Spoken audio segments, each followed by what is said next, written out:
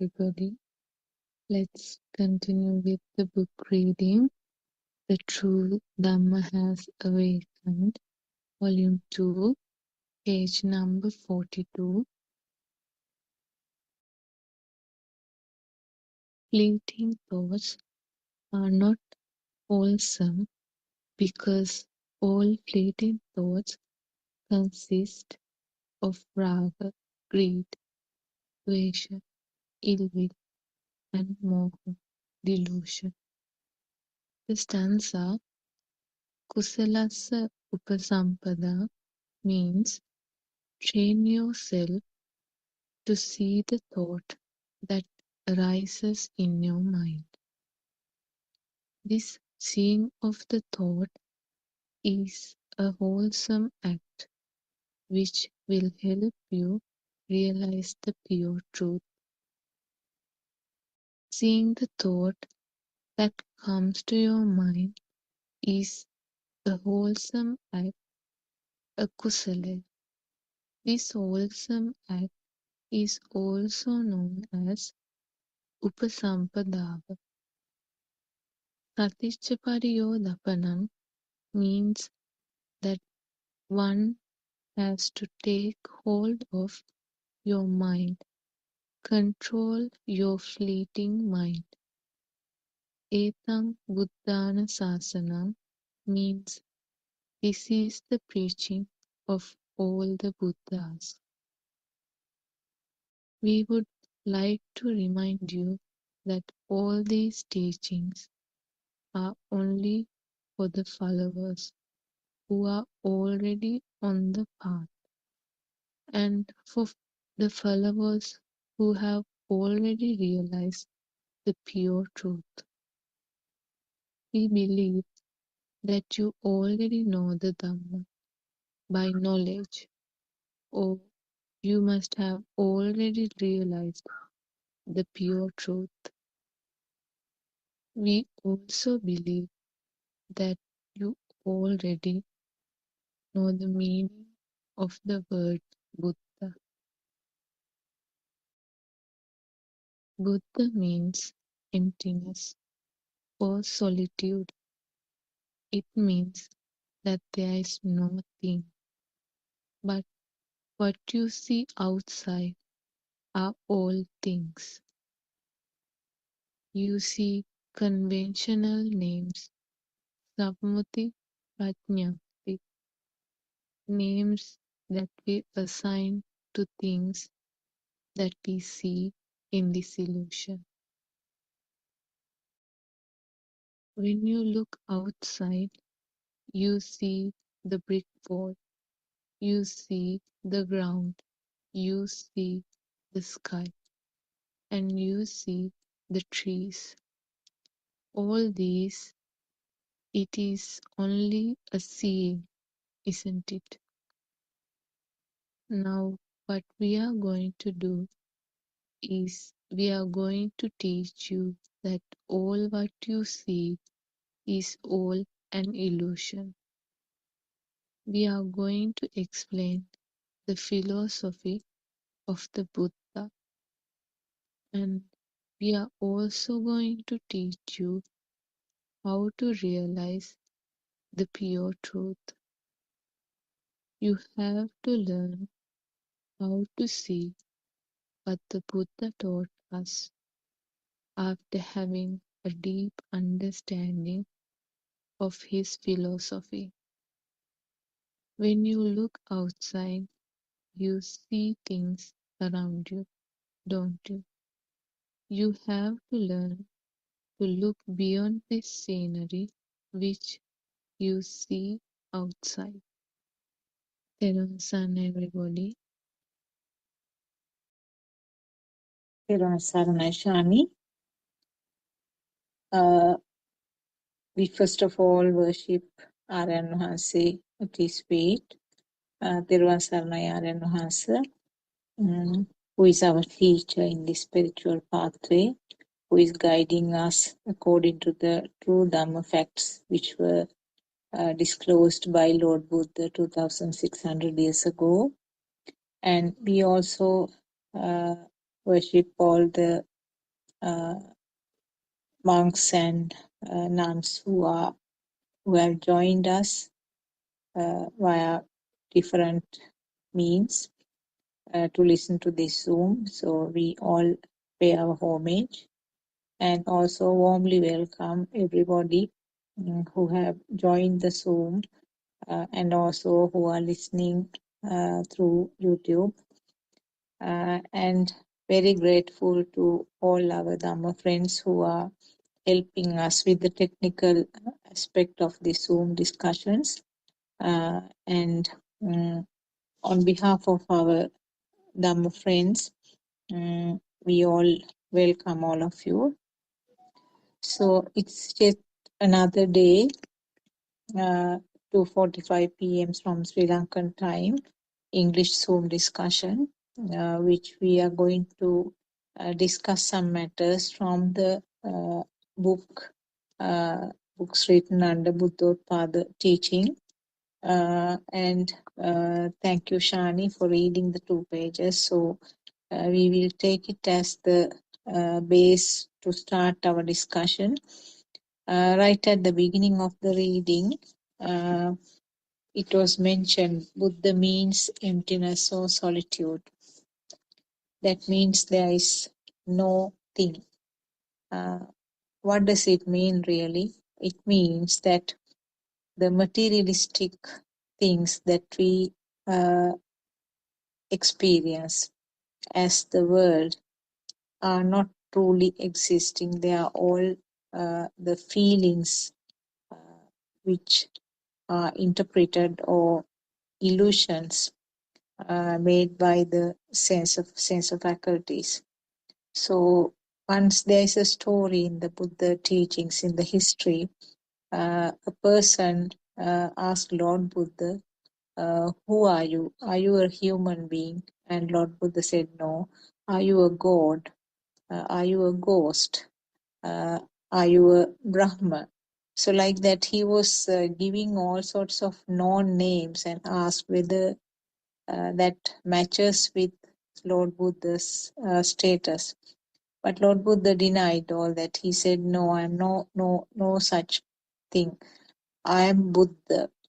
So what he tried to convey was that he cannot be considered as a person or a physical person, but he has reached the status called Buddha, which means nothingness or solitude.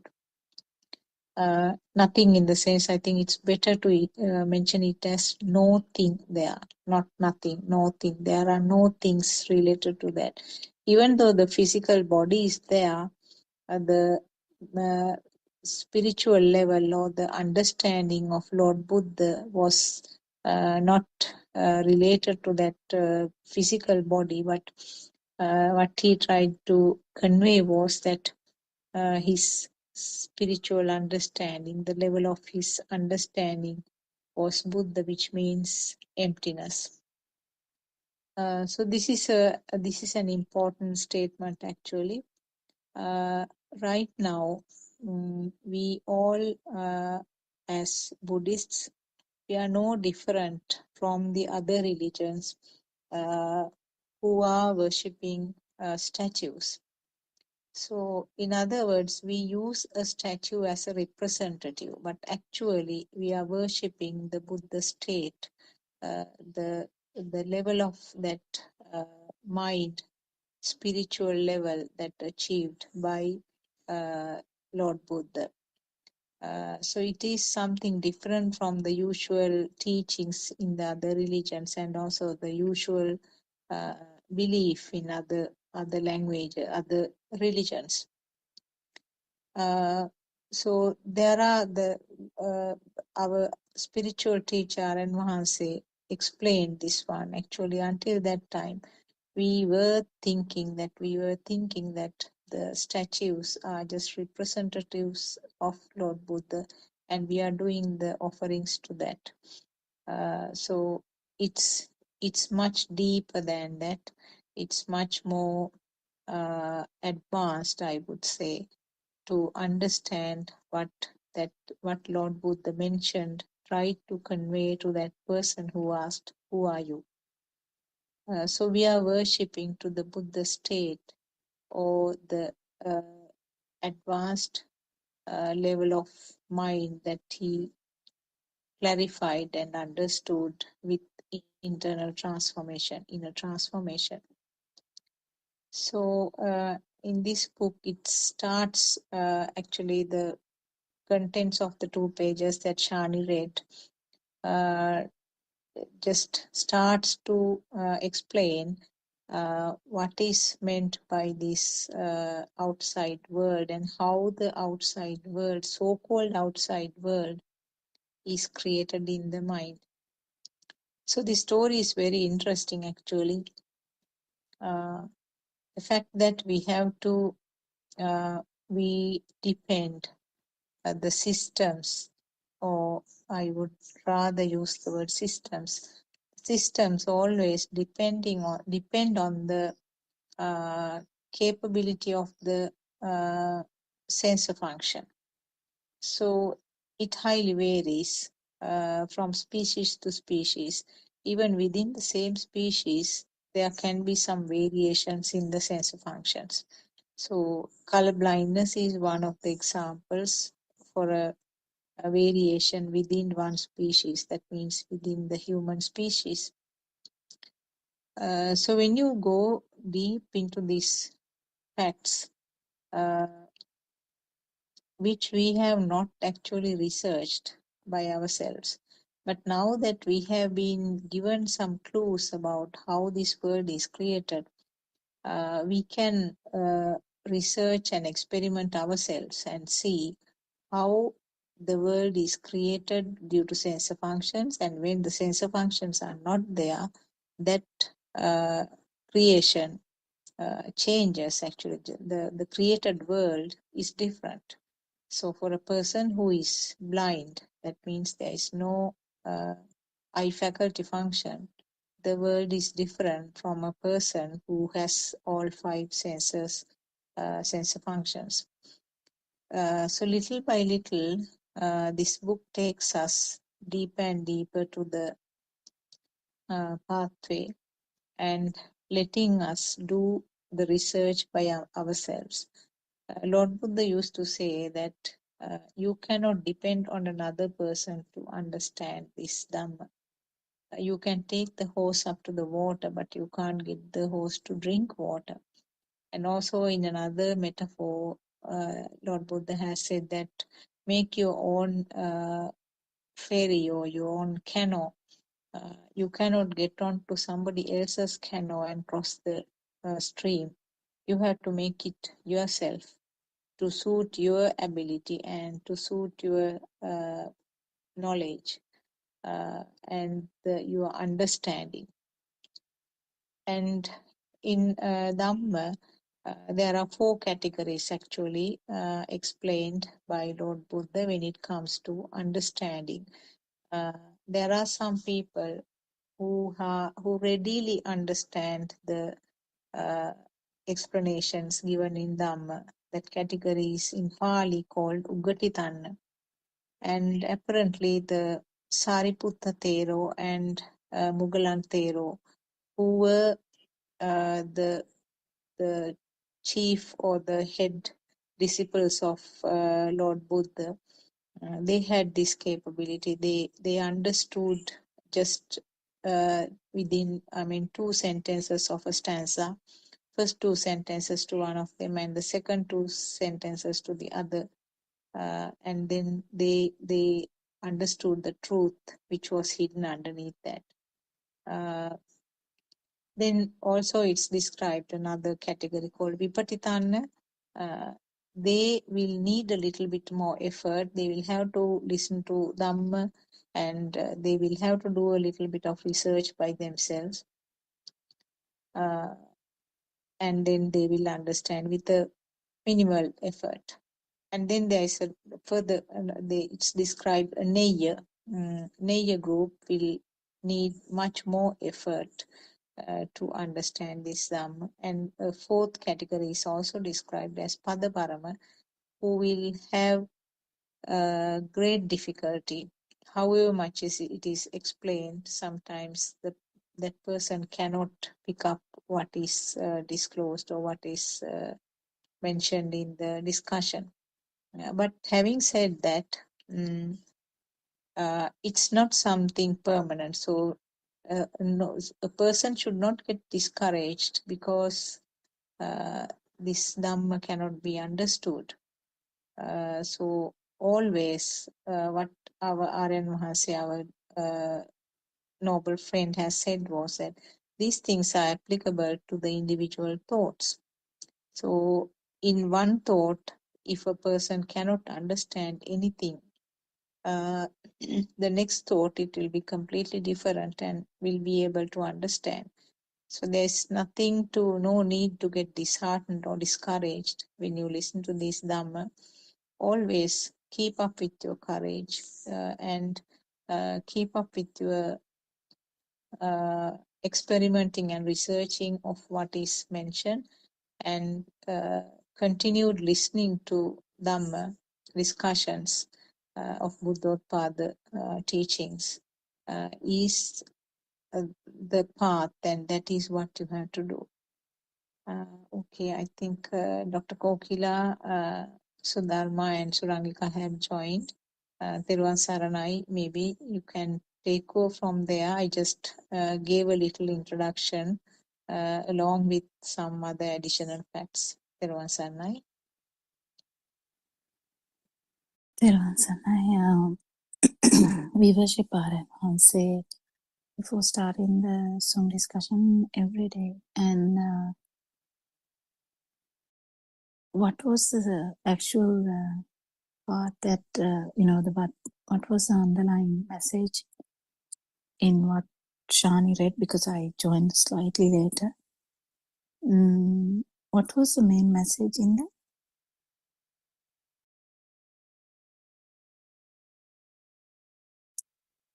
Is it still about the thought, or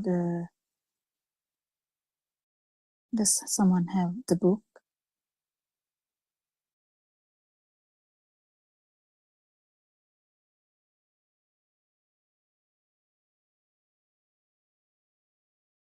Theruvan Saranai, Dr. Kokila, I have the book, but actually I also joined a little later and don't know the exact pages written by her.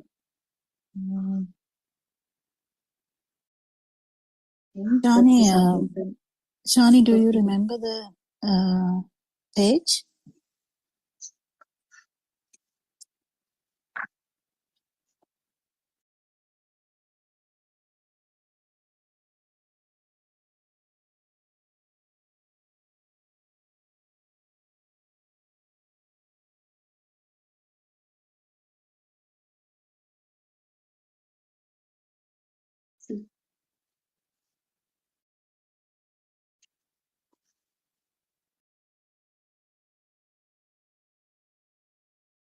It's okay.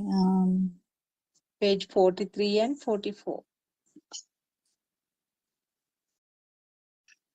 What was the main message? I just wanted to ask. What was the main? Was it Sorry, about the actually, thought? yeah, I have spoken with my mic muted. Sorry about that. Yeah, page 43 and 44. It mentioned that when you look outside, you see the things around, but they are actually conventional names are given, but there is something beyond the scenery. That is something that beyond the scenery you have to look carefully. You see an image, but it has to be understood that it is only a thought, and the truth is it is only an image actually, but it's not something. It's something created in your mind. So examples have been given. The table means it's a thought. Window means it's a thought. So they are all So it's thoughts. about the thought already. Yeah, Or yeah. still. Yes. Still, it's about the thought. Sorry, I have spoken with my mic That's muted. okay. Yeah, I mean, we have discussed a lot about this thought. Actually, it never ends because this mind perception or the mind consciousness is completely a illusion where you get hacked, basically. So yeah, we can discuss about it. Is there any specific area that we should speak?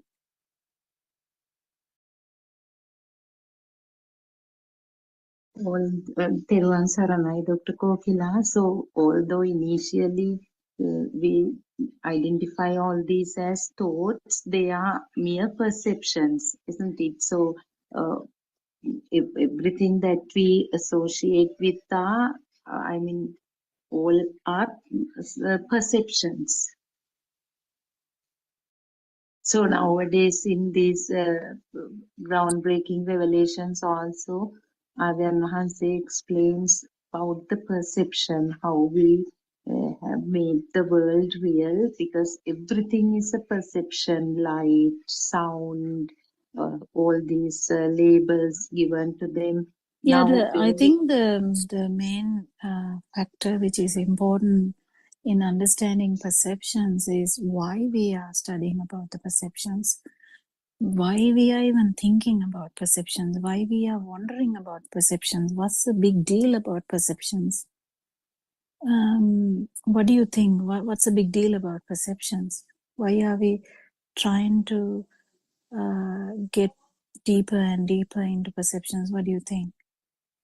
that is to understand the illusion. Now, for example, Which now illusion? Which illusion? Which illusion?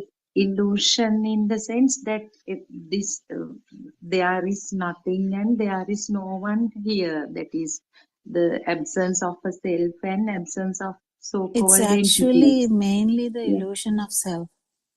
Yes, illusion of the self. Because when And we try to understand the illusion of self only, we have to understand the stimulus. Because the illusion of self has no existence other than the stimulus. It is always with the stimulus that illusion of self arises. So when we try to understand the illusion of self, we have to understand the illusion of stimuli, isn't it? So yes, that is the thing, that is the point, I think, that we may miss, and which may need reiteration all the time, kind of reread or re-discussed or reiterated multiple times, so that everyone keep remembering that why we are wondering about perceptions, because we don't need to worry about perceptions if the self was not related to stimuli, but the self is actually uh, uh, actually the self perception is related to the stimulus. How does it relate? It is related because you feel as alive or you feel as existing when the stimulus is felt as existent. And how does that happen? That's due to the speed and the ignorance. Speed and the ignorance, it's kind of similar with the speed and the ignorance. So that is why. Anything else? Did you get the point? I mean, why we miss it on the? I think it's a good thing to discuss. Why we should reiterate here and there is, once a person starts studying Dhamma or trying to understand Dhamma, they listen to this Dhamma half-hearted, or just in a, we even any one of us, if they don't listen properly, they will listen to one part and they will forget the other part. Usually that it is. So you listen to the part that there is the akna, that is outside is all the mind, outside is mind, outside is mind, and yes, that there's nothing. You might actually lose the plot by actually forgetting why we are trying to understand, there's nothing, because what actually has happened to Mityadrushtika Asanya level, but in the sense wrong vision, a Brahma who doesn't feel anything, that is the same thing. That Brahma doesn't feel anything. That's just a vibration. Brahma is just a vibration. It's a state of vibration.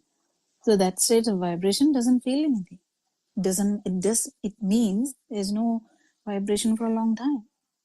But what is the problem there is there's always a chance of vibration even after whatever the 80 kalpas. So then the power comes back, because we discussed yesterday, the vibration is there, the power is there. So the power is also back. So the self vibration is back, basically. So that's why. So we have to keep reiterating this. I think we do. We try to do this for a long time now. I think with the guidance of our great noble friend, we have been, when we feel that the Dhamma can be a double-sided sword, you can cut yourself. So we can say the serpent can bite you if it is not properly handled. So that is how it can happen, isn't it? Any thoughts about that?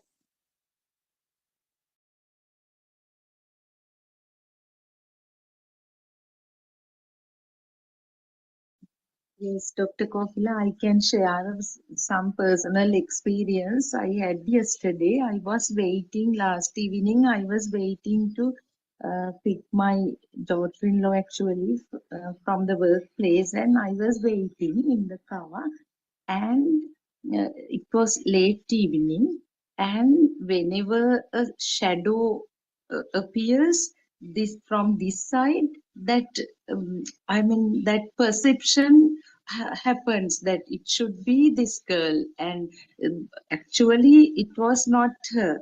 So several people from the distance, the perception occurred that it's her, and ultimately she appeared and I recognized. So I was kind of self-experiencing that, how this illusion occurred then and there. Well, that is actually a part of the illusion. Hmm. That is actually part of the illusion, but the actual self, illusion of the self is also there. Did you see that? On this side, no, I actually, what I saw was the perception, yeah, the big Oh my God. mistake, yeah. Yeah, that's funny, isn't it? Mhm. Yeah. That's And the Dr. thing. Kokila, another beautiful thing, another thing, that I was someone who is really scared of darkness because of the ghost stories related to me in my childhood by my cousins. And when I step into the darkness, always the dead people's faces appear, and it, it, I visualize them and I get really scared. But you wouldn't believe, now by 1 o'clock, 1 a.m., I all by myself, I go out to pick my daughter-in-law, and actually if somebody hears, it's so scary because roads, no one is there on the roads, but at once it comes, this darkness is also a perception, nothing but I used to penetrate through those perceptions couple of months ago. Now without any fear, I open the doors and go, like, so such changes in my behavior I experience. It may definitely, it should be due to this some impact of the true Dhamma. So Yeah, but that is something you had and you yes, thought abnormal. yes. But every human Mm. is feeling that the self perception is normal. Um, What you explained was, considered to be abnormal. No, definitely that it was a shadow, but you get scared. you know that definitely there is no dead people, but you kind of there's kind of an imaginary illusion. But imagine that 24/7 we have a self-perception, isn't it? Yes. Yeah, that is what we are fighting with. Isn't that beautiful? Yeah, and Dr. Kokila, at that time I was thinking if I happen to walk on the roads by in the midnight. Now, even they- without yeah. getting scared, now Mm. this is a bit tricky when I try to say this. Mm. Even without getting scared, so getting scared is 35,000 watts, we'll say. Yeah, yeah. It's just an explanation. So you don't get it now, but still,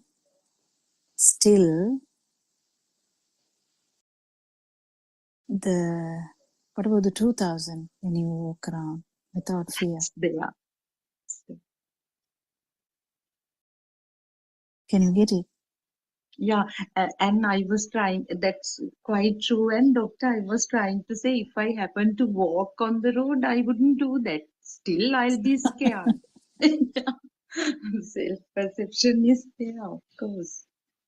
Yeah, but it is very nice to actually get this properly, because self-perception is not zero until you become an arahant.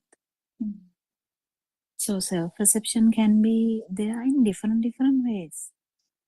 Self-perception can be in the so imagine the darkness. So when you see the darkness, you get so many thoughts about it. That is completely the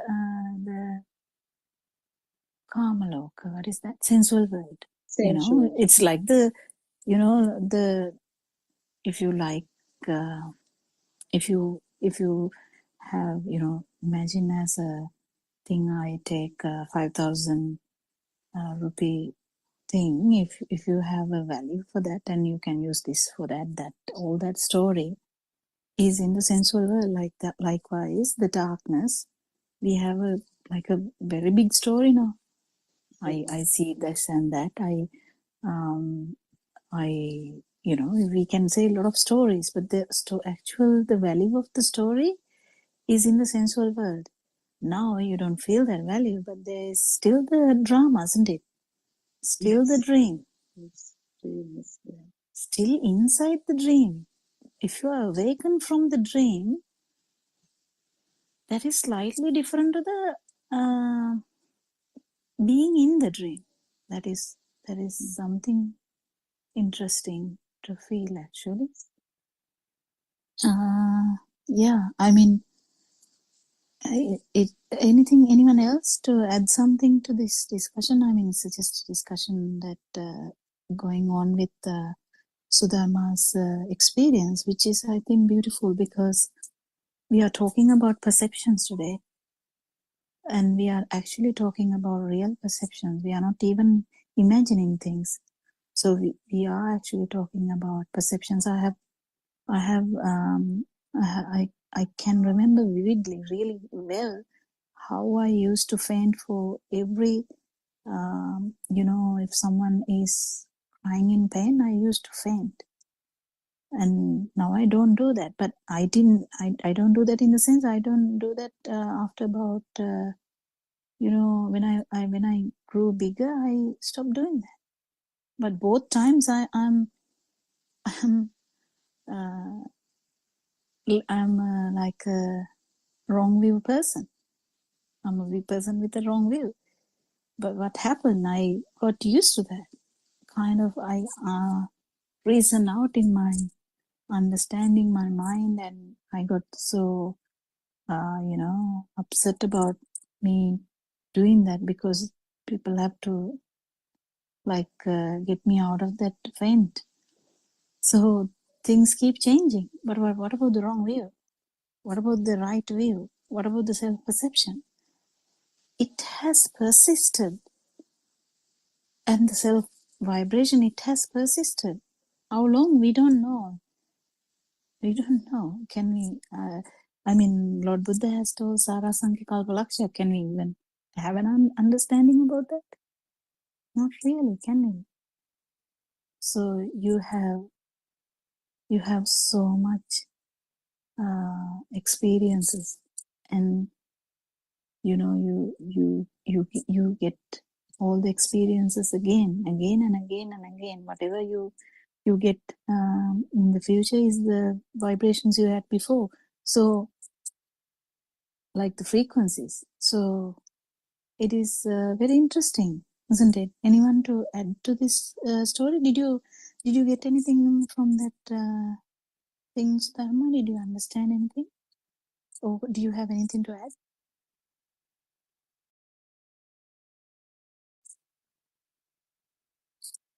Your mic is mute. I don't know, anyone is talking with the mic mute, because I can't hear anyone talk, as Dr. Sakuntala did just before. Yeah, actually, the pattern of perceptions, as you mentioned, changes, isn't it? Now, if a person feels scared of anything, basically, not only the darkness, even fear of illnesses or whatever, the it indicates the self perception, isn't it? I mean, the self feeling of existence. And even Uh, without that fear, there's mm, again there is a self-perception. yeah, that's right. Yeah, that's what Actually, I was trying to tell. mm, mm, Even when I was fainting, I had the self-perception. Even I'm not fainting, I'm still having the self-perception. yeah, Only this truth can change you. Only Satyajnana can change you.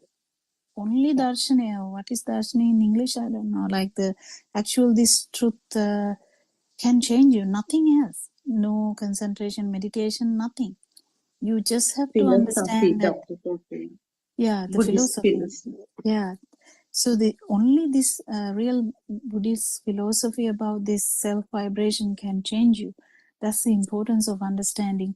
Not halfway, not midway, not three quarters. You have to understand the full thing. Why we are trying to understand this full thing.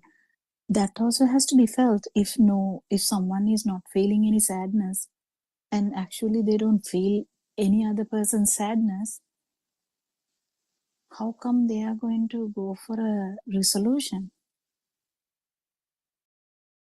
Lord Buddha felt everyone's sadness, including his, and he went to find a resolution. He did the research by himself. He didn't wait for someone to come and do the research for someone else.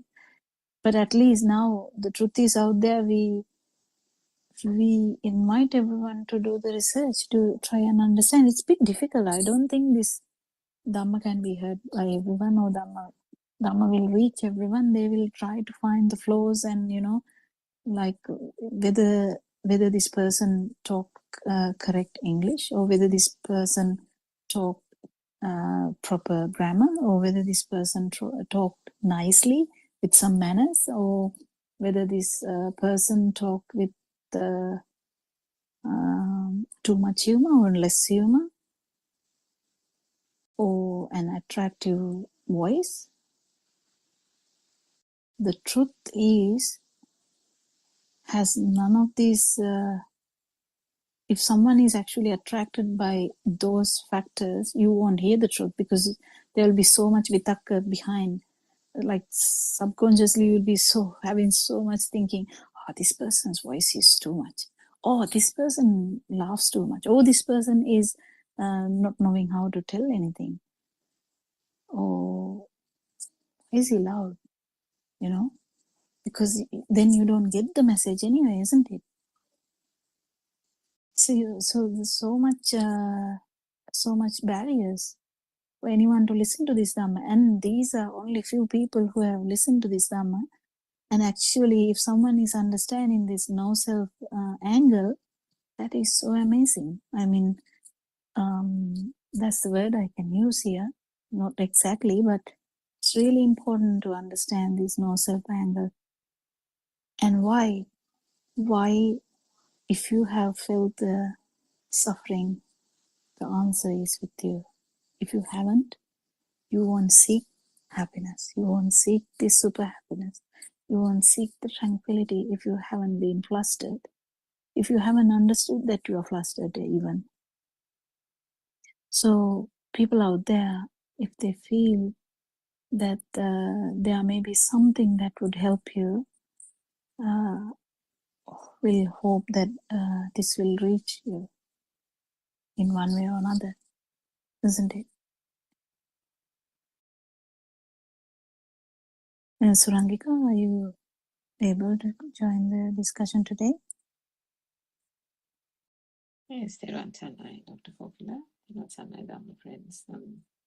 Yes, that was the whole perception related discourses from yesterday have been, I think, turning people's, even with Arshana, 360 degrees, isn't it? I don't think people fully appreciated, and this is the beauty of having a noble spiritual teacher, constantly almost shaking us to the point of wake up, meaning if you have been contemplating, that is nowhere near the contemplation that is required to be done on the path, because every aspect, every facet is being opened up in a way that is almost beyond comprehension. And I think the experience on the perception related discourse last morning, the 5 a.m. Zoom, I think there are no words to describe it. The way it was almost as if there was a readiness.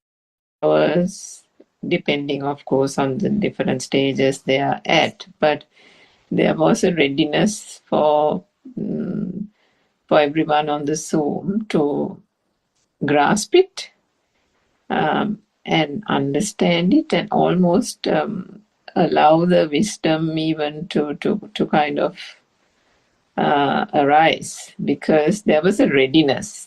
I think that is why R.N. Mahans explains things at certain times and holds back at certain times, because back in the day I didn't understand it, because I think I have mentioned in the Zoom that I have listened to earlier Paramartha Dharma by other teachers, and things that have been said very directly by those teachers have been said in stages by R.N. Mahansa. And I think I now fully understand, or at least to a great extent understand, why he does it.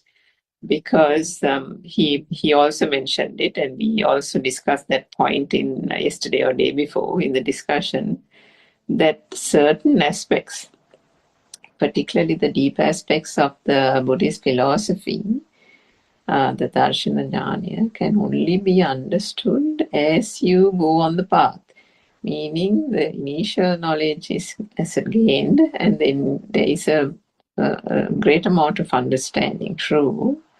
But then the practicality of it has to be well traversed, well understood. And that practical, making this philosophy closer to one's daily routine and understanding it through that way, only brings out the asavakkhaya jnana, the wisdom, and the fading of the defilement. And as the defilements start to fade, that feel arises, and with the feel that there is nothing here, that there is no thing, as we call it, it is only at that point, as that rising and the inner transformation occurs, that this additional insights that R.N. Mahansa reveals can be actually absorbed. Now, if you take an example of, this is a very basic example, because they say, when you have a hot shower or a warm bath or something, the pores of the skin are cleansed, and it is at that time that you can put either oil or cream or something so that it can seep into the skin, to the cells. I know that's a poor example or what, but what I'm trying to say is, after a hot shower, when the skin is kind of pure and cleansed, it is at that time that any nutrients by the way of oil or something can be actually absorbed. So in that way, there needs to be that initial cleansing. There needs to be a traversing on the path through the practical program. And as those defilements start to fade and the feel arises, you're almost ready for acceptance of further insight and the ability to penetrate deeper and deeper, as we discussed yesterday about penetrative insight and vidarshana. So that perception talk and the continuation of that talk, I think last night as well, took that insight meditation deeper and deeper.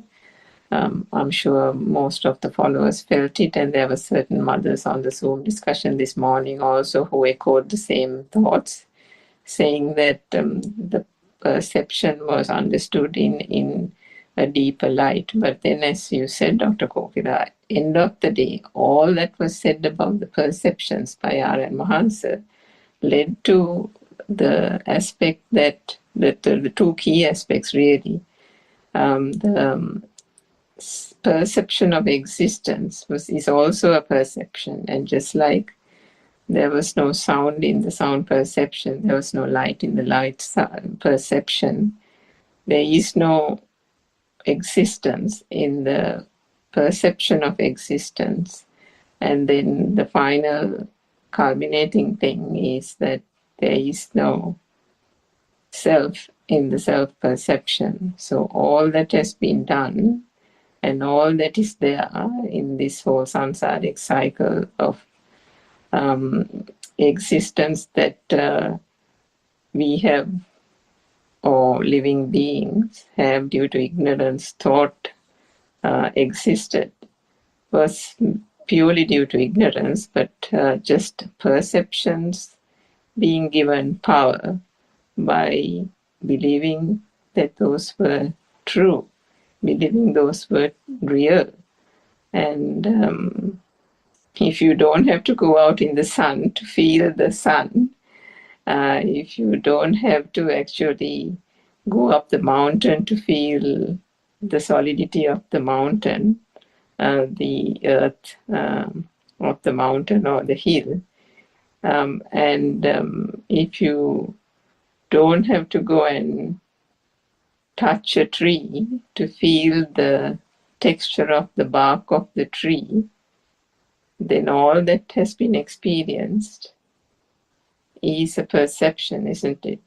You don't need any of that. And those patterns of vibration were also perceptions. So end of the day, there wasn't anything to perceive even. And if there wasn't anything to perceive, then who was there to perceive as well? So yes, it was an incredible talk, and there was lots and lots. I think there is still lots to reflect on this path, I think. Yes, Dr. Kokila. Yeah, actually, now imagine the thing I told to Sudharma changes then. So imagine that someone feels this, that non-vibration, at least temporarily. It's okay, but then this self-view is completely shattered because you didn't feel that at that particular moment. You didn't feel any vibration, and this duality is broken. So in that perspective, then that person walks in the dark, even if she is frightened or whether she is not frightened, that person has no self-view. That is the importance. That is the importance. So what I said just before changes, the story changes now. If someone actually feels this, the self-view is broken. that person will open the door, start walking in the darkness, will be feeling the frightened feeling, or not feeling the frightened feeling, doesn't matter, whatever. Or you will be singing a song and going, you don't feel anything. Children, some children, they don't care. They just, they don't even have that perception that darkness is bad. Someone will have, someone will not. It's all due to past experiences. It need not be this birth. So, so whatever that happens, that person, there's no self-will, so that those defilements are not actually, taken as a self thing. But that person is fully aware, yes, this is the self vibration, yes. Whether you are not scared or whether you are scared, there's self perception. How do you know? Because you know that how it is without the self perception. That's what the trick is. That's what the trick is. Can you explain this now? No more than that? No, because it's a feeling. It's something you have to feel, like the salt. Even though we have so much things to tell about the salt, we can say eat chips, it's very salty. I can say maybe mother has put too much salt today. We can say that. And the other person also will taste and say, yeah, so very bad, can't eat today. But then actual taste, the thing that the person felt can't be explained.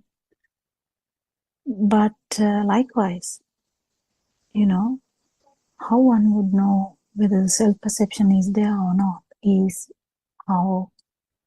due to the experiences. That's where the challenging part, isn't it? What do you think? Any thoughts about that? Did you get the point I was trying to say? Did you get the point, Sudharma? Yes, Dr. Kokila, your constant reminder. Couple of months ago, also you, very strictly told it to me in good faith that you have to understand this perception until and unless you get rid of that, you penetrate through one stimulus, you cannot understand what it is. Knowledge will be there, and you might think that it is so, but still the self perception will be there quickly.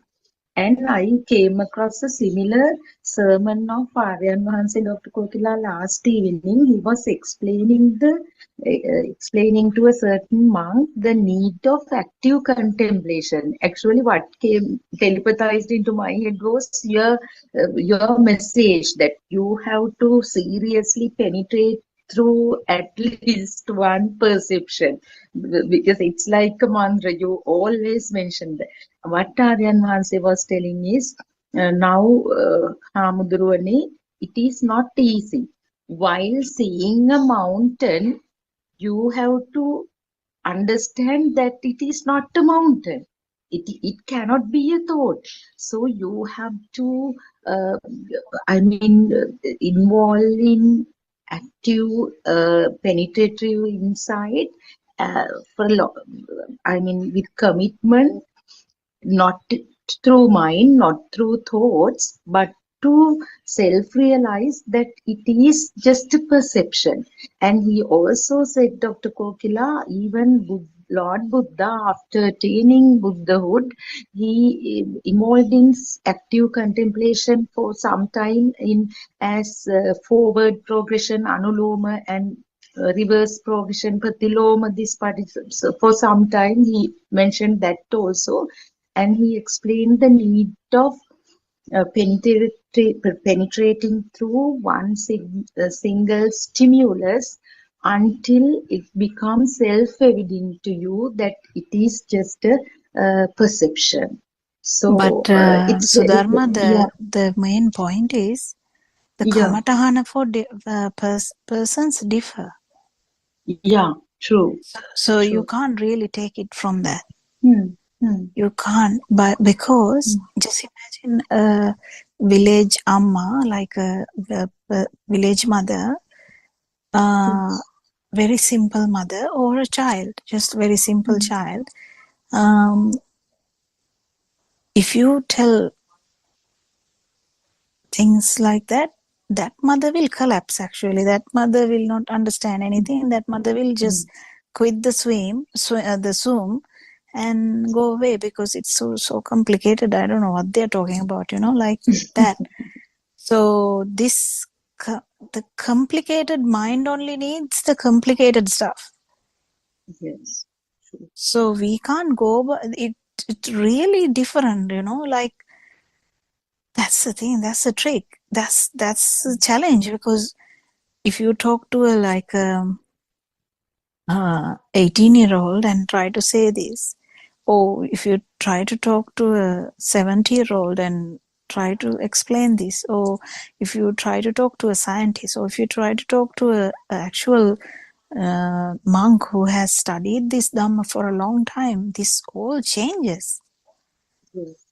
The aspect that they see. So it's mainly understanding how thick their defilements are, and what aspect they know. That Lord Buddha once tried to teach something, and he understood that person likes music or something. Is it music or the gold? Oh, I can't remember the story. If anyone can help me, if they can remember. I think Because it was music and something about the violin, I think. yeah, and there was a gold man also. I can't remember now. There was a Might have gold been man. both, yes. Yeah, and so he took examples from them, because that's all you can do. Because their perceptions are, again, it comes to the perceptions. So their perceptions are, so imagine me listening to me as having so much useless perceptions about medicine and all this science. If I listen to something, and if that sermon doesn't talk sensible science, I might not listen to that. It's my kind of attitude, in my habits, my perceptions, that has tailored me to be the self, the self that's so I mean, you have to say that the bunch of perceptions are the self, kind of the habits. So that is where that ends. But the village mother who would listen, she doesn't care about the light, she doesn't care about the sound, she may not even need how the eye works. It might go to her perceptions may change through subtle example. We never know. That is the tricky part here. What do you think, Surangika? Yeah, I mean, it's very tricky as well, but you have to be able to, I think, understand that aspect. Dr. Kokila, what you said was true. Yeah, because if you talk about how did you see, like, Arananse is trying his best, I think, in trying to tailor this in a Zoom discussion where you don't know much of the background. Because if you come to one place and you feel the person, and like, this person can't handle this anymore, he can stop. Oh, this person will not feel this, he can stop. It's very difficult. The main factor here, that someone is in the Zoom discussion, we have a slight understanding that they are keen. That's the main thing. That's what I told Sudharma that day. If you are actually doing a sermon where the people have come to listen to R.N. Mahanse's sermons, or some follow of R.N. Mahanse, then they have an understanding that how difficult those sermons would be, how there would be a lot to contemplate, a lot to kind of feel, I would say. Because the main thing is feel, not the contemplation. So the gold person, the one who was the gold man, Lord Buddha used something related to that, so that person could feel this, the no self Dhamma. and the violin and the music was used in some way or other to let that person feel the no self down. So that is the important thing. And And as yeah, you say, Dr. Kokila, that is why the role of the spiritual teacher matters. No, it is essential for someone to go. I mean, go in this path. The only a spirit, fully awakened one knows the suitable examples and how yes, to. we make Yeah. mistakes all the time Mm, and we correct ourselves, but mm, we make mistakes. So we are getting better in that aspect. But mm, I once remember I was telling that very firmly to a mother, and the Aranwansi came and told, Amme, don't worry about it. And yes, that was the correct thing to do. And other way around, Aranwansi might blast at one point too. It doesn't. It happens from. I mean, you can't really predict. Can't really predict. And he might actually do it purposefully. So to feel that's maybe that's he felt that he must do. You know, the everything is just an occurrence, but we put much more effort into that. And the self, if the self is there, it is very difficult. The spontaneity, we have lost the spontaneity, didn't we? As a child, I remember my mother saying how spontaneous I was. I I I mm, will talk so openly that my mother sometimes has told that they get ashamed. And now I'm thinking that spontaneity, what has happened now? Actually, we are trying to get that back, isn't it? In a yes, way, that's it is. honesty. Yes, that's. Yeah, like we are actually no, even not honesty, because that's not the. I mean, that's from our point of view that the honesty story comes.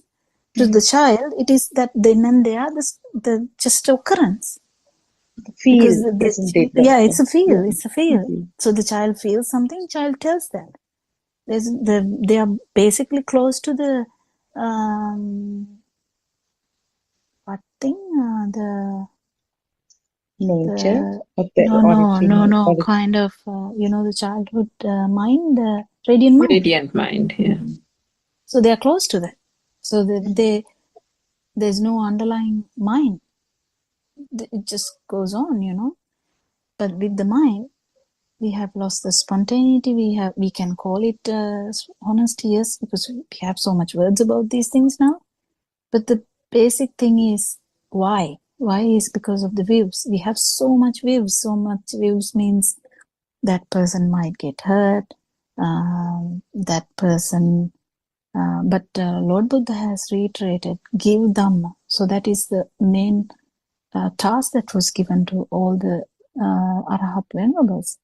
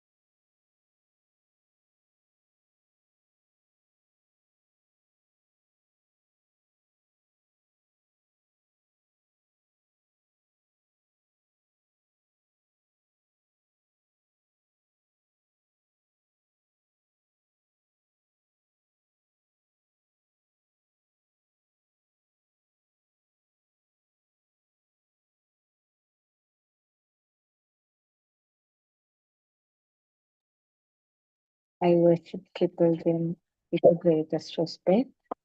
I worship Aryan Wahanse at his feet. Hirvasalmaya Aryan Wahanse, you have been guiding us all these years. For the last 6 years, you have been doing this meticulous work, a meticulous effort to guide all of us through this correct Dhamma path. Thiruvan Saranai, may you live longer. May our friends who are listening be blessed by Triple Gem. May our friends who are helping with the technology be blessed by Triple Gem.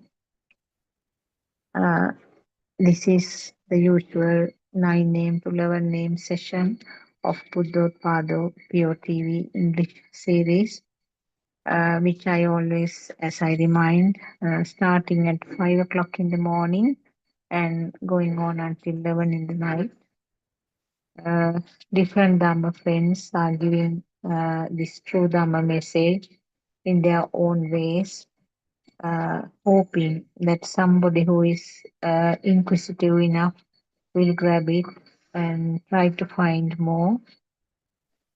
Uh, and also, additionally, I had to remind that from 3 p.m. to 5 p.m., there's a discussion session for which some of us are joining, and you will be able to clarify whatever the doubts that you are having with these Buddhottpada sermons. So, what is taught in Buddhottpada sermons is actually disclosing the hidden truth that was disclosed by Lord Buddha nearly 2600 years ago.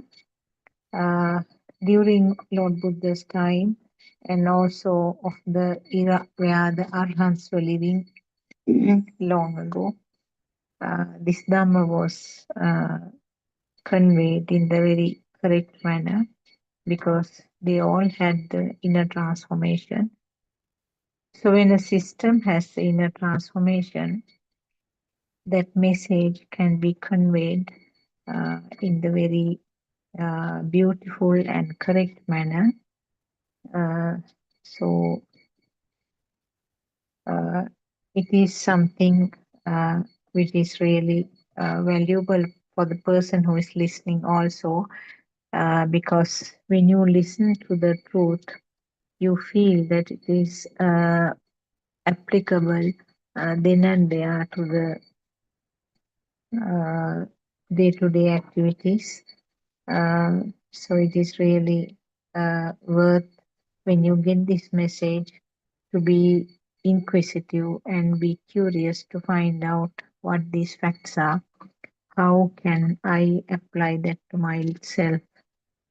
Because there are no two things as Dhamma and the living or the self.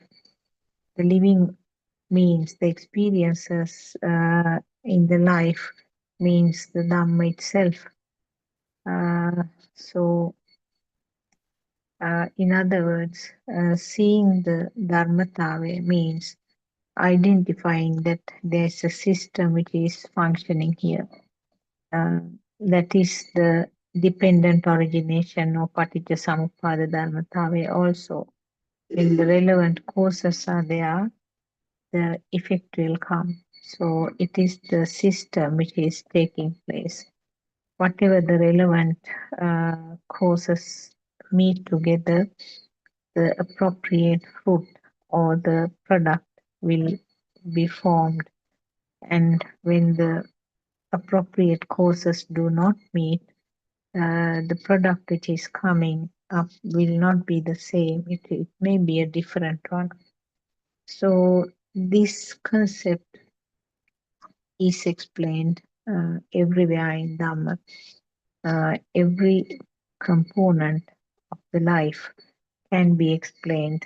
Every thought or how the thoughts are formed and how this series of thought formation occurs, all these things can be explained with this dharmatave or this action of this system, function of this system.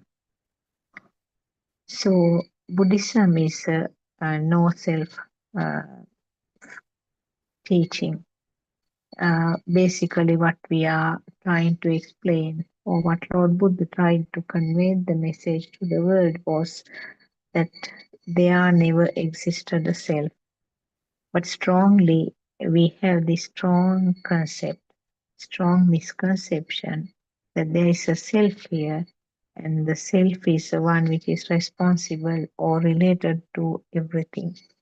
The self is there means always the world is also there.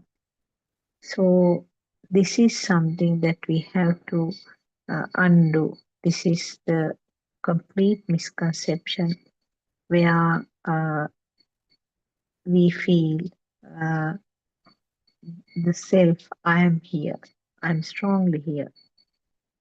And when strongly the self is there, everything else is built up around that center point. So, in other words, the different words are being used in Dhamma teachings.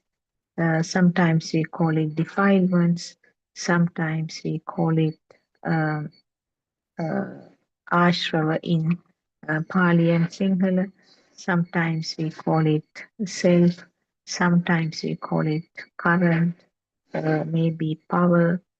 So different terms are being used, but it is always this self is a center point here. When there is no self here, all the ties that happened around will have nothing to depend on, and automatically the Pansil, Dasasil, which are the teachings in Buddhism, and Pansil, of course, is taught in some other uh, religions also, where you avoid the unlawful or things, incorrect things. You avoid doing those things. And those have been practiced even in the Hinduism, and I'm sure even in Christianity, it is followed. Uh, may not be in all religions, but most of the religions they follow these five things, five uh, rules or restrictions. We call Pansil in Sinhalese, Panchashila in Pali, where we particularly uh, uh, concentrate on five good things or avoiding five bad things, which means the harming of another person's life, uh, stealing the things or taking the things which doesn't belong to you, uh, and the incorrect behavior or adultery, I would say that is the crude word, but the incorrect behavior and telling the lies, telling the things which are not true, with the intention of giving a wrong concept, wrong idea to the other person, and consuming the things which make the mental state confused and disorganized, or things like drugs and alcohol come under this category. So those were the five things, five main things that we knew as the main part of the Buddhism. We felt that if we follow this pansil, or uh, if we restrict ourselves to avoid those five things, we are Buddhists. Actually, those five things were the pansil or panchashila was observed by people even before the birth of the Prince Siddhartha. We know that uh, Queen Mahamaya, that is the mother of the Prince Siddhartha, used to observe these things. So we know that it is something which is not new to the Buddhism, but still people have taken it as the main thing in Buddhism.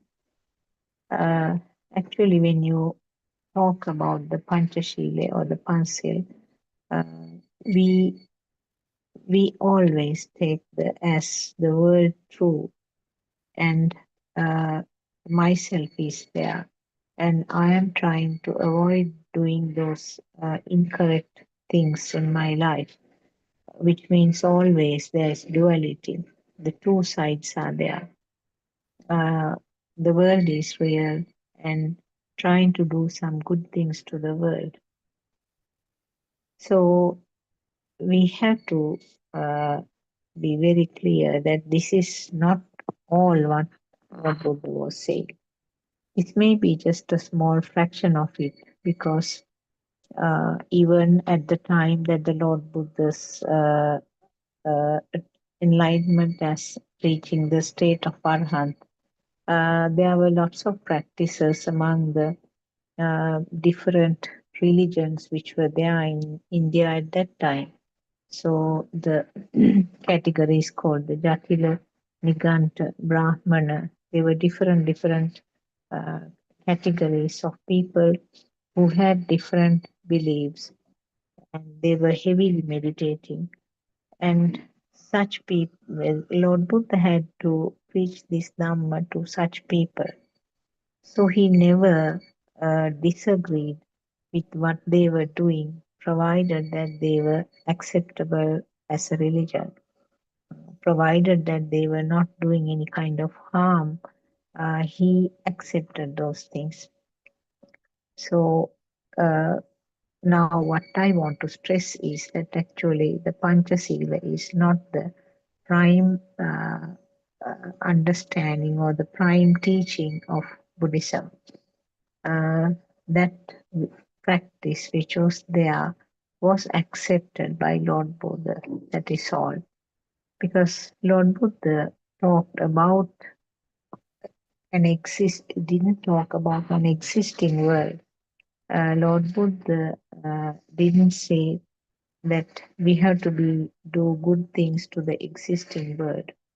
What he tried to explain was a unique Dhamma, where he tried to explain that world is something created right now as a thought, which is actually the opposite of what they were believing as the Panchashila. Because in Panchashila, it is the real out world, real existing world. But that may be the beginning for a person who is just new to this Dhamma. So, observing the Panchashila or following that Panchashila rules is something just maybe like the kindergarten level to start this Dhamma path. Uh, really speaking, when you understand that there is nothing called real world, nothing called existing world, and myself on this side, uh, the the fact that when you understand that these are all creations in the mind, and these are all creations with the sensor function, uh, automatically, stepwise, what happens is this self concept gets dissolved. So the four levels of contemplations that Aryan Mahansa was explaining, with so much of practicing all by himself, the first step is actually to realize that all these are thoughts, including myself. And the second step of contemplation is the fact to understand that even the thought is not correct, even the thought is not something real. So with that, the system will understand this is simply a system which is functioning. So gradually, the taking more towards the no self side. So thirdly, to understand that these are always the sensor functions not a person here. So the third and the fourth, the last fourth one is actually to come to the realization that there is no self here. What is felt as the self is that power of the thought. Uh, so with these four steps, what happens is the value which was automatically added to each and every thought comes down. That is your asavakya jnana, or the wisdom of getting the defilements dissolved gradually. So when this happens, actually, is there a person to do the harming of another person's life? When there is no self here, you can't talk about a concept doing any harm to another, a living being. When there's no self here on this side, there's no one to take the things which doesn't belong to you, isn't it? When there's no self, there's nothing to talk about stealing somebody's belongings. When there's no self here, who is going to take part in the incorrect behavior or the adultery? Adultery was the word that I used in the crude form. So misbehaving, incorrect behaving. So there's no one, I mean, for the misbehaving or the incorrect behaving, there should be two people, isn't it? So when there's no one on this side, there's nothing to talk about the misbehavior or the incorrect behavior. And fourthly, you can't, when there's no one to, there's no self here on this side, there's no person to tell lies or to tell the incorrect things with the belief or the expectation of misconducting or giving the wrong impression to the other side, the other party. And lastly, when there is no self here on this side, there's no one who is going to be enjoying that excitation by consuming the alcohol or addictive drugs. So this is talking about the Panchashila, and as an extension, we know that there's something called Dasasil, where 10 facts are being followed. And as Buddhists, we know that it is being practiced particularly on the full moon Poya days, monthly, as a ritual where people get to the temple and they observe this, what is called Dasasila, where 5 other things are added to the above 5 factors that I mentioned. Uh, so anyway, even for that, what you have to understand is that when there is no self, the concept of self is completely broken down, and in such a situation, there is no possibility of happening those incorrect things.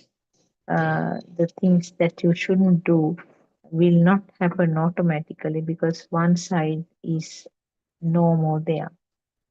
I'm not talking about the physical body, or I'm not talking about the thoughts of that self or the system. What happens is the liveliness of the thoughts, aliveness of the thought, or the reality of the thought is the one which will disappear.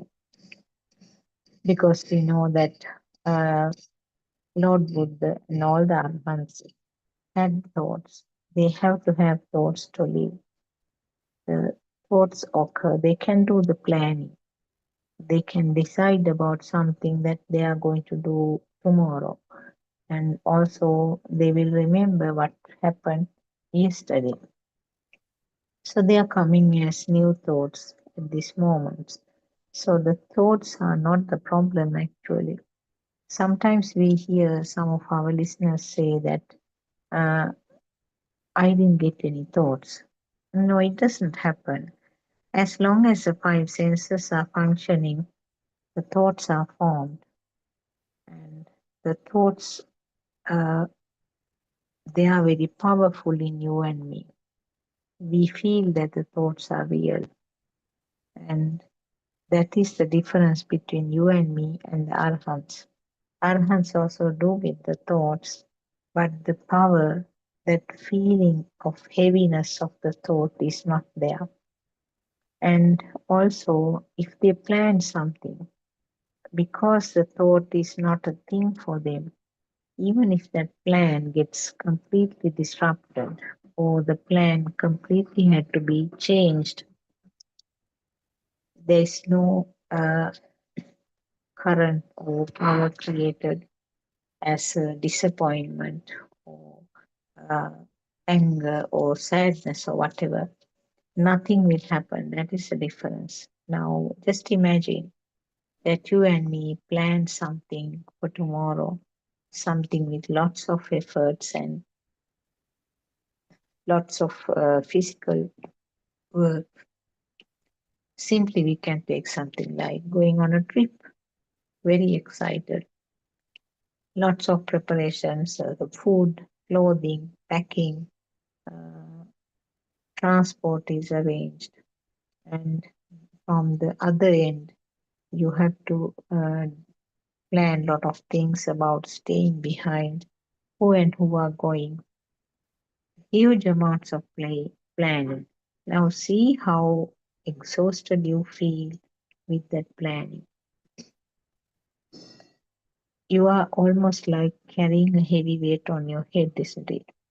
With whatever you are doing. Oh, this shouldn't be like this. Should add more things to this one. And should be punctual. Must wake up at 5 o'clock to go. And must prepare some food to eat on the way. Now, as the mother or the father, you have so many responsibilities.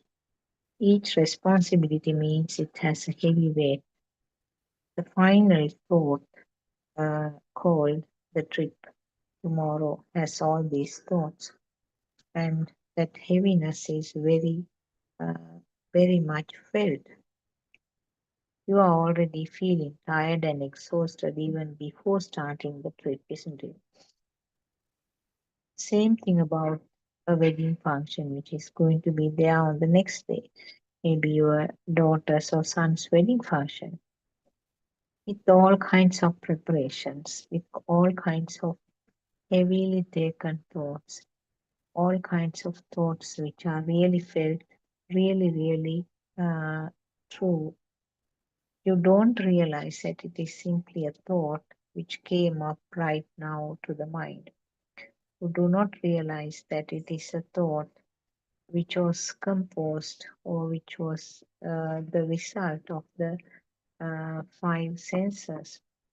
Now, talking about the trip, you have a mental picture now about the vehicle, how you are going to load the things tomorrow, how the people will get in, how to wake up the children in the morning and get them ready on time, and make sure that the road is correct, make sure that the directions are given, make sure that the vehicle is in the perfect condition and comfortable condition. And also, you have to check about the other side, the other end, about your accommodation, where you are going to stay. Are you going to stay with a friend, or have you booked a place to stay behind, stay? And the things that you want to watch, make sure that the phones are charged. Make sure if you are taking a camera, make sure that it is ready, and the vehicle is uh, full with the fuel need. Now, those are lots and lots of really looking, really felt thoughts. You don't realize that they are the product of the five senses. And sometimes people get headache in the morning because of the too much of heaviness of this thought. You say that I'm stressed. I feel very much stressed out with this. I'm pressurized. Now, those are the words that you use to explain about this heaviness of this thought, isn't it? So, the and also every event, if there is a change in the plan, see how the tension or that heaviness that you feel or that current that is created then and there becomes doubled sometimes. You feel that you are very much into it, isn't it? Now compare yourself with your small kid who may be 5 years old. He may be a little bit excited because he's going on a trip tomorrow, and uh, compare the current that you are having with the child's current. So, child, if it is like a 1 year old child, the current level will be zero, isn't it? Because the thoughts are very minimal. Even if you say that we are going far away tomorrow, it may be just a sound to the child. Even if it mm, creates a thought, it's not going to last very long. Child is forgotten. Child is more worried about the toy that has broken. Child is more worried about sleeping a bit more, being having been waken up earlier than usual. And child may be worried about the need to have a wash in the morning, which is an unusual time. So total, if you take the child's current level, maybe you can say 5,000 uh, watts, whereas the mother or father is having the maximum level of current, maybe 33,000 watts. That is the level that we are talking about in high tension lines in Sri Lanka. But you can give whatever the example for your setup. So throughout the trip, sometimes a person can't relax, isn't it? He's so much tensed, particularly if it is the person who is organizing it. Lots of responsibilities means lots of current generated. The vibrations are fast. Vibrations are having a high voltage, high current. The more current means, in other words, you feel that I am the one who is experiencing this current. The current itself is you that feeling. There are no two things actually. It's not the current is different and myself is different. Stronger that current is felt, that is the self. So how did you get that 33,000 volt pressure or the current built up? It's with all kinds of data, isn't it? Because you were at your child state at one point. You were at your 5 year old or 1 year old child state some time back. And how did it happen from that time to now is something that you have to investigate and see. So, investigating things like that is very important to find out how this Dharma, how this mechanism uh, can be clearly experienced in day to day life. So you were like that 1 year old child at some point, and now at the age of 40 years, you have got so many so called data added to this system about the truth. You have the uh, data about uh, uh, things happening on the way, accidents, sometimes unexpected earth slips and or unexpected road works which will delay the trip and unexpected cancellation at the end where you are going to stay. Unexpectedly, you find that the rooms have been all full, even though you booked it online. And sometimes you might have to find places to eat on the way. And the time may not be enough. Sometimes you have plans to visit so many places, but the time is not enough, so you have to skip certain things. You feel very sad about it.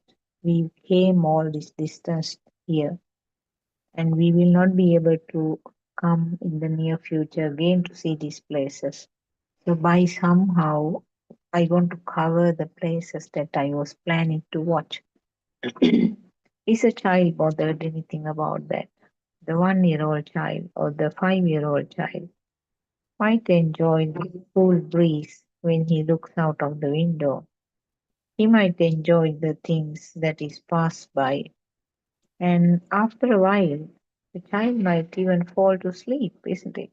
He's not bothered about the things that he has to watch and put into his bucket list.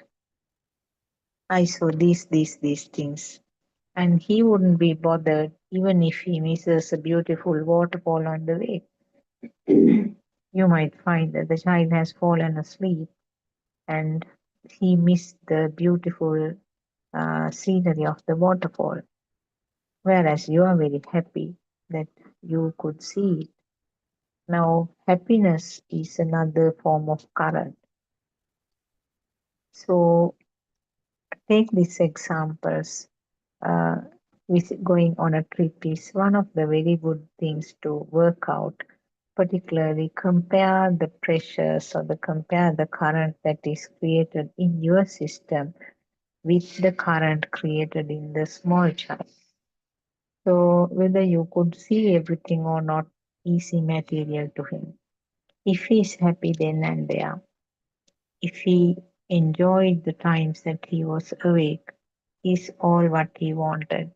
If he's hungry, he might cry and say, I want to have some food.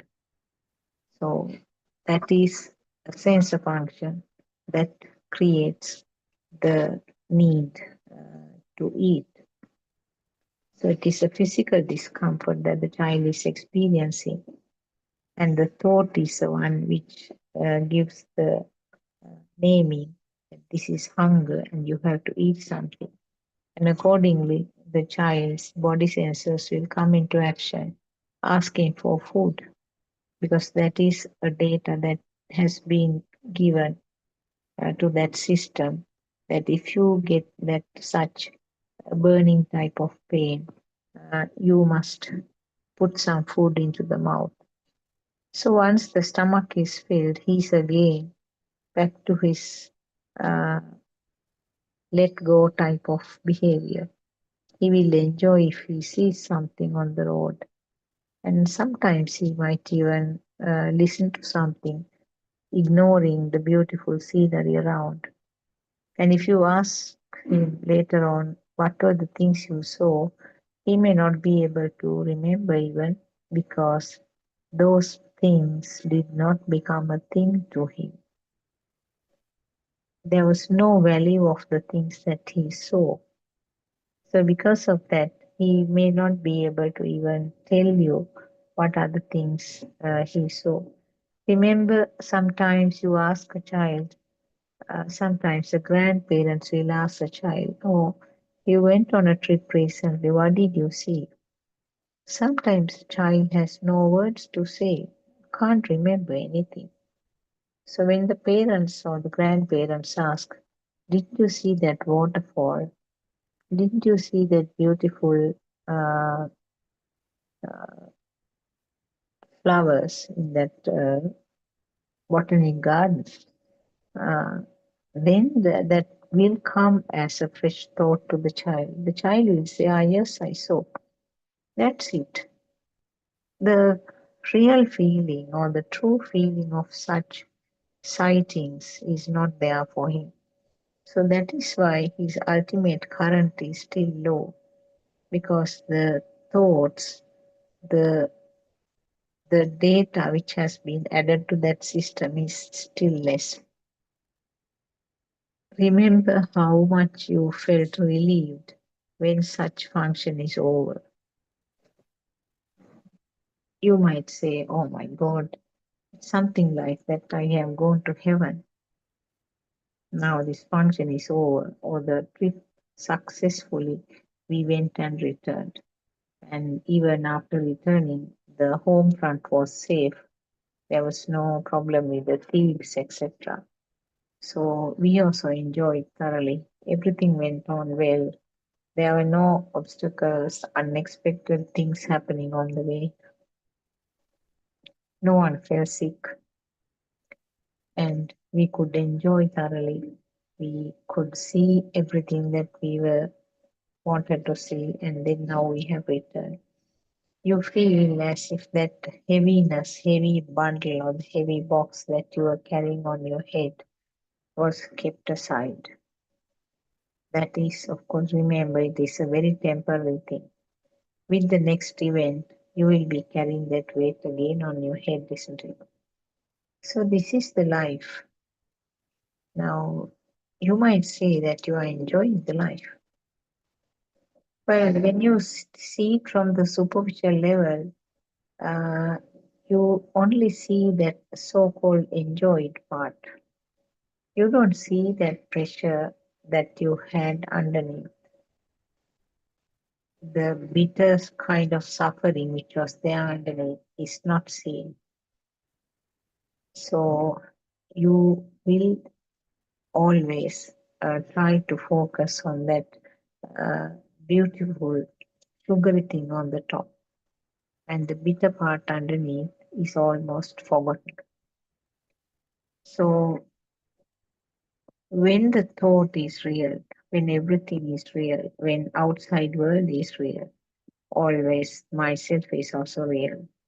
This is the common scenario. This is how the film is going on, film is running. And you are living in that role and actively taking part in that film. So you are the full-time actor who has studied that role very well, and you are really doing it in the most natural way. And uh, you can be named for a reward in such situations because your acting is so good. Isn't this what is happening in the day-to-day life? Now, can't you do such organizing things without that pressure? You can, definitely you can. So that is the beauty of it. If you understand this Dhamma, you will be able to organize those things in uh, such a beautiful way, uh, and you will be able to do it like that child's mentality. You can plan, certainly. You can do all kinds of preparations. But remember now, if you do not have that current, uh, you will be able to manage everything, even if the expected plans are disrupted within a short notice. You will not be uh,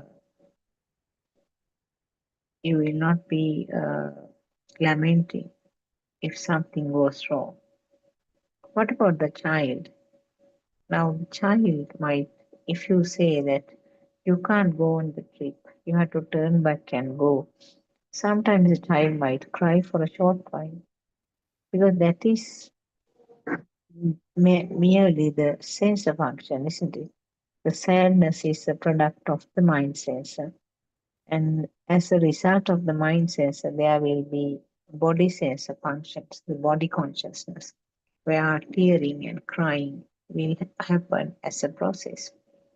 But remember about how you sort of took their attention to something else and everything got very well. Now you might say, okay, we can't go on this trip. We will go to the beach today morning. Or maybe we can put up a playhouse in the garden and we too can play in that. So something much more simpler, something which is not difficult to do at that moment will help the child to overcome that sense of feeling that he had. or that very little current which was activated in his level. But for you and me, what will happen if the long planned trip was cancelled? How long will it be lingering in your mind? Whenever you meet a friend, whenever you meet a relative, you will make it a point to explain what happened. We all had all kinds of preparations and ultimately could not go. And it's coming as a fresh thought, isn't it? Always it is coming as a fresh thought. You do not realize that it is a brand new thought. You feel that the same thought is hiding somewhere and coming up again. And more value is added now. More more current is formed because when the thought is coming up again and again, as long as you do not realize that it is not the truth, as long as you feel that it is a true thing that you are living in again, it becomes more and more powerful. You are adding more fuel to the vehicle, and the vehicle will have a stronger power to move forward. And the stronger that thought is, it will come again and again. Sometimes you might say, I saw in the dream that we went on the trip. Don't you say that, Beth? Yes, you yourself might agree and say, yes, I have been thinking about that trip all the time. That is why I saw it in the dream. So these are common, frequent examples in your day-to-day life. And now at a wedding function, you are planning everything meticulously for your child's wedding. The wedding function, something goes wrong and there is some misunderstanding about the parties. Now see, you already had a very strong current in your mind. The thoughts were so strong already, and that current, that power is doubled or tripled when something goes wrong in that meticulously planned wedding function. And see how it is lingering in your mind as new thoughts again and again. That shouldn't have happened that day. If I planned it that way, that misunderstanding will not happen. And they should have been more flexible. They shouldn't have taken up this matter so seriously. Now these are the additional thoughts which will pump more fuel to that real looking thought. The more stronger the thought is, more often it will come up and it will hurt. You will feel hurting more. You feel that the heaviness is more and more, and it might even go to some other direction also, uh, might lead to some sort of long lasting grudges between the parties, between the people, the visitors who came, maybe even permanently lasting anger or hatred. That sort of defilements will occur. And see the sequence now. Thereafter, sometimes you don't like to meet such people. Just hearing about a person related to that incident will create a fresh fire within in your mind, and you will not want to meet them. You will not even go to the places where they are supposed to come. Even if you meet them, you will make sure that you will not talk to them. Even the sighting, that means a vibration of the eye, or even hearing the sound, the name of such a person is promoting or is creating, generating a new current, new power, and added to the previous thought. The thought of that person is now becoming more and more heavier, more and more refreshed, and more colors uh, added to that. Now it's a completely a different, a fresh part of the feeling. And even at any of these stages, if you realize that these are the sensor functions which are created automatically, and the thoughts are formed as a part of this automatic process, you will realize that the power which was created in that thought is a bit less. You may not be able to get it neutralized immediately, but that will be the beginning. At the beginning, you try to understand how this thought was formed. We know that the thoughts are formed with the combination of the five senses. And if it is coming as a thought again, it has to be a reproduction of the previous thought. It has to be a thought which was formed earlier, but coming up as a new thought at this moment. Because that thought was felt heavy, the thought was felt uh, real, uh, it tend to come more often. It tend to form more often because you feel that it is something really happened. You completely forget about the Dhamma side, isn't it? When you are talking, you will say that everything went on very well, but because of that person's, that action, whole thing got ruined and all got disturbed. Now it is projected to the outside.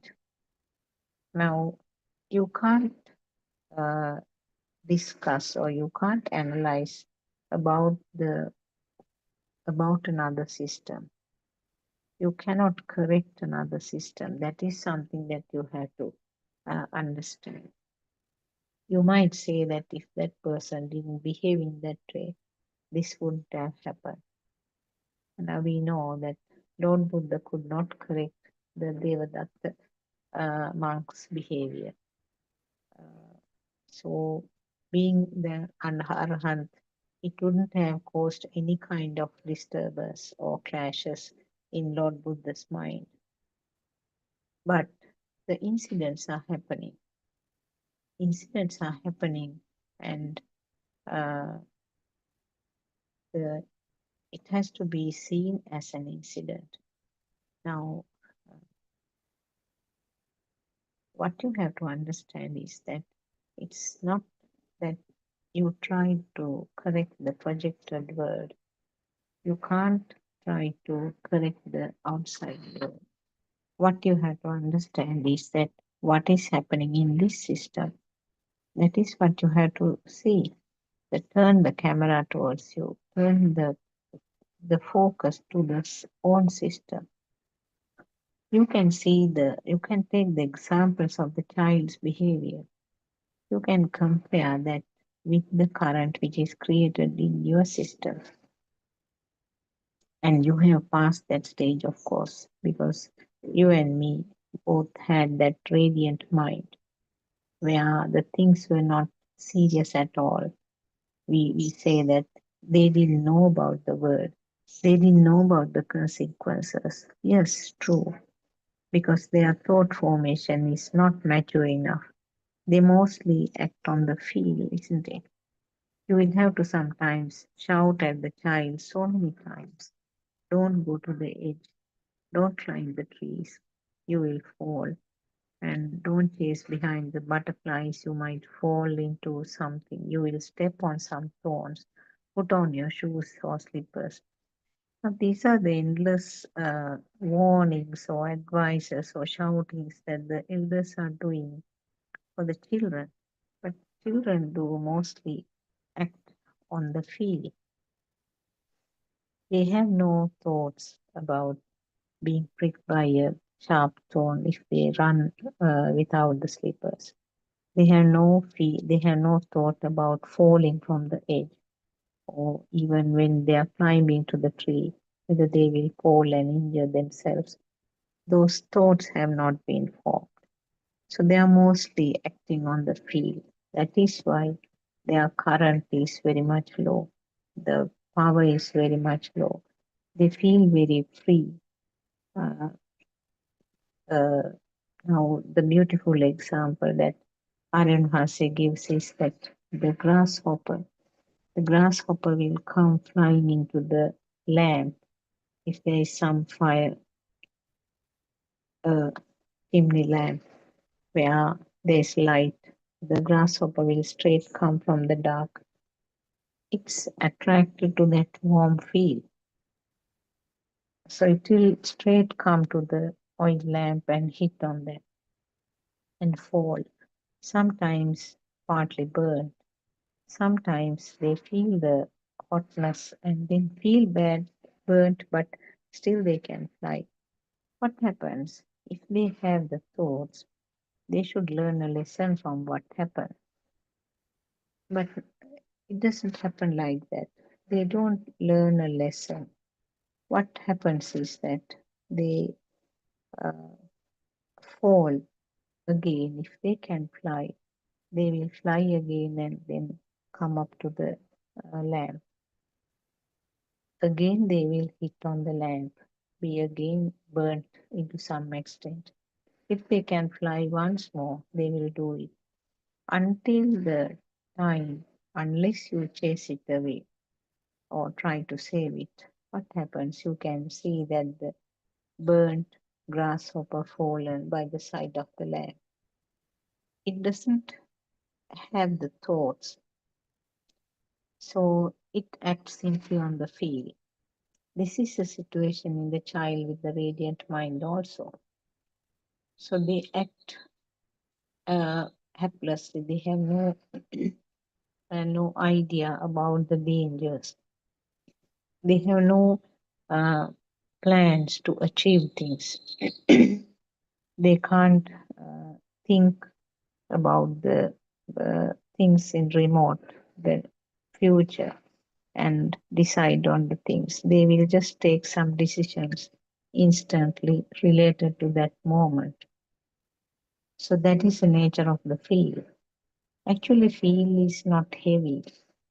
That is something that Tavaran Mahasi recently mentioned in one of his teachings, which is very true actually. Feel is not heavy, but the mind is the one which is heavy. The thoughts are very heavy because the feel is not something that you felt real. Now, the word feel is being used in many instances. Feel is being used to explain the experience of the body. But here, the feel is something that is related to the mind sense, the mind level. The feel is something that is explained, which is used to explain even the self. Self existence is also a feel. You cannot explain it exactly, but if you try to explain the self feel, it becomes a thought, and you have to use various words to explain that. But the feel is simply something that cannot be explained. On the other hand, the feel of the skin or the feel of the body is something belong to the body sensor. So that is the instance where the word feel is used mostly by the ordinary people in the mundane world. But the feel and the mind in this uh, Buddhist teaching is different from that. Mind is the one which is thought, which gives all kinds of pictures. The mind has all kinds of pictures, whereas the feel has no picture as such. That is one of the ways that I can explain it. So the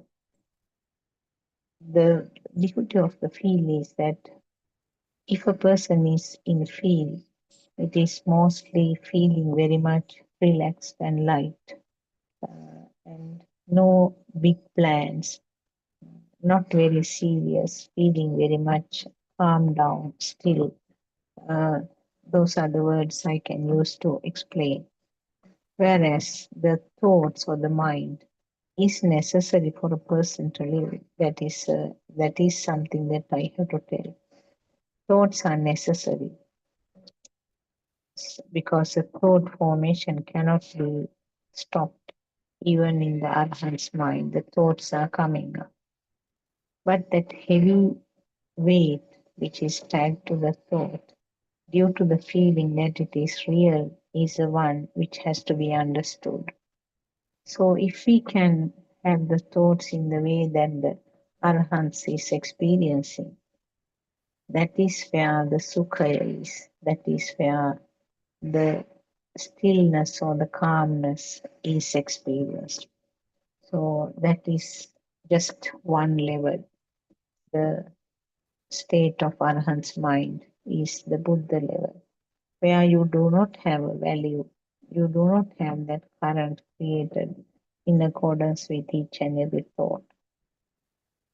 So in the Arhat's mind, what they do not have is the perception of existence and perception of self. But the rest of the things will happen until the the arhat's hood state, arhat state of mind is achieved. So going back to the current that was created in those instances in you and your child, see how the children are behaving at a function. Can you imagine now when I tell these details, you get a complete picture in your mind, isn't it? But you just heard a sound. It was a sound created by vibrating my larynx, my throat, and that led to that became equal because your ear vibrated accordingly. You say that you heard that sound. Now, this mechanism, making similar vibrations, is explained as synchronization or telepathization. This is what is happening in all the events in the living being. Even at the time of the death of the physical body, and even at the time that the zygote starts growing, and throughout this life, whatever the thoughts that you are experiencing, all these instances, what happens is this telepathization or this equalization occurs. The two vibrations become equal. Now, when I am talking, my throat is vibrating. There are two strings like things called vocal cords in the throat of the humans, and these are vibrating at a particular pattern, and then the sound which is created occurs. And when this is vibrating, when another eardrum vibrates in the same way, this vibration became equal to that vibration, and the concept of hearing is explained. Now, this vibrations becoming equal is something that is explained in science. These facts are actually not necessary for you to understand this Buddhist teaching.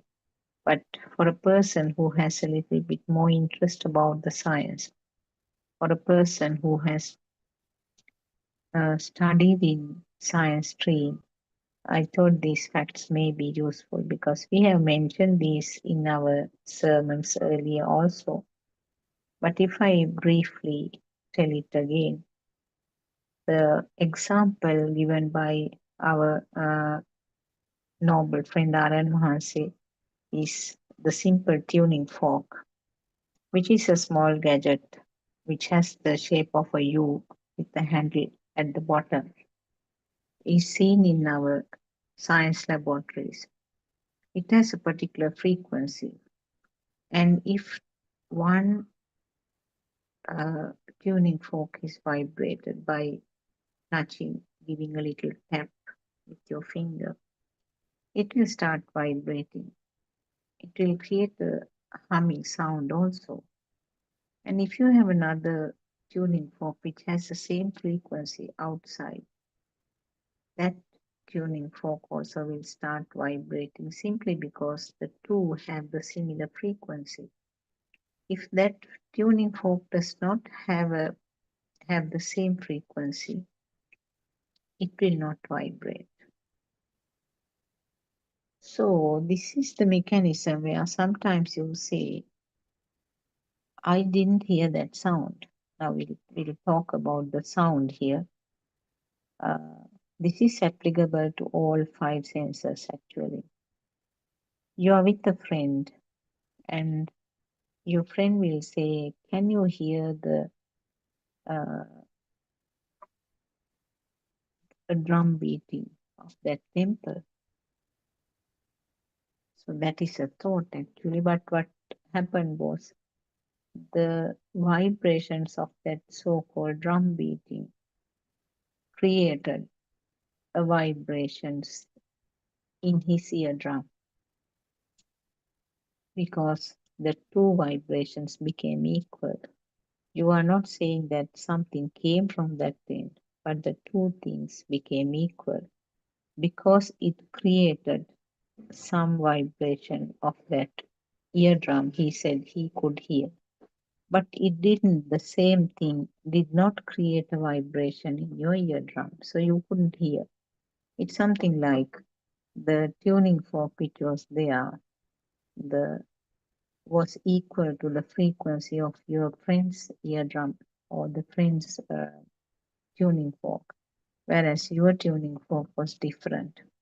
So therefore the two vibrations did not match, and therefore you say that I didn't hear that sound. No, I can't hear.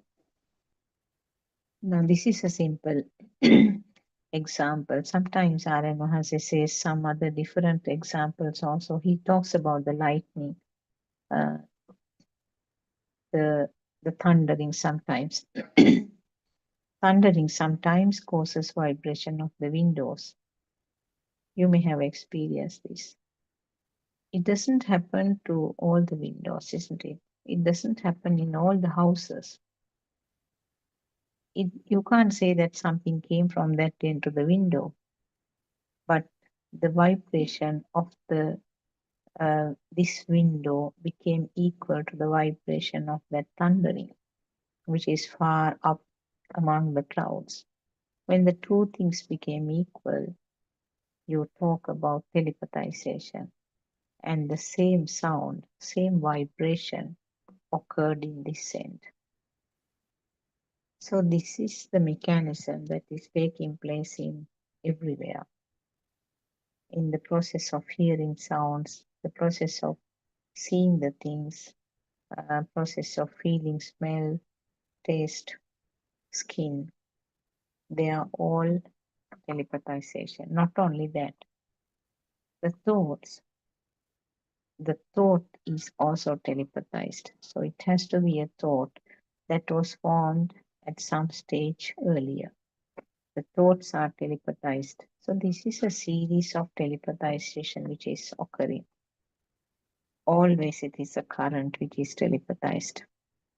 And R.N. Vase gives further more examples from the present world.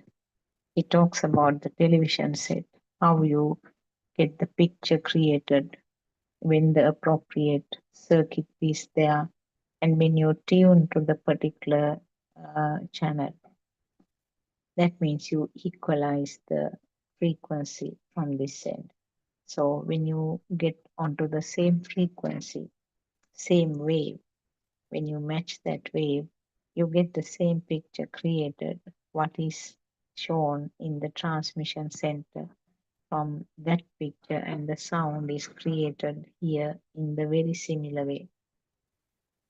So same thing about the telephone. What he says is that if you dial a particular number, that means you are trying to match that wavelength, and the when the other person talks, That means at two sides the wavelength has become equal. And you talk about the mechanism called hearing and seeing. So these are the uh, sequences or the explanations to the day-to-day uh, uh, activities in your life. Everything is a telepathization, everything is a synchronization. And at the time of the death, what happens? You are still having the current left in that last thought also. So the current cannot be switched off as you expect. And the current, that current is telepathized to a suitable current. What did I mean by the suitable current? Suitable current means the current of the zygote which it received from the parental side cells. In other words, the genetic structure, the genes of that zygote. That genes, just remember, it's not simply the parents' genes alone. It carries the current of all the samsaric cycle.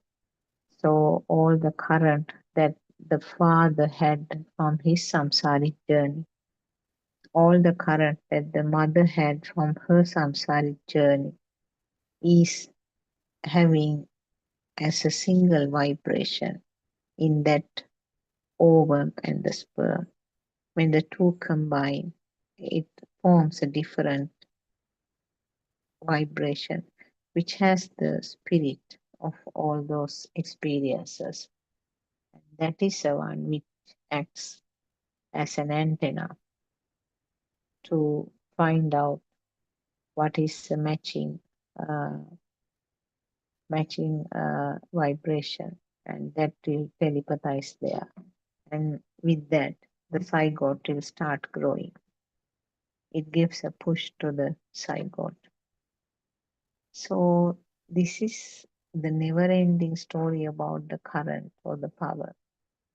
So this is what we have to understand, because as adults, we have a very high level of current always. That is why Lord Buddha said that in an exceptionally small amount of uh, small percentage of people who understand this Dhamma and follow this path, they will be able to get the current less and less. But otherwise, always uh, from the childhood, it will start building up. The current will be more and more stronger. So by the time you and me reach the adulthood, we are having such a strong current, and we are uh, unable to understand this. And invariably, the humans, as Lord Buddha very clearly said, humans are going to the lower realms almost always. He gave that beautiful example, just picked up a small amount of soil on his nail and showed. Compare this amount of soil with the soil on the whole earth. It's such a small percentage of people will be able to get rid of that current, which is very likely to be multiplied with the life, with the day-to-day activities. So actually, if you can go to the level of the child's mind, that is ideal. But can you go back? No, you can't go back.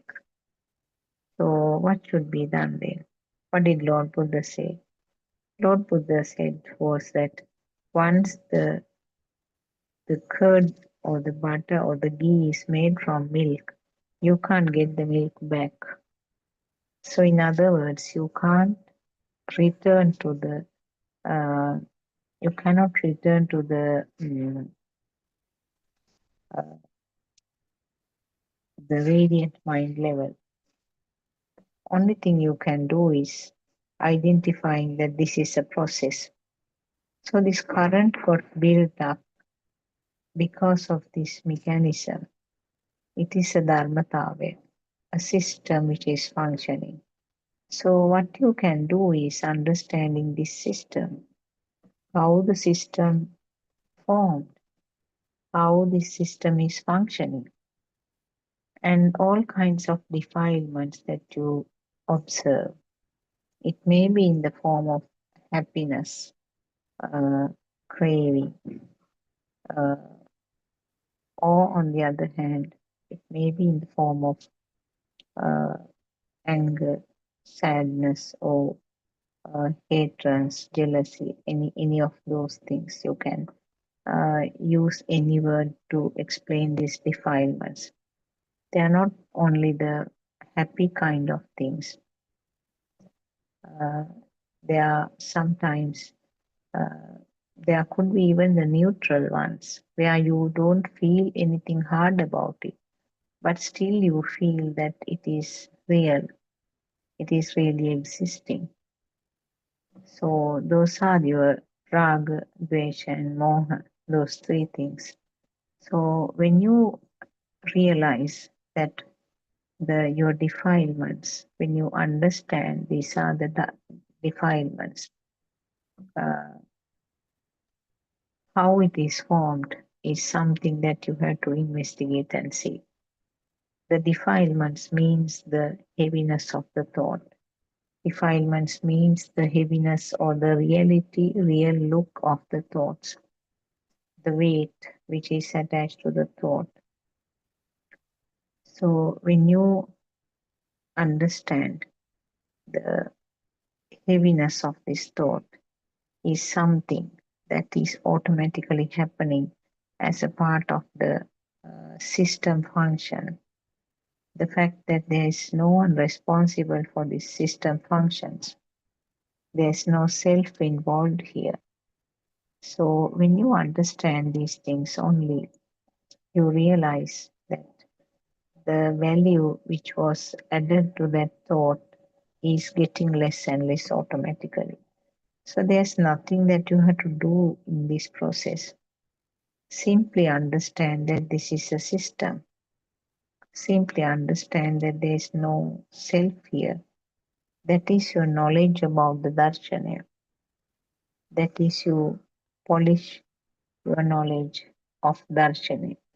This has to be gone even until the state of the arhat. It's not something that you can study and keep aside. You have to have some uh, idea about how it is formed. So it is knowledge to start with. And once the knowledge is achieved, you have to establish, you have to make it solid. That's all. The knowledge has to be solidified. And that's all actually you have to do. That is called Satyajnana, achieving Satyajnana. That is the knowledge by listening to these Dhamma sermons and making your knowledge stable. And next is actually Krutyajnana. Krutyajnana means it is a happening.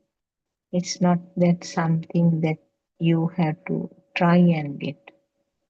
What you knew will start getting applied to the day-to-day life. So that is your Krutyajnana. And Krutyajnana means the ability to apply these things automatically to your day-to-day life. And Krutakjnana.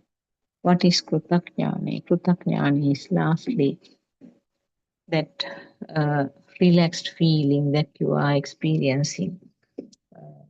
Final, that is a final state where nothing to do, and it is something that you feel. So that is the Krutakjnana. So in other words, there's not a great deal of things that you have to do. But as some of our Dhamma friends say, it looks simple, but it is deep. Yes, because you have been practicing something uh, due to your ignorance. You have been continuing something uh, all this time, and reversing that stream is something that you have to do it with a great effort.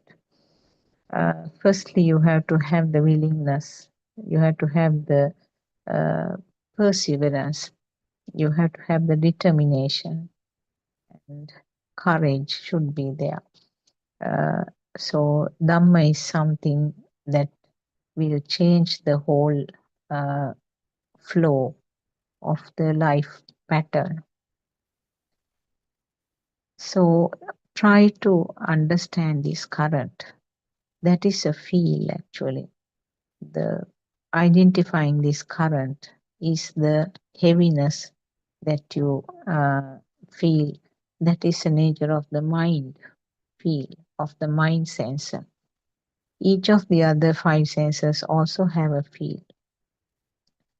You can see the things, you can hear the sounds, you can feel the taste, you can feel the smell, you can feel the skin sensations. Uh, so you can feel them, but the naming is coming up as a thought.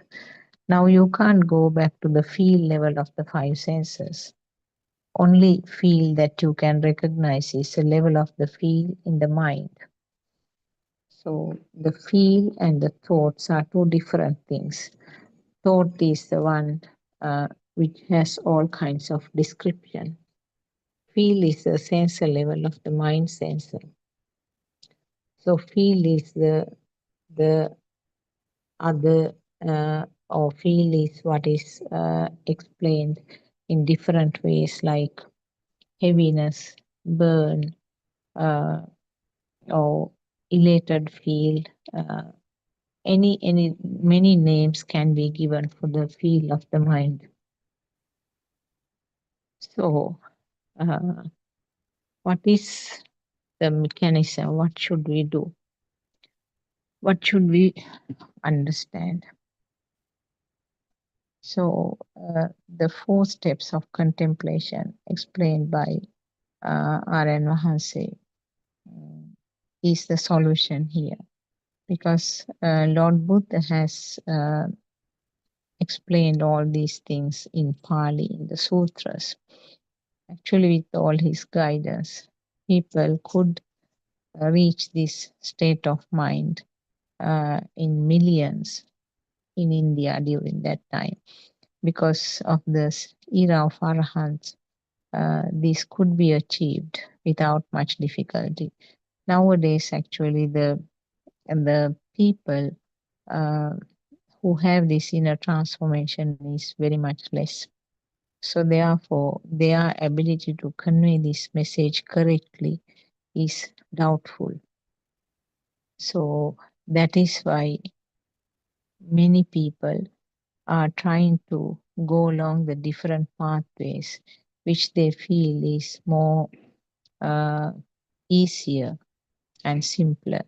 So that is why a lot of Buddhists are going along the path of offerings, material type of offerings, which we call Amisa Puja in Pali and Sinhalese. So people who are doing these offerings, actually that concept has mostly come from the Hindu culture, where doing good things or doing massive type of offerings will help you to uh, have a good life. So that is a concept that is there in most of the religions, and our Buddhists also seems to be following, because they do not have the opportunity to listen to the correct Dhamma that has been disclosed by Lord Buddha. And it's mainly because the other people who are doing the preaching, the monks who are doing the preaching, they themselves do not have the sufficient inner transformation. So therefore, they are unable to convey that message correctly. And they are also mostly depending on the book knowledge now. We know that the books were not written until uh, several hundred years, several thousand years uh, passed from the uh, time of Lord Buddha's passing away, because he felt that if it is written in the books, uh, it will not be conveyed in the correct way. Because always when you are writing, you have to use certain words, and the same word might give different interpretations among different people. So, therefore, you have to always depend on your inner transformation. The way that you have understood this Dhamma is the most important thing. Uh, and we know that in lots of countries, meditation has been taken as the mainstream. Meditation is given the priority here. And it's not actually what Lord Buddha was trying to explain. It was what the Lord Buddha, what he explained was mostly uh, the Vidarshana meditation. Vidarshana meditation means you penetrate into yourself or into the system and exactly find out what is this, how is this system functioning. Vidarshana Nuvana means Vidaganayama, you pierce or transcending. That is, I think, a better word. Transcending or piercing. So, what our R.N. Mahansi noble friend explains is that pierce into one thought, transcend one thought, and then try to understand how that thought is formed.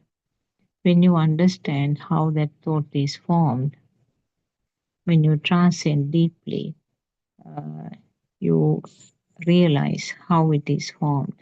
And when you understand fully how one thought is formed, you know that all the thoughts are formed in the same way. And you realize how the current is added to that thought. You realize how that uh,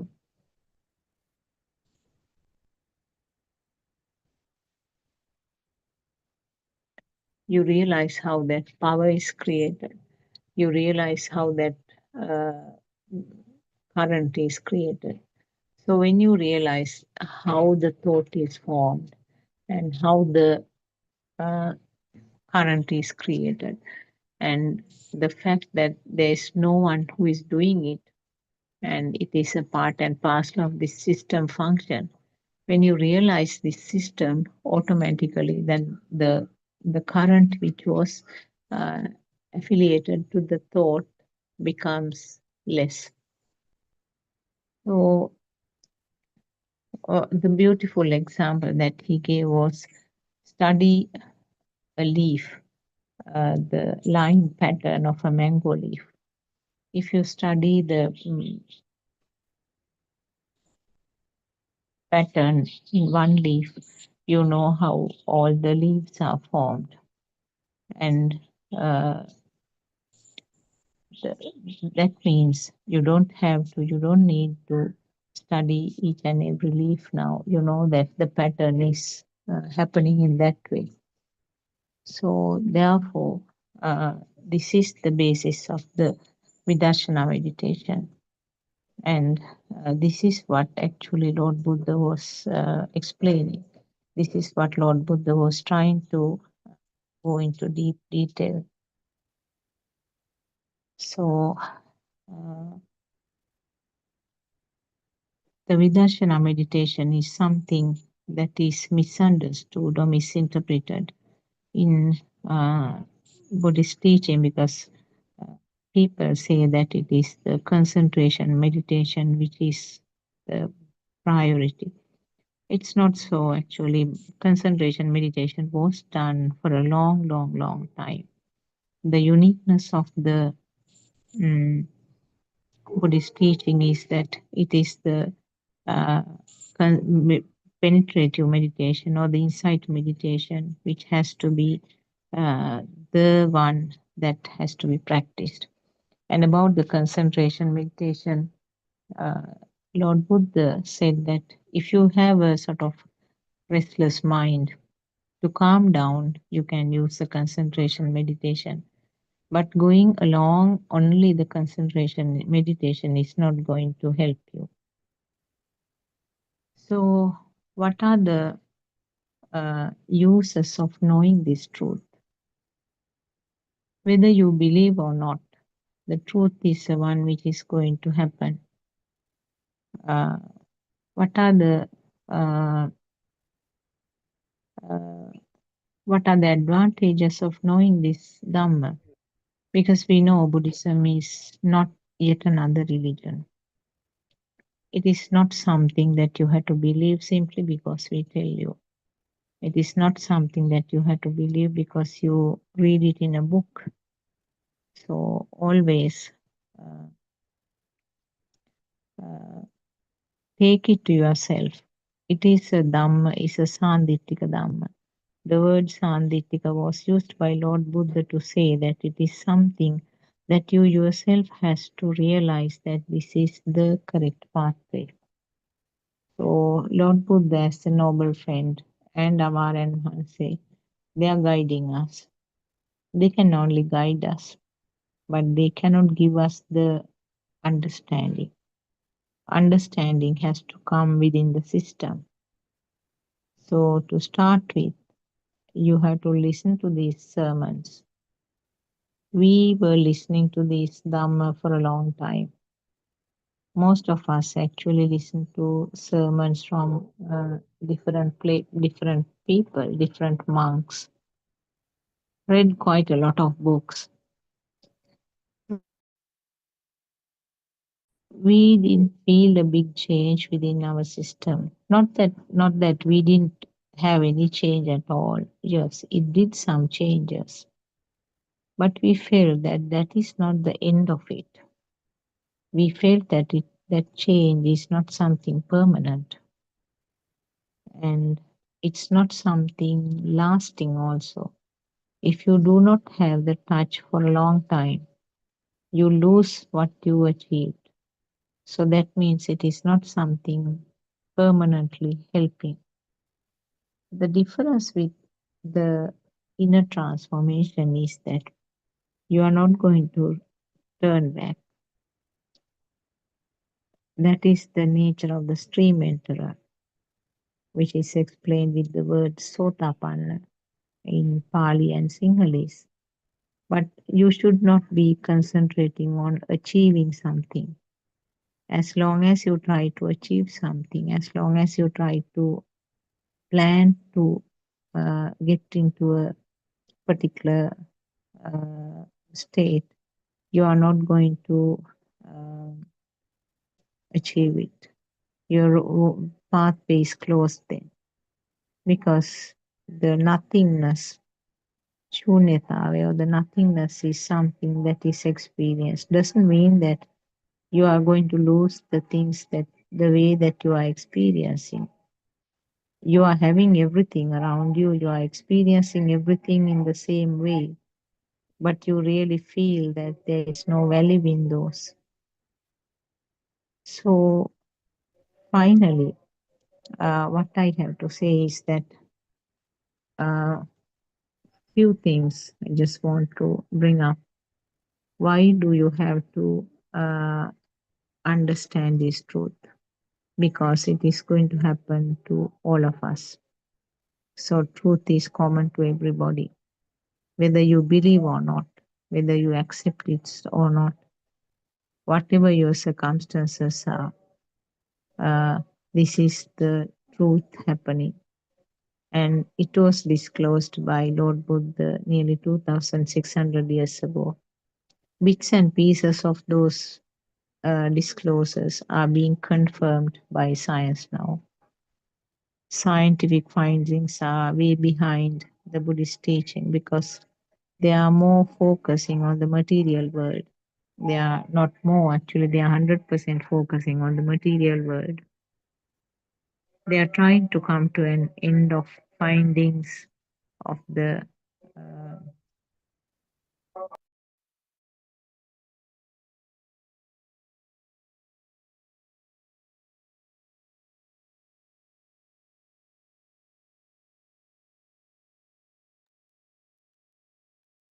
so the truth is going to take place for all of us.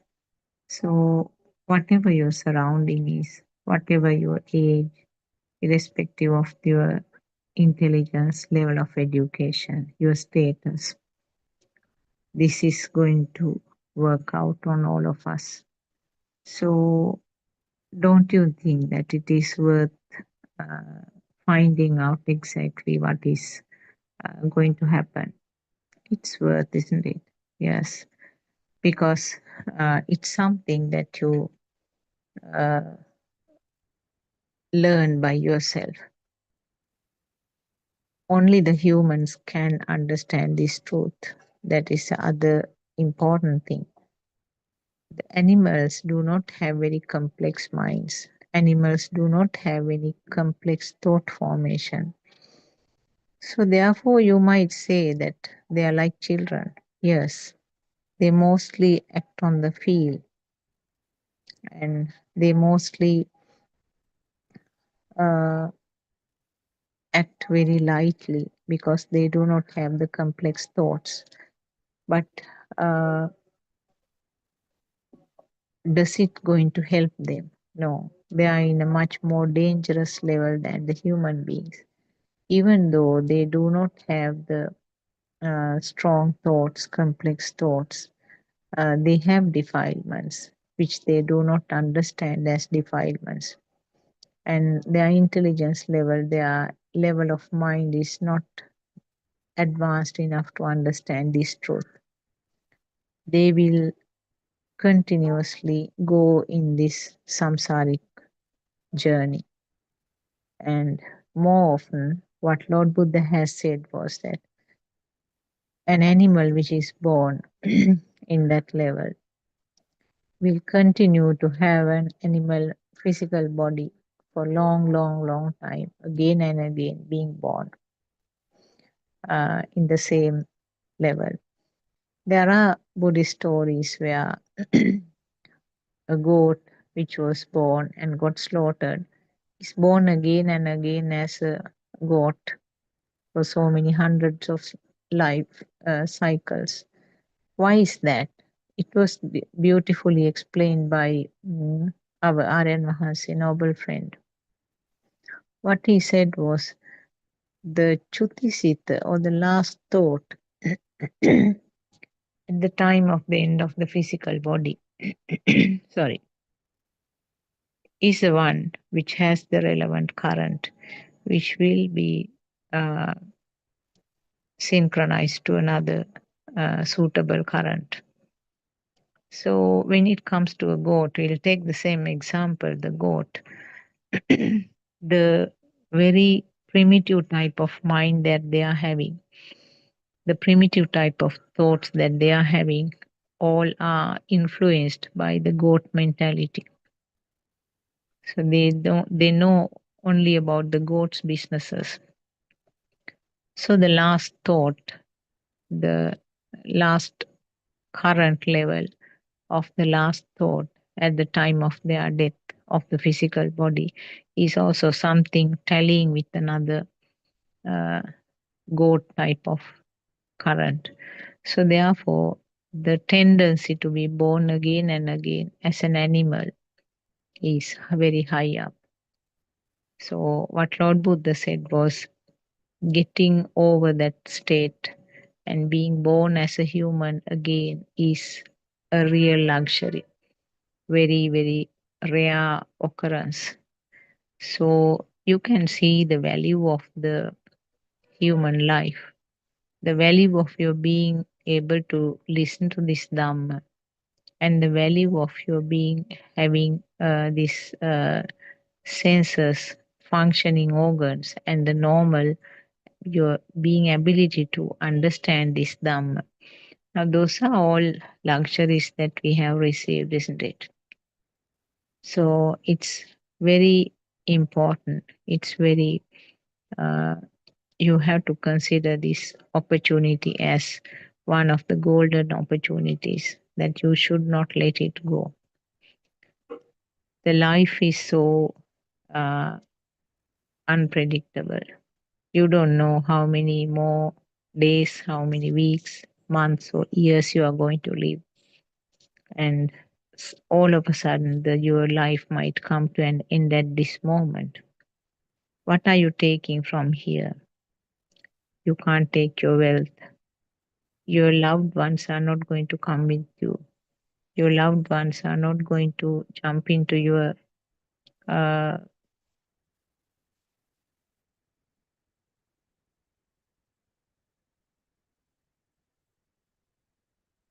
your loved ones are not going to jump into the your burial place. And even our Aran Mahasi says that once if you are cremated, the ashes, people are reluctant to bring the ashes even home. They feel the distance when the person dies. They are distanced.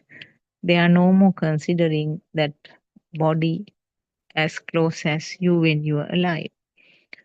So all these things are there as long as you live, isn't it? So you can't take anything else apart from the current that was built up. Less current means less weight that you have to carry. More current means you are carrying something heavier. So therefore, just decide what you want to do. What is the best thing that should happen? The best thing is to understand how this current is formed and that get rid of this current as much as possible. Lord Buddha said that understanding this Dhamma path and becoming a stream mentor, that means a person who is uh, who has reached the Sohan status or the stream mentor, will not turn back. That means, in other words, if you completely get rid of that misconception of the real world, that means if you realize simply that these are all creations of the mind, these are all thoughts, if you realize it 100%, that means that you are not, you are you are a stream enterer. In other words, Lord Buddha gave a beautiful example that uh, if a tree is bent down to the river, it will someday it will fall to the river itself. It will not fall anywhere else. So the stream mentor is also something like that, not going to turn back. And you will go along the stream of Dhamma path and reach the destiny at some point.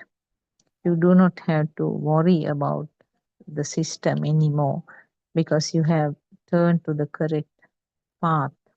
You have entered the path. So that is what Lord Buddha has been explaining. And that is what exactly R.N. Vahase is telling us in very simple words, very uh, uh, beautiful, with beautiful examples, beautiful metaphors to match the uh, modern time.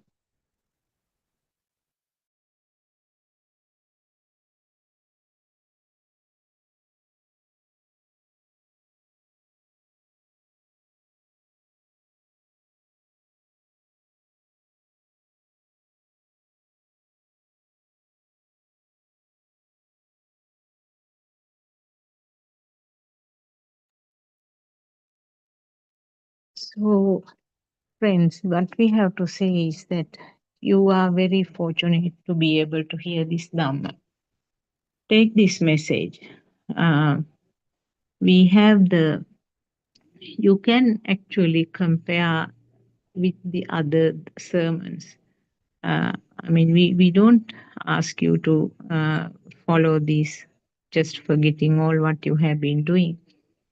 You can listen to the other sermons, compare and see what you hear.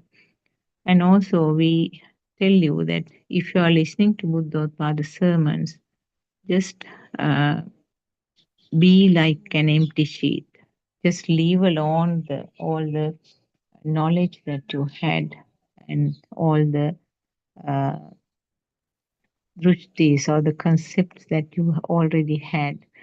Clear them and then listen to, try to take this as something that you are collecting to an empty vessel. And you can compare what you heard from the other sermons. You can compare the understandings that you had from the other explanations. See which one is more tallying with your day-to-day activities. See how you can, how you observe a change in your system, and see how some of these facts are very well tallying with the scientific things, science knowledge that you may be having. So, if those are there, you yourself can understand which way, which path you should take. Dhamma is really beautiful. It's relaxing actually. Dhamma is not something that should bring any pressure to a person. And also, our Aryan Mahanse says that to understand your personality, what is meant by personality? Personality is the type of the current. Are you a person who is having a short temper? So that means your level of current is very high. Are you a person who is very quiet and calm down? That may be indicating that your level of current is low. Are you a person who is having frequent uh, frictions with other people? So that means your current is high. Are you a person who is having a lot of cravings for different things? Then that again indicates that your current is high. Are you a person with lots of uh, keenness or keenness for excitation of your senses? Maybe you like to see a lot of things, you like to listen to beautiful things, you like to taste good food, you like to have some smells, you are keen about your appearance, you you are craving for various comforts. Now these things you have to see your personality.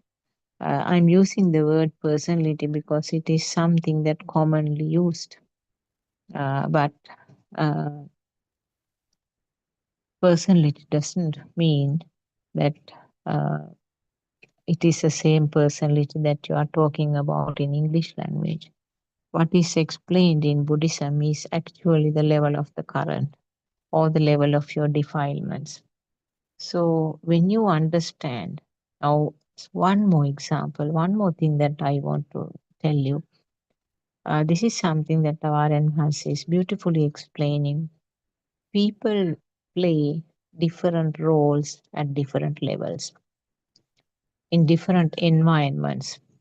The you are playing different roles. So even a person who is in the Dhamma path, he or she might show a very uh, a person who is very much into Dhamma, who has almost a near inner transformation. That sort of role may be played in front of the crowd or the Dhamma friends. And in the home setup, sometimes the person might have a completely different role.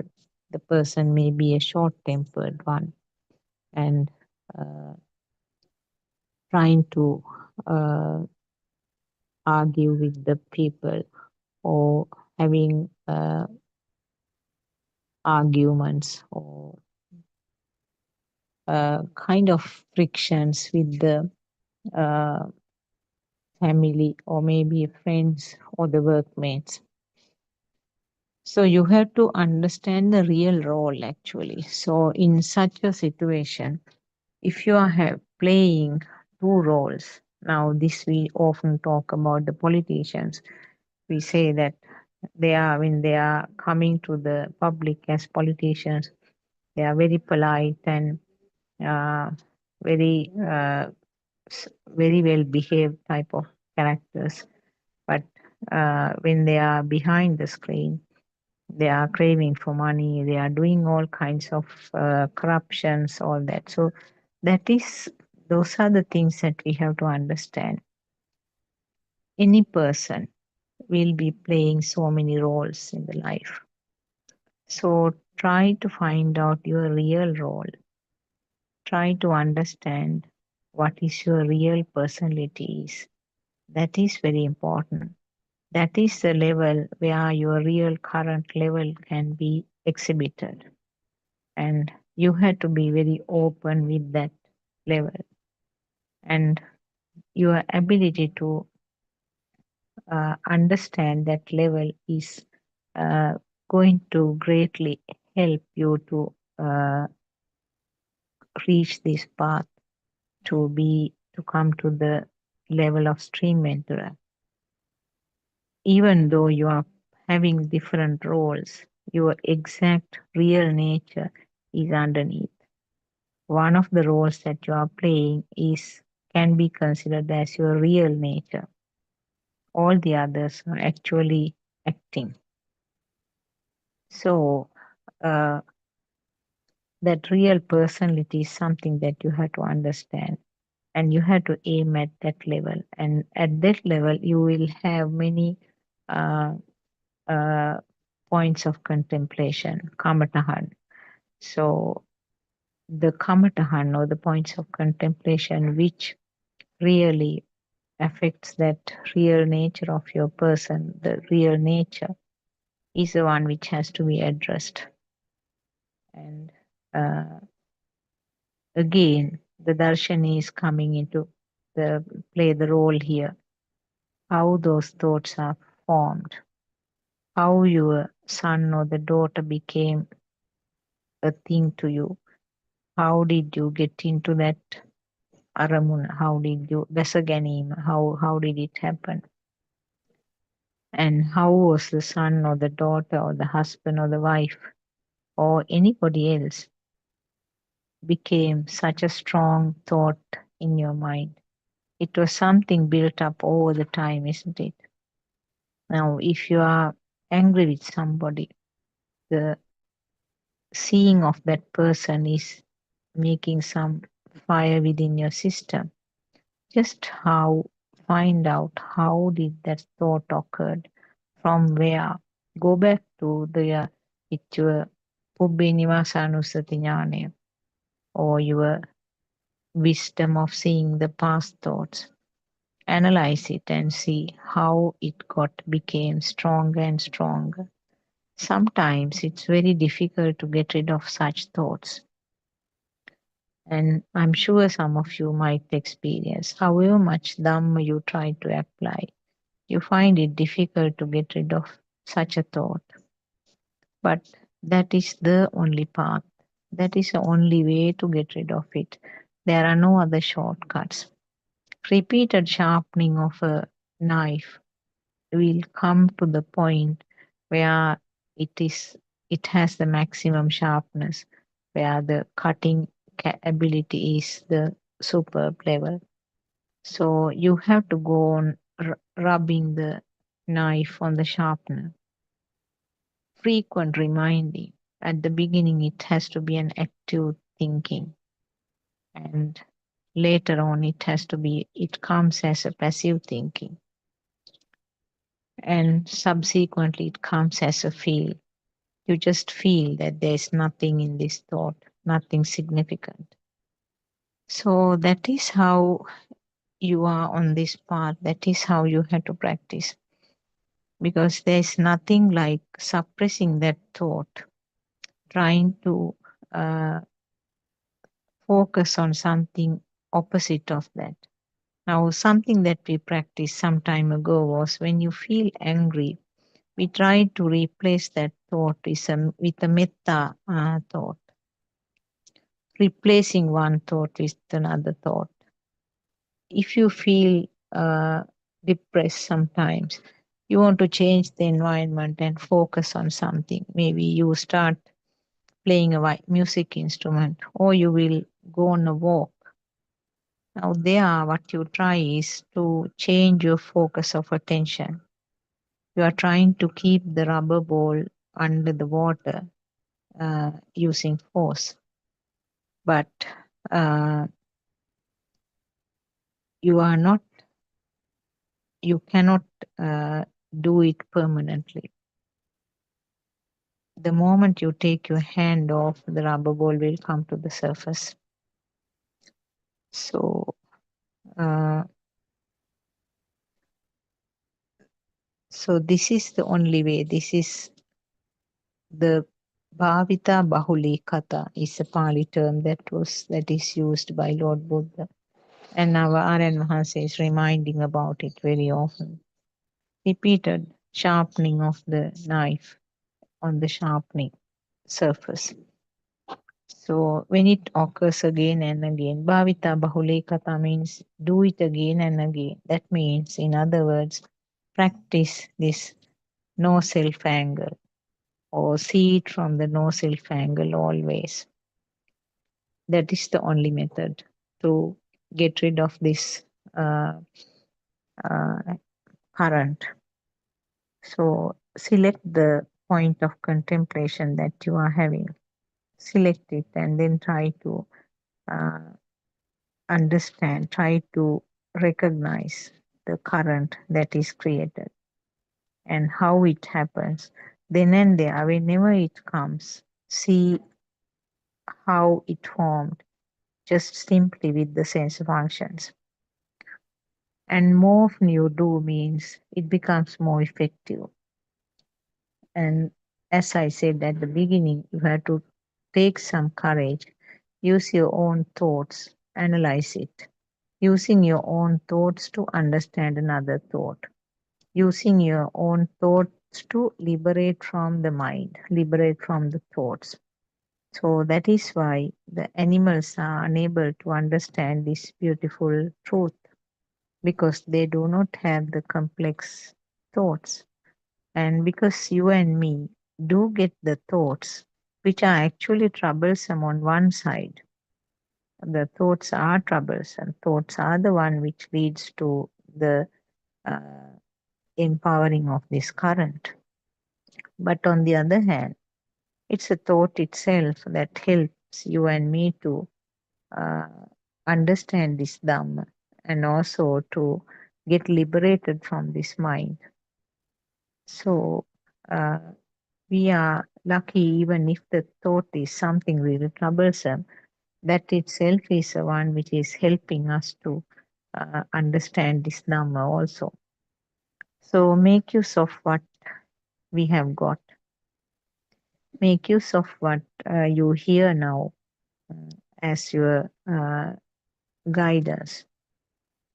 You have found the correct direction. So it's not difficult now, because right at the beginning you may have been in a center point where there were so many paths shown, you don't know which path to take. Now you have got an arrow directing you to a particular road, which means that you have to turn to that side, follow the path, listen to more sermons, and see one by one, when you listen, how you feel about it. Whether you feel a difference compared to what you were listening earlier. So if you feel a difference, that means that has to be correct, isn't it? So uh, most of us had to listen for months and months, some of us for years, to understand that this how it is being applied to the day-to-day life. Because a mind sensor is so creative, sometimes a mind sensor will imitate something as if you are having the inner transformation or you are experiencing the things that Aryan Mahase is telling sometimes in the sermons. So don't fall into that pit, uh, and uh, do not believe your mind sensor either. Do not believe what your thoughts are giving you.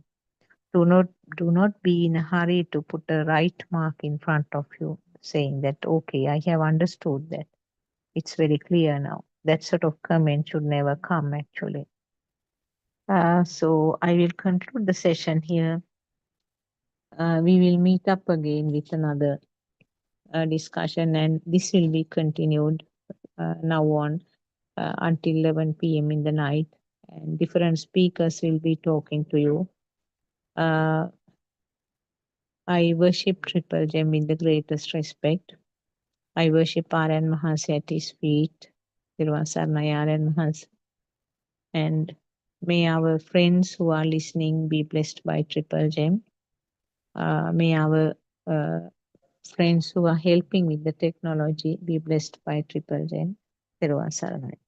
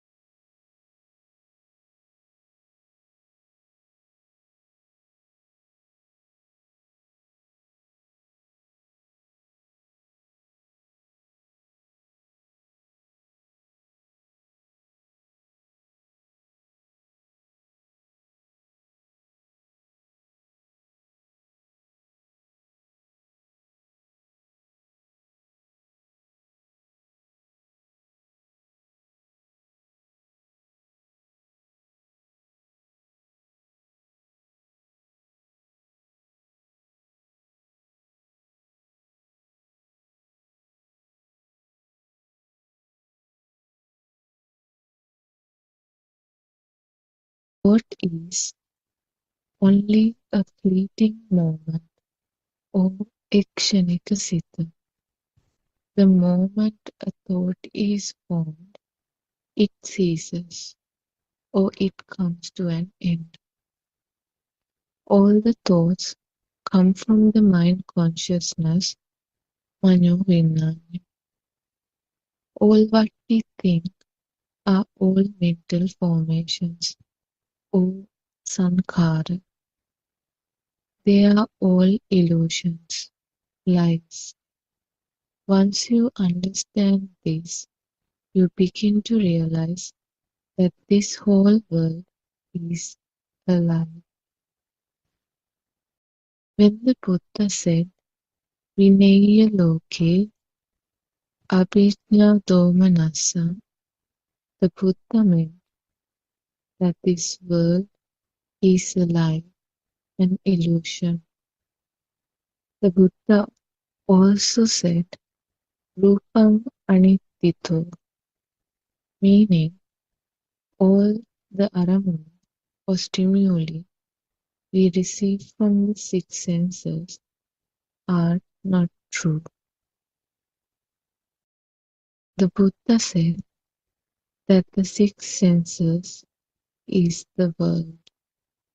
Vinaya loke abhijna domanassa kayanupassi viharati. It means if you want to attain nirvana by being mindful of the Satara Satipatthana, you have to know that all our senses and this world is a lie. If you believe that our body, our senses, or our mind and our thoughts are all real and true, that means that you are ignorant of the pure truth. Where there is ignorance, there is no nirvana. When the world does not exist, how can you develop wisdom, believing that this body, these feelings, this mind, and these thoughts are real? If the Buddha says that the world does not exist, then the heavens, the hills, and everything else becomes a lie. They exist only in your mind consciousness, and they are only perceptions, sanya, from the six senses. These perceptions become mental formations or sankhara, which also becomes the mind consciousness. In order to practice seeing the thoughts, it will be helpful to have some understanding of the samatha meditation or the concentration meditation. Whenever you realize that your mind is straying away from being mindful of your thoughts, bring your mind back to what you consider as the point of concentration. Your point of concentration could be the breath. Terasan, everybody.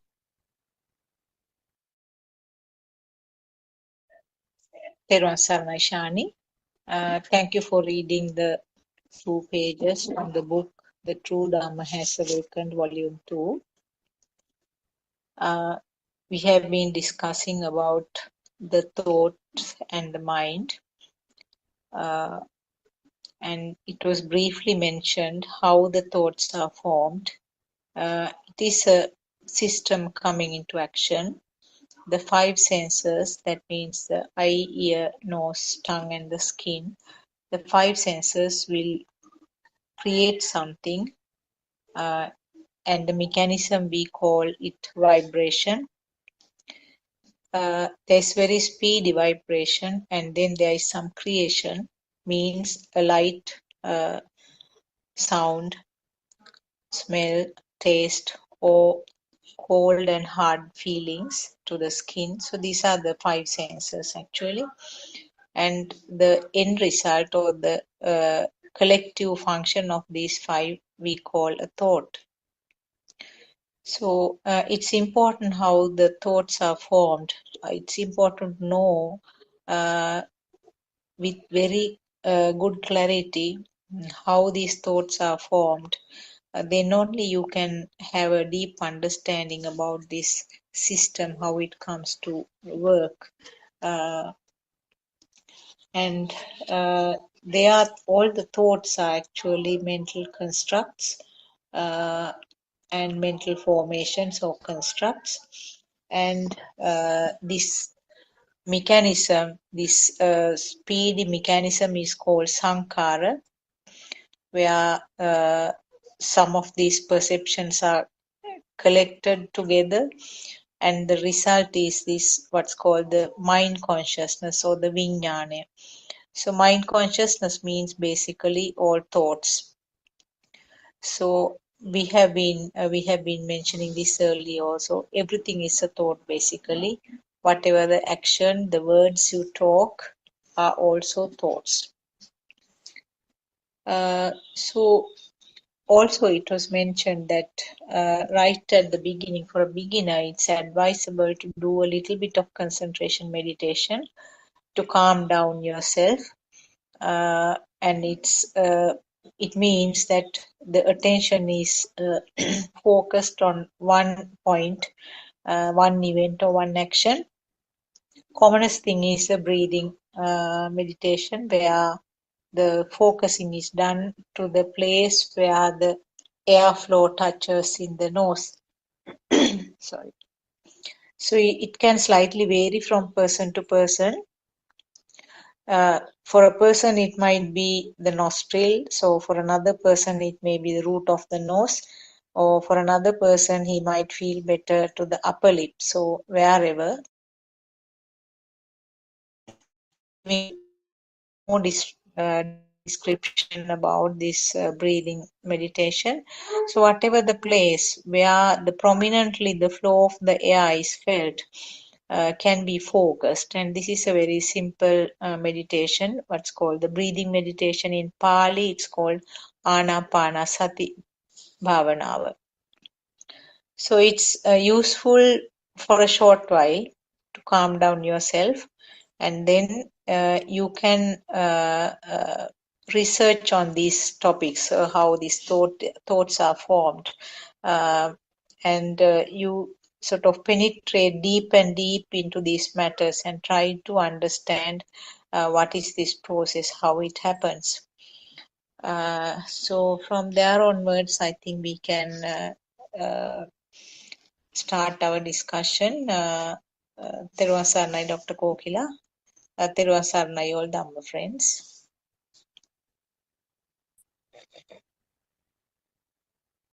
Everyone, Sanai.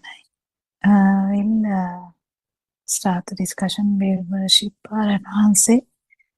And actually, it's so beautiful to understand this.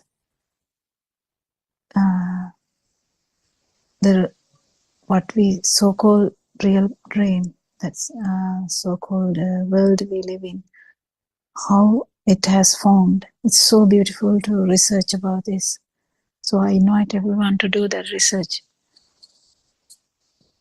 This dream or this world, it's just the 6 sensory organs, that's all. That's all and nothing else. So if you can understand this, that is a production of the sensory organs. We can understand how this world is different from each other. Why it is different is one reason is sensory organs can be different. The other reason is the power underneath. That's an power in that system can be different too. So we have to understand, we can't just keep saying that there is no self. Actually, we have to understand, if there is no self, what are we feeling here as self? That's what we keep understanding. Yes, there is a manifestation. There is output of 6 sensory organs. Yes, dream is there. We can't say it is not there. Dream is there. But is it actually there? No, it's not actually there. It's just production. So if you keep understanding that, you will feel lighter every day. Whatever the output of the dream. So output of the dream may be that you are very short of breath. You can't breathe. You may be struggling to survive. Even that, it's just part of that dream. Then we understand why we are then struggling there, why we are suffering, what is the actual burning here. Burning here is due to the ignorance that we keep believing that there is this continuity of this dream is the important thing. That is not the important thing. Actually, there's nothing like that. So anyone can ask questions. If someone has on anything. Yesterday, we had our great teacher come into the Zoom discussion yesterday. It was so beautiful. Something he highlighted was, there's so many things that he highlighted actually, how the sadness and the happiness is in the mind, but at the same time, whether you are sad, whether you are happy, how this tranquility can be underlined thing. So that is the thing that that is a beautiful thing that we try to say. And so if you understand the Dhamma, what is Dhamma? Dhamma is this understanding of the mind, how this mind works, in the sense how these sensory organs work.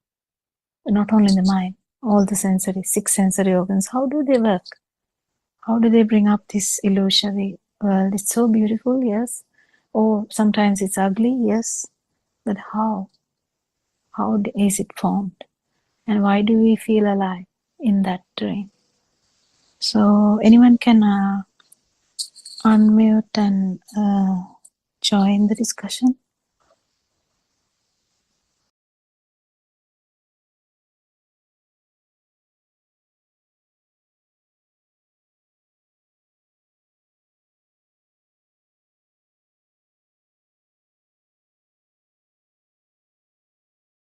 I think Dr. Sakuntala went for the programs Monday.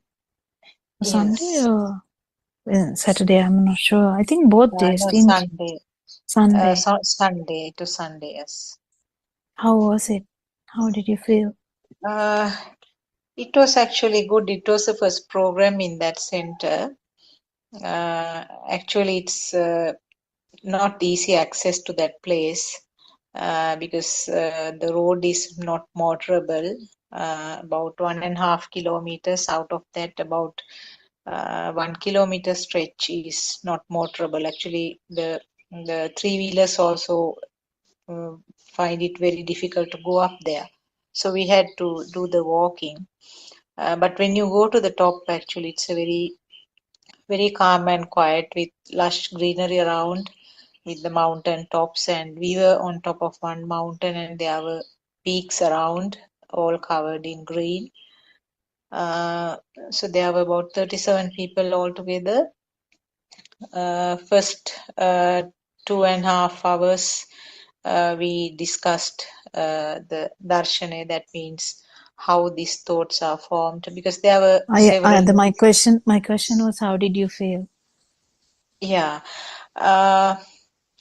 I could now, especially when I was doing the walking part, that I will say, because other times actually when I was doing the talking, uh, Are you the person who is holding the? yes, mostly yes. Oh, okay. So that time actually I was engrossed in the explanations and answering the questions, etc. But during that walking session, we walked down that whole stretch, 1.5 kilometers back. Because I have done the steps several times. I mean, more or less that practice was there, and automatically that I felt that there was uh, there was no person walking. I could feel the sensors which were sort of alternatively taking role, and the sensors were alternatively felt. But there was no tiredness or no concern about the sunny weather also. And didn't realize that a long stretch walk down, it was sort of kind of tireless and effortless walking at the end. So even though we were explaining the steps one by one, probably because I have done it several times earlier, I automatically felt that I was going to the third and fourth steps of this practical procedure, so that there was uh, no thinking part, and felt that automatically the action is taking. So it was like the sensor functions were taken all alternatively, one after the other. So it was very relaxed and uh, very relaxed type of walking meditation, with very little thoughts, I would say. Time to time there were disturbances, time to time sort of thoughts came up, and then I got uh, dragged away. But more or less most of the walk was like that. Thoughts can come. Sorry? Thoughts can come. It doesn't matter. Then you Yeah. have to know that thought has come. Yeah, thoughts can come. I mean, I was carried away by some of the thoughts. Yeah, okay. Occasionally, because there was one place where there was a strange sound of a bird, and several people who were walking sort of got distracted to that, and they even went up to that place to see what was the bird. So that time I felt that my thoughts also sort of got along that one, without realizing that it is only a sound. So there were a couple of occasions like that. Apart That's from really that, interesting. That part is really interesting. Just imagine someone is doing this insight meditation, yeah, stops that and run away to see a bird. That's a beautiful example of how this mind works. Oh my goodness. yes, yes. It's really good. It's like smelling like a cake, and the meditation is over. You run to run to eat that. It was a very unusual, very strange sort of sound. I mean, we knew that it was a sound, the bird sound. And then at the end of the meditation, we had a little discussion about that stretch also, how we walked, and how the people experienced it. And then the comments came. Some people said it was this.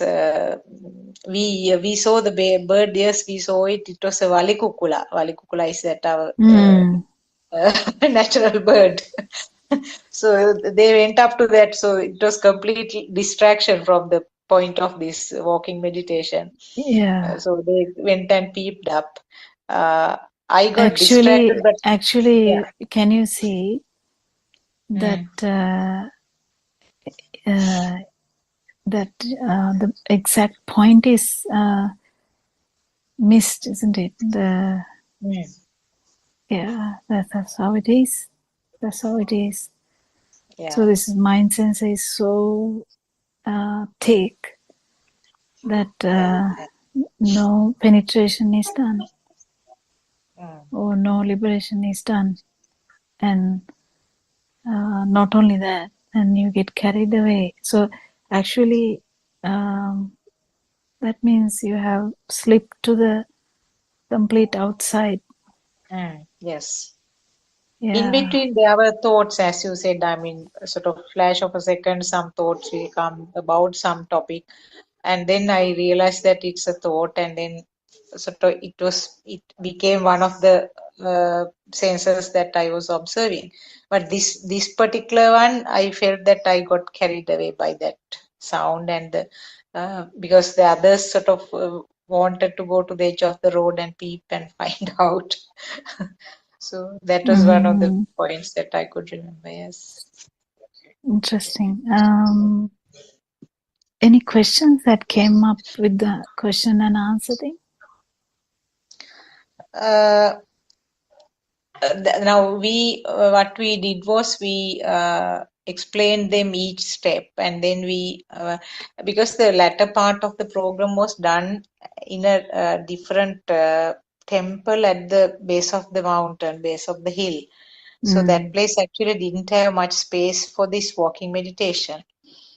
So we more or less walked around the bo tree, and some were asking, some were asking, especially when they had most of them had a difficulty between differentiating the sensor from the thought. Now, for example, felt something, felt sand. Uh, so straight away it was like that. Now, not something like felt something hard, and the interpretation of the mind was sand. And so things like that, there were a lot Actually, of we'll confusions. elaborate on that because Joel is also Mm, here. So yes. we need to understand that the this bodily sensations, mainly bodily sensations, the skin and the mainly skin. I'm talking about there can be sensory output without the mind getting involved. So the solidity, you don't necessarily need the mind sensor to understand the solidity, the feel. That means So feeling of hardness, isn't it? If Joel has a difficulty, because feeling yeah, of feeling of hardness is what is, hardness. yeah, Yeah, yeah. yeah, solid kind of thing. And the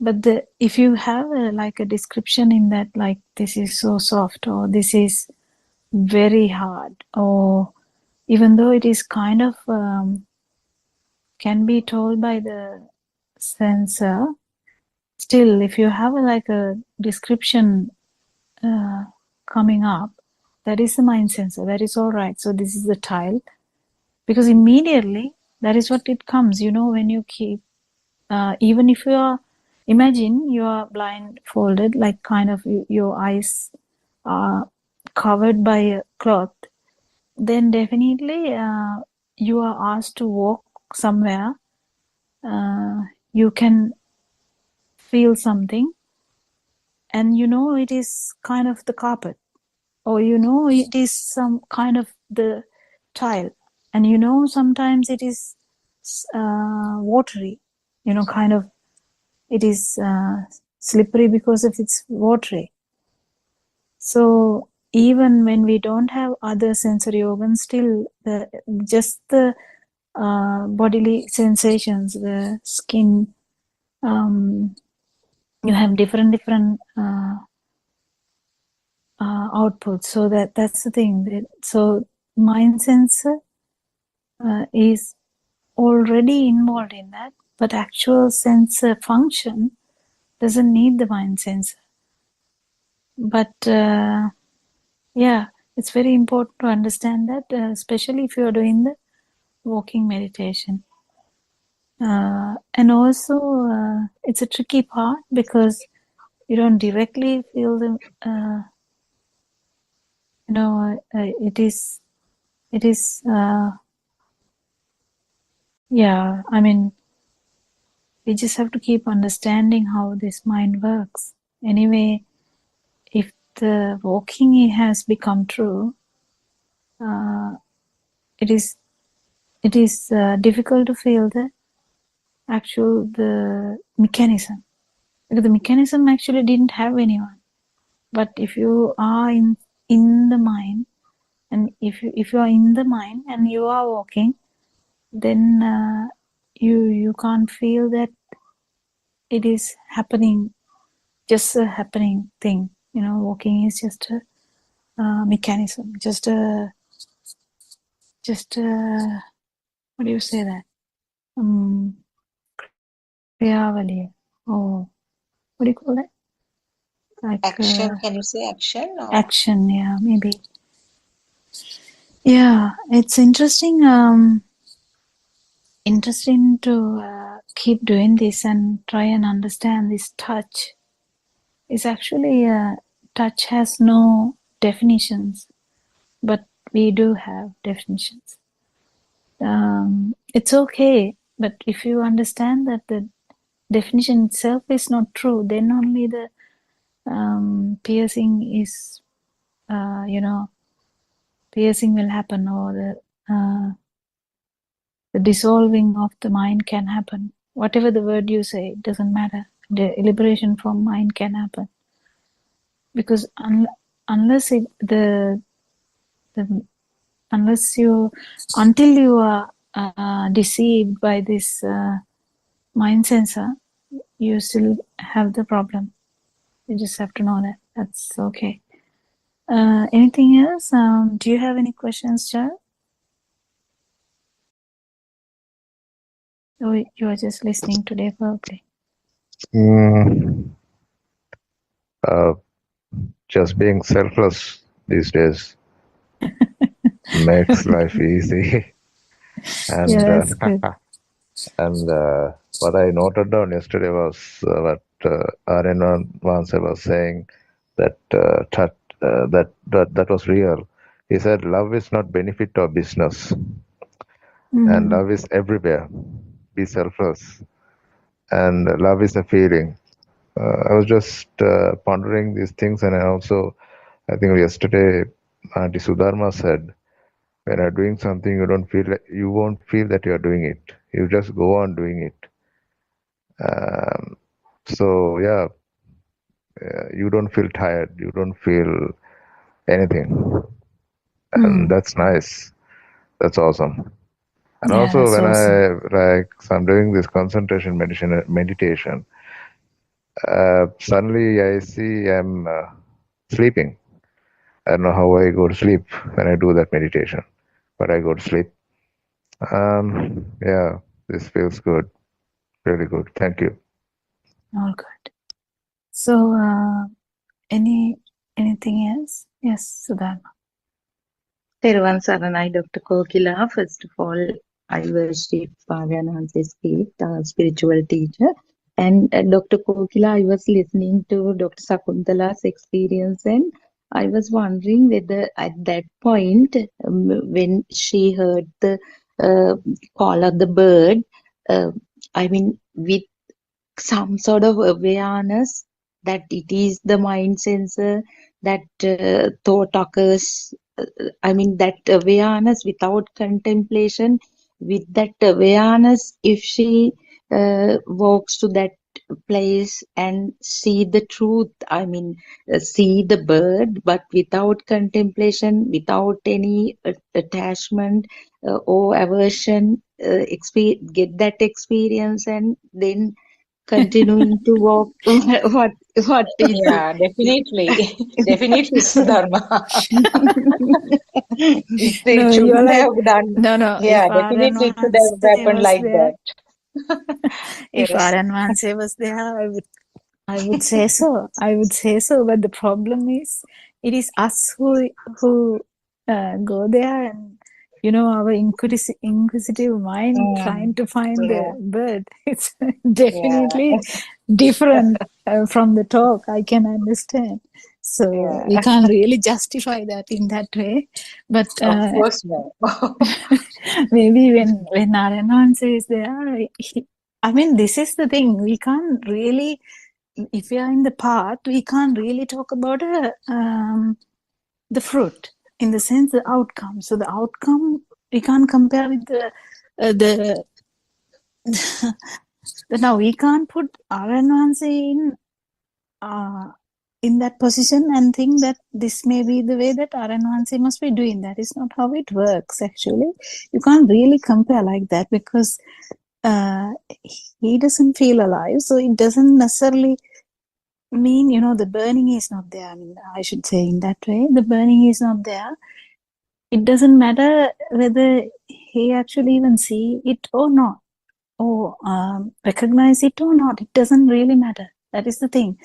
But this practice is different. Practice is for practitioners, like the people who try to see this truth in one at least one particular moment to get to the non-vibration.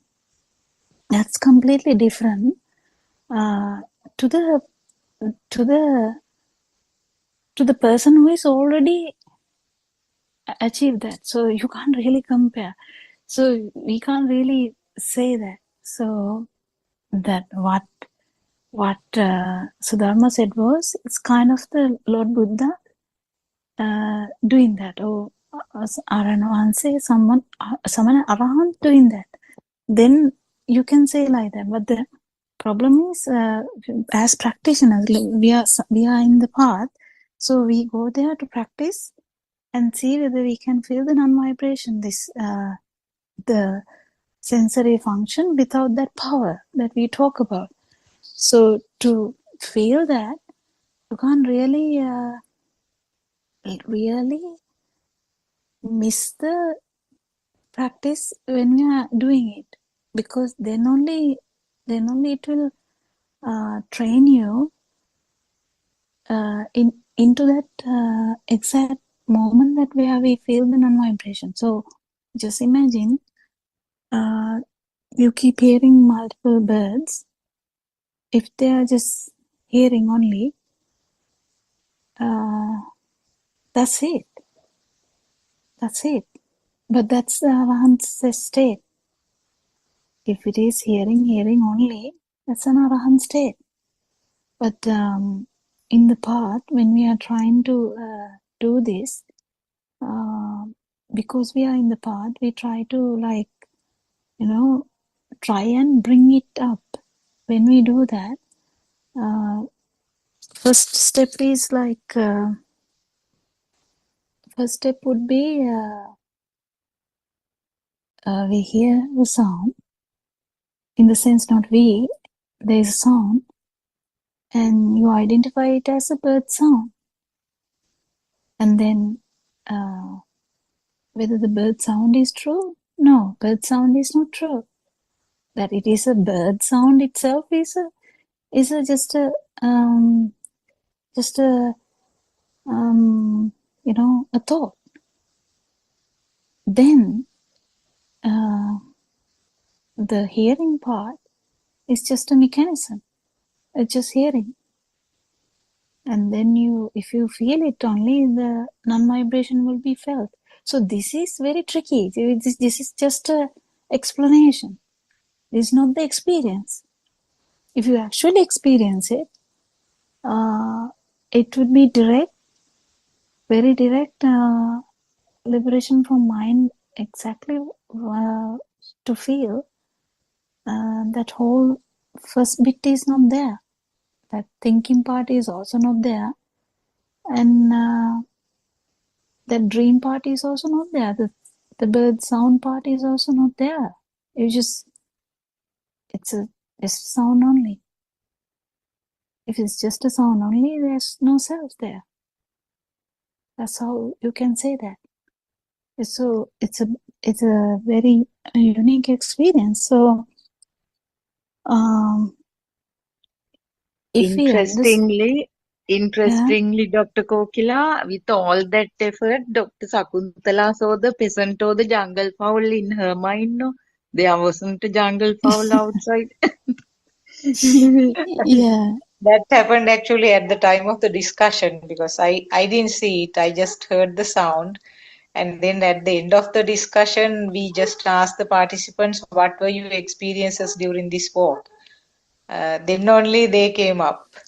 Until that time, I had no about this jungle fowl. What was a bird? I had no idea. It's very beautiful. Yeah, but the thing is, we miss these very interesting moments. We miss them. We miss the chance. Basically,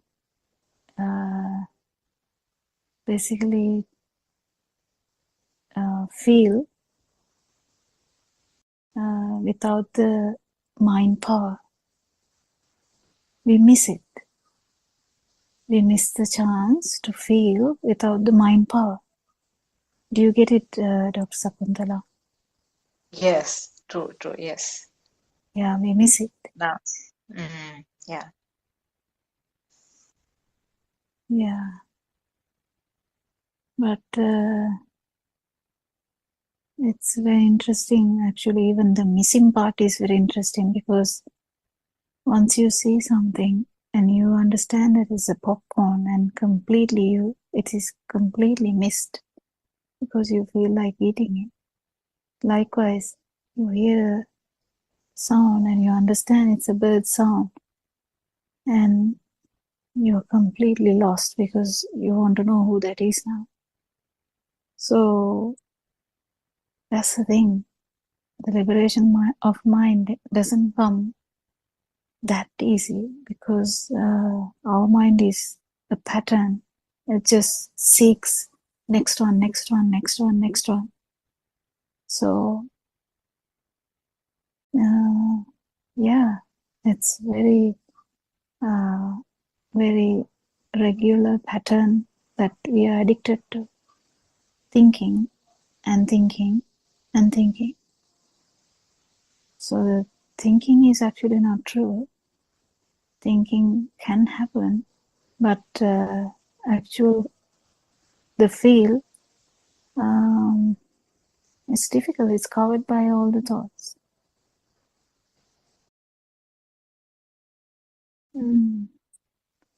What do you think, Sarangika?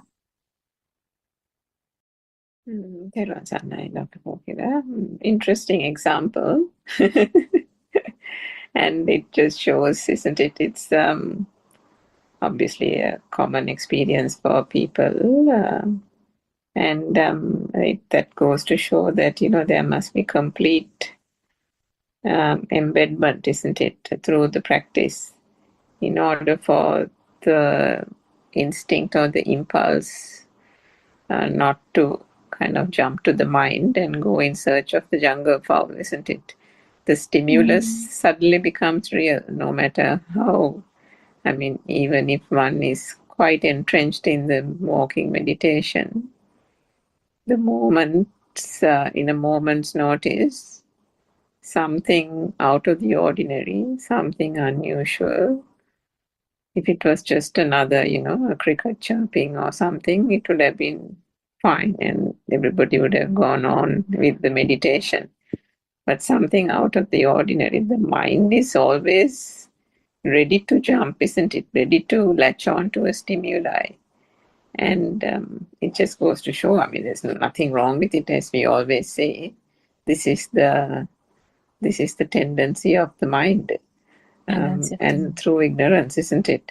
Yeah. The aspect that I wanted to, two things. One was, so you said Aryan Vans, of course you can't, kind of compare what he experiences, and sometimes he recounts these experiences on the Sinhala Zoom sessions about, how he observes certain animals and the traits of certain animals, particularly squirrels. He has told us so many times about squirrels, how he observes them and so on. And then he says how beautiful it is and various things like that.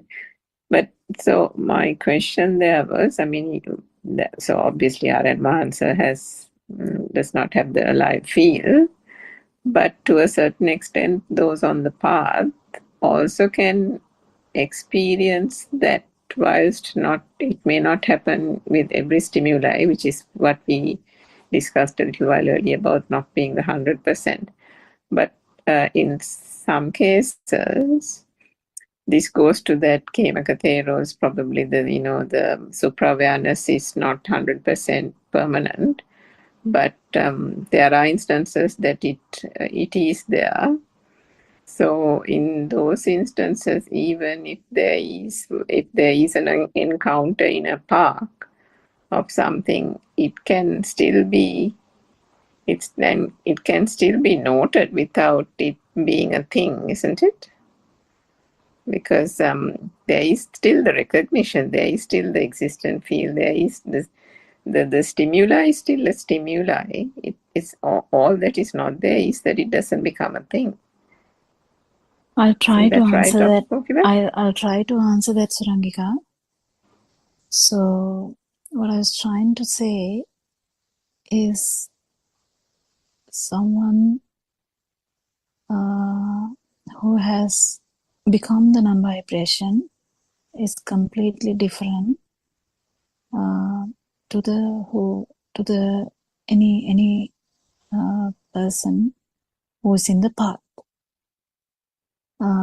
So who is in the path may have different levels. Yes, it is not a thing. I mean, we don't know. It depends, because one may not feel any interest in the stimuli, may not even go and try to find the animal who is shouting, or may not even think about eating the popcorn, but still it can be still inside the dream. So this part is really tricky, and it's very difficult to even explain. So it still can be inside the dream, in the sense it may leave a imprint. So there's a perception of something happening, but if the mind component is not strong at all, then it would be the feel. So the feel is also you can have the live feel. So the existent feel with a live feel, or existent feel without a live feel, is the difference. So this is all something that we can't really explain. So whether someone is seeing something with a live feel or without a live feel is a very, very, very specific issue, specific to that system. So in one stimulus, if you have felt this in one stimulus, if someone has felt this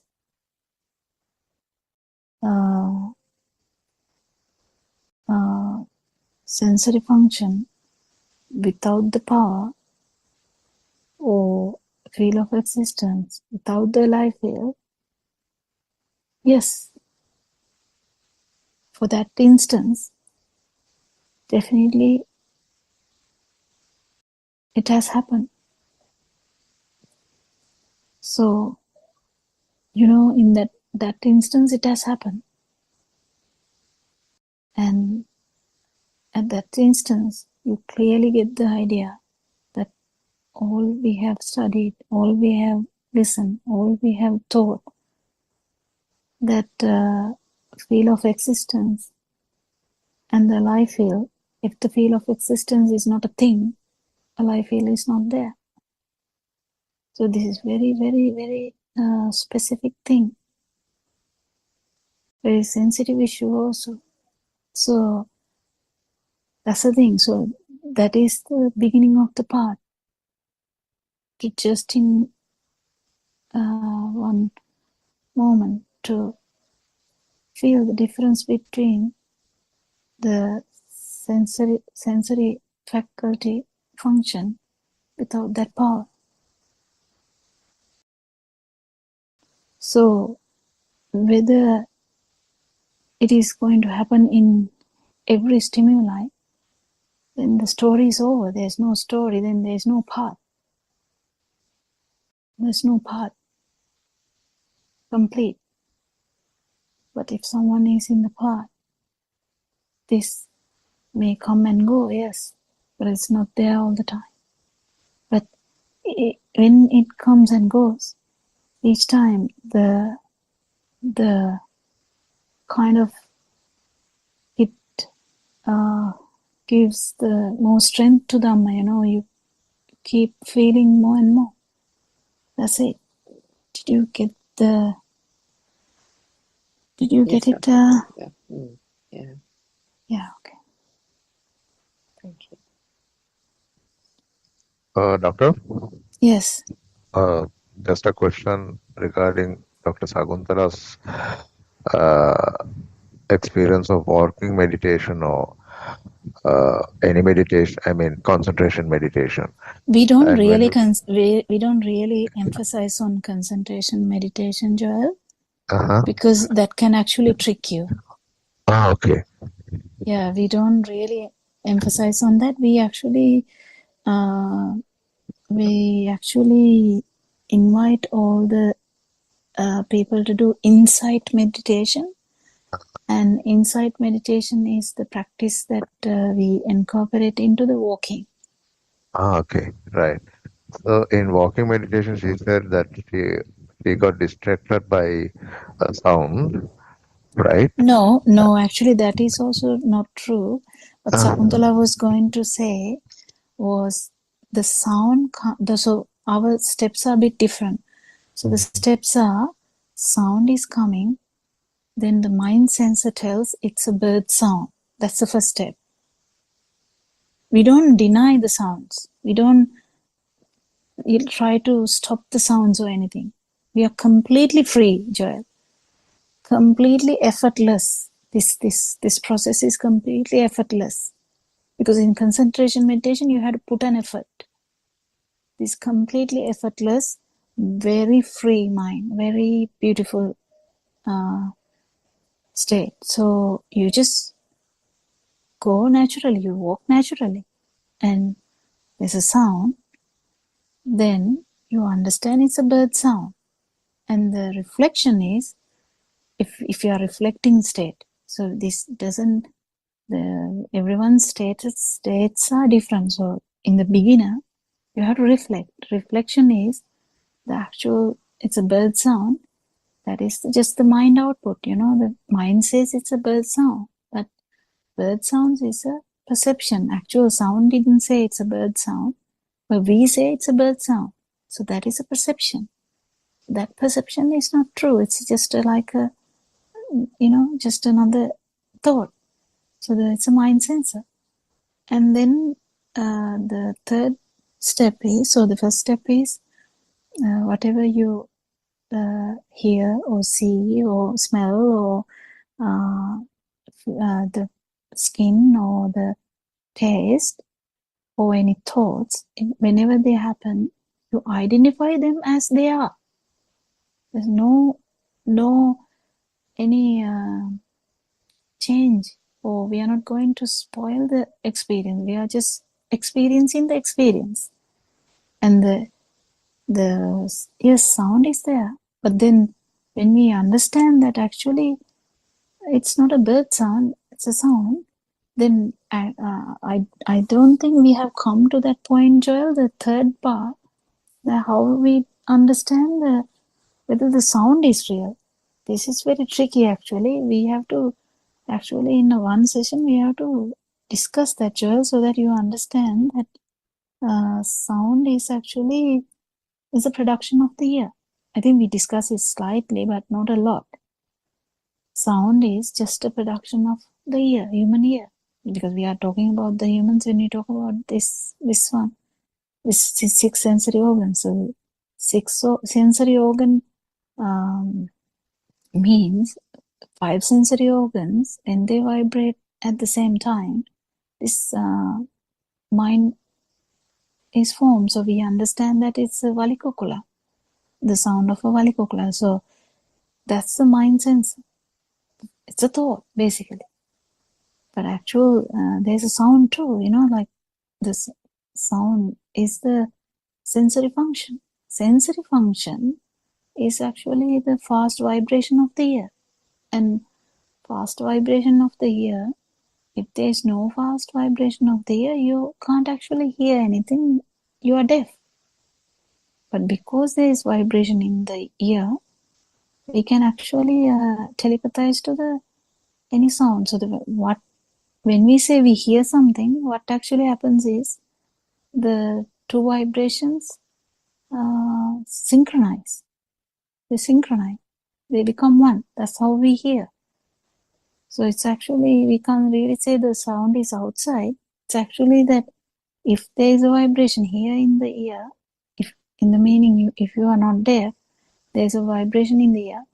If that is synchronizing to anything, that's what we call as we heard something. But anyway, that hearing is just a function of the ear.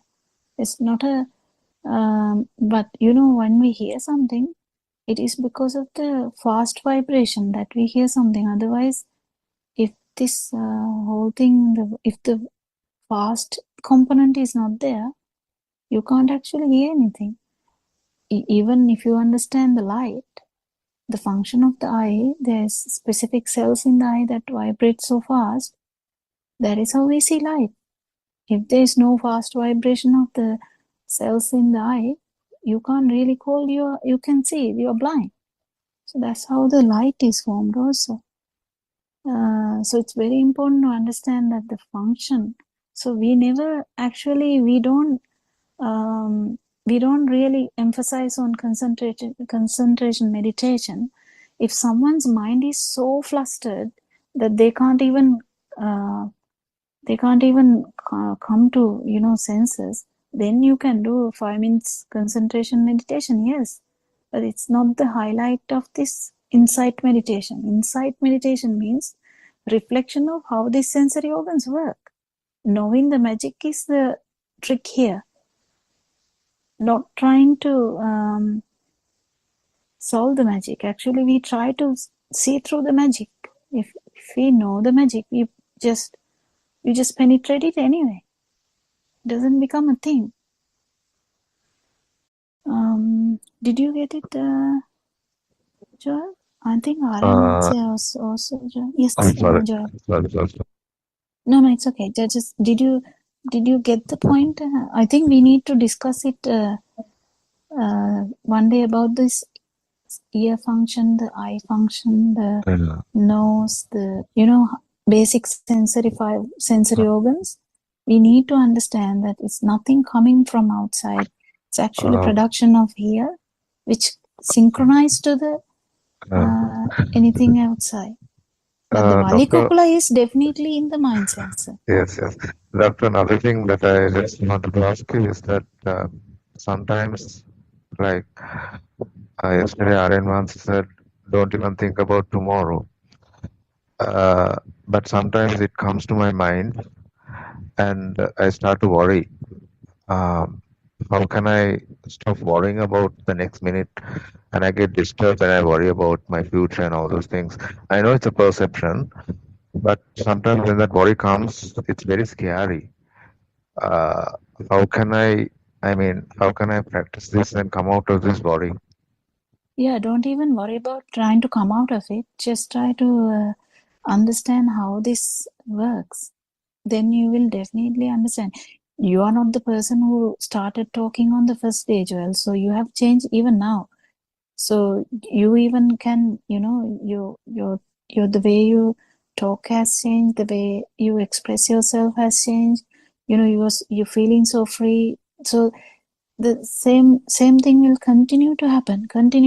Nothing is going to hamper you. Even if you, now just imagine you get a thought, okay, what am I going to do tomorrow? Yeah, just another thought. And if you don't burn that much, so just imagine you get, just an example, 1,000 watt burning now when you think about the future. When you go on understanding how this mind sensor works, one day a thought will come to you, oh my God, what am I going to do about my future? And you will be wondering where the burning is.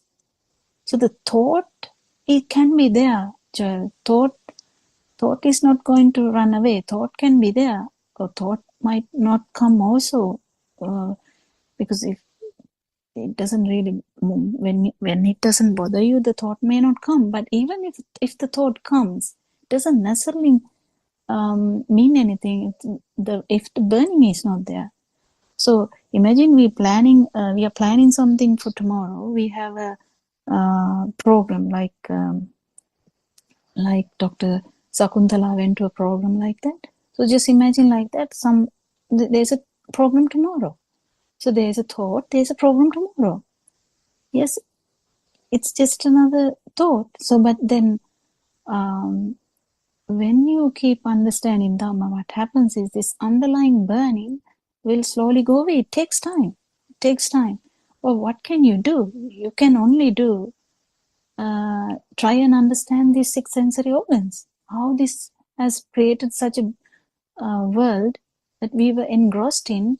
We were like I can't say even the how much engrossed we were in. Like we thought we are inside that, and we were crying. We were happy one time. We are sad sometimes. Everything. But when you keep understanding this world of you, world of someone else, world of an animal, world of a a dog or whatever, how these worlds are formed and how they feel that it is actually true. How does it become a thing? That's what we keep understanding. So the underlying mechanism, understanding how this works, is the key. How we understand that this notion of self has come because the importantly in the stimulus. What is you is actually the stimulus. So what we keep understanding is if the stimulus is a thing to you. So I can imagine now, because you on the first day your question was, I get agitated by the thought of the job or some stuff like that. But now today you are telling the word, even thinking about tomorrow can make me feel a bit jittery, or upset or worried. So that's what I'm thinking. So that's your thinking. So what thinking or this mind sensor brings up the thought tomorrow. Just someone might talk about tomorrow and you might be thinking, oh my God, is there a tomorrow or something like that? I don't want tomorrow to come, or what am I going to do tomorrow, or what I'm going to do in future. It's okay. The question is okay, but the burning will be gone. So you will tell it one day. Don't worry, you will tell it one day that even if a thought about the future comes, it doesn't really bother you. So the understanding what is future is a thought now. Future is a thought now. If I'm thinking about anything about the past, now past experiences that you have told us, like neighbors coming and telling, or relative coming and telling about you, how that's the past. But we ponder about it at this moment. So this moment you are born, in that particular moment when it is a thing. So when you think about the future, if the future word has terrified you, because sometimes it can happen, even you know, you know, you were a counselor, so you know definitely that the future brings us anxiety. Past brings us depression because you can't depress about the future. It's actually future is the anxiety. So the past is the depression. So but we are not actually trying to suppress any of this. Is what we are trying to understand is how this works, how this miraculous world is brought about, how one thought now here is projecting to the past or to the future. That's all. It's a projection. It's a mind projection. So the mind can project anything. Mind projected the Valikukula there. Mind can project anything. So mind can project about the future too. What is going to happen to me in future? So anything about future can be blur. So because you don't have a clear idea, it's okay. Who has a clear idea of future? Do you think the clear idea is actually true? It's not the point. But if you actually understand this Dhamma and you become so light, and you even the future thought has come, you will not burn. And actually you might be able to do something now without worrying about anything. That's the beauty of Dhamma. Are we running out of time or? 4 more minutes are there. Oh, okay. Did you understand, Joel? Yes, doctor. I think tomorrow, if you can just elaborate on the sensor faculties, Yeah, we'll about this elaborate, and I sound think and we should this, start. it will be Yeah. clear. Yes, Thanks, doctor. 100%. Thank you. Okay. Share at what time is now? Right? At what time? Time is 9. My time Yeah, is it's okay. 9 I'm minutes. so. But Yeah. I want to tell you something. Yes, Saranaz. Everybody, our eye creation. World is our eye sensor creation. Yeah, sensory world is a sensor given us. This world. This world. Nobody is here. No one is here. System is working only. That is the Dhamma. Nothing else. Who is sad? Who is suffering? No suffering or sadness here. We understand, we won't understand what happened here. What is the system? What is the Dhamma we are talking is dependent origination? What is this dependent origination Dhamma? These are sensors, sensor creations, nothing, anything. What is the Buddha's inside meditation? Dependent origination. What is this dependent origination? Dhamma. Buddha not told the concentration meditation Dhamma. Because first Buddha's Dhamma discourse is the 5 teachers Dhamma Chakrapavatana Sutra. What is Buddha's word? Never heard before them. Buddha no.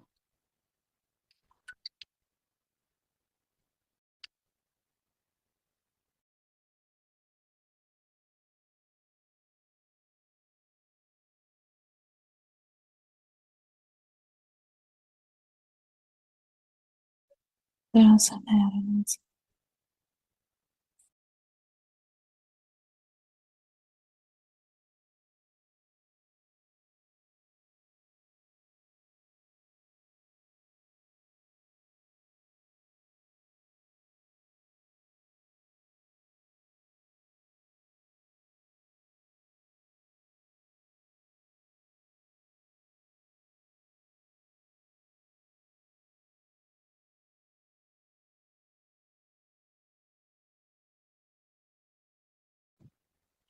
Oh, yes. Never heard before Dhamma. The meaning is Buddha's word is never heard before Dhamma. Ubbe Anse Dhammesu is the Tripitaka is there. Pali words. Ubbe Anusatesu Dhammesu. Never heard before Dhamma. So, first time Buddha explained this Dhamma. We know concentration meditation So Hindus are doing, today also doing. So at the Buddha's time, Confucius also did that, concentration meditation. Buddha also did that, but it's not the way.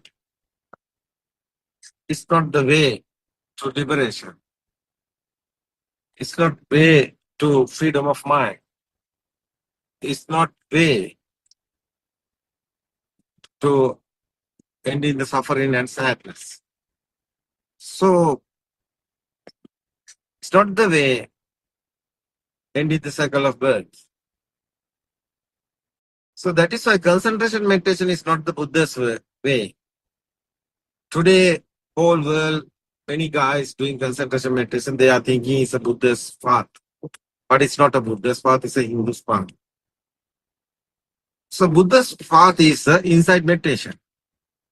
It's dependent origination. What is this dependent origination? These are our sense creations. 6 senses. How creating these senses?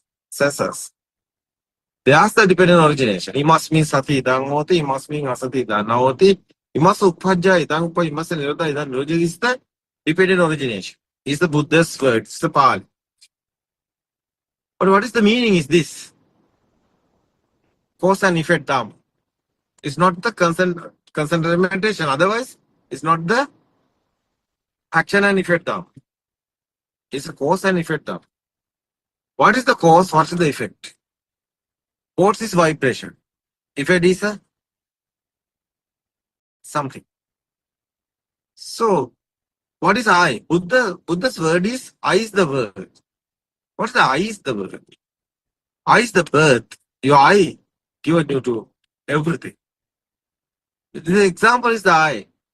But you know eye given the sound, light. But otherwise, your ear given the sound. This, like a factories, it's a product. Yeah. We are talking outside their sound. We are talking outside their light. But it's not true. It's a deep meaning is inside. Why colorblind guys can't see red color, can't see green color?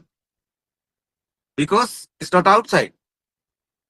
It's their own mind. It's their own eye creating. That is the word. It's your eye is the word. It's okay. I won't tell this. Dharma is our senses creations. Dharma is nothingness, final effort is a nothingness. You know, cause and effect Dharma is a huge story we were talking. How is light? Light is an effort. Cause is vibration. Is very important. It's a speedily sparking happening. That's a vibration. It's very important. That's the meaning. How is creating our senses? How is coming this light, sounds, smells, taste, and hot and cool, smooth and rough? How is coming the alive feel? How is coming existent feel? How is coming alive feel? How is coming soul? So nobody is here. How is telling that? We have feel. No? We have alive feel. How is talking about nobody is here? That's very important. I think huge explain we won't do. Today, tomorrow, and couple of days. It's okay. Tomorrow we can do this. Today time is over. As everybody, I like everybody explain this Suranka and Sudharma and the Chandani. Dr. Chandani know this. Dr. Chandani can explain very well. I think we won't get the chance. Dr. Chandani and the Sudharma and the Suranka also everybody. Yes, Pokila. Yes, You won't sir. explain. Everybody won't explain this. Yes, Not sir. only our Dhamma friend. Everybody won't. I think this very special point. How is light is coming? How is sound is coming? How is this sensation? How is alive feel is coming? No. How is this happening? Death or birth? What is this death and birth? How Buddha's guys win the death and birth? You know, Buddha's guy win the death and birth. They have a death and birth. What's this meaning? It's okay. We can talk about coming soon. Next time. It's okay. It's okay, everybody. It's okay, our chair friend. As you, very important. I think everybody given the questions. I think it's very important. Yes, chair. Thank you so much that questions because our guys are like sleeping. No questions. It's very important. It's okay, Kokila. That was all right. That was all right, everybody. Tomorrow we can discuss again. Namaskar. Thank you, Aryan.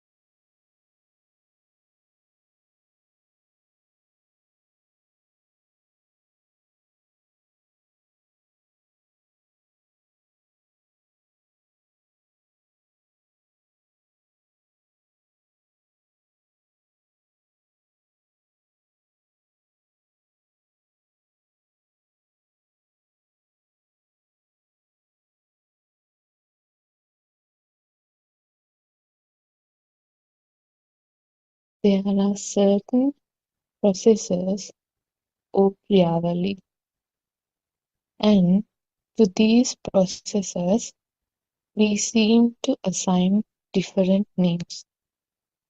These processes could be natural processes or man-made processes. All what we seem to do is that we assign different names to them. Some examples of assigning names to natural processes are given below. For example, look at a newborn baby. Doesn't the baby move his limbs as he pleases? Doesn't he not breathe on his own? Does he not eat when he is fed? But he did not realize or know anything that he does. But the newborn baby does have a process, and he does perform some actions. Isn't your breathing process and the breathing process of a newborn baby who has pure and an untainted mind the same? Isn't this process of breathing common to you and the newborn baby? Now let us also look at the process of walking. You think that you are walking. It is you who assigned a name as walking to that process. There is nothing as walking. In Sinhala, we call it Avidinawa, and in English, we call it walking. It is a sound. What we have to realize is that it is only an action. Therefore, if you remove the sound from the action and only observe the action, then you would be able to erase the name sound that was assigned to it by the Sammuti.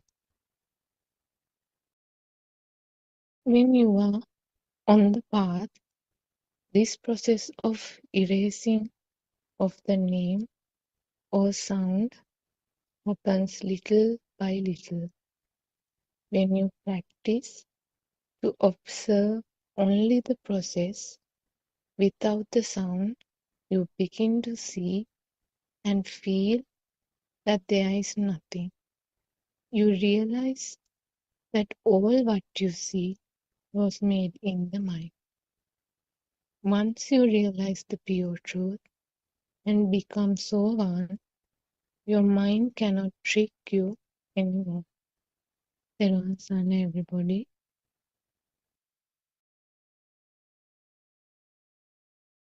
Therwan Sarana Shani.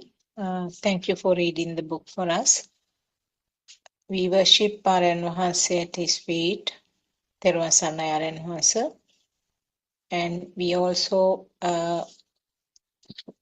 warmly welcome all of you who have joined this Zoom discussion, and also the other friends who are listening to us via other means. So this is our English Zoom discussion as usual. Yeah, going to discuss the facts that was described in the book that Shani read. We are still talking about the mind and the thought, and how this process of thoughts are formed, and how with the growth of the baby, how these thoughts are formed and how they are developed up to the level that we are experiencing right now. So as she mentioned in the book, it's always a thought. Everything is a thought, and thought means it is the collective action of the other five sensor faculties. If you experience simply a thought, which means in simple words we say that I was thinking and this thought came to my mind. So when you mention something like that, it always indicates that it is something happened in the past. It is a mental picture which occurs right now, but it's always the collective function of the five senses which happened at some point earlier. And also it was mentioned these thoughts are composed of the rupa, or the observation of the sensor, and some form of naming behind that. So this naming can vary. It varies depending on depending on the language, depending on the environment, culture, etc. So some simple things given as examples. For walking, the English term is walking, and then in Sinhala we call it Avidinawa. So it's the name part, but actually it's just the function of the sensors. So what happens there now? For example, if you take walking, it's a series of sensor functions. The skin will feel hard or soft things, and there will be a feeling of lifting and keeping a little away from the previous foot. And then there will be a feeling of the joint. So like that, it is a continuous series of sensor functions of the body. For these series of sensor functions, we call walking. So when it comes to the mundane world, it's a thought and a name has been given to a series of functions. So it was also mentioned in what we read that erasing of the naming part, actually it doesn't mean that removing that name part. Actually what it means is that the value which was given as a part of the thought, the value gets erased. Because the thought will appear as if it is happened earlier. So the thought will be there, and the identification of the rupa part will occur, but the value which was given to that total thought is the one which gets dissolved. So those were the basic things that we got from the book. So I think we can start the discussion. Dr. Kokila, Theruwan Saranai.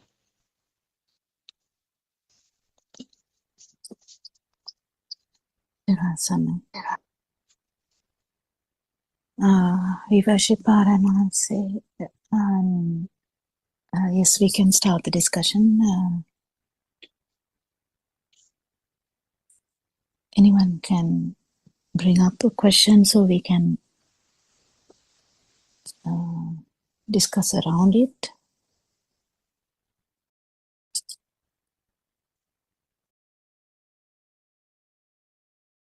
Or we can talk about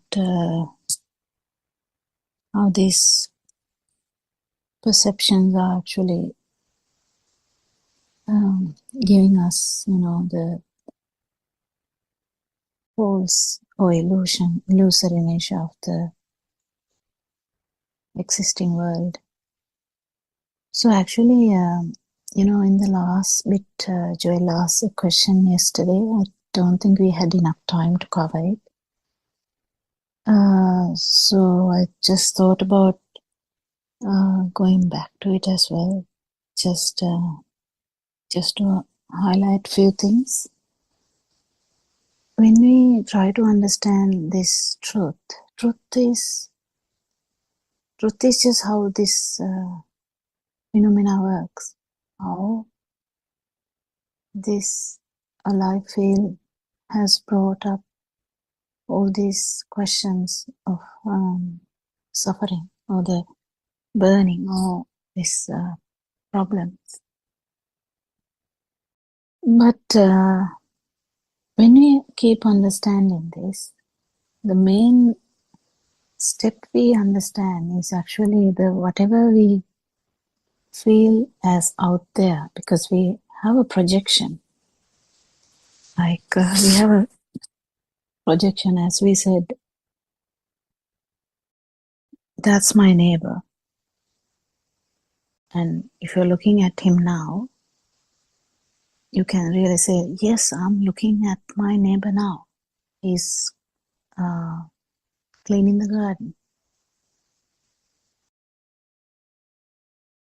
So, if someone say, did you really see him? Yes, I saw him with my own eyes. That's what we say. So it is something that happened. If someone asks you, did you actually see? That means they are questioning what you saw, and you say, no, I saw, definitely I saw his face. It wasn't someone else, it was the neighbor. So,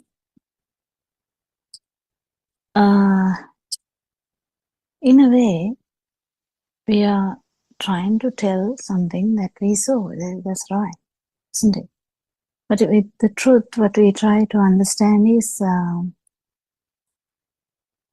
did we see a neighbor? Or what we see is that the neighbor? Or the neighbor, how did the neighbor come to that picture, what you see? So you saw something, yes, 100%, you feel like that. Because the actual seeing or vision is something you feel, feeling of light, or the visual effect. But how this mind works is, mind is a tricky thing. How this mind works is, mind gives you, mind is actually the slow. If you try to slow it down, you can understand it's just flowing of thoughts, one thought. That very fast flowing of thoughts, we call it mind. There's no actual organ called mind. So then, how this mind is formulating is due to that whatever you see, you have a notion that it is the neighbor, like an idea from what you have learned very far back in your small childhood. You know that one who lives near you is called neighbor, or you might call it uncle, because that's how you knew how to call them, or auntie in that case.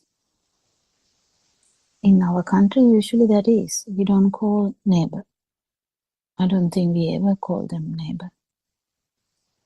So this auntie, that auntie, this uncle, that uncle, that's how we used to say.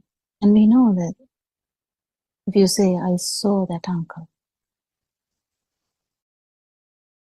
the problem is not actually what you saw or what you actually believe to see. The problem is believing that it's actually a real, this dream that this world we live in. Imagine your twin brother standing there with you and looking at the same neighbor. Whatever that twin brother's mind, how that mind works is different. Because whatever that thought that comes up would be completely different. He may be looking at the same scenario, and whatever that comes up in that mind would be completely different. How come is that? And if you imagine your puppy dog with you, and dog is looking at the same direction, what do you think that dog's world would be? So, which world is correct? Is it your brother's world? Is it your world? Or is it dog's world? Or in that case, if you imagine a fly nearby, what is the outcome of that world? So, which world is correct? Every being, unicellular or multicellular, every being has a kind of a outcome of whatever the sensory organ they have. Some sensory organs is just the kind of the skin, specifically in a worm. That is what you can understand this.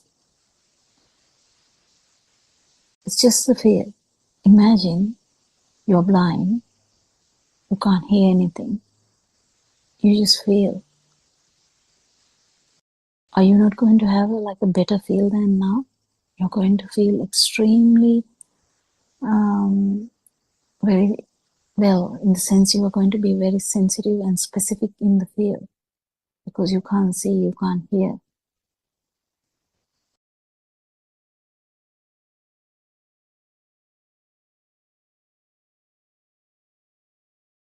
Even with that, you will have some kind of understanding. So even with one sensory organ, any being will survive. Yes, if possible. So whatever the world, whether it is a world of a cat or world of a dog or world of a human, world of a fly, world of a bee,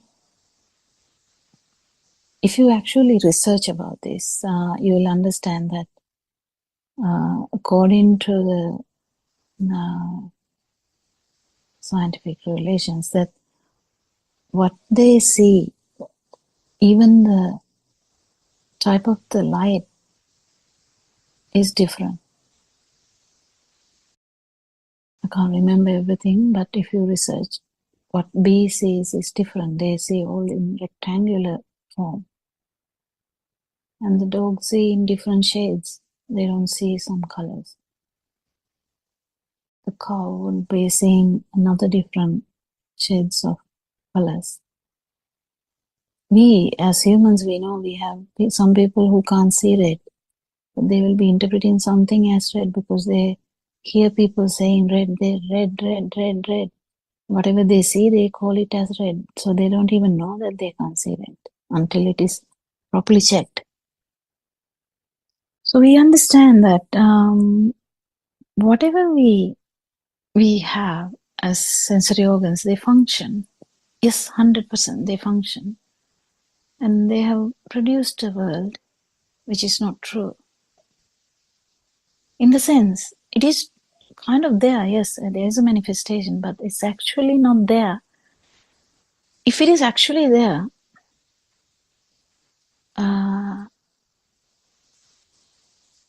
you should be able to like feel the same way as all the human beings. 8 billion people are completely different. There's another reason for that too, because their vibrations are different too. Anyway, what I was trying to come to is the question of the neighbor or the relative or someone.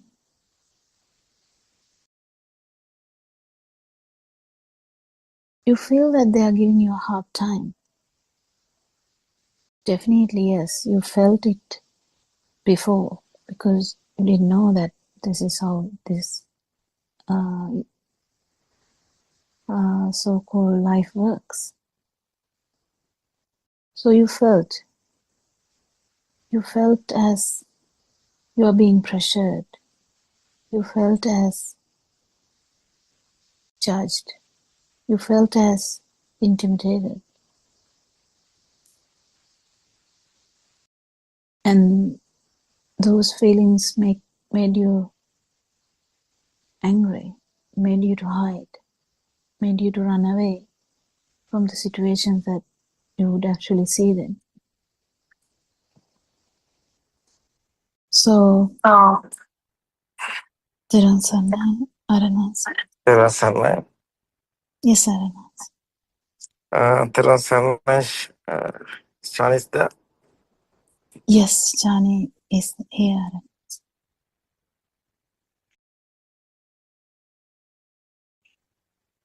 Dhiran Sarna. We can hear.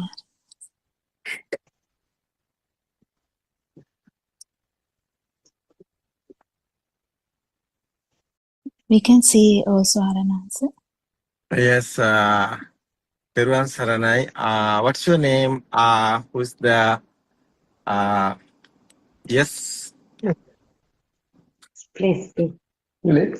Yes, I liked yeah.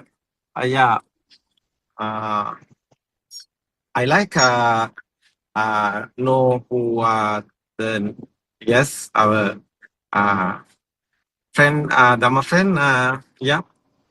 What's your name? My name is Theo. Theo.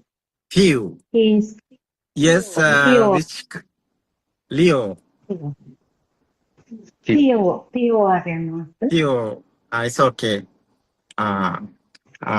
Theo is where's the country? Germany. Yes, Germany. Yes. Yes, how old are you? 32. 32. Pardon? 32. 32. It's okay. Yes, it's very interesting, the truth. What is the truth? No, it's very interesting. What's happened here? What is the truth? Who we are, where we are from. That's very important. What's happened here? No, well, we don't know the truth. We know what happened to us. We are thinking after death we are going somewhere. What's happened to us? We don't know. Someone telling something. We are going to heaven. It's okay. We don't know it's happened. No. We are believing. Yeah, we are going heaven, or we are going hell. It's okay. It's a believing. We don't know. We haven't experienced. That's why we are thinking. Yes, Hindus are talking about the other believing. Muslims are talking about the other believing. The Christian also other believing, and the Buddhist guys also thinking about like that. The heavens and hell. So what is the really happening? No, we don't know the really. No. Really, we don't know what's happened here. That's why, it's very important. Yeah. I like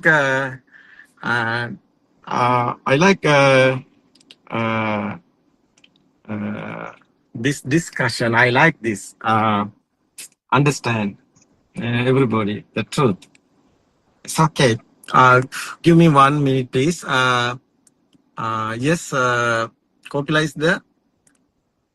Yes, Kopila is okay. Yes, sir. Answer.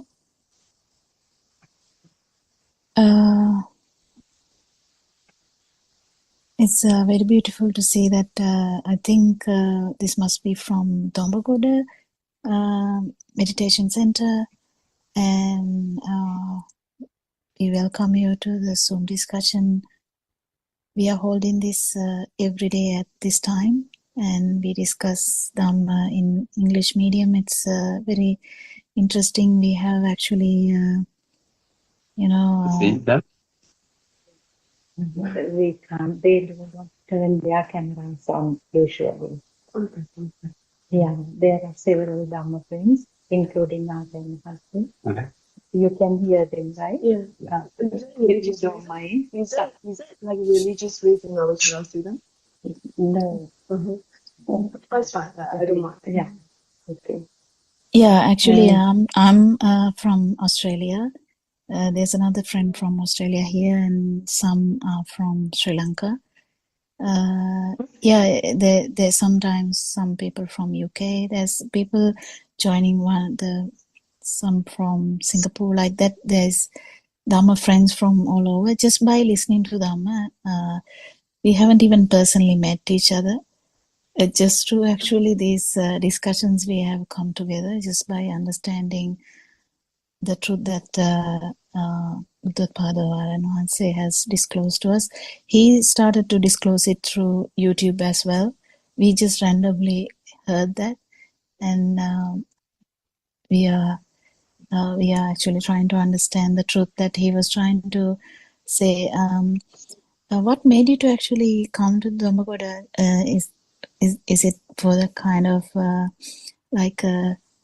to find some tranquility, or what was the idea of that? Would you mind telling us? I guess the main idea was to calm down.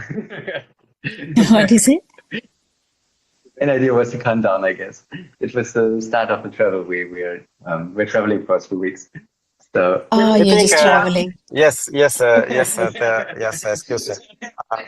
I think it's finding the relax. No, finding the relax. No, that's why.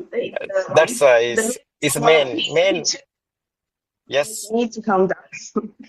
Yeah, it's a It's a calm down place. Yes, that place is very nice for that. This is working Uh, already. So this yes, yes, it's a what it's did a what did you relaxing place, no? It's a relaxing there. It's nice. Very nice. I think it's the best. I think it's the what to be happen here. Because our mind always struggling, our mind always busy, our mind very tired, no, our mind very rush, no, our mind is like a is not mind is not relaxed. Mind always is generating the power like that, attach and disattach, no, attachments. It's like that. Mind always like that. It's a crave, no? It's going the attachments. Is sometimes attachment becoming disattached because the mind is tired. I think relaxing. Everybody want relax. Yeah, life is very busy, no? That is why people want relax. It's interesting. Yeah, it's the main. My name is Angie. Anjali, yeah. My name is Angie. Nice meeting you. Anjali, yes, Anjali. Have you any questions? Ask me. I want to Anjali.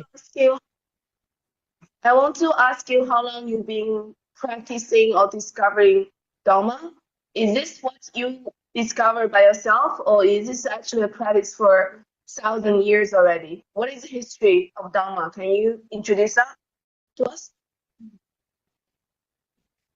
I think you're asking me how long you meditation is doing. That's the question, no? No, how long you've been practicing Dharma, which we're listening to? How many years, and what is your personal story? Can you? Personally, yeah. My personally is when I'm a baby, it's automatically I am doing this because my grandpa doing the meditation. My grandpa also still today alive. Grandpa not dead. Grandpa 90, I think is 96 now age. My grandpa 75 years, I think, is meditation doing. I'm becoming the meditation when I was 5 years or 6 years. It's automatically happening because my uncle, my mom's brother, my uncle, also a monk. So I have this type of family background. That's why when I was a baby, I'm doing the meditation. So 30 years doing the concentration meditation. So my grandpa teach me and my monks friends teach me, and otherwise I'm always in the meditation path because my mind always go in the forest. I like forest. When I was a baby, I'm always in the forest. My mom sometimes told me, why you are going to the forest? You want to study, you want to go doing the job, you want to do something. Why you are going always forest? But my mind is always going to forest because I want alone. When I was a baby, I don't like studies. I don't like anything. I want only the forest. I like the birds. I like the trees. I like the sky. I like everything. So today also I'm in the like that. I'm in the forest always. I'm in the forest. So I like alone. I like alone. My feel always going to alone. So that is my feel. Is alone. Always is alone. So it's nice. I'm not inside. I'm in very happy. So I like it. Yeah. Because silence is good. That is why I choose this place. It's nice. It's a silence. It's nice. Yeah. Silence is very important. Yeah. Yeah. If the We've been Yeah. educated past 2 days about the ultimate goal of Dharma is to let yourself go, right? That is ultimate truth, to end the suffering and end the rebirth. So I want to ask you, if the 1 to 10, 10 is you have reached the ultimate truth, that you let yourself completely go. If that was the goal, how much you would rate yourself, 1 to 10? Where are you now, after 30, 40 years practicing? Yes. Thus, Dhamma is going, the way is awareness, super awareness. What is the super awareness? Is samadhi. What is this samadhi? How telling this? It's like a nature. Everywhere you are, sometimes you are going rush area, more people is there. But you are in alone. How is happening? This internal transformation is the very important. It's not thinking, it's not the mind. It's your internal transformation, it's your changing. You are not anything to vibrate. So every time the system is working, senses are creating, thoughts are here. It's okay, no problem. Because you are inside, in silence. No problem what is happen outside. Because you are not attached anything. How is this internal transformation is happening? Like I know. That's not my question, by the way. Thank you for sharing. Yes. The question is, where are you now after you practicing so many years? Where do you see yourself? Yes. I'm in nothingness stage. But everything is there. But my inside is nothingness stage. No being, no living being, nothing existent. I'm in free mind. Yeah, I'm in freedom of mind, liberation of mind. So you want to go already? Yes, of course. Yes. Okay. Congratulations. So how do you feel like? How's your state of feeling? So, or how's your? Do you reach Normally, enlightenment? Yeah. How do you know? It's not thinking. It's not thoughts. It's internal transformation. It's happening. I'm not telling lie. Hey. I don't want to tell lie anybody. It's my experience. It's my experience. I explain others. So I'm not force anybody. I'm explaining my experience only. Someone can realize. Someone can study, but I am telling. So I'm telling the way, I'm telling the path. Someone following this way definitely is coming finally stage is super awareness. I'm talking about super awareness. It's Buddha's word is. So someone talking about enlightenment, but I'm not talking enlightenment. Enlightenment is Hindu's word. I'm talking about super awareness. Is the enlightenment? Yes. Nobody is here. No one is here. System is working. First, everybody won't understand how is this senses creating. What is this alive feel? How is alive feel is coming? How is this alive feel is coming? How is this existent feel is also coming? So when you are baby, you are in the cot, it's a radiant mind is there. No defilements. But after kindergarten time, how is coming defilements? The people don't know how is coming these defilements. So that is very important. How is creating these senses? Buddha explaining this. What is this world? Is censoring world, not any outside world. So animals in others world.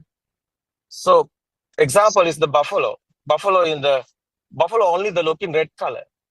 Buffalo have red color world. We are talking about 7 color world. But some insect, They have 8 type of world. So this varieties is animals. It's not same world.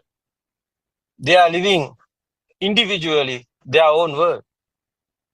You also same. Your world is your senses creating, no? Not outside anywhere. It's your sensory world. It's very important. May I ask how old are you now? Excuse me? Yes? May I ask how old are you now? Pardon, please? I think I'm not heard. How are you? How old are you now? What is Sudharma, what's that question? Answer. Actually, they are interested in about your personal life, basically how you feel less than fully recent one and your age, etc. Now she is asking. Yeah. Very important. I'm living normally like you. No, Not happen anything. Yeah, that's a internal transformation is not the outside picture. Why he doesn't answer my question? No, I asked him, how old are you? Like, he's 32, I'm 32. How old are you? Yeah, I'm 50 years old. It's okay.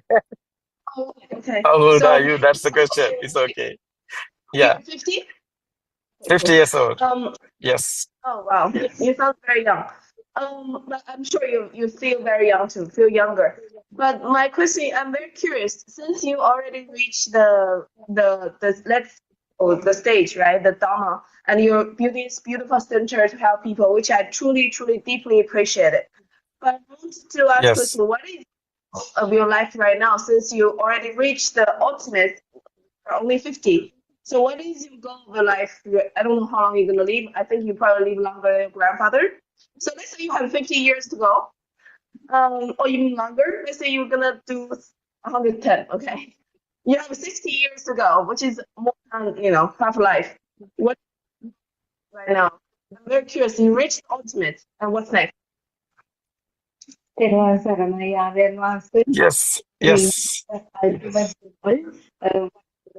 Why want to do and what do you want to do next?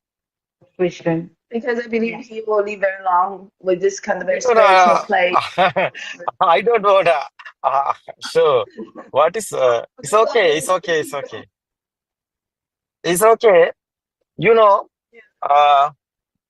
The people innocent, no? People don't know the truth. They are like a blind. They are born like a blind, and they are living like a blind, and they are dead also living like a blind. They don't know what happened here. They don't know what is the truth. They are thinking they are come somewhere. They are thinking they are living. After they are thinking they are going somewhere. But especially, we won't know who we are. Body is not you. Mind is not you. Who are you? So it's easily telling me, but we can explain. You are not anywhere. You are the power. You are the vibration. You are the vibe. This vibe is zero, is happening. Everything is normally. Senses are working. Nobody is here. System is working. Very interesting in the mind sensor. Because thoughts are coming. No value is here. But normally everything is normally. Nothing change anything. But you are inside, not suffering. No, not suffering is not inside anything to any attach. So it's very nice. Yeah. Because you already enter your suffering. So what are you gonna do for the next 50 years? I don't want anything, because the timeless is the really answer. Time is a thinking. Yeah, no death or birth is here. Every second you are the living, you are the birth and death is 1 second here happening. It's your mind, it's your thought. Thought have a value. No, nobody is here. Thought have a value. That's your birth, that's your death. No, thought is the spark like that. One spark is happening every time. That's every time is one thought is here. Future, you are thinking this present moment. History also, you are thinking this present moment. You are living only this present moment, this one thought. But this one thought, you won't understand everything you are know. You know, you are thinking your future, you are thinking something, is your present moment only the thought. The history is something you are remember, that this present moment only the thought.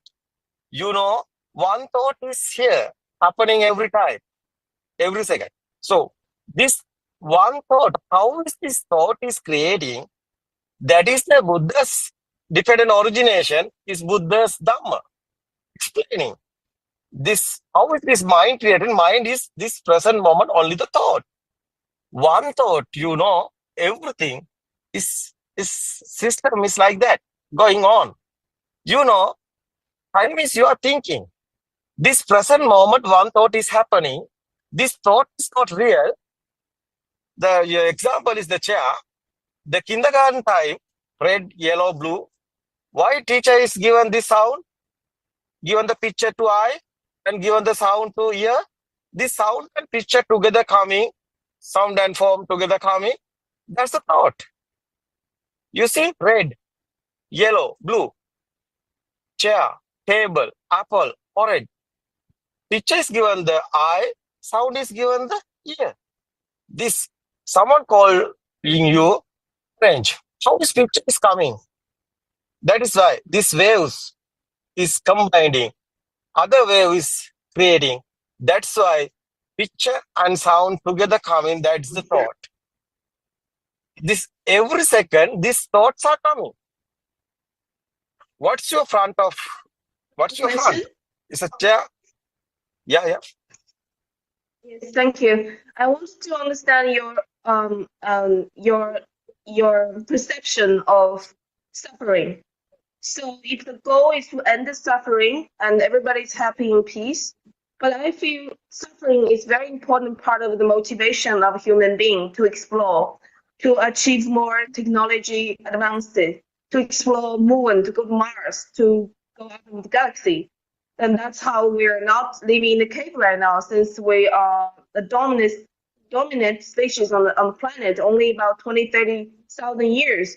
And that's what drive a human being, because we suffer. Imagine you're a baby. How do you know you're not touching the hot pot, right? You put your finger on the hot pot, you get burned. And now you suffer, it's pain. Now you know you're gonna avoid that hot pot. Similarly, if we don't suffer, there's no learning process for human as a species to grow. That's my ultimate dilemma since I arrived here. Is if we end the suffering, do you agree that you end the motivation of a human being to evolve and everybody just in peace? If imagine 17 billion people right now on the planet like you, we end the suffering already, where are we going? It's okay. That's why. Question is everything is on mind. You are thinking. It's thoughts. Thought is not real. Nobody is here. No one is here. System is given you to this price. Is your life field. Not real. Why we're even existing? Why we're even breathing? We should just kill ourselves, right? You know, someone understood the truth. Nobody is here. No one is here. This is a power. This is a power. Mind is a power. Yeah. It's useless. Yeah. We're not doing anything. We lost our drive of going forward. And it's just very confusing for me. No, excuse me. Excuse me, madam. It's okay. I explained to you. So this is huge stories here to explain, but it's okay. I explained little bit. So everything is your thoughts. Galaxy is your thinking. Otherwise, everything. But you know, the baby don't know death or birth. Someone telling death and birth. The baby thinking death and birth. Baby don't know death and birth. So after you are thinking, one day I'm die. Yeah. So that is thoughts. Thoughts given you suffering. So this now, this present moment, you are thinking you are dead, you are in suffering. But you are not thinking the death, you are not in the sad. Why? You are not thinking. But these thoughts are given you to sad and suffering. That is why everything is thoughts. You are thinking. Suffering is human as well. It will end on suffering, will end on the meaning of life as well. Yeah, it's okay. It's okay. First, you won't cool down. It's okay, madam. Sorry for this. This is not this understanding one. Sorry, this is understanding one. This Dhamma is understanding. First is you can experience. Okay. I'm not confrontation. I'm just very curious about where. No, it's okay. I explain. Because I've come here to learn. I want to be inspired. No, you can be in happy because finally you are in happy because first you won't understand. Second, this you can experience it. The system is working. You are looking the system. Yeah, it's okay. Deep meaning is here. First you want how is the system is working. How is the thoughts are creating? How is the sound are coming? So you are blind, you can't see. You are deaf, you can't hear. But you know, this sensor given you to colors is like a camera. Your ear is given you to sound. It's like an equipment. This system is working. The power is generating. You know, thoughts, how is coming the power? That's the real question. You know, every time you are looking something, you are not anything to an inside pain. It doesn't matter you are looking or no, but you are looking something. Your inside pain is coming. Power is there. That is your alive field. That is the power. The power. You understood how is this power is coming. That is the magic. How is happening. You know, is consciousness is the magic. How is magic is happening. You haven't a magic. After you know mirror, everything you can see the mirror, but mirrors haven't anything like that. Finally, you know this real world is not real like a mirror. So after you understand why, it's okay, no problem. Your senses are working. Something spicy you are eat is okay. It's coming hot. No problem. It's okay. You are smell is taste. It's a jasmine. It's okay. Nice. It's everything normal you can experience. But your inside, nobody is here. You know, it's okay. System is working. Very nice life is finally coming because nobody is here worry. Nobody is have suffering. Nobody has sad here because nobody is here. Everything. So you know these 6 senses: eye, ear, nose, mouth. Your body and the mind. These 6 senses working naturally is natural phenomena. Nobody is doing this system. It's okay. Otherwise, especially the mind sensor also working. You are not doing. You know, concentration meditation. Sometimes you are try. It's okay. You don't want thoughts. You are in lead cross sitting, and you are brief. It's okay. It's happening. Exhale and inhale. But you don't want thought. But thoughts are coming because you are not thought. Mind is not you. That is why thoughts systematically coming. You understood the thoughts how is coming. What is this thoughts? I don't know thoughts. That is why you know thought is not anybody. So finally you know these 6 senses not anybody. This you know this experience you can experience it is here. System is working. Senses are working. Nobody is doing. Nobody is here. But you understand. What do you think of love? Love is okay because love is nice experience. Is mind sensor given this? Is you can feel otherwise inside. So this feel is very important. Is normally this you finally you know everything. You know how nobody is here. Yeah, it's okay. Yeah, love is also is okay. Love is coming this sensor. It's mind sensor. Yeah, mind sensor coming this love because something you are looking again and again and again. system is coming automatically. After his power is generating, you want it. That is loving. It's okay. Otherwise, you have inside feel because that's the power is there. The love has a So you power. love emotions. Yeah, yeah, yeah. Love is also a suffering for you. So if love perspective is actually a suffering, can you explain it a bit? When the self love without the self and Y- so yes, yes, Love yes. for you. What is the You have question? to Is end it. Sudharma? asking whether love is a suffering for you. Love is also a suffering. Because this system very important to understand. It's okay. What is really loving? Is really loving. You want is a loving. You are talking about the girls and boys is doing this loving. It's okay. The moms, babies doing the loving. It's okay. Everywhere, so love is there. It's okay. What is this love? It's very nice experience. It's very nice feeling. How is this love is happening? So without before you are loving, you are in normal. There is no loving. But this sensor is attached system is working. When you are a baby, you are in the hot also. So system is attached system is sensor system is attached system. Everything is attaching is happening.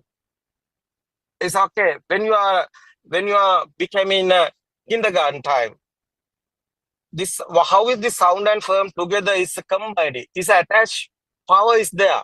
Every senses is creating attached power. This attached power is normally, that is why sound and form together coming, that thoughts are coming otherwise. This attached power. So after you like red color, sometimes yellow, because again and again these colors are coming, is what your style of fashion, your experience. Are you hear me? Yes. Thank you for your time. I appreciate your really generously time with us, your thought. I have no question anymore. No, madam. No, madam. Give me 1 minute, please, because it's okay. It's okay. I will tell you, this system given you to love it is systematically happening. It's okay because this system is working. Sensor system is working. This sensors is creating, is attached, is automatically is there. After what you like, baby, when you are baby, it's a kindergarten time. You like bottles, you like pencils. So that's the time of kindergarten babies. It's a loving. There's a teddy bears, flowers. What's there is a loving. After becoming younger, is a hormones. Otherwise, the body physically is coming, grow up. Is your body feel is coming. After attach also coming. So that's you attach everywhere. Colors, sounds, smell, taste. Not only that, it's a body also. That's why it's your loving also coming younger. It's also hormones also supporting. But this system is working. That's why it's loving also coming others, girls and boys like that. After it's a again and again, and it's a coming. This is a powerful loving is coming. It's not everybody. What's your type of experience? That's your. I think it's a suit. It's a suit. It's a matching. The wave. You are inside. There's a wave. It's your lifestyle. What is that same wave? Others guys. That's your like it. That's why it's a love is coming. It's a divine love. It systematically is coming. Nobody is doing. Children? I ask. Yes. Yes. Oh wow! Congratulations! I'm happy for you. Divine loving I'm talking about is the same waves. What is your like it? Is your partner also like that? Is your same feel is there? That's the divine loving. One thing I don't understand. So you feel, what do you love? Sorry. So you feel unconditional love, or you feel love, or Yes, Yes. Sudharma, what's the question? Yes. Yes. So he's asking whether it's unconditional, like No, I'm not heard. I not heard that. I think it's good. asking. Ask again. So Yeah. you were asking beginning about the experience fully awakened one. So how do you experience life and so on. So now what he asked was your definition for love is unconditional love. I how mean, we experience? biasness. Yeah, how do you define love? No, how do you experience? Yes, love. How you feel? How you feel about love? I'm not heard your voice. Sudharma, tell me the short. Yeah, sir. How do you feel about if it's directed to one person? No, it is selfless love or unconditional love. Normally, people expect in return the other person to love me. If I love someone, we expect the other to love me as well. So, as a fully awakened person, do you define the love in the same way? Yeah. Or is it unconditional love?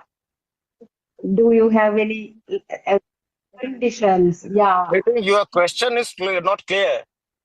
I think Sudharma is talking more. Yeah. I think you asking is good. I think Sudharma talking more there. Yes. I want a direct question. About how you feel unconditional love. So what is your principle? Kokila, do you know? Do you heard that?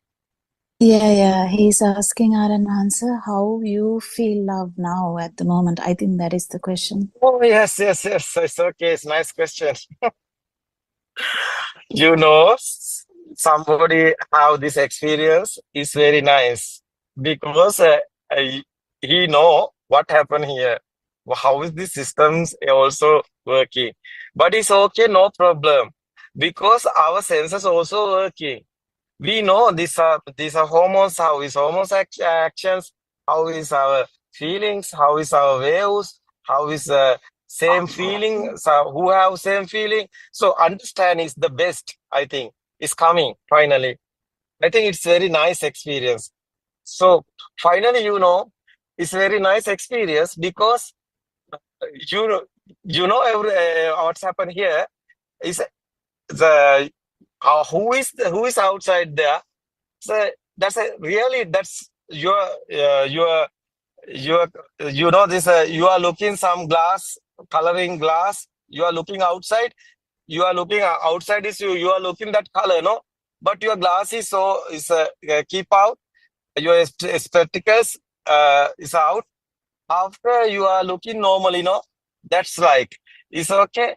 Your side not anything, your side not any art, your side not any anything to you are not painting anything like that example, but normally you can see like a water, like a clear.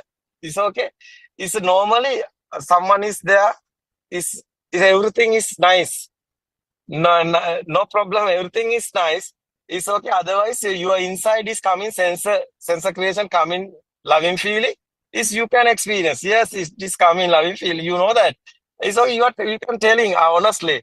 Yeah, I have this type of loving feeling, but no problem is there because it's your honest. No, it's your honest. It's okay. It's a sensor creation. No, you know that. It's okay. Someone is telling no, I don't like it. It's okay. No problem because it's a system is working. The system coming this. There's not any problem is there. It's a nice experience. Yes, it's okay. But it's a way. At least I made a. Yes. Am I asking? Yes. So, well, so far I made when I was meditating experience that kind of love, but also peace is something which gets more deep. And this may be the reason why love is beyond what you were telling. Like every sensation is passing, so it's just passing away. But if I focus on love and peace, it gets more deep and it's not passing. It's not passing away, right? So this can be taken or discovered as if there's something which we are truly, because every other sensation I agree, which is just arising and passing. But if love is just getting more deep, well, so it's never going. Kokila, yes, Kokila. Yeah, I think he's explaining how he felt, when he concentrate on deep loving, how deep he feels. I think he has meditated before, maybe. Yeah. It's Yeah. okay. Yeah, it's okay. No, Yeah. I mean there's one. I think there's one. Oh, maybe you can hear me now better. I take the phone directly on the to speak. So far, I think to have the experience that I think Sudharma, your video is off. Yes, I can't see you.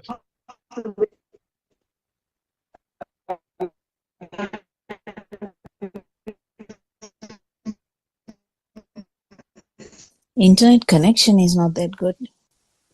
That's why it's okay. No one. That he can understand all other Sudharma, meditation. Sudharma, I think his From the love angle and is wrong. meditation. Angle is wrong, Sudharma.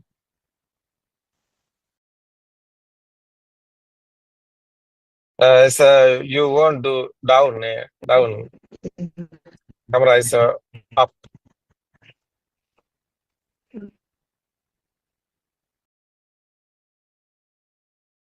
You try.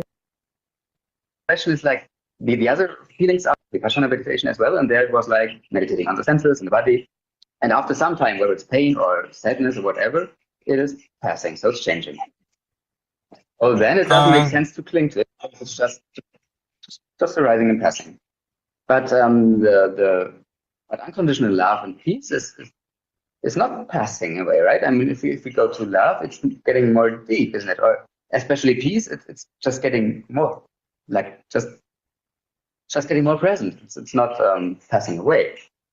This seems to me a proof that there's something beyond what you're telling, that everything is illusion. Because everything else is passing away. That's right. But if love is just remaining and getting more deep,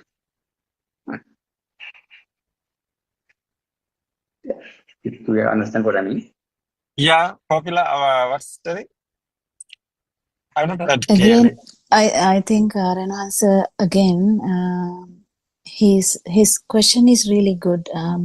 What he's asking is when he's asking about his meditative experiences.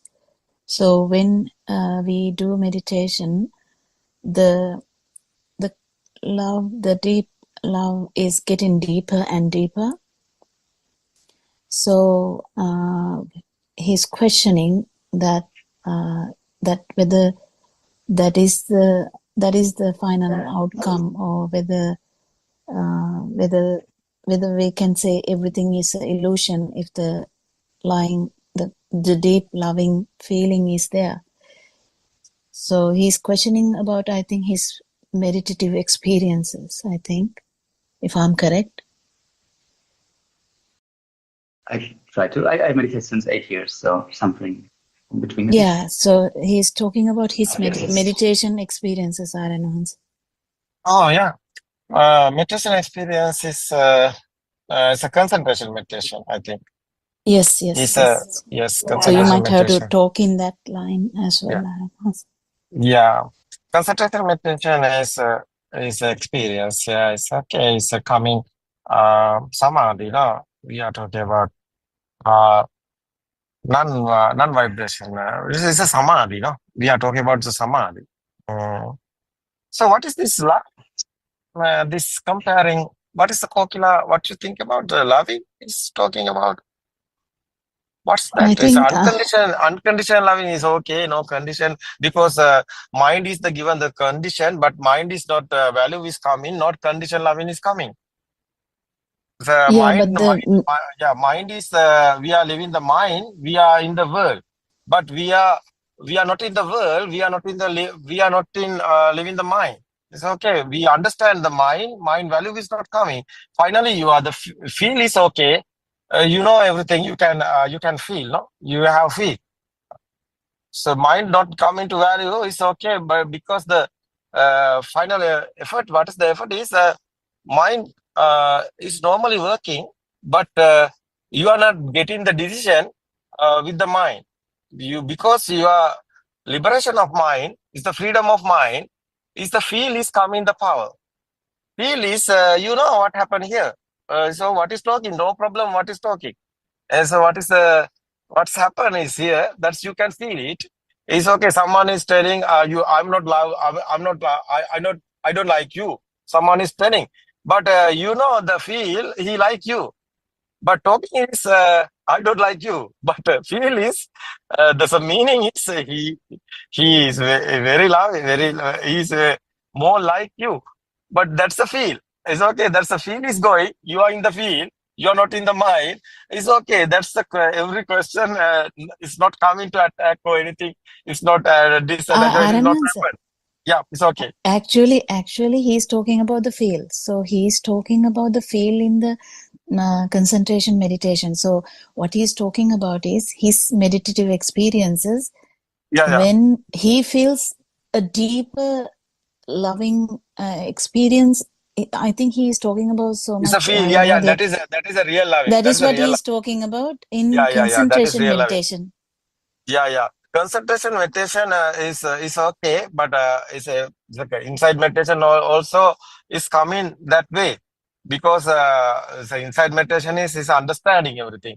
It's okay. Concentration meditation also feeling can understand. So feel is so he know the feel. It's okay. Feel is okay coming, because mind concentration meditation also going. What is that path is mind is. So you know this samadhi is we are talking the final stage is the samadhi. No, the samadhi mind he know the feel, he know the mind. The concentration meditation. Finally, he know the mind, he know the feel. He is coming to feel is okay. Mind can't do anything because feel he in the feel. So that is very important. That is okay, no problem. Concentration meditation also going that way. So inside meditation is understand the mind is definitely happening. Mind not coming the power. That is why feel is happening everything. It's okay. It's very nice. I agree with you. Can I add something, Araman sir? I Yes. think Kokila, directly to him, I would say your meditative experiences are fantastic, and you know that you felt the loving kindness. The main importance of the insight meditation is you will not have the craving for that loving kindness even. That is the beauty of this Dhamma. So if you actually, because now you are actually someone who has meditated for 8 years, so you kind of feel, you feel something. You know that there's like good feeling. So you are seeking for that. You look for that. You like that. You feel that it is the most beautiful thing in the world. That is correct. But the thing here, if you actually get to know this insight meditation, what are we actually trying to say is this beautiful experience will be there, but the craving for that even is not there. That is the beauty of this insight meditation. Yes. Because how is stopping the crave? Because you like that the crave is there. So yeah, loving kindness also there, but crave is there. But crave is coming. This someone is here. That is why crave is there, because somebody is here. Crave is there.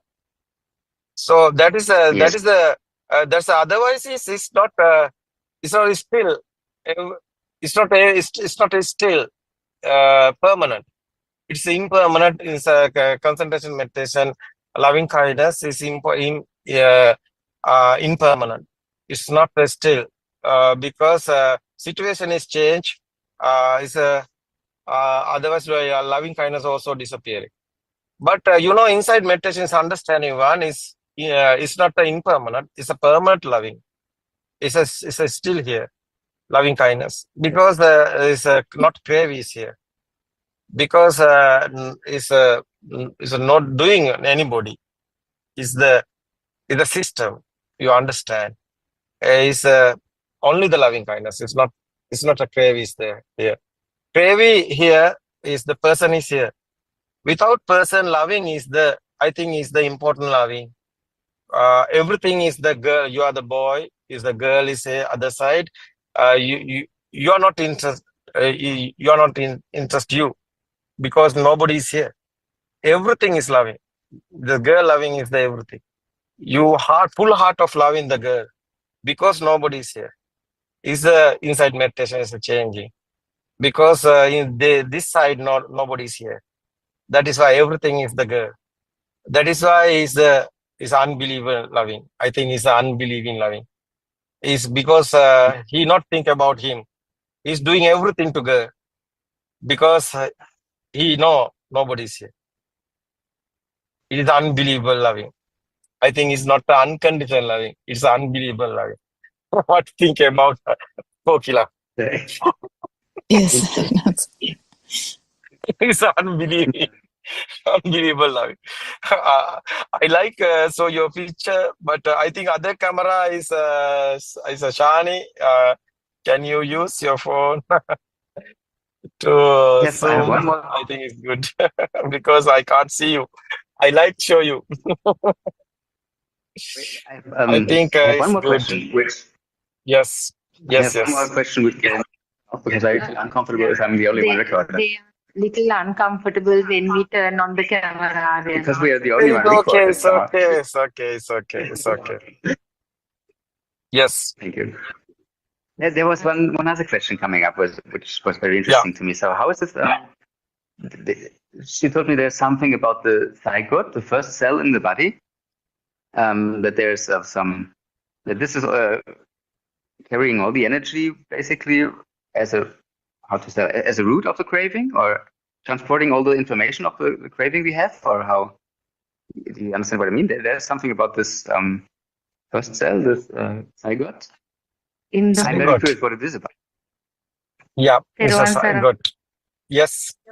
Yes, Sudham. In the discussion of the Buddhist philosophy, he has watched all the videos and he wanted more and more. He says he's thorough with the mechanism of the six sensory organs and he's worried about the sense of self. What is there other than the power generated through the stimulus? Then I had to tell about that zygote and the taints and all. So he wants to know more about that, Aryan Hansa. He's asking Yeah, it's about okay. That's a craving. We are talking about alive feel. Otherwise, existed feel is same alive feel. Otherwise, the craving is same. That is the soul. Otherwise, it's a craving. There's a craving is a fading. Is a craving is disappearing finally. The truth. First, important is you won't know the truth. Since everything is sense creation, nobody says system is working. Systematically coming in the alive field. This craving also is a power. It's okay. Alive field also power. How is power is coming? These sensors like a solar power. As an example is a solar power like that. Nobody is doing systematically coming this power. Is okay. This power is one sensor also come in the power existent field. Light also existent field. Is otherwise sound also existent field. How? So that's why consciousness we are talking. Process of becoming the consciousness. Consciousness word is power. That's why we are not talking about the trees. It's a living. is a living being. So we are talking about the what's this living being is a consciousness field. It's a consciousness. How is coming? It's a power. Yeah, it's a field. It's a life field. Yeah, it's a soul. Otherwise, it's the crave. Everything is same. It's a field. It's the craving and the alive field and the existent field. Also, everything is a one power. We can experience this. It's a one power. It's a power. You know, every stimulus is this power is automatically, systematically is happening. This this zygote time is a telepathy we are talking. Is a tuning fork example. Same tuning forks. One you can touch is the tuning fork is vibrating. Other tuning fork also vibrating. Same system. So you normally you have power. This last briefing is happening to this present moment is a death. It's okay. Power is there. Is where's the place? That's your ego. That's your ego is the power. What's that ego? Ego is the power. That's why. Ego is how much have ego, like a monkey. So ego is there. It's a vibrate is there. It's a power is there. So more ego you have, you are not a monkey. You are like a dog. That's a dog. Zygote is there. It's the vibration is like a same tuning fork example. So vibration is same. That is why. So you're connecting That's a Buddha's explain. zygote. Yeah. Is your ego, is your craving is given this power. This power is disappearing. This rare this human life. Otherwise rare this understand the Buddha's word. It's a rare this understand. There's a rare this is a human life. Otherwise you can understand after power is disappearing. The circle of birth is over. It's not happening again. That is why crave is over, everything is over. Crave is over, your power is over. That is why. How is there's no power is there? How is vibrating the zygote? It's not happening. You are not again a birth happening. So that's your last birth is today. That's your so this is what you experienced? Yep. What's that question? Yeah, interesting. Yes, interesting. Very interesting. Yes. That's the only thing he was interested in, and he was asking more and more about that. Yeah, I know. Unlimited questions. Yes. Thank you so much. Thank you, everybody. Yeah. Glad to meet you again. Sometimes I'm coming there, so this time I'm not there. It's okay. Next time we can meet. Yes, my friends, it's okay. Thank you. Happy to meet you. Happy to this discussion is going on. What do you think about Kokila? Yeah, it is so lovely, and we invite him and her to coming again. To come again, and also you can join the Zoom discussion at any time. Yes. You can discuss, and so you can join our Zoom discussion anytime, every day. Also ask the question. Yes. Open this Zoom discussion. Your country, German guys, also come in. It's okay. No problem. You come and discuss our friends, our Kokila and the Suranga and the more guys is here. I think is Saroja also UK is here. No, Saroja, are you there? Yeah, I am here. Saroja, what do you think about you are in UK? What do you think about this German friends? Yes. Yeah, it is Saroja? very important that he is talking about the concentration, meditation, what he experienced. There is more love, and he produced more metta to the others, to external world. But there is existing world for his mind. That is the problem. That's what he needs to understand through insight meditation, through vidarshana meditation. So if we do the concentration meditation, if we have more metta or more love for others, that there is self-existing him and the external world, both sides. There are both sides. that is the entangled point that he need to understand.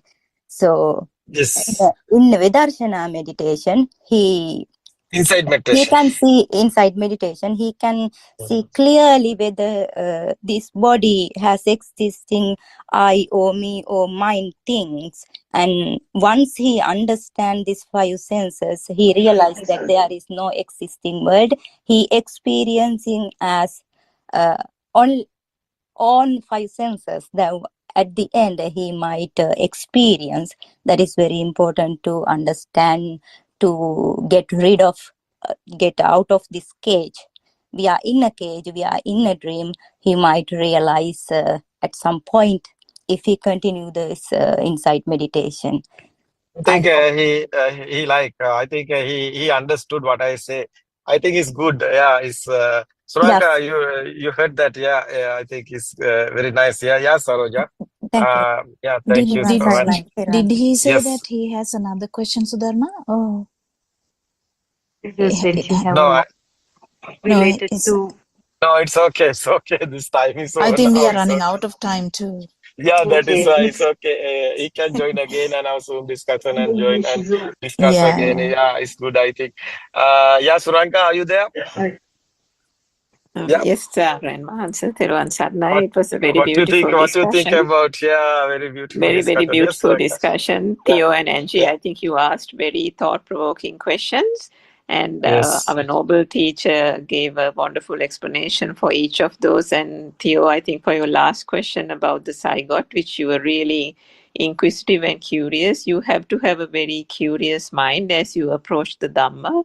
And you do have that. You have done your own research, and that is really wonderful because when you bring your experiences, you understand the truth from where our noble teacher is explaining, and you will be able to really deeply reflect on the truth that he has been explaining to us in the last 1 hour. So we hope you continue your search in at the International Center, as well as please join us in our daily Zoom discussions. We have very knowledgeable and very experienced people. Dr. Kokila can explain to you very lucidly, very simply, and sometimes our noble teacher also joins. So please join if you can. Even if you go back to Germany, you can always tune in through the Zoom link. Thiruvan Sarnai. Yes, Terwasana, Suranka. Terwasana Kokila also. Terwasana Saroja. Terwasana everybody. Terwasana Sudharma. Yes. Yes, Terwasana. Just also there. It's okay. Terwasana. Thank you, Aryan Mansur. Thank you so much. Thank you so much. Otherwise, yeah, I like your voice. I like your sound. I like both of them. It's okay. You are fine. You are very interesting because you are wisdom guys. Because you want the truth. You understood the truth. It's very nice to meet because that is the good friends, wisdom friends. So it's okay. Thank you. Thank Yeah. you, sir. Thank you. Yeah. Yes. Terwasana, everybody. Tomorrow we can join again. Terwasana. Yes, Terwasana.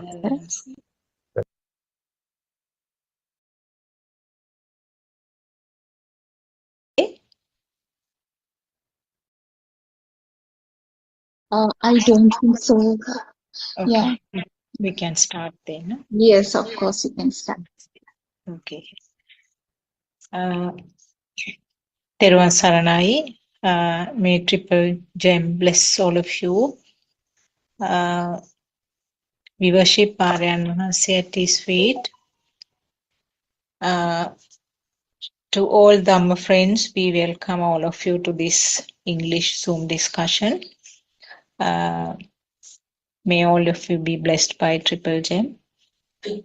So, as usual, we are starting our 1 hour 15 minutes discussion in English medium on Buddothpado teaching, which we actually discuss according to some of the books that were written by Aryan Mahansi, the noble friend.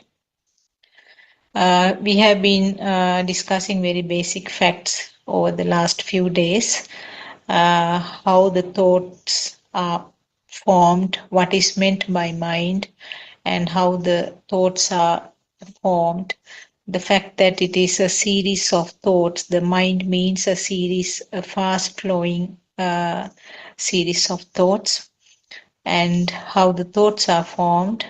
It's actually the collective action or merging of the 5 sensor functions. So this is basically what we were discussing, and we also discussed the fact that the little baby who has the so-called radiant mind, who has only the sensor function where the ability to see, hear, and feel, but eventually there is these sensor functions turn into a combined different type of function which we call a thought. And now at this stage there is no way of going back to the initial sensor function. What we end up is having a thought straight away. So everything that is experienced is a thought. That means some form of naming and description occurs in relation to the sensor function. And it's as a thought, the different names are given to different products. Now, one of the examples given was when there's a particular shape, we call it a car, and a different shape, we call it a lorry, and yet another different shape, we call it a bicycle. For a person who has no idea about this English language that I'm talking right now, the word bicycle is just a sound, but there is no meaning or no naming because there is no previous experience. And also, it's the world or this world of thoughts is created as a result of the sensor functions. So our world is actually limited to the ability to create something by these 6 sensors. So different animals will have those similar restrictions and have their own worlds created by the sensors. So this is what is described in Pali as Salayatana Loko. So we are in the process of understanding this process, the formation of this world, and formation of the world means the sensor function, which is again a creation at the sensor level due to the fast happening, and then there's creation of the thought, and there's a rapid flow of thought which we call living, or we feel the we have this alive feeling or the feeling of existence because of this rapid flow of thoughts. So I think I will stop from there because we have run out. We are we are behind the schedule. I invite Dr. Kokila to initiate the discussion. Teruvan Sarnai, Dr. Kokila, and Teruvan Sarnai, all Dhamma friends. We worship our Advanced. We'll start the discussion. Anyone can bring up a question which will help the flow of the discussion.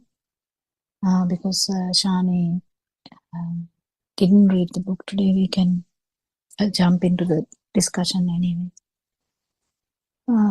Is there anything we can bring up today? Yeah. Yes, sir. Doctor, I have 3 questions, but I think all are related to one. One is now we follow this or we feel it as this the truth. So in this society, when we are true and walking according to the truth, and when there's injustice and we stand on the justice side and we get blackguarded or scolded as according to Dhamma, how are we to see it out of our mind? When injustice is happening to the justice person, how is that person going to react if he knows the Dhamma properly? Secondly, some relatives and some people say the same advices. It certainly irritates sometimes. How can we overcome that? Thirdly, is that because of people's comments and all those things and this injustice happening in our lives, I don't feel like going out of my house. How can I come out of my mind, as Aryan Mansi said, and how can I face this? Thank you. Yeah. Mm. There's so many aspects to that. So one is, I'll try to catch one end to it, because the basic thing would be, if we take the justice or injustice, we have common sense. We, as you know, the injustice is actually in the mind. We have discussed a lot with Joel about how this mind is formed. Mind is formed from the sensory organs as well. And the one stimuli is, if you take it as justice, another stimuli is injustice. It's a thought. We get that. So when we say it's injustice, I'll try to say an example.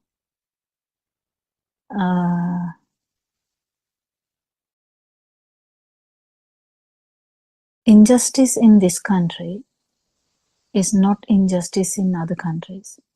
Injustice in animal world is not injustice in another world. So, just for an example,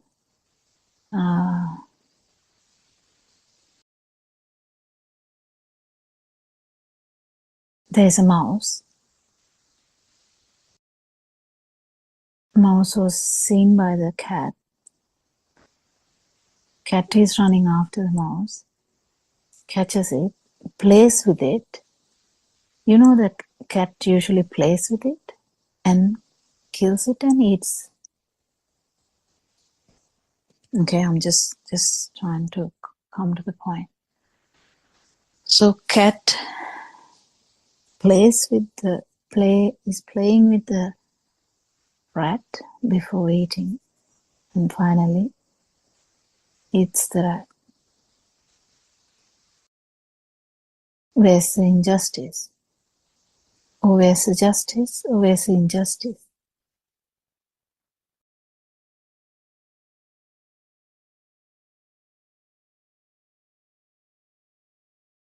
There's a, if there's a tribe, and the tribe believes some sort of, pattern to give away the daughters to a man. That's what they know.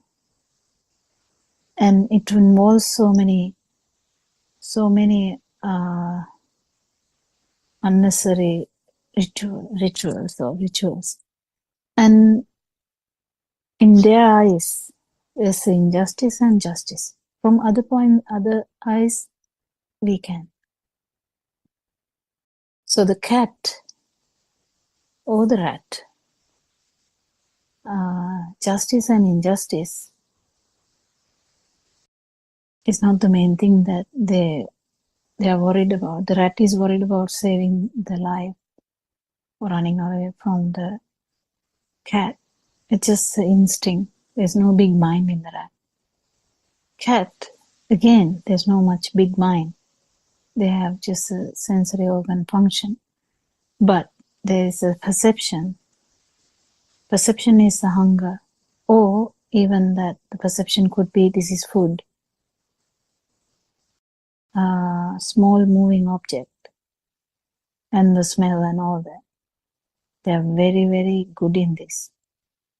And that's all they have. So there's the justice or the injustice. So what I'm trying to come to is justice or the injustice is in your mind. The meaning is actually it is in the subject. It's a subjective thing, if I would say. So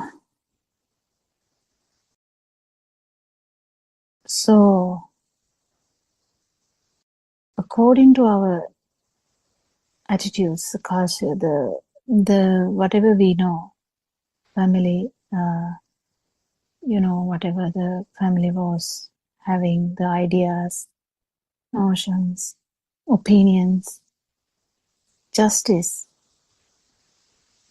has a place, injustice has a place. Justice says man and a woman should be paid equally. Injustice, it's not done. It's not done. So the main thing to understand in Dhamma is justice and injustice is in our mind. It's actually coming from all the ideas that we have developed throughout our adulthood. Actually, small baby, even if there is something happening to that baby would not know. But after getting into some age, even that child is going to think this is can't be justified. It comes to that after a long time. How would you get that decision that this can't be justified? It is from other comparison. Basically, comparison. So what are we comparing? Comparison is happening in this mirage or in this illusory world. So we keep comparing, okay, that is justice, this is injustice. So where would someone stand? Is it in the injustice or the justice or the truth? Truth is none of these things are actually true. It is just a part and parcel of the dream. What does that mean? What that means is you will do whatever you feel like. If you're feeling to help someone, you help someone. That's all. So in the other way around,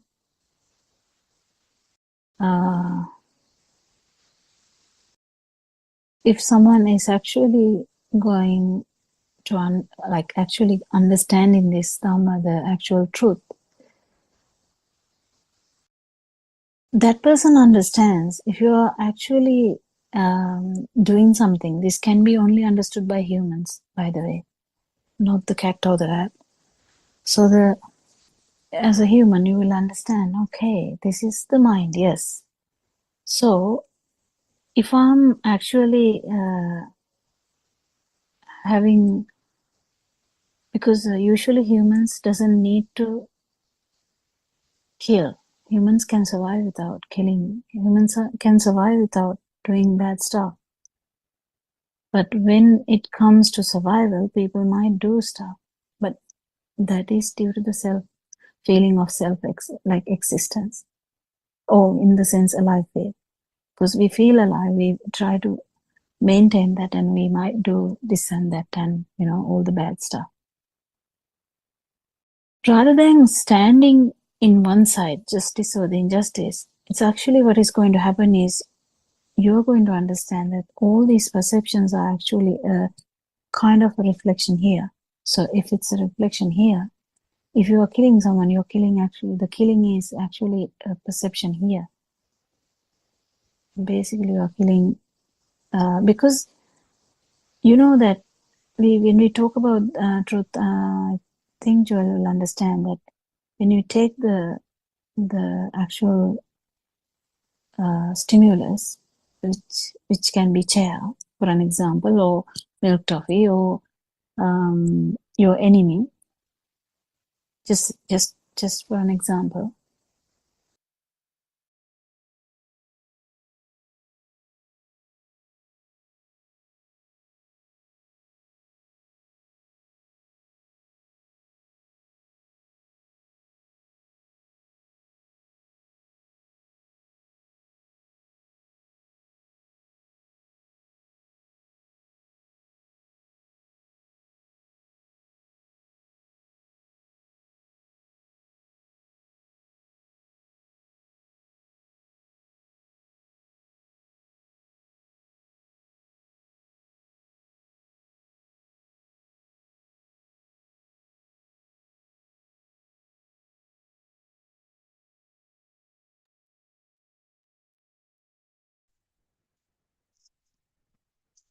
Teruvan Saranai, I worship Triple Gem respectfully. Also, I pay homage at the feet of our Kalyana Mitra, Buddothpado Aryan Mahanse, the great sage of our era, most valuable spiritual master with the highest wisdom. May Aryan Mahanse live long to spread this Dhamma all over the world to end the suffering of all human beings. Teruvan Saranai, Dhamma friends. First of all, I take this opportunity to talk some words about our spiritual leader, our spiritual master, Buddothpado Aryan Vahanse, the fully enlightened Arahant, the fully enlightened Arahant with the very great wisdom, looking at this creation of the cosmos and the creation of every being, and understood the great science behind it and revealing it to us from the year 2019. So Aryan Mahansa is actually a wonderful spiritual master, actually completely become the nature and gone beyond the nature. Today, Buddothpado Aryan Mahansa has shown us the path to freedom. Aryan Mahansa came through this environment, through this vast nature and the places where Aryan Mahansa practiced this Dhamma path. In Mihintale, in the morning session, Himidiriya morning discussion, Aryan Mahansa was showing the caves where Arahants lived in the jungle of Mihintale. So many rocks and caves, going beyond those places like a lion.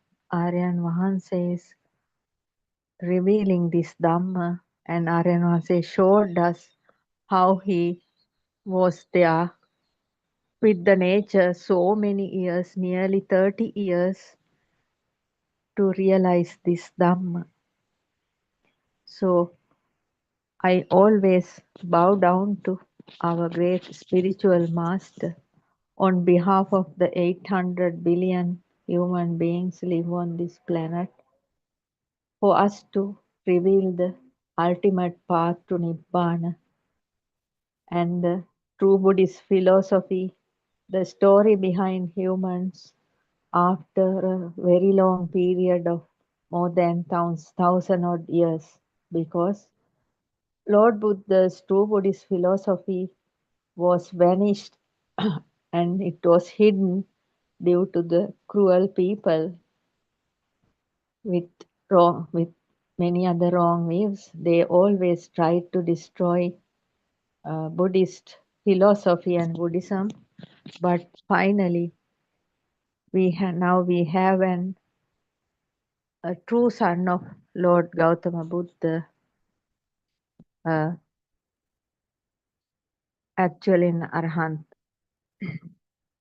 Shravaka Buddha, really a Shravaka Buddha, Buddothpado Aryan Vahanse, the great wisdom of Asia in Sri Lanka.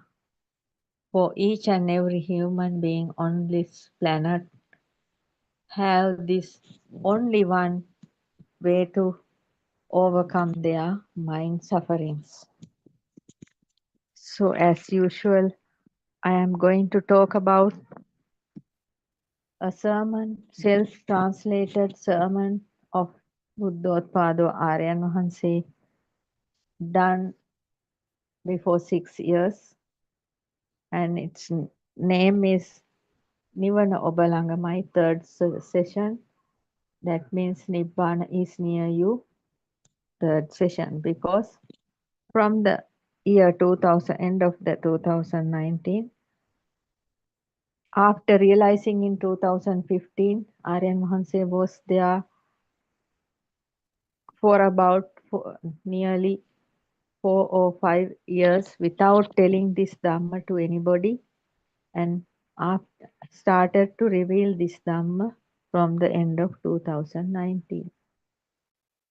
So always Aryan Vahanse was telling us the Nibbana, the ultimate realization, ultimate freedom, actually we can realize in this lifetime, because from our childhood, though we were born as Buddhist children, all the time our parents and our elders and teachers always said, we are, and all the monasteries, priests, all everybody said, we have to, we are unable to realize this, the Nibbana in this lifetime, because we are lack of some merits. But Buddothpado Aryan Vahanse is now showing it is only a false sentence, false story. Buddothpado Aryan Vahanse is nowadays going towards Mihintale, Anuradhapura area, little village to village, and meeting village people, mothers and fathers, and convincing them how to overcome this samsaric journey. Actually, the villagers are very much closer to the nature because they are mostly doing this cultivation work and live in a very simple lifestyle. They are very much closer to the nature. That is why Buddothpado Aryan Vahanse is telling us, understanding the creation of the mind and understanding the creation of the world based on the thoughts and the mind, and be with the nature. Practice the four contemplations according to Buddothpado Aryan Vahanse is also to become the nature. So be with the nature is the practical side we have to do without thinking. So in Nibbana is near you, third sermon, Aryan Vahanse is telling us, Lord Buddha provides us with lot of examples. Those are very great. For so many people, Lord Buddha used examples to clarify this Dhamma. Yes, the hidden truth of humanity is revealed by Lord Buddha 2600 years ago, and his great son, the Shravaka Buddha, Buddothpado Aryan Vahanse, is the only one spiritual master on this planet Earth, revealing the true Lord Buddha's words. Lord, after realizing this Dhamma 2600 years ago, Lord Buddha also had this question, how he is going to give this message to the humanity, because this Dhamma is so subtle and so deep and subtle. Like that, Aryan Vahanse is now showing us a very simple way, but we have to understand it. This Dhamma is this Dhamma can be conveyed not with languages. This can be conveyed with more examples, because without telling so many words, showing one example is actually like a miracle. At once we can understand. So Aryan Vahanse is always telling us about this mind. Actually, this mind is a flow of thoughts, flow of mental images like a river. It's Aryan Vahanse is showing us this mind is like a river, continuous flow of mental images, and also like the rain, continuous flow of the water. So it's very much closer to that. And also Buddothpado Aryan Vahanse is telling us this mind is creating due to vibrations.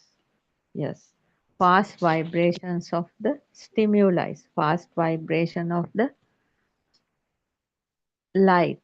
Because if there is no light, we can't see anything and we can't understand this Dhamma. Therefore,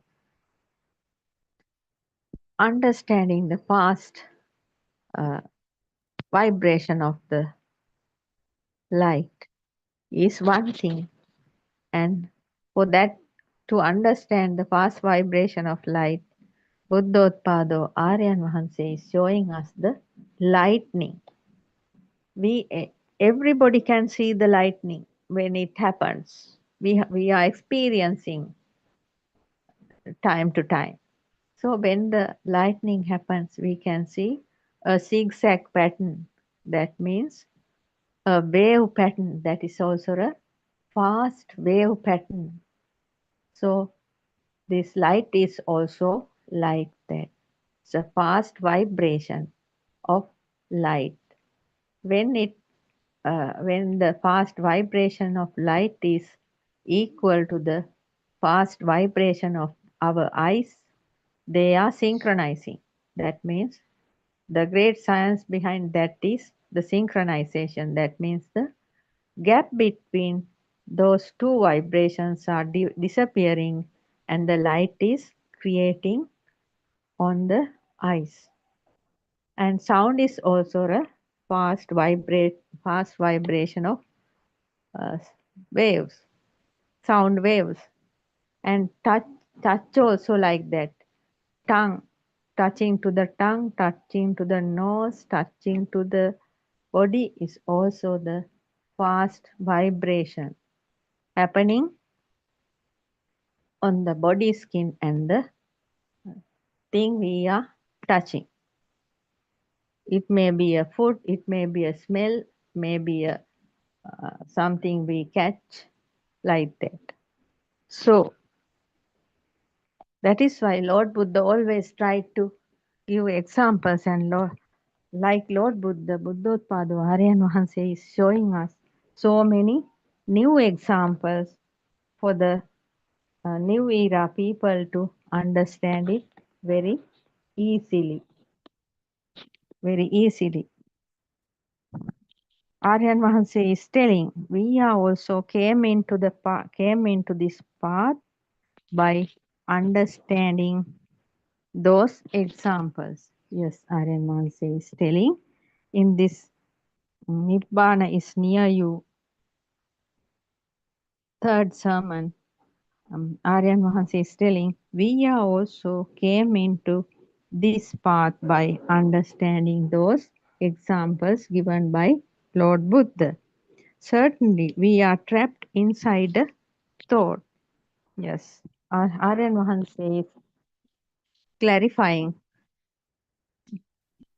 Certainly, we are trapped inside the thought because we are not seeing this thought at this moment. Yes, because there is a very fast thought flow happens in the mind. So many stimuli are coming through the six senses very fast. Because of that, there is a very fast thought flow, and we are not seeing this thought at this moment.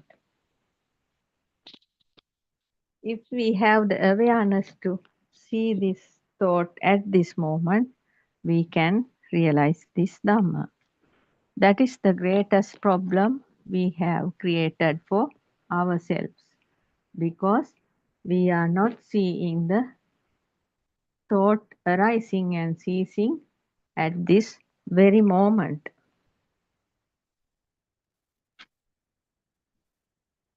In this lifetime, having the opportunity to see Dhamma is a very big fortune, a great thing.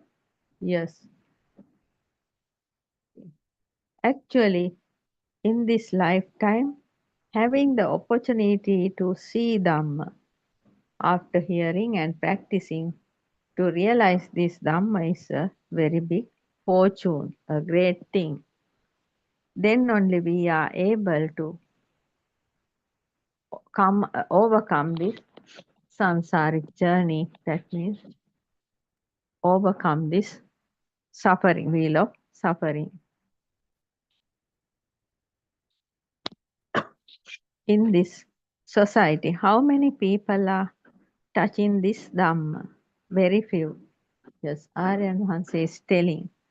Because the people are like running in a rat race. They are not seeing what is actually to do in this human life. They are just running behind earning money and fulfilling their sensual pleasure. That is why Aryan Mahansa is telling, in this society, how many people are touching this Dhamma? Very few. Most of them are not touching this Dhamma. Instead, they are stick into the wrong views and going and suffering in it. Yes. They are not searching this Dhamma, they are just following rituals only. Rituals can be done, that is no problem according to the culture, but people should think going beyond the rituals, and just praying. They should understand. They should understand try to understand the true science, true reality behind this humanity. Without doing that, just running here and there and suffering. That is why always thinking, trying to get something. When they lose it, they thinking, day and night thinking and suffering without an end. Then having lot of pressure in the mind and having lot of uh, mental problems like anxiety, depression, and things like that. So, trying to live with the pills, but actually, no pill can cure your mind. Pills may cure your body, but no pill will be able to cure your mind.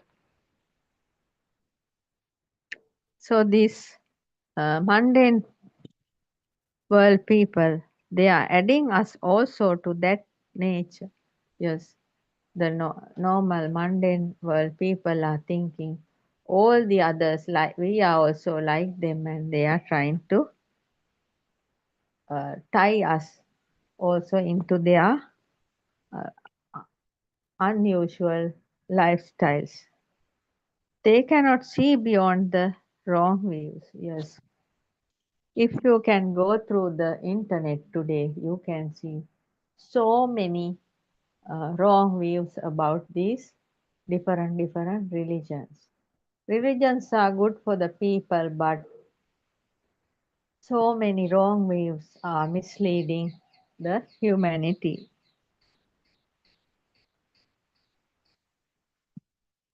because they cannot see beyond the wrong views. The people live in dark, cannot see the light. The people live in dark, cannot see the light. However, we want to show them the light. Aryan Mahanse is telling the light, the wisdom. Aryan Mahanse fully realized light of wisdom. Aryan Mahanse want to give this light to the whole humanity living on this planet. The frogs in the well have no idea about the nice things beyond the well. Yes, you know. You can hear the frogs are shouting at night, and there are so many frogs in the well, and they are not trying to come out because they have no idea about the nice things beyond the well. Frog is scared of the outside. It thinks there are so many dangerous things outside. Yes. Human beings, most of the human beings living on this planet Earth are also like that. Are also like that. Because, like the frogs in the well, people are scared to see the truth. They think there are so many dangerous things in this truth, but it is not so. Truth will vanish their mind sufferings. After listening to the truth, automatically it is happening in curing your mind. Until such time, frog is not even thinking to go out. Yes. So coming into this human realm and living like a frog is a pathetic situation, because human beings have a very big mind.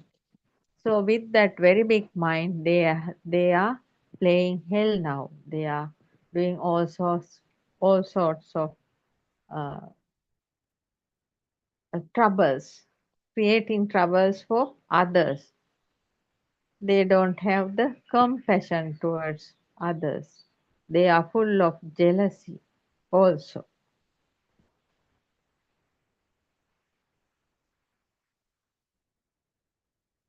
People in the society are like the frogs in the well. People are afraid to the truth.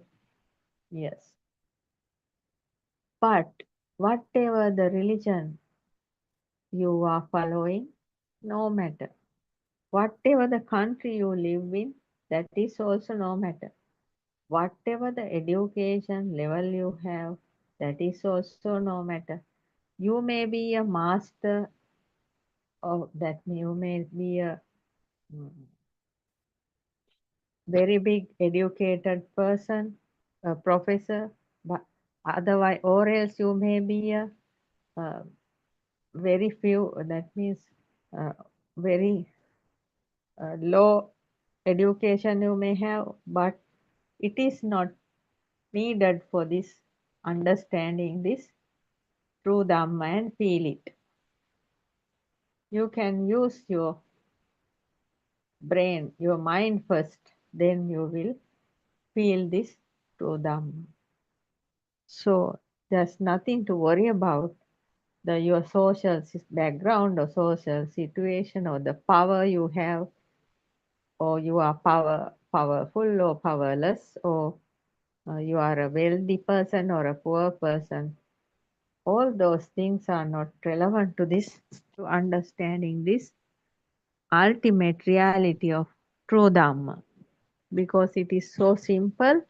And after hearing this Dhamma and practicing the few things to do, the insight meditations, insight experiments, and you will be finally fully free from your uh, pressure of mind, and you can live a peaceful life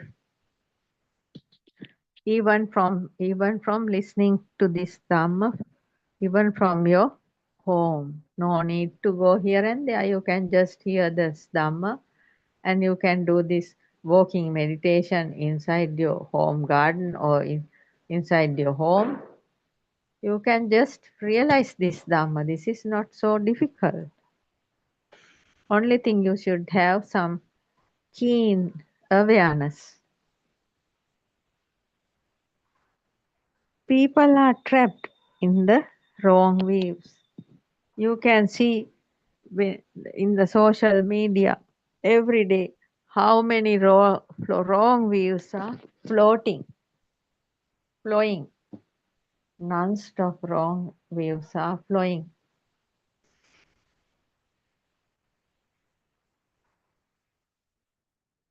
People are trapped in the wrong views. Different types of rituals, faiths, finally created the religion and trapped in it. Yes. People do not know about the freedom of mind, relaxation. This nature is not realized by the people. Yes, most of the people, mothers or fathers or children, they do not know about the freedom of the mind. They think just finishing their work and sleeping or um, sitting aside is enough. No, it's not like that. You should have the freedom of mind. Then only your life will be easy floating. If your mind is light, your life is easily floating.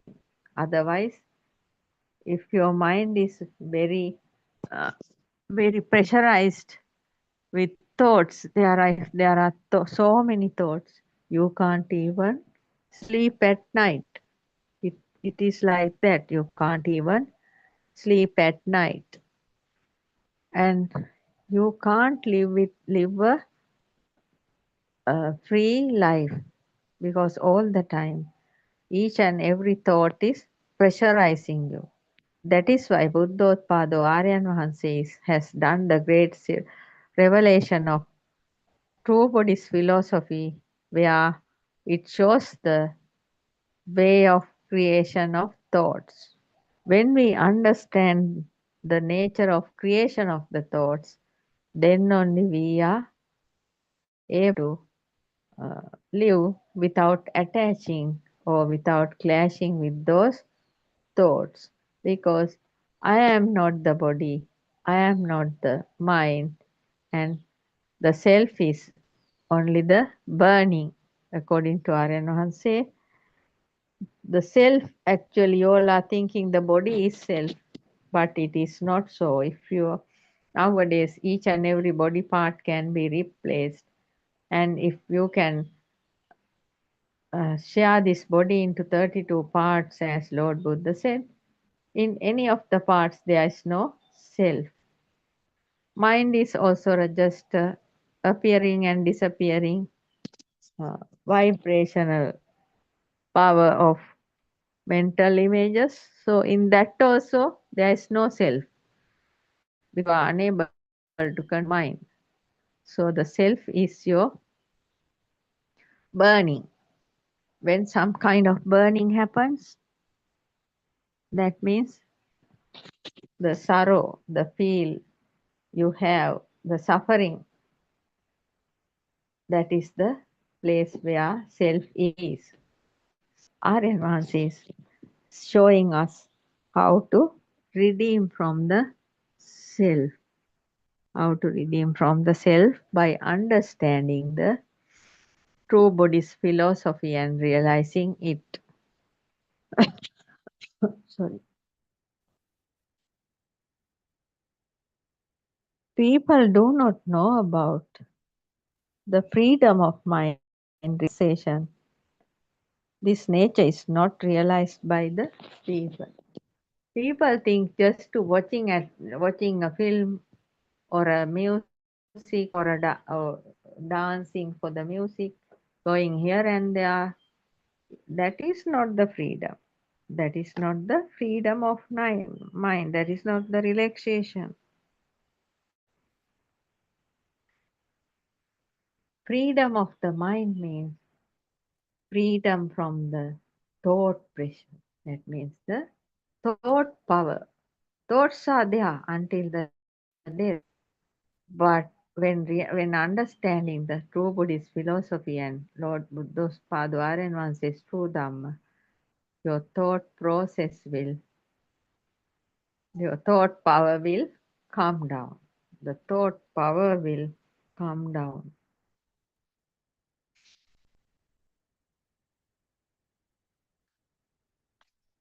So that is what we have to do in our lifetime. So if our thought power is uh, fully calmed down at the end of the life, that means on the deathbed, we are fully redeemed from this ultimate suffering.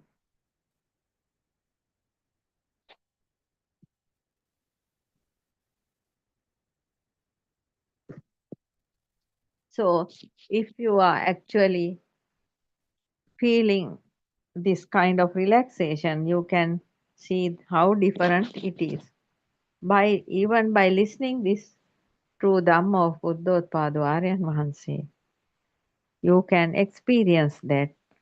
You can listen to this Dhamma from any part of the world, any corner of the world, where if you can understand English, Buddothpada PeoTV Zoom and YouTube channel, and you can also go through Wisdom www.wisdomofasia.com.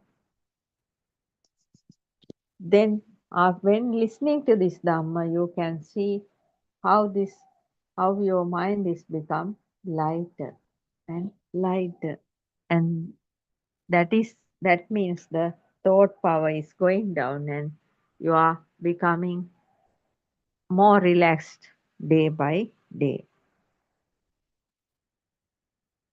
This extensive nature opening into a vast cosmos. Yes, Buddothpado Aryan Mahanse has fully realized this Dhamma, being with the nature. So today morning also, in that Himidiriya discussion, Aryan Mahanse has showed us the path he came through. And if we are keeping closer to if we are able to live closer to the nature, that means this extensive nature will open into a vast cosmos. Until the mind is in a square and trapped in the thoughts, that free and relaxed pleasure will be not there. That means without eating salt, nobody can talk about salt. Yes, until the mind is free from the trapped square and become free and relaxed. Mind will know, not knowing about this relaxed calmness. We cannot convince about salt to anybody. If we keep little salt on his tongue, he will feel the salt. Yes, we can't talk about salt.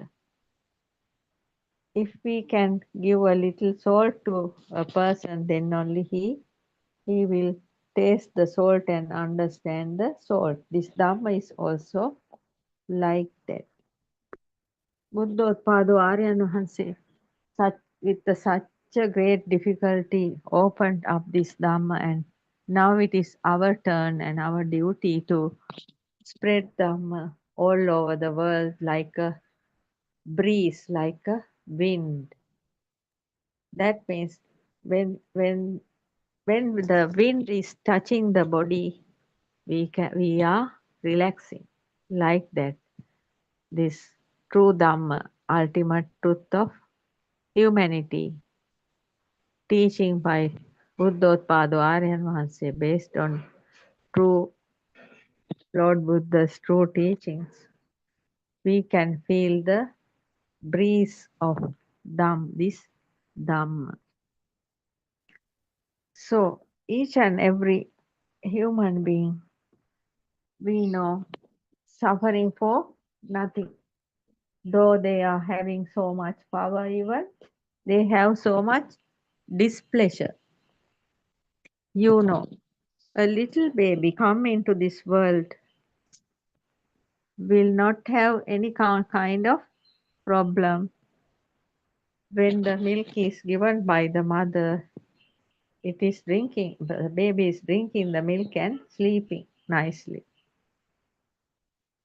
Because the baby is not bothered about the things baby is hearing or seeing or feeling. But after some time, after 1 or 2 years later, the people, about 1.5 years later, then the people around, that means the baby's parents and others, are starting to educate the baby. That means show the baby so many things. That means they are introducing the uh, world to the mind-based world to the body with wrong views. They are always uh, giving the baby the conceptual names. So they are showing a form and giving a name. That is how this activity process is starting. In the cot, little baby didn't have a mind. It has only a radiant mind. That means there's no craving or clinging or anything. Attaching is not there. The baby was there with a relaxing way. When it needs milk only, when the baby is not, when the baby is hungry only, baby is crying for milk. But when the parents and the other people around the baby slowly feeding words into the baby's mind, then only baby is getting things to its system, and the baby's mind is creating slowly.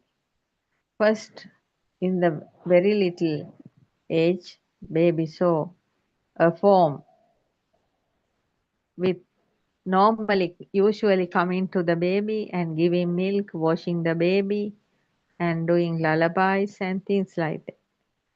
After some time only, baby knew When the mother was introduced, only baby knew it is the mother. Otherwise, Bobby do not know anything.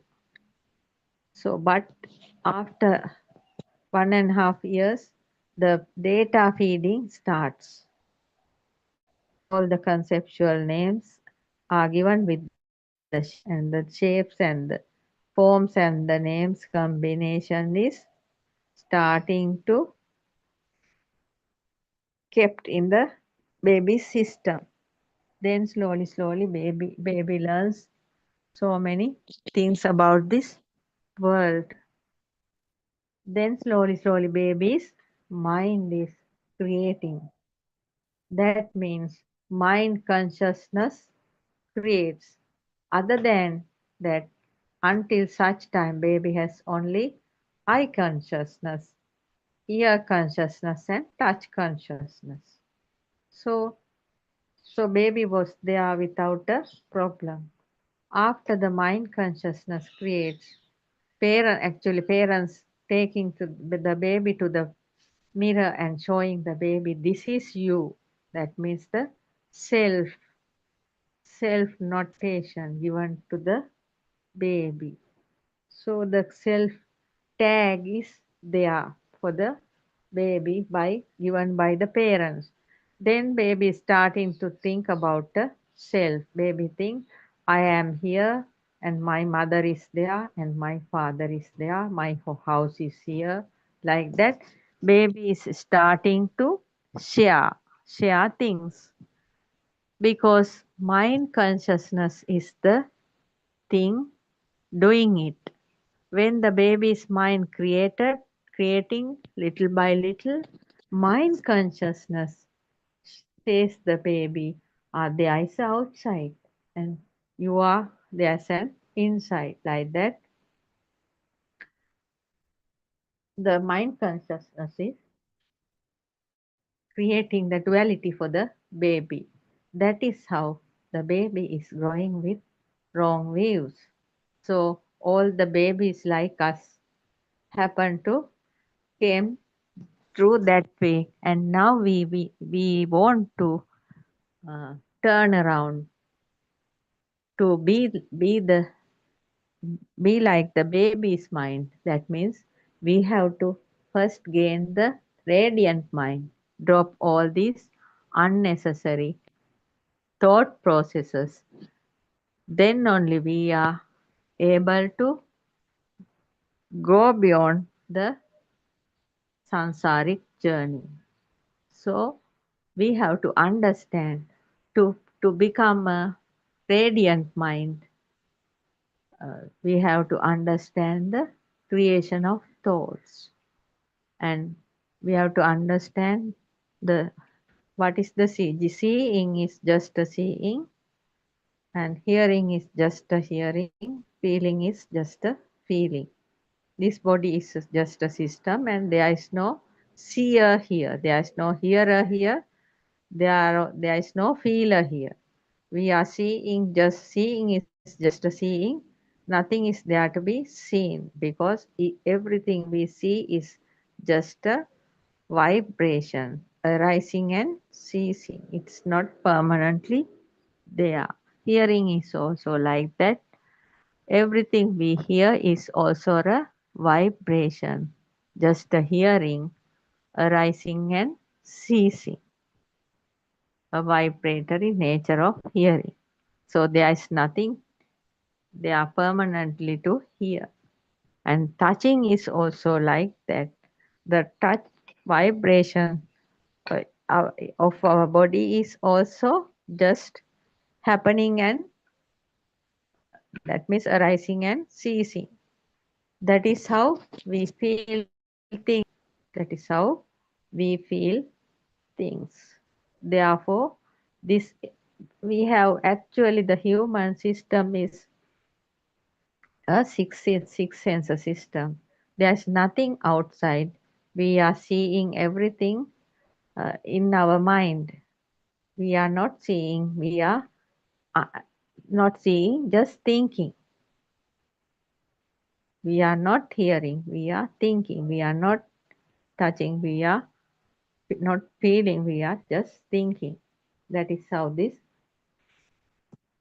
creation is happening. That means we, each and every human system is creating their own world inside the mind based on the thoughts creating because of the stimuli coming through this six sensor system. That is how everything is happening.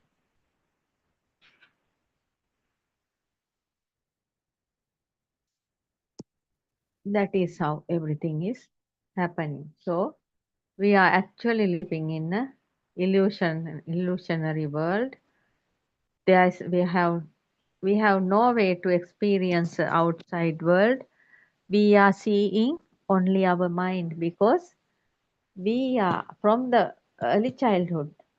From the childhood we know we are having two lenses in our eyes. We see everything through those two lenses. That means we are seeing reflections only. We are seeing reflections only. So, reflections are not the originals. Sound also like that. We are not hearing a original sound. We are just hearing a vibration due to the eardrum vibration. A synchronization is happening there. We are hearing our eardrum vibration. We are seeing the shape of light created in the mind. We are hearing the sound also in the mind because we are understanding things by thinking.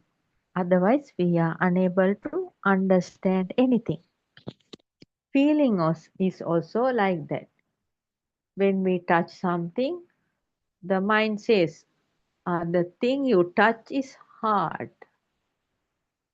When you touch some soft thing, the mind says, you are touching some soft thing. You are sitting on a soft chair, the, the soft chair. When you see something, when you see the sky, mind says, there the sky is very far and you are here. But actually not. We are actually seeing only our mind. That means the sky is also our mind. The coconut tree, jack tree, the window and everything is only our eyes. The colors are also creating the eyes, and due to that, due to the synchronization, we used to see the colors. That means shape of colors and form of sounds and form of touch. So we are creating the world with the help of those three things. That means seeing, hearing, and touching, and also the thought flow. Lord Buddha showed to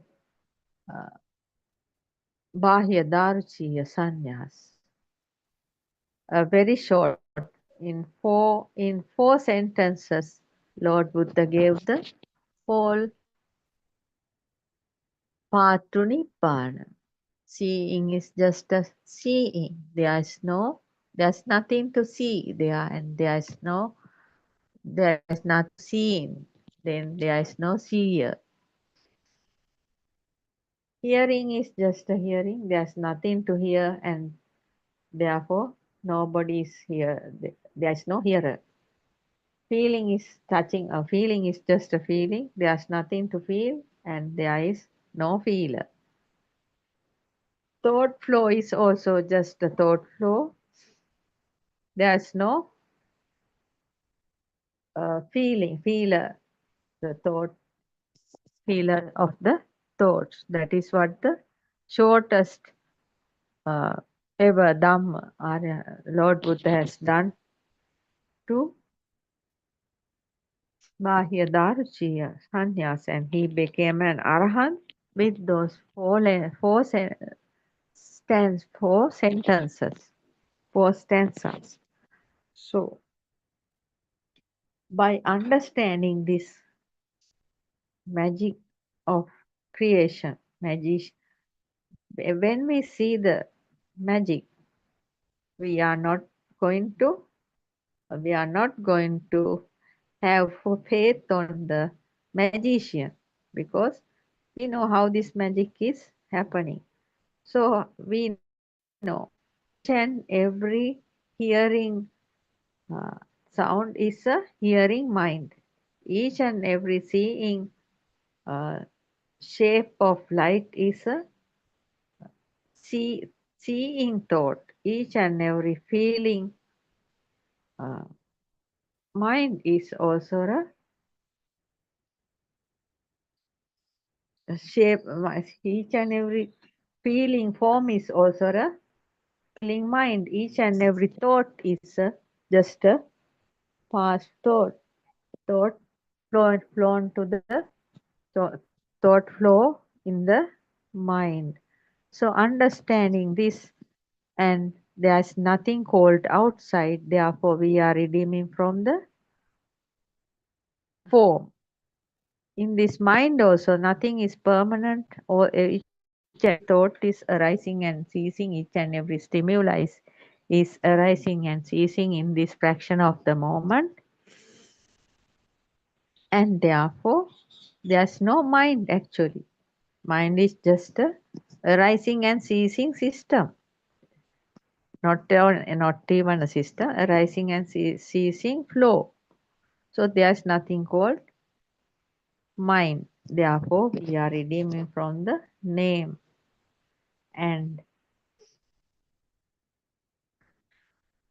this, according to Aryan Mahanse's four great complete contemplation based on true Buddhist philosophy, this human system is just a six sense system, which is working based on the cause and effect law and the habits of the system.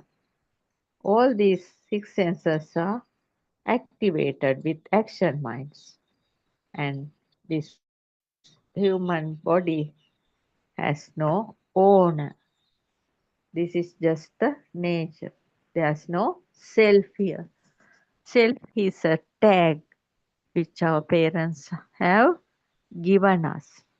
So understanding this ultimate truth, you can do some walking meditation to understand this truth. While walking, you can think there's no world outside, and there's no mind is, there's nothing permanently having in this mind also. There's no world outside, we are seeing only our mind. There's nothing in permanently in the mind. Each and every stimuli and thoughts are also arising and ceasing. This system is just a six sense system. There's activated with action minds based on nature law, cause and effect law, and the habits. There's no owner for this system. This is only a part of the nature. By thinking, contemplating these four sentences, you can, after that, without thinking anything, you can just walk on the path wherever you can just walk slowly. When you walk like that, when you are doing this walking meditation, your mind will become lighter and lighter. So This is the only one practice Aryan Vahanse, Buddothpado Aryan Vahanse is given to us by after listening Dhamma. Practice this.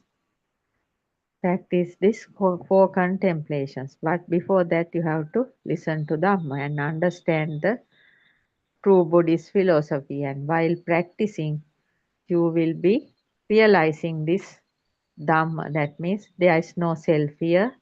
This is only a six sense system, and system is working without a self. That you will be able to realize little by little. And when you understand there is no self here, and you will become, your mind will become very light, and your thought power will go down, and you will be happier than ever before, and you will live a very nice life. Whatever you do can do very very well. You can uh, you can do your job very well. You can do your uh, you can lead your family life very well. You can earn money, run your business very well. Whatever the job you are doing, can do it very well.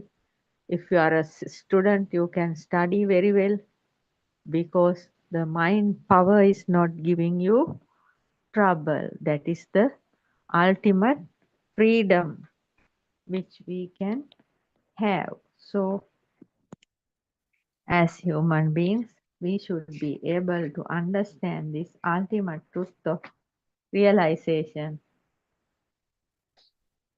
The the gift, what the biggest gift we can give this to the mankind. The biggest ever gift is that this. Other than that, there is no gift, because this is the only gift we can give to each and everybody, to relax their mind. However, much money you have, spending money you can, and earning money or spending money, you can't have this. You can't have this freedom of mind. The only way to become a peaceful peace of mind, and the only way to become a peaceful person and live a calm and uh, blissful life, the only way is to listen to this Dhamma and do this little insight meditations. For today, I'm going to conclude this session. Teruvan Saranai. I worship Triple Gem respectfully. Also, I pay homage at the feet of our Kalyana Mitra, Buddothpado Aryan Vahanse, the great sage of our era, the most valuable spiritual master with the highest wisdom. May Aryan Vahanse live long to spread this Dhamma all over the world to end the suffering of all human beings. Teruvan Saranai, Dhamma friends.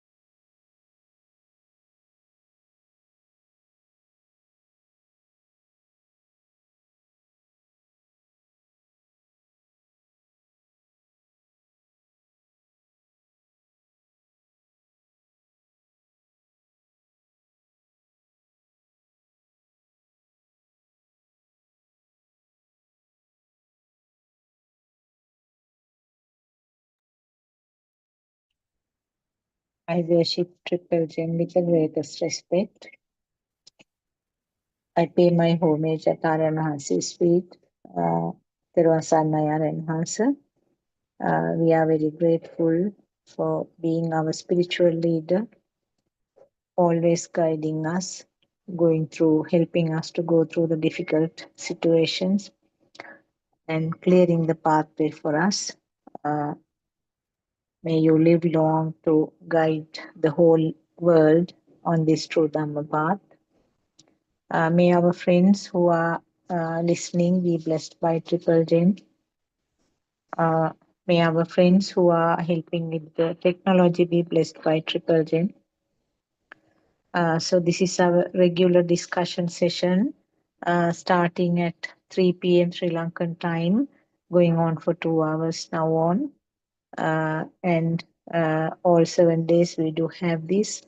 And some of the Dhamma friends who are conducting these sermons in the Buddothpado PeoTV English series will be joining this discussion.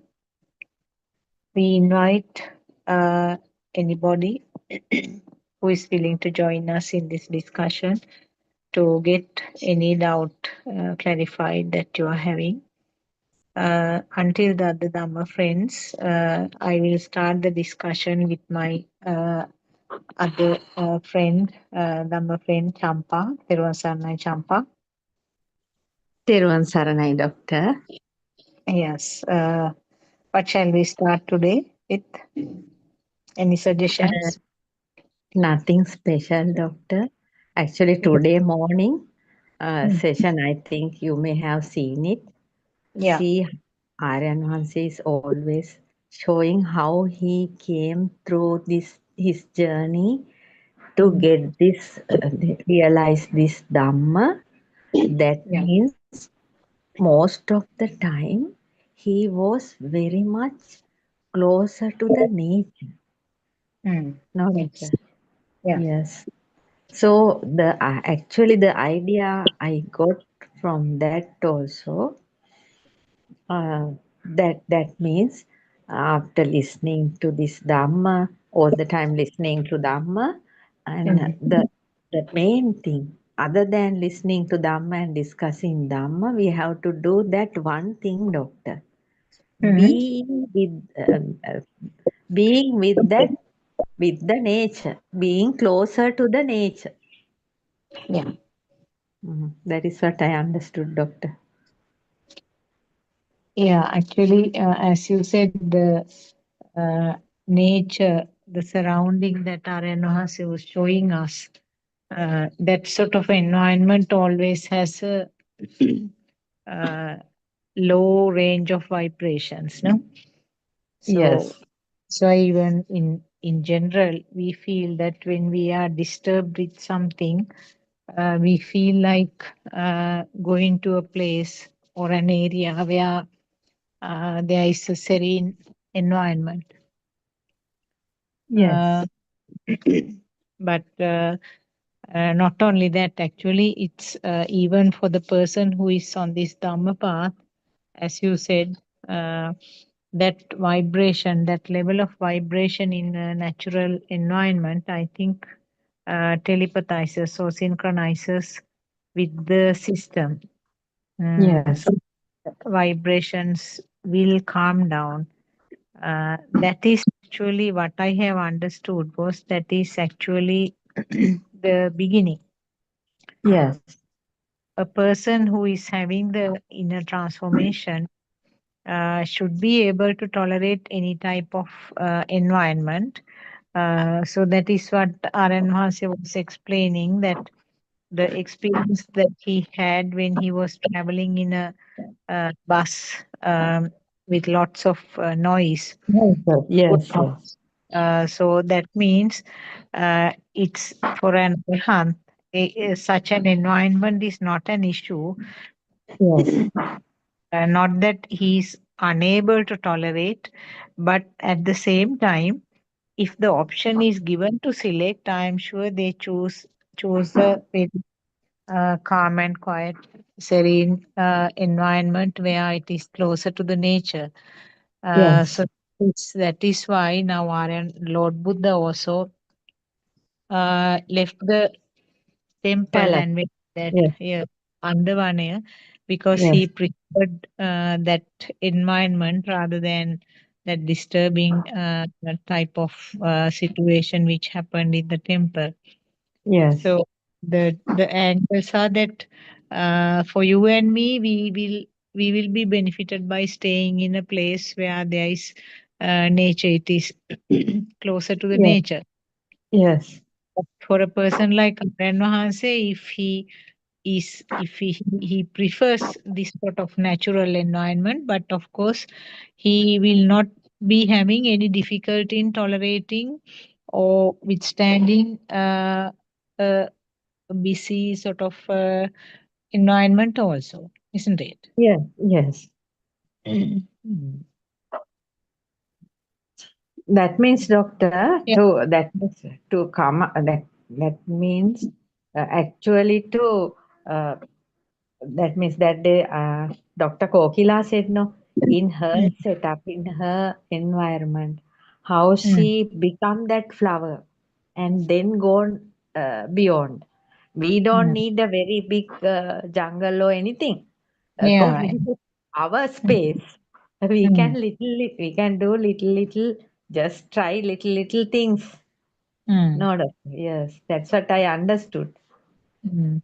On the other But hand, it can come as a thought also. That is something that we have to be careful because yes, now when we hear an experience like that, very tactfully the mind sensor will give that same feeling sometimes. You might feel that, yes, I also felt in the same way.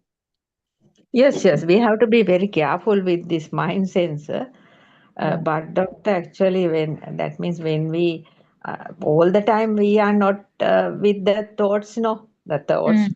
thoughts may flow, but we are just sometimes we are just waiting. No, without having the sensation of thoughts, we are Mm. just living. That type of thing is helpful. We can't do anything forcefully, but Yeah. we can only. That means we can only do the setup, Mm. Mm. create the setup, and just be with it. Other Mm. than that, can't do do anything forcefully. Even Aryan Vahansi has not done anything. No, he just waited in Mm. so many mountains and everywhere. Just so many years. See, doctor, how he very wonderful experiences he had those Mm. days. Yeah. I think. Yeah, even today that he was looking for the places which are not generally explored by the ordinary people, no? He was, Yeah, very dangerous to go even, doctor. yeah. Today he went somewhere. It's very Because dangerous there is place. no fear of death, no? That is Yes, he because has no. of fear of Yes, death. But we yes, have the fear of death because of that. Uh, we were worried about the things that he was showing, but he has no fear of death. death. Yes, Mm. because very not very easy to go, no, doctor. He Mm. said no at one point. If you Yeah, are here, you will you will say that don't go. Like don't that go. yes. Yeah. But it's a marvelous experience, no, doctor. Mm. It's that vibration becomes sort of synchronized to that setup, no? Yes, The yes, his mind must be completely that nature by that time, yes, yes, completely becoming that, like. yes. He said, no, doctor, Mm. some stones, when sit on those stones, he can feel this this wisdom, like something like that. He said, because Mm. Arahant used to stay in those places those days. Mm. He Mm. said, mm. Today morning, Aranhasa came to Anuradhapura. No, I was just listening that Anuradhapura Deshanava. There was a big crowd also. Uh-huh. I think they started a little late, probably around 11:30, Yes, and it is because still. Aryan was there no, for a long Yeah, time. He was there. Yes. I think it is still going on. I couldn't anyway finish. I don't Uh, know whether it's just finished, but I felt that it is still going on. uh-huh. Uh, More or less the basic things, that how to investigate yourself to find out where the self is. That part he discussed. Uh, Yes. he Nirvana added, journey. yeah, he added few things. Now, one of the questions he asked was, "What is this?" Then Uh, somebody said, "It's a mace, a table." uh, Uh, why do you call it table? uh-huh. Also, he showed a tree and asked, "What is this?" Somebody said, "Kumbuk tree." Why do you Uh, call it a kumbuk tree? yes. And he was saying when he was at school also, that was Uh, one of the reasons that why he got so much punished by the teachers, because he was asking this type of weird questions. yes, yes. So he was saying, teacher මේක මොකක්ද? නෑ teacher මේක ඇයි මේසෙ කියන්නේ? So that so teacher couldn't answer the question. So she Yes. must have been annoyed for asking some sort of silly questions that are not asked by the others. So he Yes. was expelled out of the classroom, and he was made to kneel down in the hot sun sometimes. Yes, doctor. Why? Such a So, difficult part he has come, yes. so, what shall we just discuss? If somebody asks you, why do Yes. you say this is the table? Uh, Because of, yes, yes, doctor. yeah, what Because can you say? it was given us in the early childhood, maybe the Mm. mother Yeah. showed us this is the People say table. that Sudharma also. All right. තෙරුවන් Sudharma Terva සරණයි. also mentioned තෙරුවන් that සරණයි doctor. තෙරුවන් සරණයි we Jampa and thought of all. And discussing this. Yeah. uh, Anuradhapura discussion. today Uh, one no today yeah. Aryan Yes. right. The I Anuradhapura, he started around, I think, 11:30, and it's still going on, I think so. uh, One of the questions he asked from the crowd was, there's a big uh, crowd actually. right. What is this? Then somebody said kumbuk tree. Uh, Why do you call it a kumbuk tree? hmm. And then Yeah. again he showed another thing. What is What is this? this? Table. You call Why practical. do you call it a table? So he Practical. was saying as a child, that was a question that he asked the teachers. Hmm. Teacher, මේකට මේසෙ කියන්නේ. Hmm. Hmm. So the response was being punished, and he was expelled out of the classroom, and then he was made to kneel down outside. So because the teacher, He asked his teacher one day. yes. And then Ayo, doctor, when I was small in the morning, actually, I told that, right? I have told you my story, no? Like those yes. days, how I was neglected in the sense all attention was given to my Mm, sister, and I was like, nobody's mm, child in the sense I was yeah, given food and everything, but I was like accused for being naughty all the time, too mm, mischievous. And always I used to ask questions from my mother, what is the end of it? So when mm, whatever the creature I come across, then yeah, how did it come? Then mother says it's mother bird. Then it's yeah, mother bird. How did it come? Then mm, like that goes on and yeah, on. Then she chases me away. Every day yeah, that happens.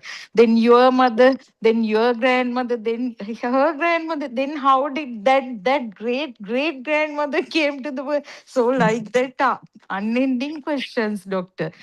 yeah. So Yeah, now today asked actually, Anuradhapura from the Anuradhapura crowd, huh, what is this? And when they said kumbuk tree, why do you yeah. call it kumbuk tree?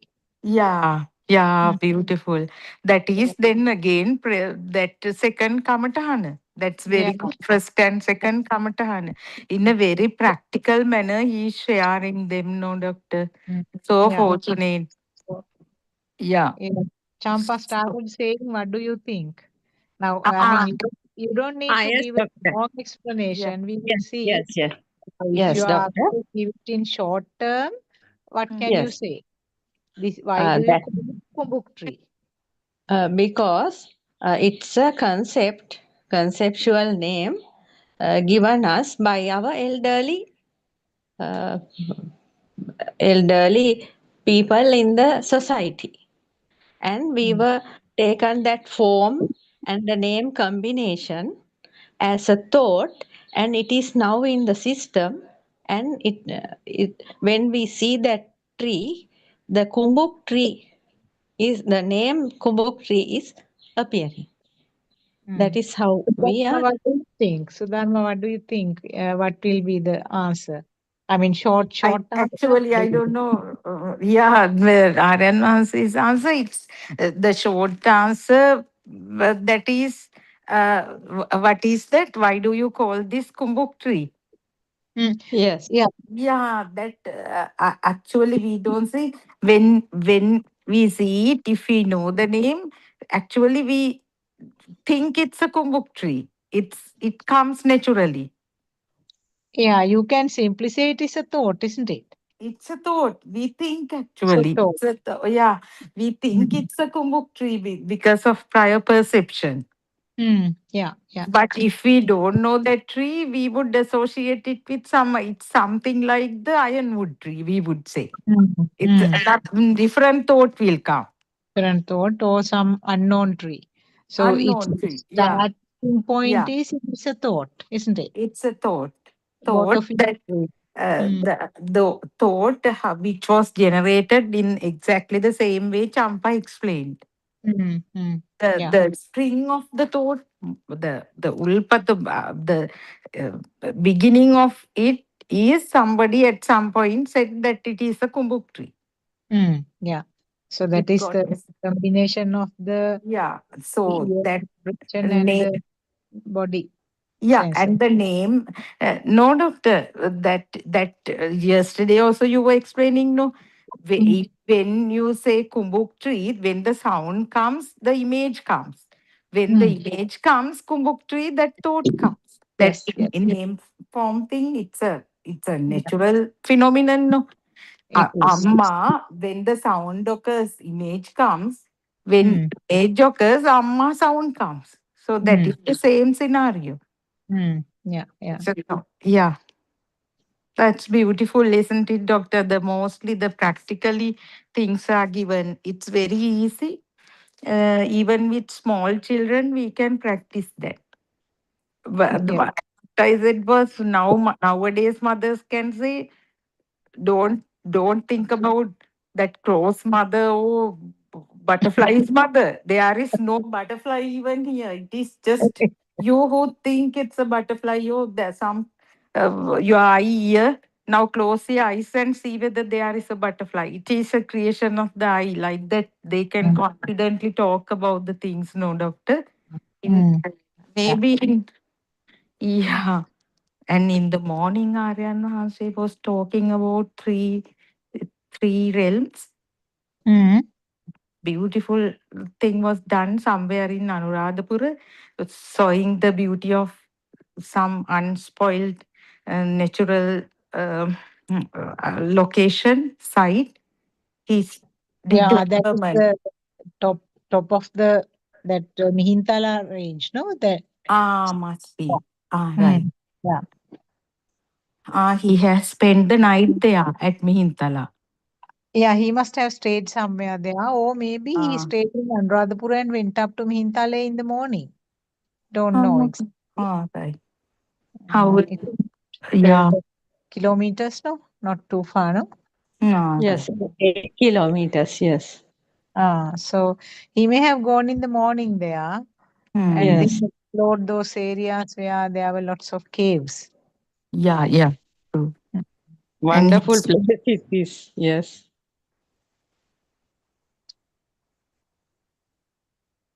he talked about the non-form level. Non-form level, yes.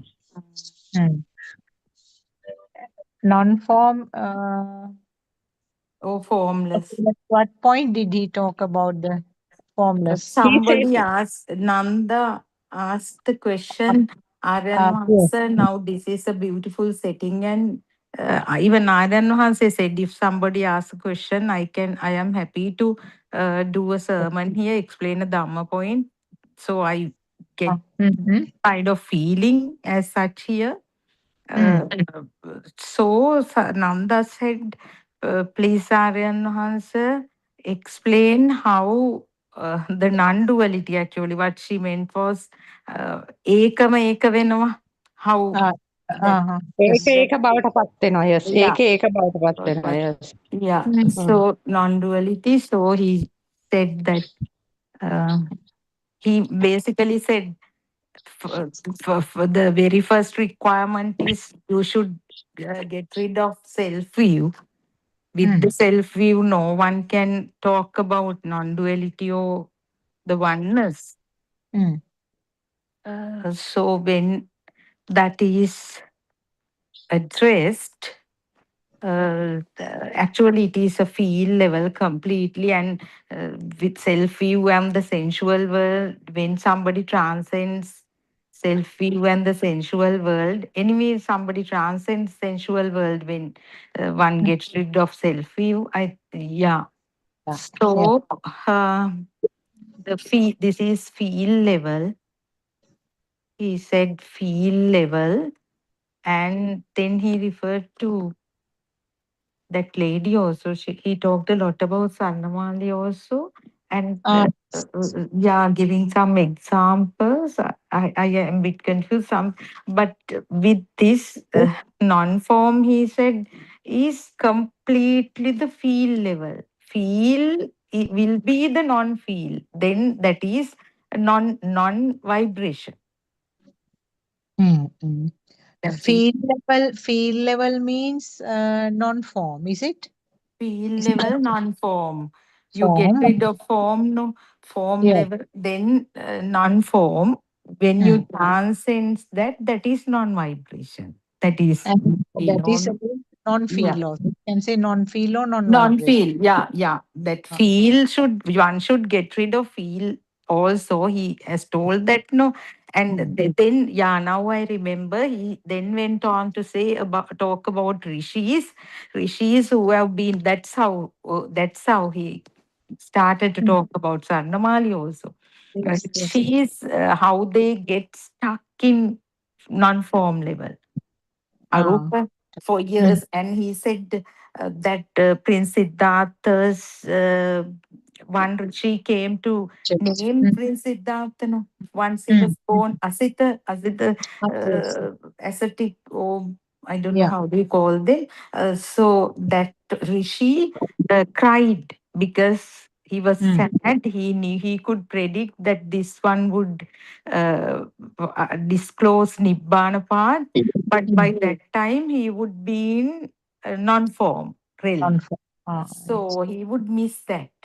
He know the he knew the danger of being stuck in non-form level. If one gets into that, it takes so many eons or kalpa to liberate from that. So don't think that non-form is a very, I mean, big achievement. Now he was like making that majestic presentation like Gambhir, I don't know, way he was talking, and he said, now I disclose it here. This non-vibration is the thing that I disclose, and taking simple examples. Then he said, concentration meditation, danger of because rishis achieve that non-form through meditation, no concentration meditation. Yeah. So he said the value of this vidarshana samadhi he has told, preached and explained how one beautifully, now it's coming. He said, this meditative state that I talk about comes from these three jnanas, Chutupapata, Pubbenivasanusati, Chutupapata, Aswakya. Yatabhuta jnana is that no Yatabhuta jnana, the ability to apply Dhamma then and there. When you liberate from Chutupapataya, doctor, in that particular instant, you see the emptiness of that thought. So there, the meditative state develops. So that is the meditative, real concentration, not concentration, real samadhi state that he talks about. Yeah, Yathabhuta Jnane means seeing the things as it is in the Then real. and then Yeah. and that awareness, and he has repeatedly said in sermons that I always take this example metaphor, which is, I don't know whether it should be from Lord Buddha. It says Jata Bhuta Jnana and awareness are like two poles of the ladder. All right. Without the Yathabhuta two Jnane, poles, what is no the other climbing. name? You can't climb up the ladder. There won't be a Avadhimattha. ladder, no. Without Yeah. the two, the just rungs will not stay, no, without the two poles. Yeah, that is Yathabhuta Jnane and Avadhiyadan. Awareness, see here. It says awareness, see here. That is again Sakti Yoga. The Ability to word apply it, here, no. yeah, Awake. words. Here is Awakening is, doctor, it is something, it's a deeper thing. Awakening is kind of knowing, I mean, without the self, the ability to see inner wisdom, inner jnana kind of awareness is a basic thing. Awareness, Aryan Hansa says, something that you do related to the mind level. Awareness. This awakening is a deeper, advanced state. That is the ability to, how can I say, you see everything to identify the even subtle level defilements. Actually, I don't know whether you can use the word see here there because he has very clearly mentioned see here is to a what do you call it, for a nimitta always. Now see here is not something always that you can apply to this path. See here can be there Very even basic. person in the mundane world. What I remember very clearly, I think I took Yes, down. yes, So, yes, yes. That's why yeah. I said mind level. Ah. Mind level.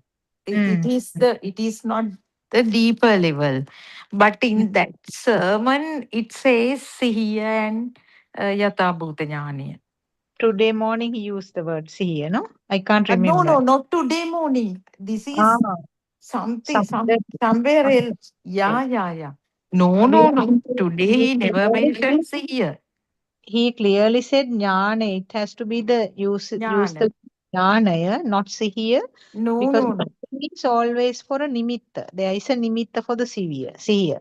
You have a Sihiya, thing to concentrate on. Sihiya is the mind level. Jnana is the deeper level. Feel People. level. Yes, Feel yes. level. Feel Mm. level. Yeah, yeah. Mm. Mm. Champa, is there anything to add? Anything that you want to tell? Nothing special, doctor. I listened. Arenonse was telling once. I also asked, "What is the awakening to the moment?" He said, "At this very moment." That is in very, as Sudharma said, it's a very advanced stage. We are able to see the present moment because still we cannot see the present moment. No, doctor, it's passing. No. Awakening to the moment means that means very close to the arahanthood. The each and every moment we are there and we can see what is happening at that moment. It's Not, actually not we see, Champa, I wonder whether it is we seeing some jnana that it is Yes, detached from the self, but yes, yes, you see clearly what's going on, the process. yes, yes. Mm. That means at the we are able to see the present System, moment. system, System, yeah, present system, moment. system Mm. is able to see the present moment because now we can't see the present moment. It's passing. No, no, Champa. I don't think it's that. Mm. It's passing. I'm not quite sure. Yeah, yes, you just see the seconds passing now at all the time. The present, we can't catch the present moment. Aryan is telling now we are always living in the past because we are not able to catch the present moment. It's always Just going. that It's is no one can catch the present moment actually as the moment per se. Then Yeah, again exactly. there is a person who is trying to catch the present moment. No. Mm. no, Yeah. no person talking here. The system actually that like the clock or each and every second is passing no like that passing all the time. That is what Aryanas is telling. We are Ah, living in. really? Yeah, We are. true. So once he said, when I asked about Udayavijnana, you never theoretically as a syllabus you may say Udayavya, Mm, rising and ceasing. But no yes. one is ever able to see the ceasing part of it. It is through jnana you realize that it is gone. Because Yes. the speed is the same speed. Yes. Mm. Only an Mm. Arahant can see that True. ceasing. Yes. Recently he said no. Ah, Aryanas is really? yes. I can see the rising and ceasing. Then when I am turning around, that ceasing part is over. That can be seen only to a Arahant. Ah, did he say so? Yes. Don't know whether Recent. you can I'm not sure, but he said it's through jnana that one can see that. Yes, yes. Yeah. Only Jnana, there's no person here, no. Whether I am Mm. telling that. There's no person here, self. There's no self here, no. Yeah. And Arahant can see the arising and ceasing at the same moment. We are just seeing the arising part only. But Aryan Maharshi says being an Arahant, nothing changes, only that wisdom, that uddipana and excitation, and that thing is missing. The rest of Why? it would happen the same way. I'm not sure, Champa. Maybe he said something Recently because I didn't he said, listen to sermons for a long time. yeah. Yeah. He said somewhere, I don't know whether I am there or some sermon, he said, Maybe. Yeah. when I turn around, the Mm. arising and ceasing part is over. Like that, he said. At that time only I got Mm. it correctly. Yes. What is it? That means the arising and passing of thoughts, doctor. Only an Arahant can see that, no? At the same moment, the arising and ceasing of a thought.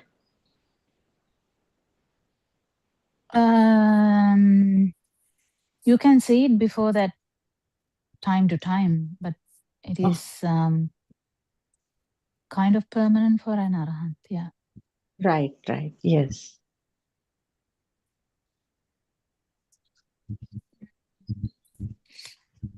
What was the discussion? Sorry, I got late. What was the discussion today? Nothing special, doctor. We were just talking about the today morning Aryan Vahanse's session in that mountain rocks. I actually couldn't finish the last bit. Actually, I think the last bit is the most important thing. I listened to the first bit after he settled down to do a sermon. I Yes, not couldn't much. finish it. Explaining, no? Sudharma was explaining that. Is that the part Yes. that you were saying? Yes. He was mainly talking about the non-form. Yes, mean non-form. Yes. Non-duality and non-form.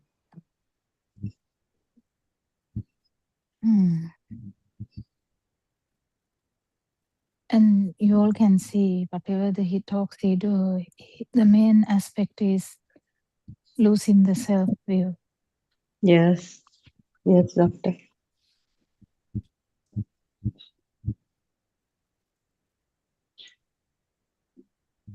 And here, Aranahansa is the first person, I mean, I have, to my knowledge, I mean, everyone, I haven't listened to like 100 sermons of others, but that who started talking about the stream enter thing as an experience. Yes. True, doctor. Yes. Nobody kind of was talking about an experience. Everyone thought, if you hear, when you hear them, yes, you enter the path, but he has put it into everything into experience side. So we just have to calm down and, no, even today morning when I saw him, trying to tell everyone about the nature, most of us would walk through these things, or maybe pass, see that area and think, wow, kind of thing, and walk around, but not specifically go there having an idea of Dhamma. You don't, unless you are an actually person who is inclined to do the concentration meditation. Even that seeking this extreme situations is betrayal. So that's actually the habits, I think. So combining that with the non-self, no self anger that Lord Buddha explained is the best thing that happened to human beings, I think, because every generations of humans must have had the concentration meditations.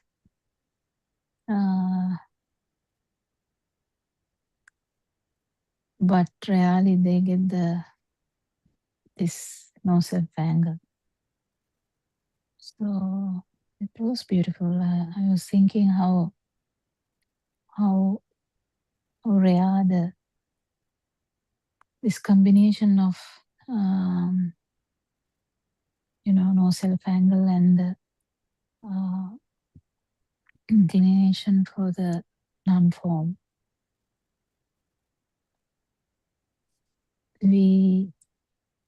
He's pushing everyone towards that, so it's good. Specifically, was there anything you all were speaking about? Doctor, at one point, Aryan Mahansa was telling most of the sages and Aryan Mahansa also, they used to sit on the mountain tops and looking far away and becoming the non-form level. Yeah, the thing, that's what I'm saying. The self-view, so the no self-angle, with no self-angle and without no self-angle is the only difference, right? Because he said nicely that there were people like Asita Tapasatuma or whoever, they were in the no self, non-form meditative states. Yes. And that's why he cried. He knew that he will not be able to listen Dhamma from Lord Buddha, because once you enter the non-form, because there is craving for that, it's just 31 realms again, nothing else. So the importance is not the actual, the looking at it. Actual importance is the no self anger. Do you Yes. understand? Yes, doctor. That means with the knowledge of this Satya Jnana, then without that only that they are going somewhere else. With the Satya Jnana, Not the knowledge. yes, You have the to practice. fully understand what this self story is. What is Yes. your sasava? And Hansi asked so many questions, right? Yes. What did we call as us? What is this problem? If someone doesn't know the problem, then we can't find the answer. So if you know the problem, that is, if you Yes. know the sasava, if Well, you know what was the problem, yes. then we know that it is not the self. It's just this system, speed of this system, or the speed of the sensory organs. Then only it will actually turn around. Otherwise, every time. So that's what Aranwansa is saying. Everyone can go towards even Arupa Dhyana with self-view. Yes. It's not about knowing Dhamma. Yes. It's about Realize. Yes. Realize. it's realization kind of thing, where you know, this is what the problem is. Kind of this is the sasava level. So because the sasava level has to go down, so that's why there is a path. Otherwise, everyone will be like just one fraction of a second. Everyone is an arahant, right? That's not the way. There is a path. Why there is a Yes. path? There is already power here. So the Yes. power has to come down slowly. So the beginning of the path is, Aranwansa said, no one can become the nature if there is Self. not the view. He said the keles. So that means that if there is a power here, there's no possibility. Yes. Doesn't happen. Basically, it doesn't happen. But the thing is, what I was trying to say was pay attention to the self view and how this, why did it arise? What is this arupa? What is this asava? And then we understand that the power of this system, and then slowly it dissolves. Because dissolving also, you can't mind it. You can't check it by the mind. You can't check it by the crying. You can't check it by the anger. It is a good level to check, but it's a deeper level is the actual power, the field side. So if someone loses the self-view, after that, the path, with the guidance of the teacher, it will open up anyway. It will open up the anyway, and it will happen according to a rhythm. There's no doer. Krutanyana, Krutaknyana, there's no doer. It happens.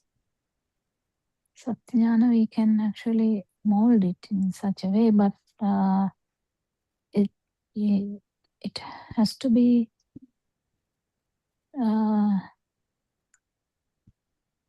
very kind of not a pushy one. Can't push it. The Aranhanse's experience is very vast. He has done the concentration meditation. He was trying to, he found out that he has a craving for non-form. And then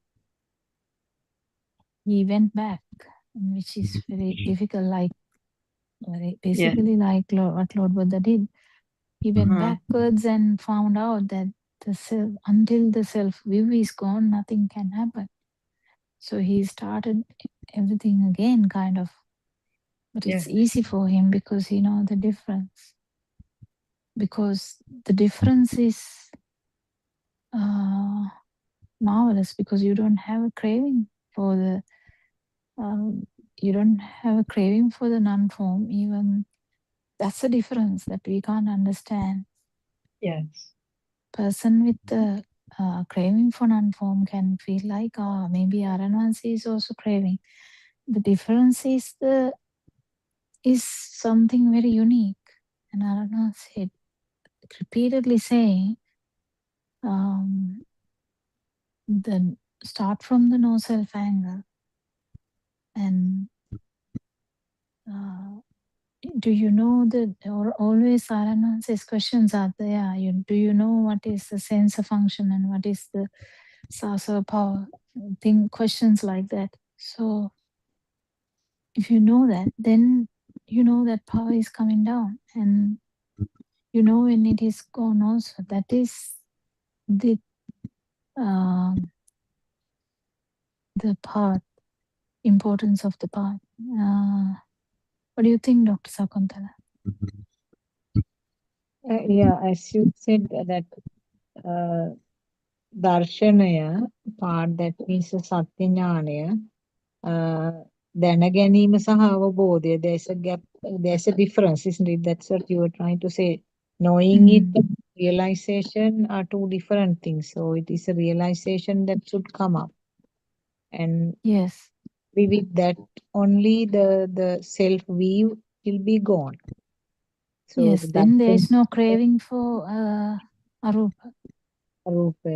Actually, I have done meditation for some time, and there were retreats like 3-4 days sometimes. I feel that I don't know what I experienced, whether it was arupa or there weren't any very clear-cut instructions about that, but there was something that you could feel sort of like floating, very comfortable. And when you are used to it, you can get to that within a short period, like you get into that track, like the train engine changing the tracks and getting into that correct line. Within a short period, you can get into that floating type of feel. And that floating type of thing is very comfortable. Actually saying that, I mean, if I say that you feel like doing it again and again, you feel like experiencing it again and again.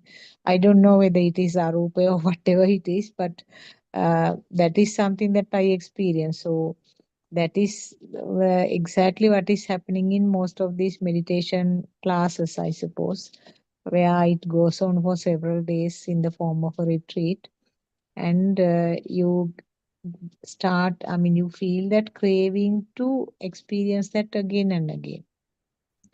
And what Aryan Mahase very correctly realized was that, like Lord Buddha realized that this is not what I was looking for. And then sort of left all that and started from zero level again. So that craving for that comfortable feeling is not something described or advised by any of those teachers in those meditation classes. I don't think anybody would have explained that. Yeah, the problem was they didn't know how They didn't to know even handle that. Mm-hmm. And they didn't know the danger of it also, and they just continued it. Yeah, that's the thing. So it's very easy to get into these tracks anyway, because this vibration carrying all this, all the vibrations in the samsaric journey, This is not the first time someone is in the Rupa Dhyana, or someone is in Rupa Dhyana, or someone is in Niraya. So these are all really, really very easy. Most towards the Niraya, according to Lord Buddha, like it's mostly towards the downside. Yeah. Satrapaya gedara wage කියලානේ කියන්නේ. Yeah. So that side is the usual stuff, but still this tracking into any one of these things is very easy. But the thing is, craving to this is the self. No one actually saw it other than Lord Buddha, who is craving these things, because the asanya, you can't even talk about a craving, but it is hidden. Yeah. Once the sanya is back only, the perception is back only, craving starts again. So it's like a switched off dream coming back again. Suddenly it is back. It's like fast asleep and waking up again. Similar thing. Not similar, but similar. So the importance of Lord Buddha finding out that this is the problem. This one vibration is the problem. It is not even related to the body, not even related to the mind. It's one vibration. One single thought and one vibration. This is the same thing. One vibration, one perception, one thought, the same thing. That this alive field. Alive field is there, and thought happens when the whole system starts. But alive field is there. This vibratory nature is there in even in the zygote. So this is the level you should like go down to. Find out, wow, this is the problem. Misunderstanding this as self.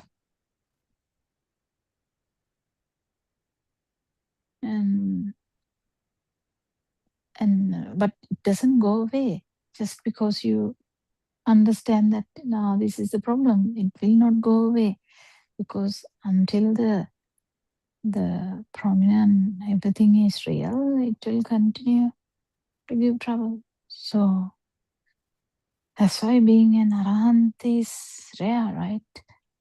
Or even Sotapan is rare, but the arahants are also rare. So Aranhanse is reiterating all the time that people are very used to non-form dhyana. It's not a big deal for Himalaya, or it is rare, but that is not unseen. Yeah, not the. I mean, still there must be. There are. Aranhanse said there are so many Swamin Wahanses who tried thinking that will lead to nirvana. They still have the self-view, didn't know what was the problem, and then they even there was a story, remember, that one who actually thought he would be an arahant,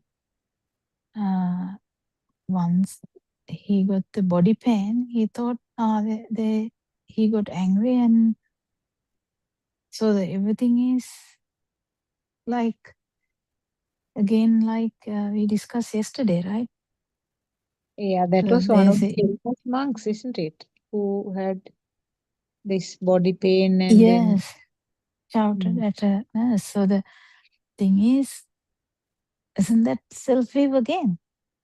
Because as soon as it happened, he thought, oh, what happened to me? I'm still getting angry.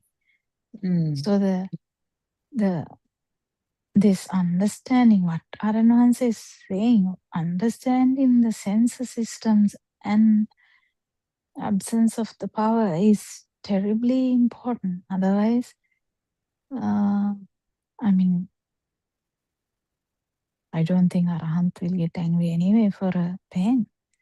But that's the thing. So the body is a thing, no? That's otherwise it is. I mean, pain will be pain. Getting upset about is a different thing. Yeah. At one point, Lord Buddha goes to visit some of the arhants who were sick and was asking how you all feel, and arhants was saying, it seems, I think you may have heard it, that there are lots of pains in the physical body, but no pain in the mind. Mm.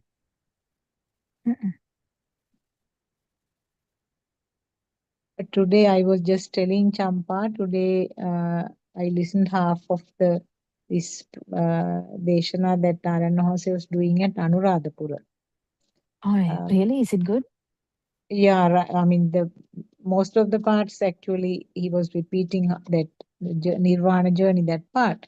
One of the things that he was asking, it's good actually. I mean, he was gradually bringing the crowd to the point that he wanted to discuss. He was not discussing any deep Dhamma facts. One thing he was asking was, what is this? Then people said it is a table. Why is it a table? How did it become a table? And also he showed a tree and asked, what is this? Then they said kumbuk tree. How did it become a kumbuk tree? So he didn't answer the question himself. Then he went on to sort of explain the other things. He was explaining about how his experience was. He was asking the teacher the same type of questions, and the response he got was being punished. He was asking, I make it a මේස කියන්නේ. That sort of question, weird questions. So he was expelled out of the classroom, and he had to kneel down and wait. So in the same way, he was asking the questions. So we were just discussing amongst ourselves what should be the shortest possible answer to that is to say that it is a thought, and then you have to explain how the thought called Kumbuk tree was formed. What is your opinion on that? Yeah, so the kumbuk tree sound has been applied, but the sound plays a big role here. But the picture is also attached to that now. So, Aaron once said, I mean, again, similar thing he said. He tells this a lot, but I thought it was beautiful. He said someone was crying when he was in front of the judge, saying, "I'm a good person." Someone shouted at me, or they said that I'm not a good person. So, I can't handle that. And I was like, wow, that's actually very, very deep, because some people take this, losses of house, losses of family members, even that can be taken by some people, but damage to the name, they take it so seriously, right?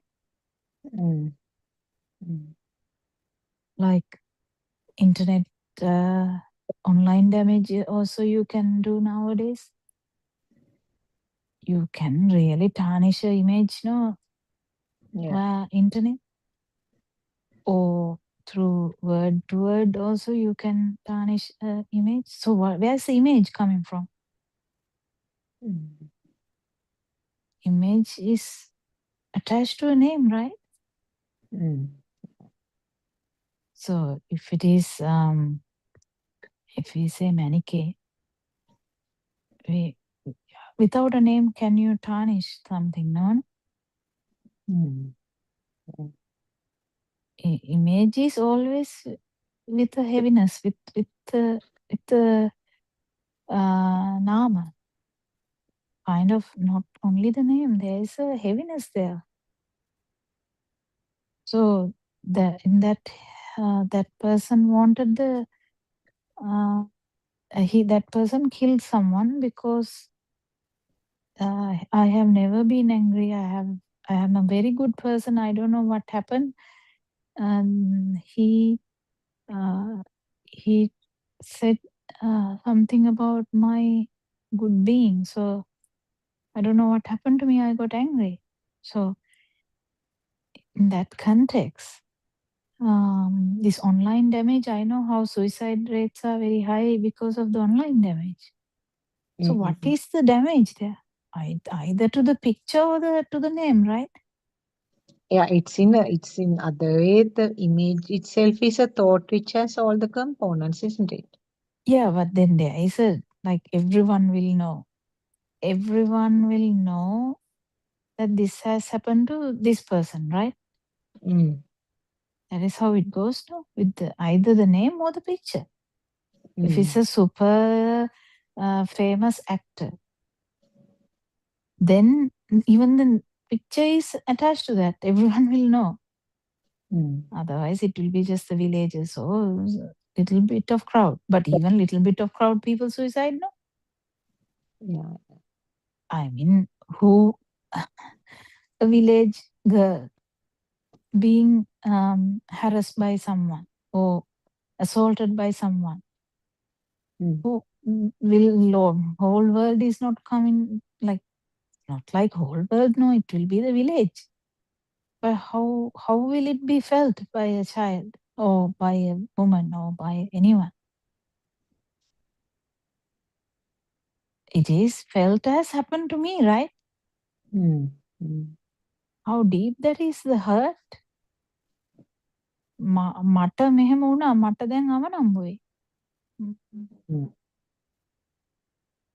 And then that person killed the opponent because he did that damage. It's so deep. I thought it's so deep. How this even though we say this body is not me, name is not me, the feel is not me, the mind is not me. We keep saying that. It's just like a parrot, parrot. We keep saying like it's very easily said than actual feel. Image, can you say it's the man itself? Image is actually the sanyava, no, atma sanyava that the atma sanyava, mane also same, no? Same. But when you say mane, that is arupa, no? That is arupa. That means the feel. 100% the feel. But Is it atma sanyava? I thought it is atma sanyava. no, it is mane in I don't know which mane you're talking about. I'm talking about the manudha chavidya. That side is in arupa. No, he often Aranvasi explains use the word mane, that is your mane kila kiyane, that is something yeah, that is your power, sasa. Sasa. Yeah. But different aspects are there. You can say adambara kamatat mane kiyan පුළුවන්. Yes, that is a different, that is a usual usual term that we are using in the ordinary language, but here the mane is sasava, or in other words, the self itself.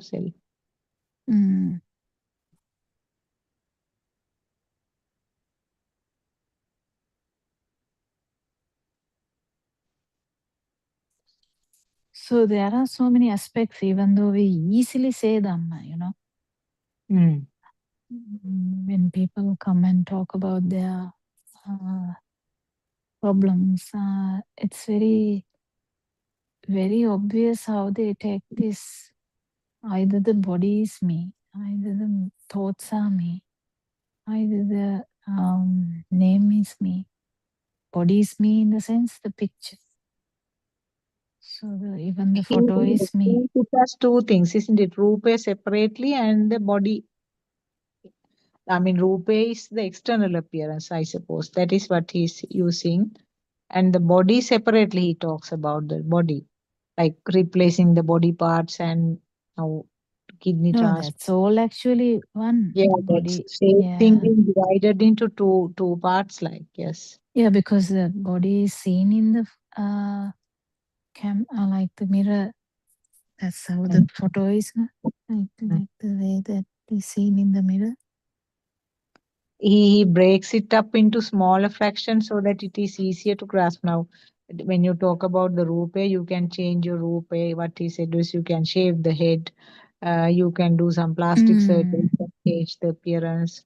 But again, the problem is that is a superficial way of telling that. Rupa Yeah. Rupa, Sabda Yeah. Rupa is a different one. Different one, yes. Because actually Rupa Rupa is the Rupa, the photo thing. Photo, yes, yes. Sabda Rupa is different. Gandha Rupa is different. Yeah. So Rupa Rupa. So that we can explain it in a superficial aspect or the deep aspect. So when someone asks the question, you need to know whether he's asking the superficial way or the deep way. Yeah.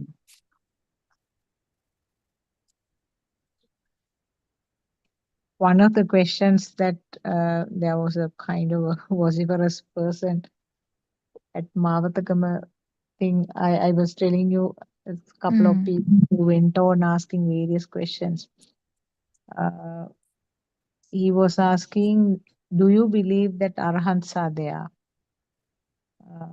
I said, I cannot exactly say because arhants will not say that I am an arhant.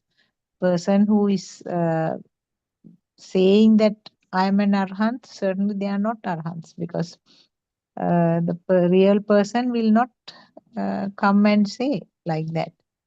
Then he was saying, now this time is actually the people's spiritual level or the mental levels are deteriorating. And if the concept of Lord Buddha, now Lord Buddha said that two people should not go in the same path. So go to as many as possible and then try to give this Dhamma. If that is a concept that Lord Buddha was having,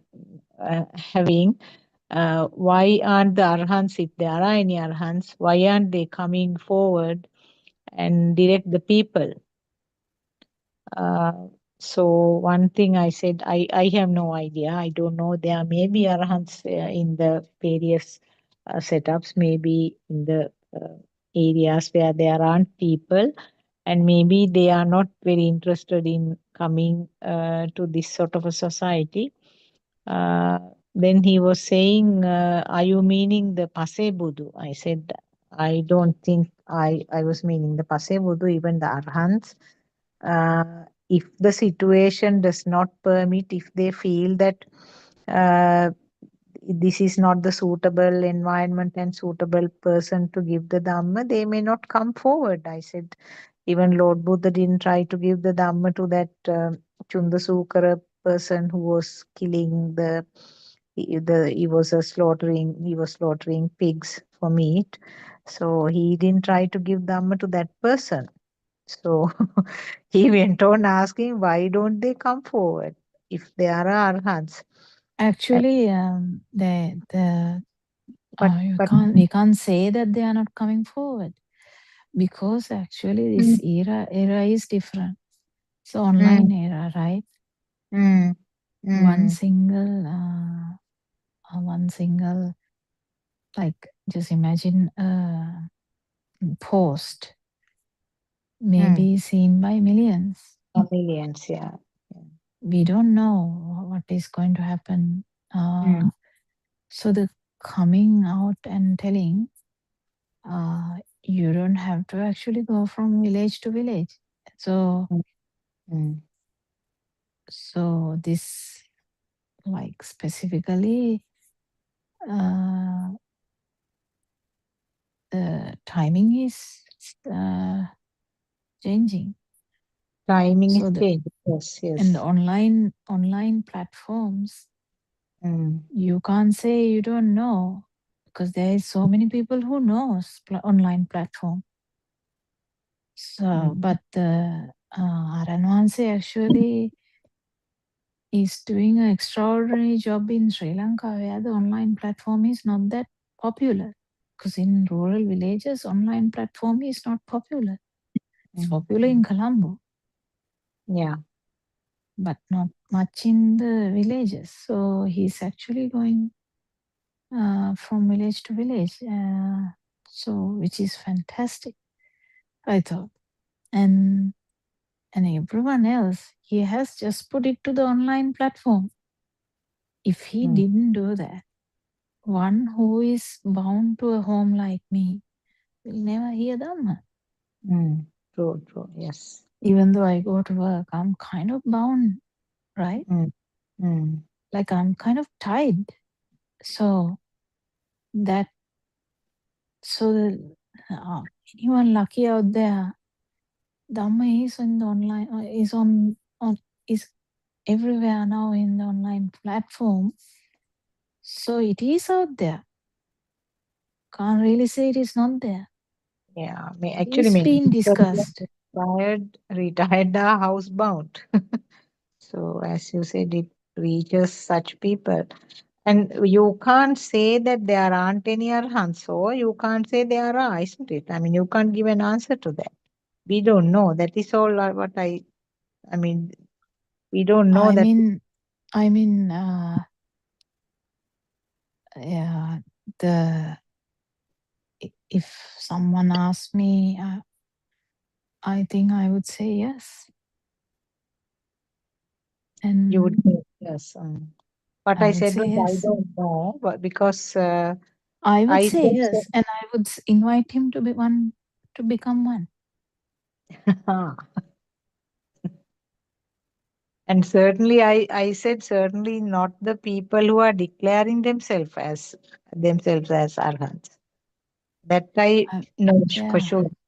That even this, I saw a thing. There's so many online madagahanawa thing now. Oh my God, that's mudslinging. Online mudslinging is there. So people are talking as, I mean, I can't imagine Buddhism there at all, like at all. But they are talking about kind of a Buddhism though. It's weird how the population is. One side is really trying to attain Nibbana, and other side is trying to find every fault in every word.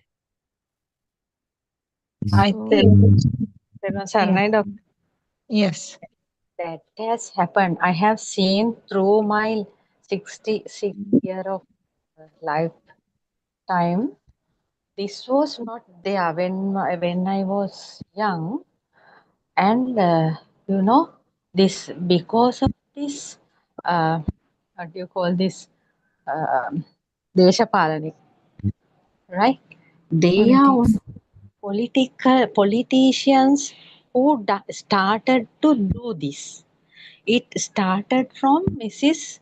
Chandrika Bandaranayaka's time. Before that, there were no mudslingings on the TVs even. When she was here, then people... No, but there are so many aspects. We better not say any names. But the thing is, even mudslinging can be taken as the freedom.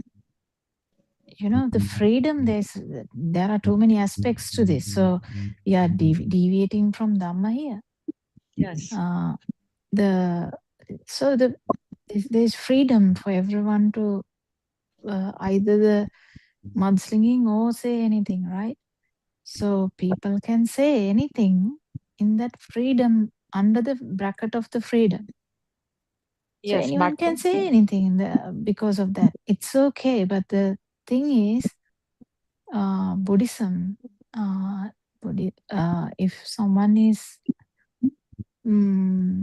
thinking about trying to criticize someone else's virtue or the activities or anything, it is their, I mean, I don't know, freedom versus there are a lot of aspects, because a lot of countries there are restrictions. Also, there is freedom. So the restriction is, you in some countries, if you say anything against religion in that country, you can get you even lose the throat, right? Yes. Yes. But they don't talk about the freedom there. Some countries you can say anything and you can say it is the freedom. So there are so many aspects of this. But the actual thing I was trying to say is how a self, if there is a self, and how this would affect someone, specifically people. Actually, the actual story started from how a person's name and picture can be affected by this. If there is a name, who am I? Question was beginning. If Surangika must be wondering what we are talking. Actually, deviated. That's why we are here now. Surangika, don't worry. It's a deviation from the actual way. So, I was wondering what it was actually.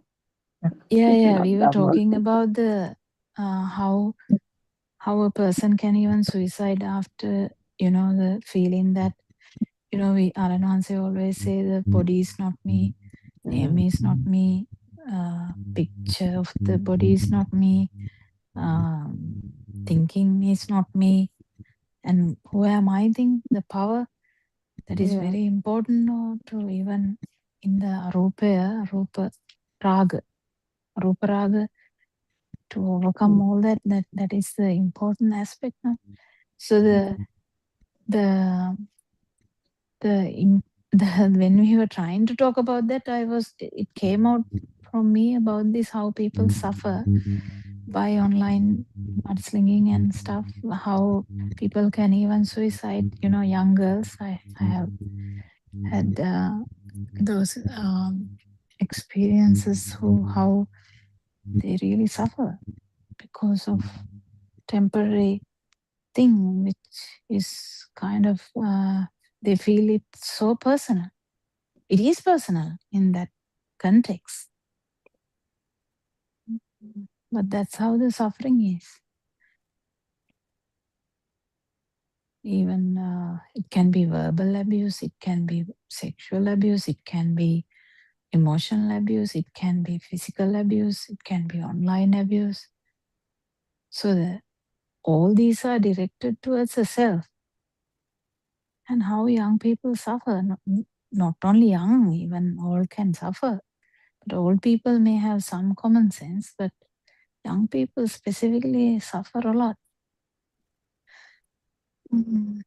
That was the actual beginning of that talk, and that it got deviated a little bit.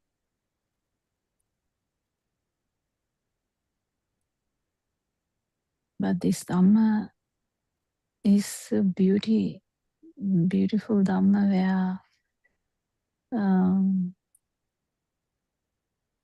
every platform, every young person should hear.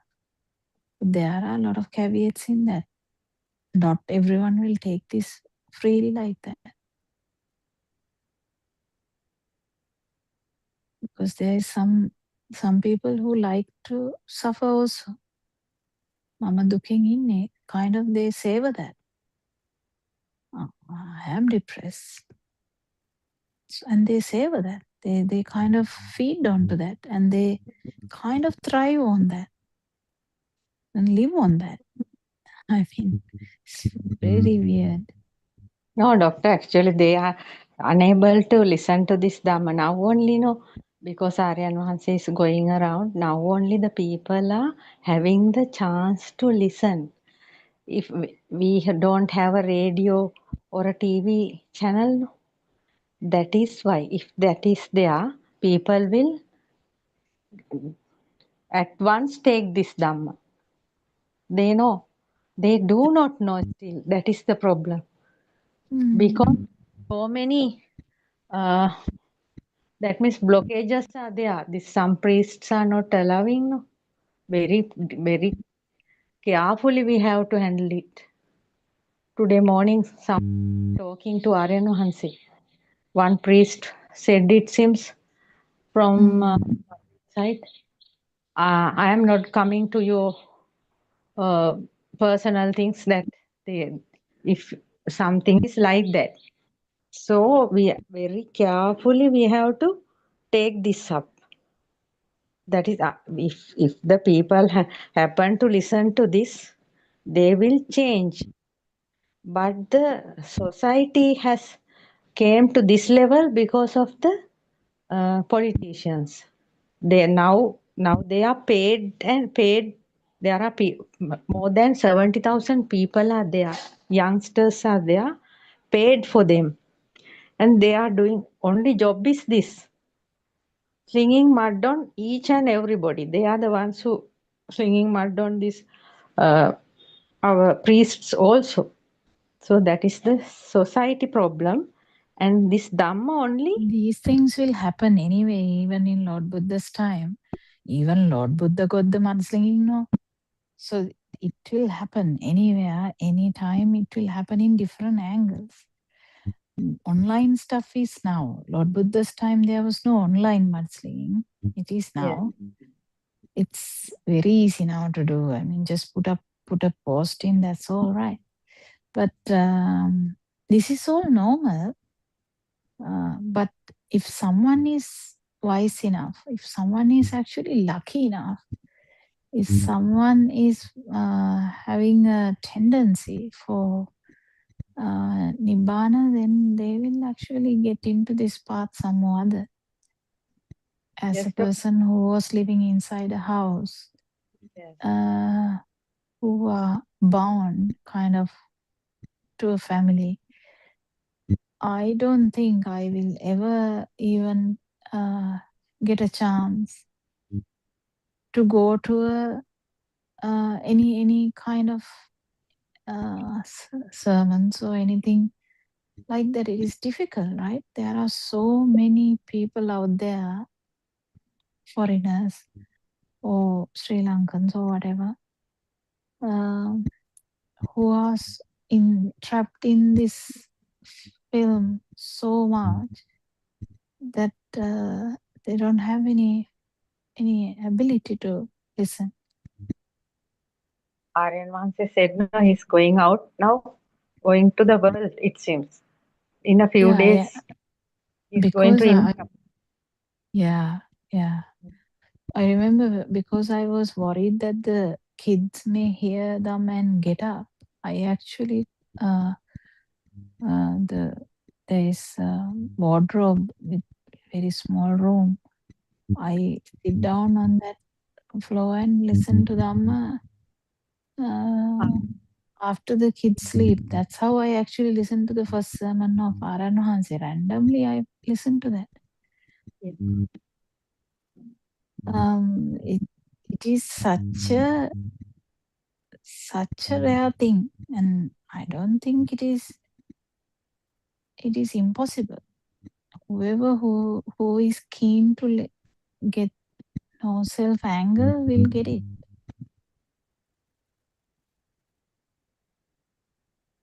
Yes, doctor, it will spread all over the world. Now Aryan Vanse is stepping out, no? Yeah, even that it's not all. It's a online thing is there for everyone. Yes. So, even whether you step out or not, also online thing is out there. It was Yes, not but there in Lord Buddha's time. yes, doctor, I used to share this now in TikTok. I have put so many Aryan Hanses entering into sessions. People are liking very much. In TikTok, I think more than 35,000 likes are there for this Medpundita Bokundara TikTok page, and I am sharing on Facebook, Thread, Twitter, and like that. Facebook is also like that. I have 5,000 friends, can't add more like that. Two pages are also so much friends are asking for friendship. I am not looking at those things even. These people are getting it very fondly. I can see that. Yeah. Doctor, sorry, Surangika, do you have anything to add, Surangika? No, not on those things, Doctor. Yeah, not on But those things. I'm trying to change the was there any actual. Dhamma point that was discussed? I joined about 25 minutes late, I think, but they were discussing in the morning. Morning session. Says like the sermon he did. Yeah, that was just a small one on the Akampita thing, no? On vibration. Yes. Anything I was going to else? ask Champa, those things that you translate, Champa, are they available anywhere that we can get? Because I was thinking maybe I can make some posters and put it up wherever if I make some posters and stick it on notice boards or something to You to will do contact. something. And then I thought if I go to there's a temple further up north, I want to, because those Sinhala Buddothpado stickers and all are not relevant here, no? Yes. So those stickers talk about where to get the radio and Karma, PeoTV, Nalikawa and things like that, no? And Yes. those are not relevant here. Yes. So I was trying to pick and choose certain things to put, like a mixture of Sinhalese and English. Yes. Sinhalese to cater to the Sri Lankan community, and then a bit of English, like the Wisdom of Asia website, barcode, and a few things from English. But Yes. I was thinking about all your translations. Some of those are really beautiful, like a couple of paragraphs or something, or make a little like a poem like thing and put with a background of Buddhottpada picture and something like that. So is there any way we can get hold of a couple of those? In Wisdom of Asia, no, not Wisdom of Asia. There is a WhatsApp group, no? In that, you are also there, and I am also there. Do you put it on that?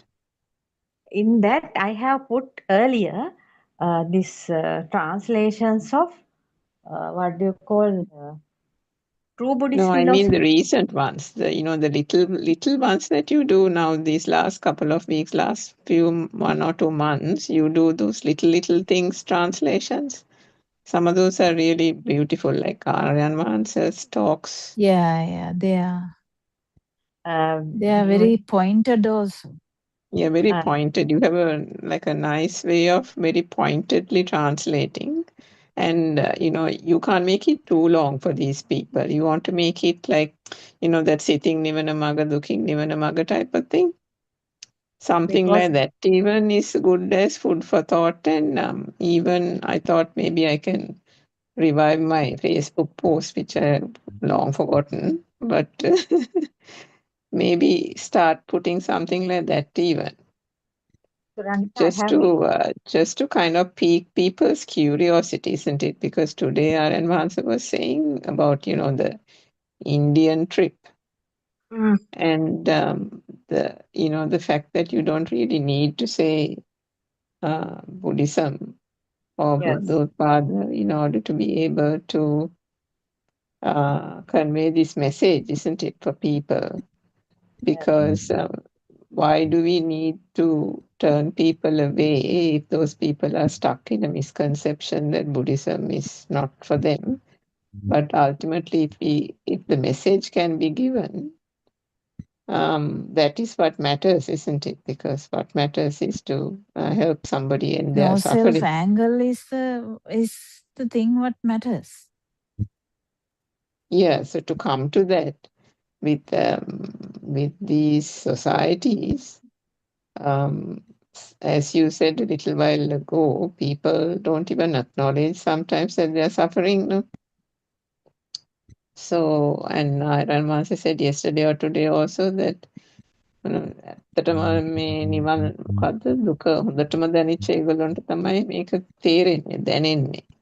So he said it's difficult to convince people, even Sri Lankans who are, living in the lap of luxury or not even living in the lap of luxury, but who are so bound by their senses and entrapped by their senses that they don't have the time or the room or the space for the truth. So in these societies, I think sometimes you have to kind of be a bit creative, isn't it, Dr. Kokila, Yeah, නැවත ඉපදෙන්න ඕනේ කියන කට්ටියකුත් ඉන්නවා. to get their attention, because everything is tickety-boo for most of them. No? So why would they bother about thinking about the truth? Even that French person that Aaron once was speaking to. Oh, that was beautiful. Teruvan Saranai, Dr. Teruvan Saranai Surangika. Do you need the dates also? Dates and the... No, nothing like that. Because if we put a sticker, I mean, if we are quoting Buddothpado verses, I mean talks, then all you got to do is put a little sticker of the Buddothpado symbol on the side, and then put a couple of your English translations words, and put our advances That's name a at very the good bottom. idea. I have, Surangika, I have your contact, no WhatsApp contact. I will type little by little and send. You can change it. No, I don't want to add to your work, No, Champa, I think because you should read it with the app. Did you?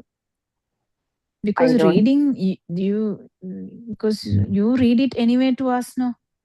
Yes.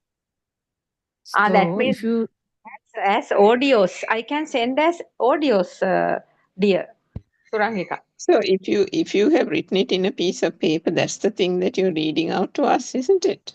Then take a photo. Yeah, so just take a photo of it. That's all. I have written them on italics. I think you may be able to read those. That is the problem. My Otherwise, whenever you read the thing to us, switch on that app, it will type. Yes, that's actually another good idea. Now, you're daily reading out, no, Champa? When you're You daily read it reading to out, us, no? you don't do the old ones now. Don't add to your work. But when you read out for this English Zoom, just turn on the thing. I'm not used to it. Anyway, I'll try to do something. I'll send you at least with a small. That means it's not a hard thing. Reading it again is good But for me. you have 2 phones. I know you have 2 phones. Yes, I have 3 phones, but one is not working properly. So I'll do something, Surangika. I'll send it. Anyway, anyhow I'll send it to you. Audios, little audios I can send. You WhatsApp can or- actually put on the Google Translator also. There's so many ways to do that. I am also not good in Yeah, I mean, on the old ones, don't bother, Champa, because I mean, I just remembered I can obviously turn on the PeoTV YouTube channel, right? And your voice is recorded there, so I can get some like that as well. That is something different, dear. Because 2 to 3, I am doing some different topics. No, I'm talking about what you share with Dr. Kokila and Dr. Sakuntala on this Zoom. You know how you give little snippets in English? Yes. Those are the Anyway. ones I'm referring to, which are really beautiful. I haven't listened to the other big long ones. So I'll take it out of the YouTube channels for the old ones. But on the, Difficult for you, dear? I'll slowly send you. It's not a big thing. I'll do it for you. I have Yeah, your just WhatsApp. not a lot. I was going to plan to do that because I'm making up some posters. Yeah, thank you, Champa. Only 15 minutes we can use for this WhatsApp audio. Actually, that's what I told you, Champa. If you actually learn from someone how to do the that app, where when you read it, it is already typed. It's really beautiful because everyone can use it for someone to make a separate even okay, I'll try to ebook do or something, even an ebook, right? right. I'll try to do Yeah, it. even an ebook actually. Yeah. Right. Slowly Because I'll ebooks are free now yes. for I don't know. Yeah, and the other thing was Aaron once wanted to make little booklets. You know how those Ajahn monasteries, you go get those tiny little booklets. Yes. So like that, I remember him saying that he wants to make little books, not those big books, but And little these booklets. translations are very good for that because it's already from Aranwanse's mouth. Yeah, exactly. Yeah. I'll do it. And then we can do a little bit of editing and then publish, isn't it? You whatever you want, I'll send it to you. Yes. I'll try to do that app. Try to use that app. Yeah, because you're already taking time to read it to us anyway. Yes. Yes.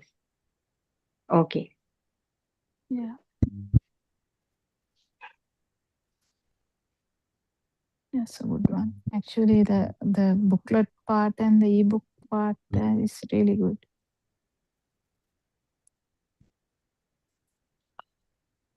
Posters.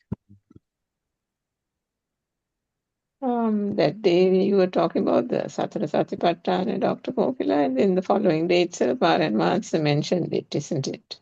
Yeah. Yeah, these days it happens. Here and there, things come up. That Dhammanupassana that we were talking about was, he said, ආයතනවල දෙයක් නැහැ නේ. Yeah, දෙයක් නැහැ. But the 3-4 is actually Dhammanupassana. 3-4 in the sense, sorry, Aaron Hanse's 1, 2, 3, 4. Yes. 3-4 both come to, I think, Dhammanupassana in a way. There are 6 or number. Yes. Number 2 is Chittanupassana, isn't it? Yeah. But Vedananupassana comes throughout because Vedananupassana comes to even Lord Buddha's time. Vedananupassana is said as going to the Nibbana. Kayanupassana is said as going towards the Anagami.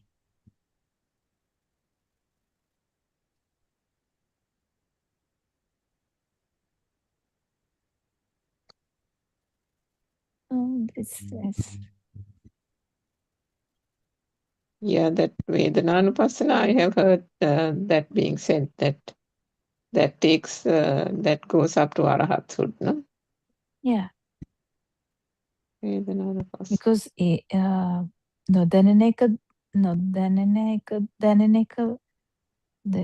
everything is falling into this. That comes there, is it? Everything comes there. Vedananupassana is deep.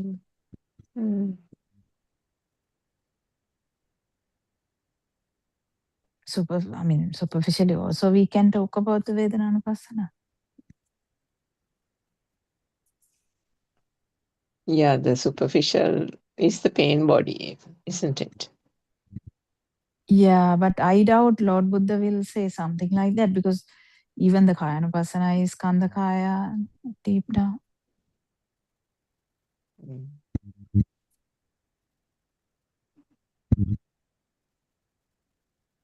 Yeah, everything has something, means a deeper meaning in the Lokottara side, isn't it? Arya side. Yeah.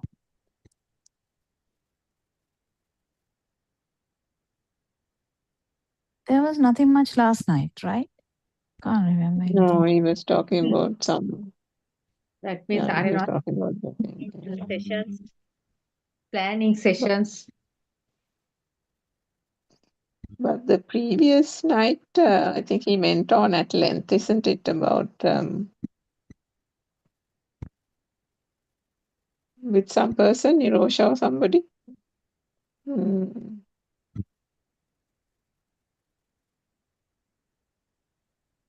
Yes. Yeah, about Yes. I don't know. I think it was the final stages. How Adhigata Samadhi type thing, isn't it? That he was trying to explain. I can't even remember. Yeah, yes, I can't remember. But he was saying how everything should be normal and how one needs to relax into the normal kind of thing. And how I think trying to explain to people what that normality is in the marga. Mm.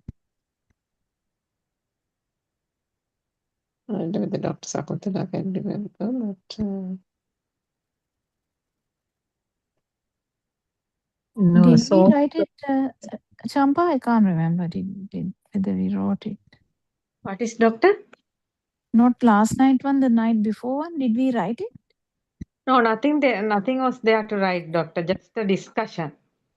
Oh, Not yeah. Because you write the specific, points like only. kind of, yeah. It's Mm. new points only. Otherwise, no point. Yeah. What yeah, was it, Dr. Sakuntala? Sorry, I disturbed you in the middle. No, actually, I also was trying to say that all mixed up together. I also can't remember exactly something to bring up as a discussion from that. mm,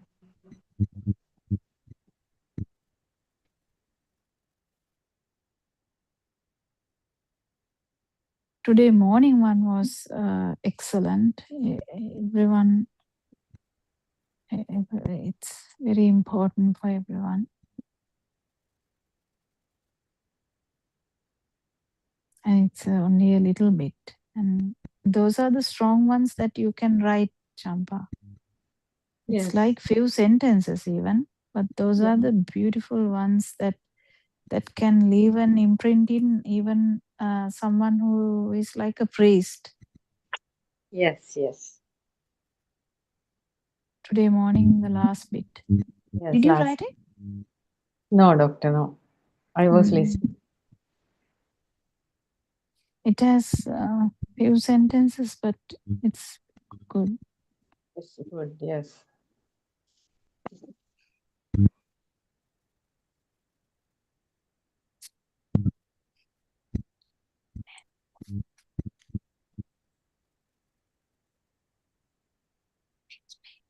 actually, that part about slinging mud kind of thing that was being discussed when I was joining.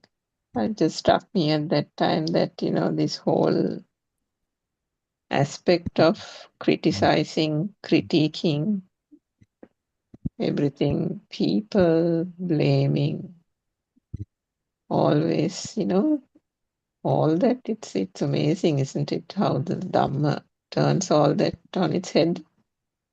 Because moment the outside world doesn't become true, the paramarshane, where to find something to find fault with, who to find fault with, who is there to blame, all that goes away, isn't it? I mean, nothing comes up. So that whole criticizing, critiquing, it's amazing that something that was almost, almost like second nature in the Pruthagjana world, just melts away, isn't it? And it's almost inconceivable that it was even done like that in such a kind of a like business as usual type of thing. Because our Yeah. tendency is always to say, that one didn't do this, and why can't he bring that? Or why, everything is something about something being wrong, isn't it? And Yes. somebody didn't do anything, and somebody's fault. Yeah, specifically, I was trying to talk about the young people who get, the body image or actually putting wrong body image to the face and stuff like that. There is so many stuff happening now in this world through AI or whatever. So how sad the people get because the most of the time the people who get subjected to these things, they are not actually doing those things, but suddenly they find out that they are subjected to these things and get so sad and can even ruin their life or lose their lives. And it's so sad how if everyone knows this Dhamma, how strong they can be. I think that point that Haran once made about that, I don't know whether it was a Dracula film or something else, how that actor kind of emulated that to such an extent that it almost became a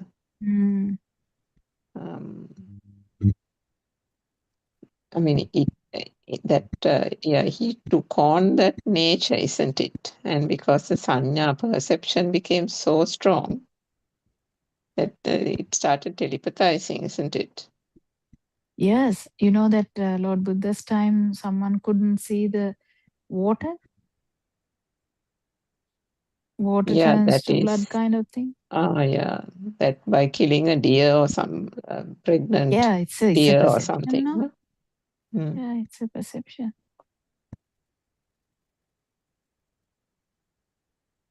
So how it miraculously these work.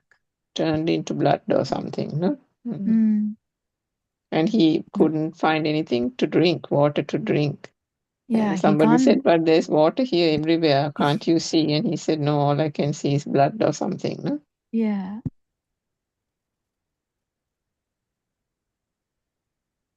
So that's a strong perception, isn't it? Yeah, it's a strong perception. But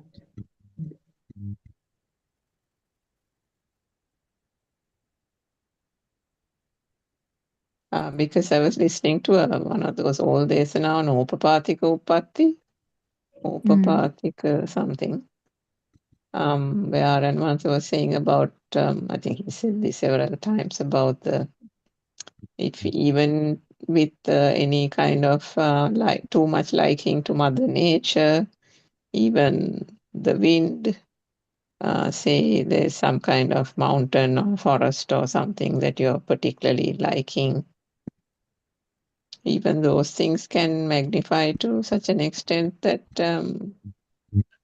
that can telepathize. Such is the, it doesn't have to be another living kind of organism.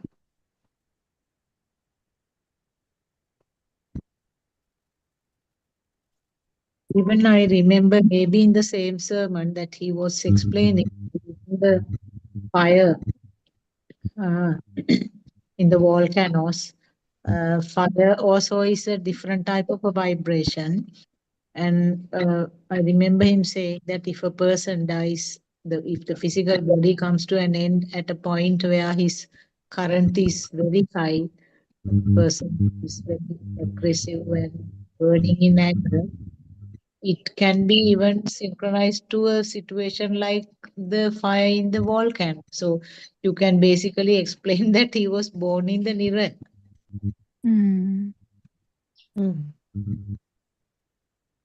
And also these concepts of this Rup Deviya and the Deviya who is Gal, Parvata Devi or whatever, those concepts can be explained in the same way, no?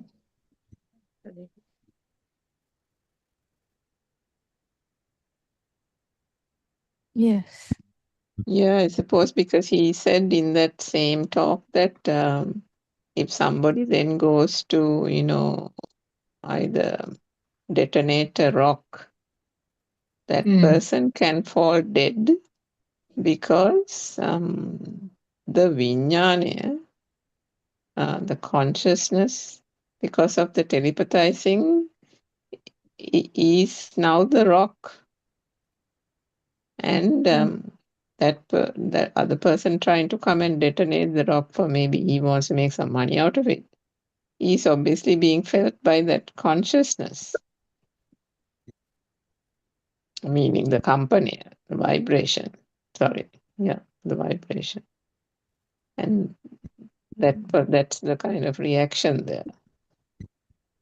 So reaction can Obviously. make the person who is trying to break it can fall dead. Yeah, exactly, because it's going and clashing with that vibration. So it is a kind of a preventive measure to stop blasting it, is it? No. So this person doesn't know that there is something that has got telepathized into the rock, or is the rock. So that Danena Sabhavya is there. Isn't that so, Dr. Kokila? That is why this person, by trying to go and detonate the rock, I mean, what this person thinks it's just a rock, right? That same thing that you said about the Kahataru Gata Devya type of thing, Dr. Sakuntala.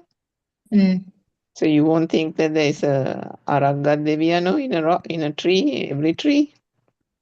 So you can cut down the tree, but then that Aragat business means not that there is Aragat Devya, but that vibration, that there's a telepathization there. It can be a one-time human vibration telepathizing there into the tree, into the rock. That is what Aranwansi was saying, even to the wind. And then he gave that example about that mile-long Peretaya that Mugalan Thero and the Buddha had a conversation about. So that mile-long Peretaya was actually something likened to the wind, it seems. Yeah. So, I mean, nobody would think, right, about something like that having a life form. So this so-called life form that we are saying is also just that vibration. Isn't it, Dr. 100%, yeah, vibrations. So this vibratory nature, we can't end talking about that. That's why Lord Buddha even didn't keep talking about that. Because it's useless to keep talking about that. But because Mugalantero could synchronize to that, he was talking about that with Mugalantero. And he said, I thought no one would know. And because if you go to extremes into this, the nirvana can get affected. Because then this no self angle get because even Lord Buddha said no karma visha no need to achintya, no need to actually on going for that thing. That's why even Naranahanse start to talk about these things and shut down because if we talk about these things too much, the actual nirvana journey can shut down because of the too much inquisitive Inquisitiveness, isn't it? Yeah. Yeah, it is very interesting. Yeah, I mean, and that interest also comes from that layperson Pruthakjana world, right? Because now even if somebody tells something that we haven't heard of, I mean, the enthusiasm to go seeking that further and further is also lost now. So in the Pruthakjana world, saying those things and people listening to those things and then going behind those things is greater, which is And why they he will stopped. actually start worshipping the trees again, thinking that there must be someone. That is not how it works, because actually telepathizing to that is different, and worshipping that is a different story. But when you think about the how he talks about the dog who has had 500 births of the dog and now is coming to an end, and he's not part of the pack, and he's not bothered when the other fellows are fighting, meaning that vibration is now coming to an end. It's difficult to think about how the rock vibration and the tree vibration can come to an end, isn't it? But anyway, what I was trying to say was in that Opapathika talk, Vesana, I think it was in that one itself, where he was trying to say was that how dangerous these perceptions are. Yes, even Arupa. I mean, we can't really put an end to that, can we? No. Yeah, because I mean, anybody would say that it's so harmless, right? Saying, oh, this wind is beautiful.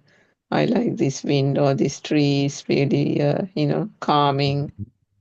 And it's such an innocent kind of thought. But if you have kind of got tied up in it to I don't know such an whether you remember extent. in Kurunagala, the one lady who gave the Kurunagala land for that Metmudita ashramaya, Haranonse was joking no to that mother. As soon as he started that, I was like, wow, kind of thing. Because, it's subtle things. Because if you have the self view only, this problem comes. Otherwise, even Lord Buddha can say, don't cut this tree, right? Yeah. This craving is very dangerous. Either it is craving for the sensual world, or craving for the existence, or craving for the non-existence, whatever. Because craving for the non-existence, no, this whatever the Rishivaru, that was a craving for non-existence. Yeah. So, and he explained that today, isn't it? He said that they are craving for that. They didn't know that self vibration is there. No? Craving is the self Craving is a vibration. self vibration.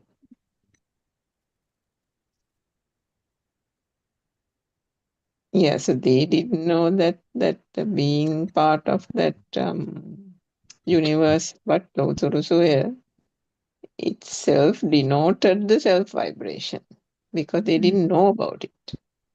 Yeah. Not knowing is a problem. Yeah. Yeah, it is beautiful. Today I saw the Anuradhapura one had so many people also. I saw the picture, but I didn't have a chance to listen. I couldn't even finish Yeah, there are a the lot of morning. people today. Yeah. I think we have come to the end of the session today. Yes, Doctor. Thank Thank you so much. Thank you. Thank you, Aryan Hansa, for your noble guidance. We worship you. all of you.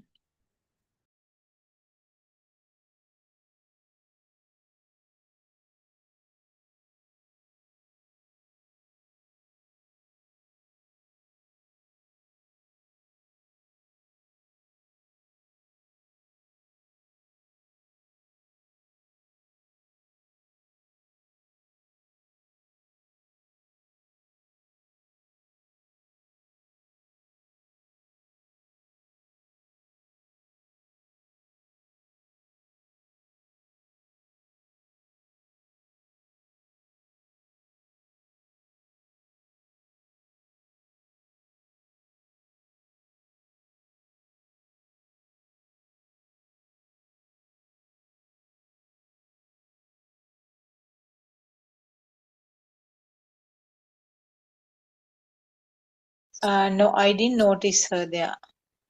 Okay, maybe we'll start, and if she Okay. comes, we can. Yes, So, excuse me. Yeah, Doctor. She is unable to come today for the Zoom meeting. Yeah, she's having to visit oh, okay. at the center. Yeah, yeah. Terasanai. Terasanaira. We'll worship Parananse, and yeah, Dr. Sakundala, you can do the starting point. We'll continue the discussion after that. Okay.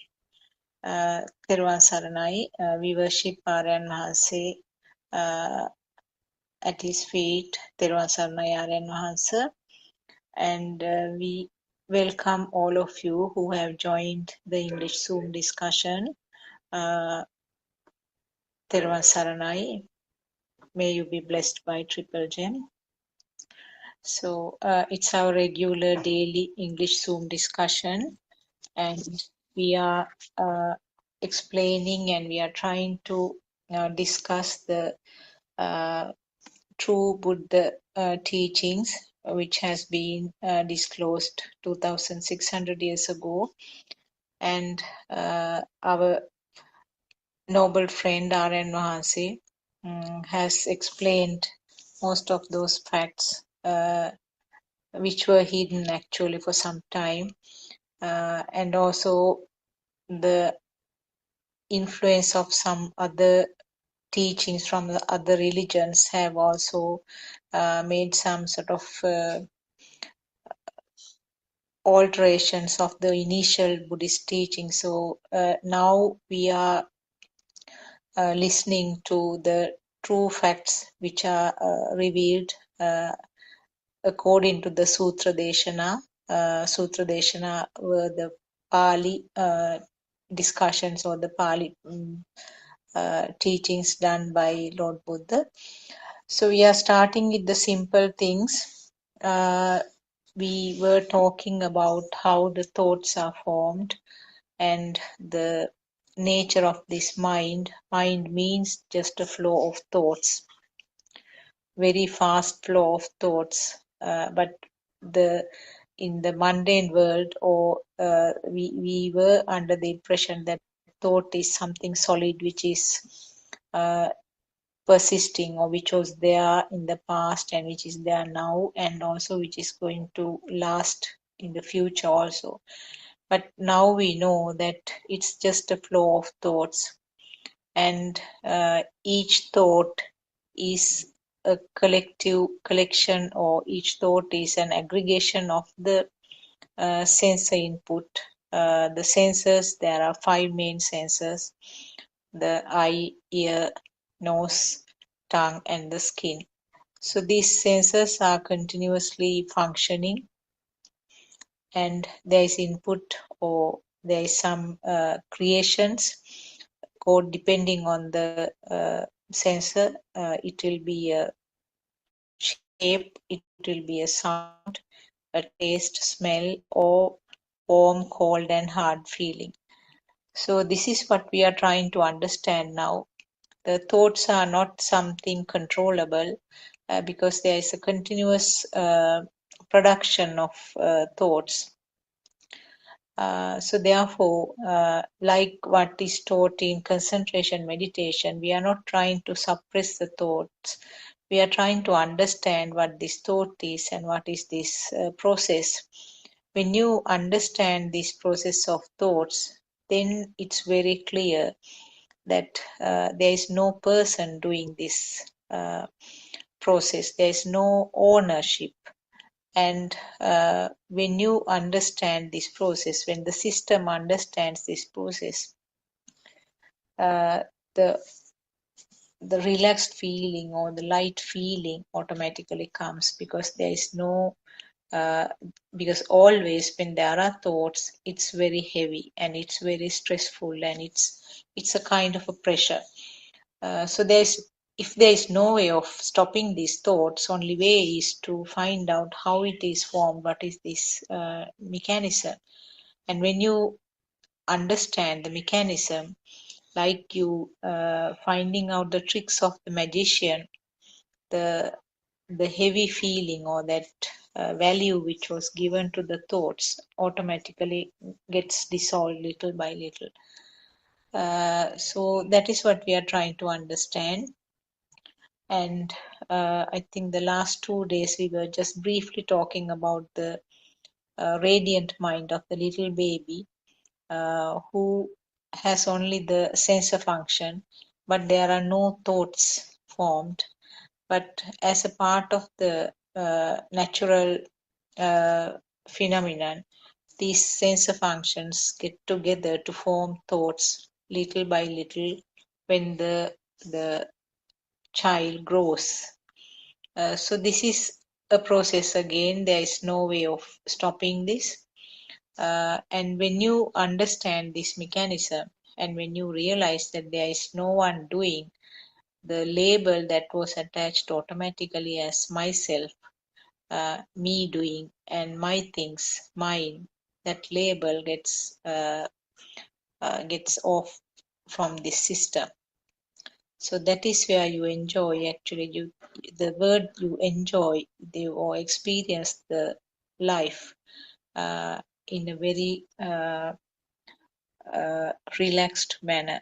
So when you understand this true Dhamma, there is no change at all in the way that the person is dealing with the rest of the society. You will be doing the same things. You can have the same responsibilities, and whether you are studying or you are working, whichever, you can continue in a much better way, in a much more relaxed manner. So that is just basically what we are trying to understand. Teruvan Sarnai, Dr. Kokila, and we can start the discussion. Yeah, Sunrise, anyone can ask a question. If Joel has any question, he can answer as well. My question is, Doctor, I was reading about this raga, dvesha, and moha. Yeah. So my question is, the craving. What is anger, the other one? Dvesha. anger. Actually, anger. there's another word. Aversion or no? Aversion and anger. Or anger. Yeah. Mm-hmm. And And I want delusion. to ask, yeah, I was just thinking, whereas when we ignore, that is moha. When we ignore raga and dvesha, is where the I component come in. Is it so? Actually, I component is raga, dvesha, moha. So just try and see whether you can get this. So the burning is the I component, or me. We'll take it as me, because when we say I, it can be the visual I too, like the E by E. But what we are trying to say is that me feeling, or feeling as a self, is actually that burning. That burning we have categorized in such ways. So the clinging is also a kind of burning. Anger or aversion is also kind of burning. And delusion, it's not very evident, but it is also kind of burning, because delusion is the underlying reason. And even though there is no like big major anger, major craving, still if there's a delusion or like kind of ravatima. What is ravatima, Surangika? What's the kind of what's a good word for that? Like I mean, I think it's deluded as well, Dr. Kokila. Yeah. Yeah, we deceive maybe. Deceived. Yeah, kind of that. We deceive ourselves to think that there is a self here. Yeah, even that is a burning. And all these are kind of that, but the point here is that is me. There's no separate me. So what we call of this, that you said me component is actually this burning, and burning is just categorized. That's all. This all words. So there's nothing, it's not a big thing, but what we understand is here is this burning is what we believe as self. That's how the self view has come. Why we believe that there is a self is there's a change here in this system. So we feel that if there is a burning or any change in this system, that has to be me. So that's how the self view comes. But actually, what is happening here is due to the misunderstanding of that this the sensory organs is actually holded, so like someone is actually holding the sensory organs. Because of that view, that we feel that I am burning. That's actually a misnomer. Like it's not the thing. Actually, this burning is the what we actually started to believe that there is a self is the reason that there is a burning. So this burning collectively we call burning, but we can separate them as craving and anger and delusion. That's how it is, isn't it? Do you have a better like version of Suranka? Do you have anything to add to that? That's fine, Dr. Popila. I think when we discussed it, maybe Sudharma or somebody asked a question maybe about a week or so ago about equanimity, I think, as well. We linked that to moha and delusion. So even if we say, for example, that, if you go to a forest and say, oh, I'm fine, nothing bothers me, or I don't have a big craving for anything, or, that kind of thing. But you still feel alive. Yeah, exactly. You're fearful of death. That's what actually in the last bit when Narayan Vanse joined, I think that was like a very strong statement what he made, because if you feel alive, you're fearful of death. That's 100%. So this alive feel is actually alive feel. The extremes are raga and dvesha, which is craving and anger. But actually, the delusion part is always there because we are actually deceived, and that in the feel of, because there's always chance of getting angry or getting craving if there's underlying alive feel. So the alive feel is also something we can actually get rid of. That is the people might feel really, like, oh really, kind of thing, but it is true, and you can feel it. You can feel it one day, and also when imagine one stimulus, whatever thought, if it was not a thing, then if you feel the liberation from mind, you can feel the power, and also you can feel the sensation, whatever that sensory organ function without that power.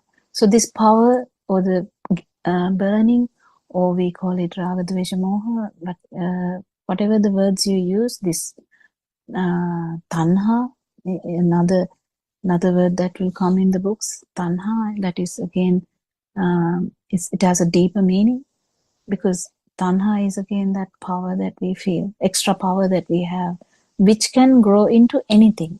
You can kill someone with that, you can hurt someone with that, you can blame someone with that, you can cry with that, you can have fear with that. So all these associations are with the self vibration. Without the self vibration, that's like another level of it's just another level. Anything else, Joel? Did you kind of get it? Yes, doctor.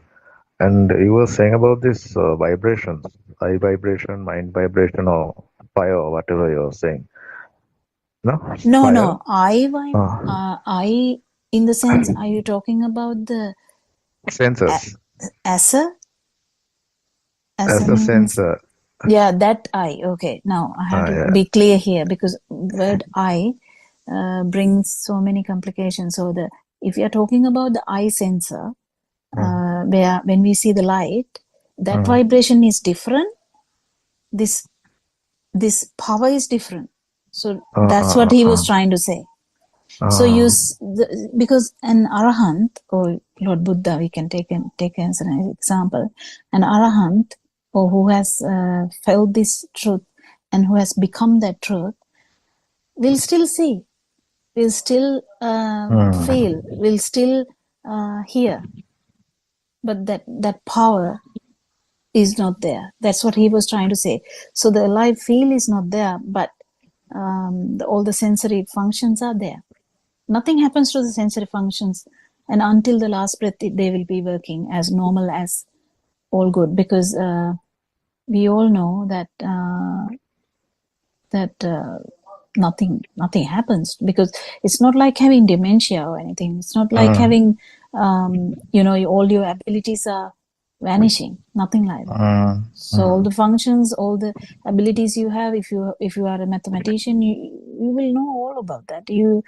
If you are a kind of whatever the aspects that you are good at, you will be still good at them. It's just that the burning part will not be there, but the sensory part will be still working. That was the thing that he was trying to say. So you still see, you still hear, you still feel the temperature, solidity, liquidity, you still feel them, you still taste really well, you smell really well. Actually, what happens is you are able to feel them as best as ever, rather than without the burning. That's what he was trying to say, that he was trying to actually clarify or bring it up so that we don't mistakenly say anything, because sometimes we can misunderstand. So does an arahant not feel? No, he feels the best. Actually, he feels everyone. So imagine someone comes to the Zoom and talk, you can feel them. Someone comes and sit down in front of you asking for help, you will feel them. That's how it works, because there is no burning here. You feel everything. Do you get it? Another question that I was thinking about yesterday when I started to read the book again. Yeah. I don't know whether this is out of point, but I just want to ask it because this is a question mark I'm having, because people say this kind of vibration and law of attraction, all these things. What is it all about? Are you talking about the Western type of thing, the law of attraction?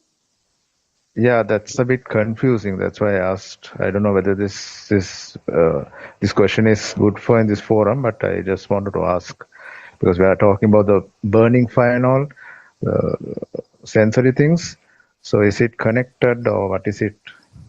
Yeah. Okay. So, but I have to get clear, because why I listen to a lot of podcasts.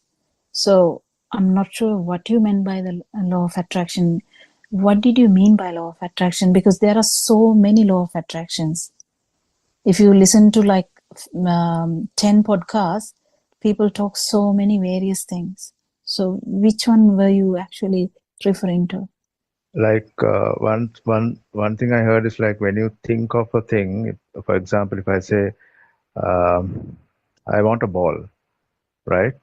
Yeah. And if I if I think that I have it, I will get it. Oh yeah. I mean, it's definitely in the section where we try to achieve something. You keep thinking about something, you will keep doing something to get it. So it's like the underlying thing. Imagine, for an example, if if someone is from a family where there is so many hardships, that child will definitely get an idea, okay, my mother, father is suffering, trying to feed us. Okay, if I grow bigger, I'm going to earn some money and be a rich man. So that's the underlying, the kind of idea that he has taken it as true. It's kind of getting stronger and stronger. Whatever they are going to suffer, if mother can't buy ice cream for him, he will be like, oh, here again, if I have money, I'll buy ice cream. You know, that's how it starts. And then it happens again. Then you want a bicycle, but father can't afford it. Then you will be like, oh, I should do something about it. I will earn money, and you know, I can buy all the bicycles for the whole village, kind of thing. So this whatever the way pattern we keep thinking, it is going to manifest. So it's not a big deal. It's the same thing in such a way, like any manifestation is there, but that is all in the aspect of vibration. This is all vibratory stories. So whatever the plan that comes to mind, you know that whenever plan comes to mind, you will subconsciously keep doing stuff for that. Definitely it is going to happen. You imagine you want to buy a house. It is in your mind. It's not superficial. It's not coming up, but it's there. You know it is there. And but you try to save some money. You think about it, but you don't really go ahead and do anything. But you move forward for that. And people say, think about it in the morning, think about it at the night, think about it 10 times a day, whatever. It's just, you know, one thought. That's how the even the hatred goes on like that. Imagine you see a like the friend in the classroom who bullies you. You keep thinking about that boy, and every day that boy will be like telling something nasty, and this keeps happening. And this is, we call it volitional formation, I think. But I think it is better to understand without these big words, because you can understand day by day the power from that thought is going to get stronger and stronger. And one fine day, this timid boy is going to actually attack that bullying person, because the power that he is gaining from one simple thought, he's bullying me, he's doing the wrong thing, why is he doing to me? Like, it keeps on going. One thought is going to give so much power. That's what actually led you to come to this Zoom meeting, to ask, how do I stop recurrent thoughts? That's what the main question that happened. But you took it in a different way, because you wanted to actually stop that. But in a child or in a person who doesn't know what's happening here, and you will get carried away by that. And one day, some people, they are completely normal, and suddenly they do such a violent thing that you can't even imagine that that person has done such a violent thing. But do you know that it was in his system? It was in his system. He didn't voice it out. He might not voice it out. He might not act on it. But that is how the power is getting complicated and again getting added on. That power is actually coming from the thoughts. It can be a hidden thought. It can be a very overt thought. Very overt thoughts are very easy to tackle. Like, you will be shouting at them every day. You know that they are angry. But some people are there. They will just keep it like a pressurized pressure cooker. Kind of like a pressure cooker. So same thing. It's not quite different to trying to manifest money, trying to manifest whatever, so it's just volitional formation. That is abhisankara. If you find that word in books, it's called abhisankara. So think about it more and more and more and more, and it just starts to manifest. That's how it is. That's how is it John Leggy Baird found the, I think it is him, sorry if I'm wrong, the, whatever he found, like there's so many people who found things. They wanted to keep checking the light, and they wanted to find something to light the evening because it's too dark. And that one thought, he kept doing that. He didn't give up. He kept doing that. And for an example, Lord Buddha is one kind of that too. He never gave up. He was trying to understand end to this suffering, the system of this suffering, how to end this system of suffering. Likewise, yes. So there is this in this human system. It's not much in animals though. Animals, they are this ability of things. That's why the suffering is more in humans. Only humans will attack another part of country or another part of the world.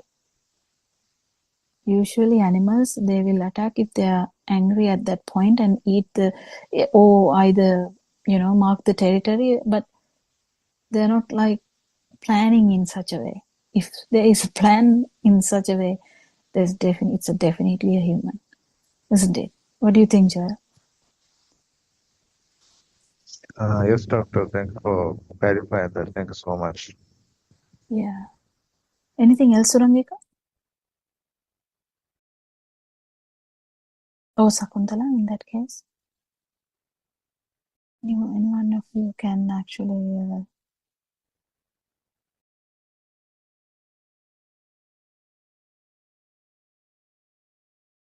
Yeah, there was Dr. Kokila, even that, the Abhisankarana thing about how it multiplies is also quite apparent in the social media with children, isn't it? The bullying that's happening and how it drives them to suicide. Yeah, anyway, any aspect of anything that's just an extreme example. Yeah. That. Yeah, and I have heard just another bullying kind of person keep telling, you're not worthy, you're suitable for dying. It's such a, I don't know how people come out with these words even. Young children. I don't know actually. I can't comprehend how these things, but I'm telling a truth. I'm telling from my own experience of people come and talk to me, and that child came because she was bullied at school, and I asked how, and then there were ideas that one of the other bullying girl was repeatedly telling that. So someone is repeatedly telling, when Joel asked yesterday, something, someone told some stuff and it hit him hard. Imagine a 14-year-old girl getting told by someone that you're suitable for dying. Just imagine. Even Joel is struggling. How about a 14-year-old? How can she understand this, all this, how the mind works? Nothing. They just like dumbfounded, and they can't comprehend what is going on, and they finally start believing that word. That's how actually the that power of manifestation, I would say. That's really weird. This suffering is really weird, actually. That law of manifestation or visualization is all part of that law of attraction, but fundamentally what it means is there is still something that they want to, that they're desiring, that is why they're visualizing it so that they get it, isn't it? Yeah, And there it's is all related to the invariably vibration, not the non-vibration. yeah. They are thinking positive thoughts in order to attract whatever it is which they think is out there somewhere. But because they don't know that actually if there is no vibration, you get it anyway. Yeah, I actually read an article recently also, just skimmed it, saying that the law of visualization also has broken down. I mean, it was a big thing in the last few It years, will wasn't definitely it? break down. Yeah, so I think whoever it Because is, no one people have can also stop the realized. dying even. Yeah. Just imagine, I will not die, I will not die, I will not die. Where is the law of attraction now? So there are caveats everywhere, isn't it? Yeah, it's but interesting that volitional formation only bring up your that burning power up. That's all. So you will actually have stuff or not have stuff. You will be craving for this alive feel anyway, because if you have a lot, you'll be craving for them as well as the alive feel. I mean, we can't even understand that we are craving for a life feel, let alone the life feel. We are craving for, the milk toffee on the table. Just for an example, we are craving for the milk toffee on the table, but we can't realize that we are actually craving for this alive feel. Craving is in such a deep level.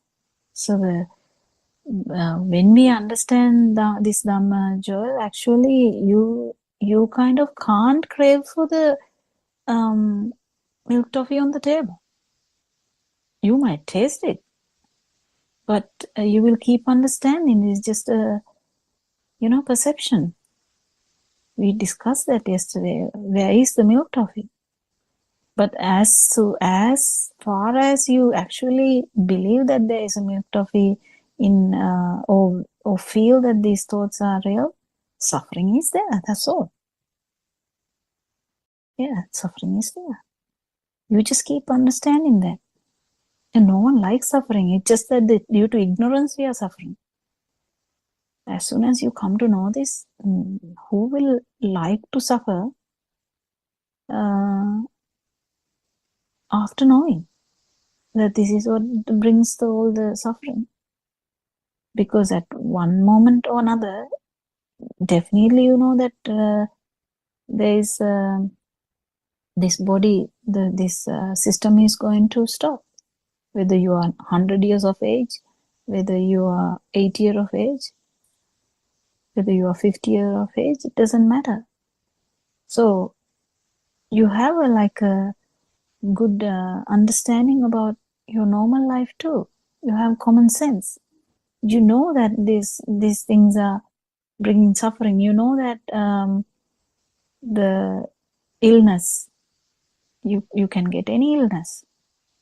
Tell me about it. You can get any illness. So the suffering, you grow older. You would like to be like 20-year-old your form, but you can't. Even though in your mind you are trying to act as your 20-year-old, you're not. So the body is aging. The system is aging. Not the mind, but the system is aging. So law of attraction, what has it done? Only law of attraction or whatever has brought is suffering, because we are trying to maintain our body, we are trying to maintain the everything around us so that everything will be good, because we are scared about the bad. We are so scared about the bad, we are trying to maintain everything good. So we struggle a lot. We have to have some amount of money. We have to have, it's okay to have money. It's not a big problem, because we need to feed our children. We need to do our responsibility. But if you question yourself, are you actually doing it because of that? Or because you crave living yourself, because you believe that you are living, isn't it? What do you think, Suranika? All that is to sustain that underlying feeling of being alive. Yeah, that's the thing. That's the thing.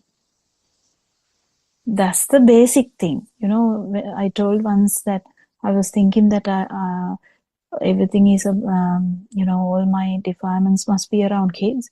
But, it's not true. When you go deeper and deeper, you understand, you just like being alive. How?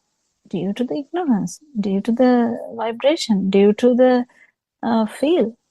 And what do you feel? You just feel the sensory organs, but you feel like you are there. That is the burning we are talking about. That's what Aranwansi also was trying to point out. We don't lose the sensory organs, sensory function.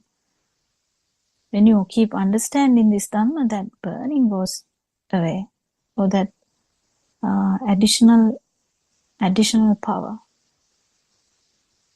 or the power which gives you the ability to suffer. So if you want to actually win the death, you just have to understand that you have never been living. Actually, you have to become that. It's really beautiful Dhamma, isn't it, Sharanka?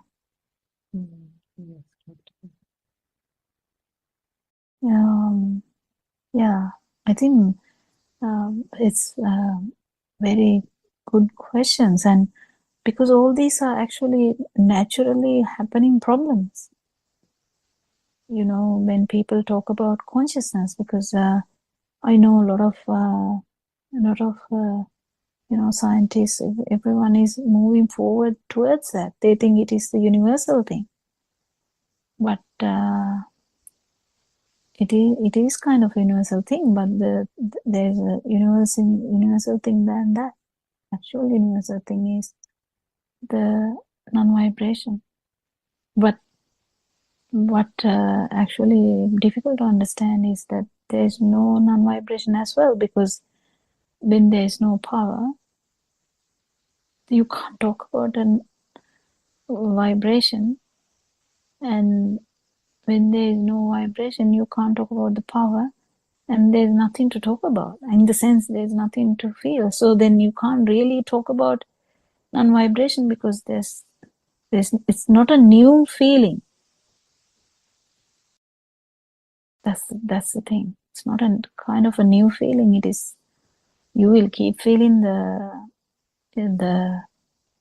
sensory function, but there's no another kind of power. It's just absence of power, absence of burning, absence of raga, dvesha, moha, absence of a life fear, so that you will never fear death also. Because we didn't have this, only we were fearful about death, and we were planning to go somewhere after death. We were just imagining stuff, I would like to go here, there, Someone will say, oh, no, I'm going to be born as a human, and I'm going to, have the same girl forever. I mean, I'm taking these things from the movies, they say that. People might even think like that. Who knows? Actually, maybe thinking that I love you and I will be with you forever. And actually, it can be a volitional formation, as because that is the kind of craving that person is going to have. But this suffering is never going to end. We all know as adults how much suffering we have just to maintain food on the table. What do you think, Dr. Sakuntala? Yeah, actually, this talking about this volitional formation, the experience that you were explaining about somebody who was being bullied at school, and also the same experience that Joel was trying to uh, sort of get rid because that wrong sort of advice that he received from a so-called counselor. Actually, what we have to understand is that these thoughts which are coming again and again is not a continuation of the not a continuation of the process. It's always a fresh thought. It's always a fresh spark which comes up. But due to the ignorance, we feel that it is just a same thought which is surfacing time to time. But when you go deep and when you really understand this mechanism, then we find out that each thought is a fresh one, which has no connection to the previous one. But because of this volitional formation, as you all were discussing very beautifully, it has become so strong. It has been given such a value. It keeps coming. So then, because it's just another, the mind is another sensor faculty, like the function of the eye, ear. When they are functioning, there's continuous input, there's continuous stimuli happening. So in the same way, the mind is also another sensor faculty, where from the previous experiences, the thoughts are formed. And when this thought is, when this strong value is added, like this, what is described by this volitional formation or abhisankaranaya, the same thought can come up again and again very frequently. What we sometimes don't feel is that between two such similar thoughts, there are thousands of other thoughts coming up, which we do not even identify. Because the simple thoughts like walking or combing hair, maybe having a cup of tea, there are so many things happening because all these things are thoughts. And in between two such unpleasant thoughts, and in between two such unpleasant thoughts, there's a string of maybe hundreds or thousands which are not given any value at all. So we don't feel that they have come up even. So what we feel is that this thought is there always. This thought is somewhere hiding underneath and then coming up throughout the day. That is what the interpretation is. So when we understand that each thought is a freshly prepared one, where the sensor functions, the collective action of the sensor faculties, the five sensor faculties, results in this thought formation or each thought, then automatically the value or the empowerment given to that thought gets less and less. That is the only way to get rid of that volitional formation of this abhisankarana of the thoughts.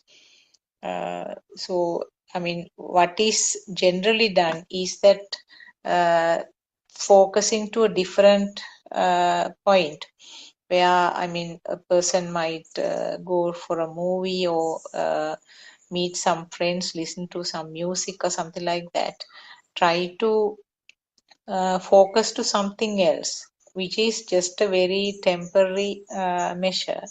But when you realize that each thought is a new one, each thought is freshly done one by this mind faculty or the mind sensor, then you become actually a non-judgmental observer of that. Actually, there is no observer as such here, but non-judgmental observation occurs automatically, and then that the power of that thought becomes less and less, isn't it?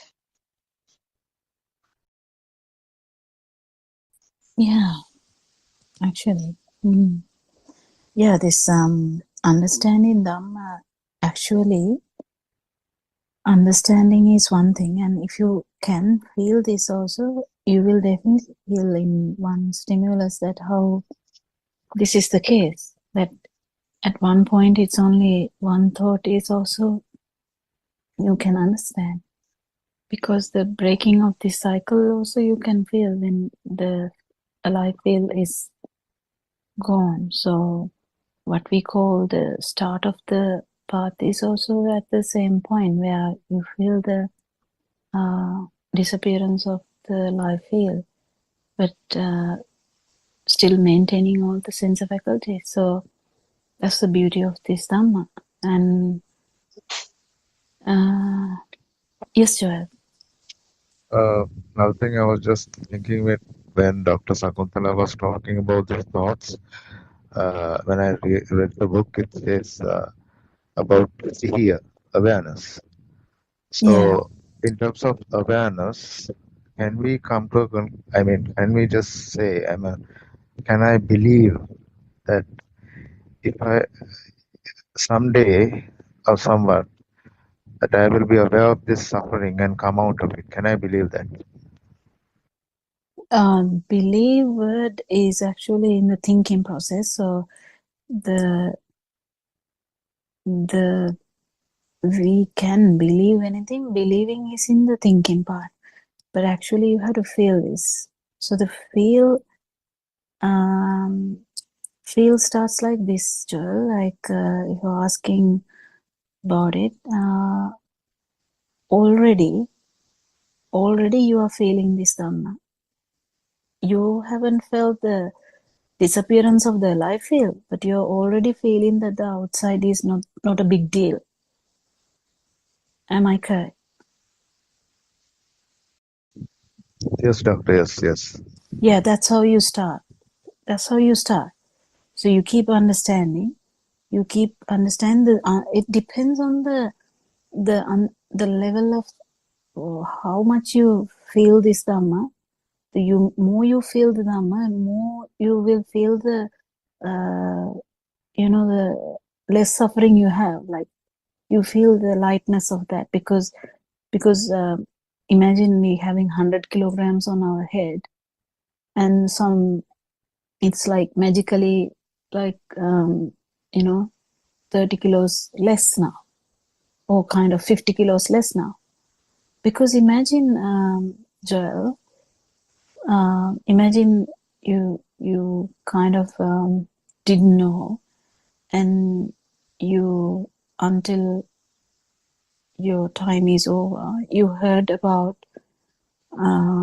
million thoughts from today onwards. If you didn't know Dhamma, if you get to know million thoughts, new thoughts, old thoughts, whatever, if you feel them as true, you know how much suffering it would bring.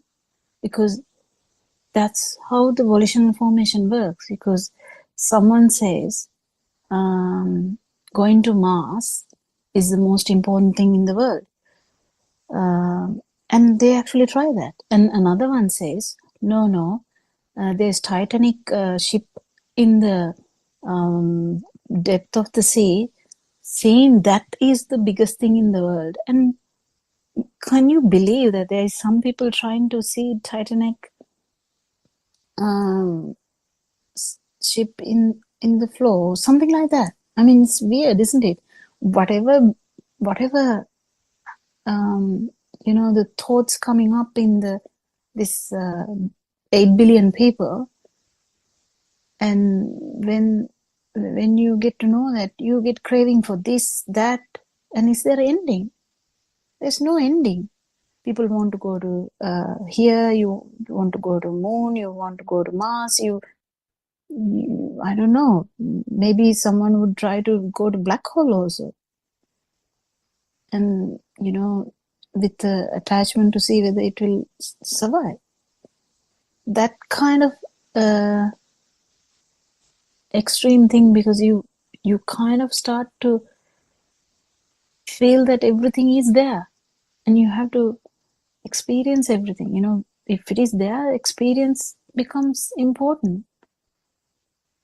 So once you hear this Dhamma, 50% of your problems are over because you can't be deceived again, saying that this is true, that is true. Can you achieve this? Can you achieve this? You know a child who is so light.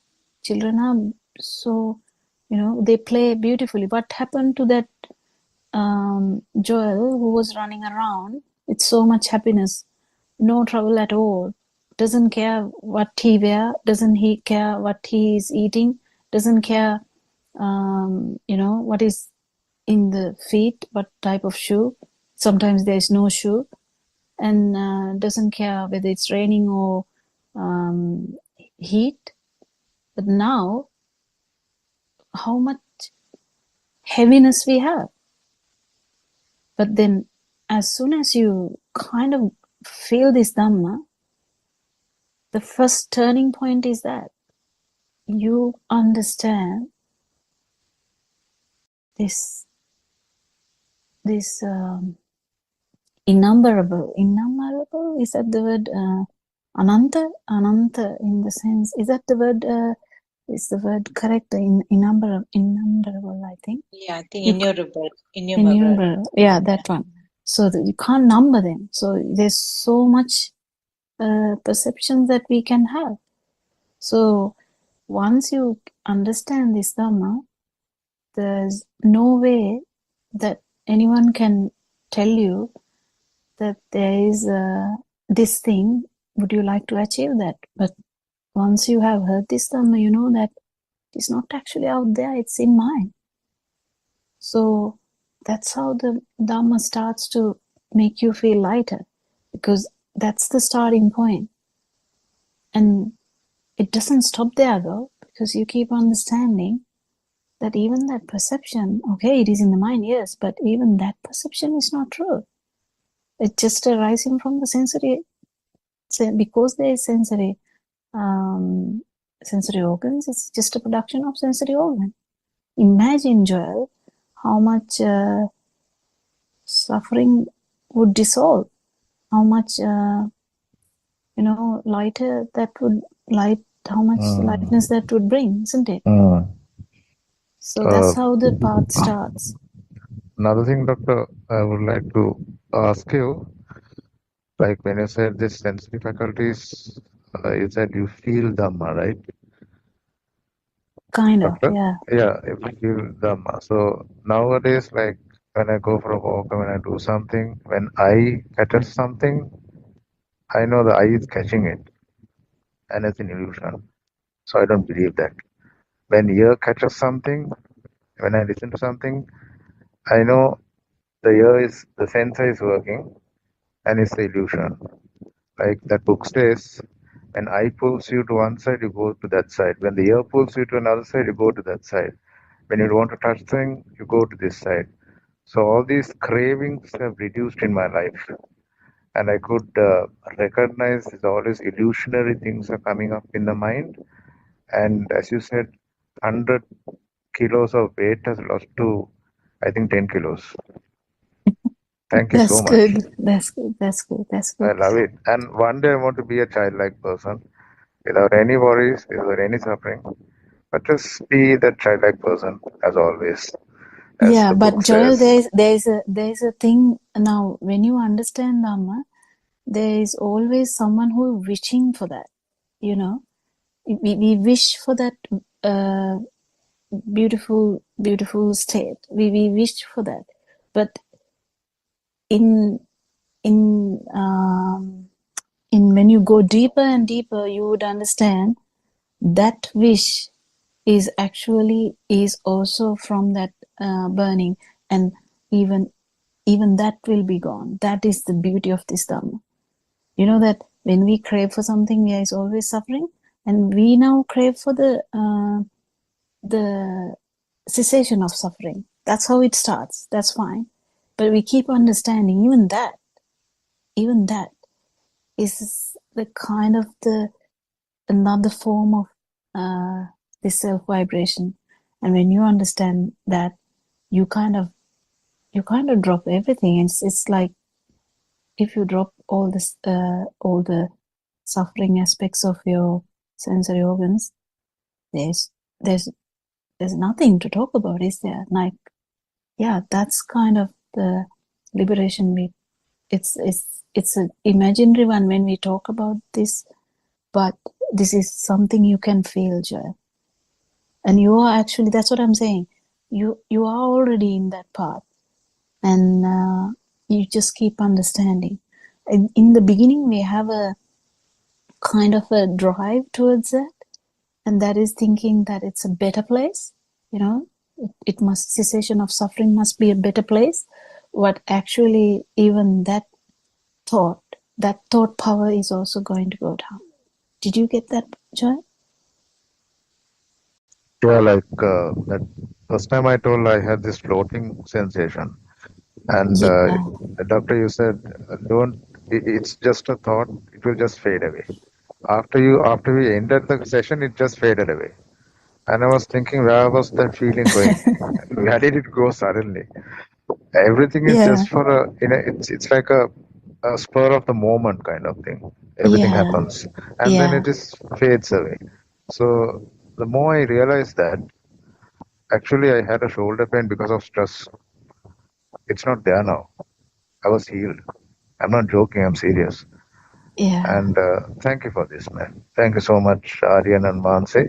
Thank you. I think Aranwanse has joined. Maybe is it time now? Oh no, we have kind of We 20 have about minutes. 11 minutes, I think, yes. Yes, Theron Aranwanse. Actually, yeah. So this as that's why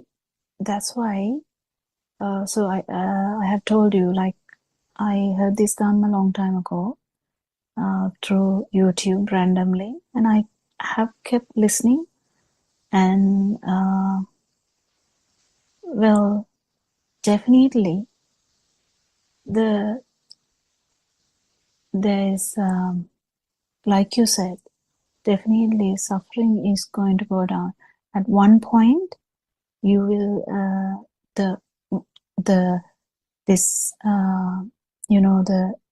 craving and the aversion, how much it is going to go down, how much less you are delusional, you will start to feel this truth more and more.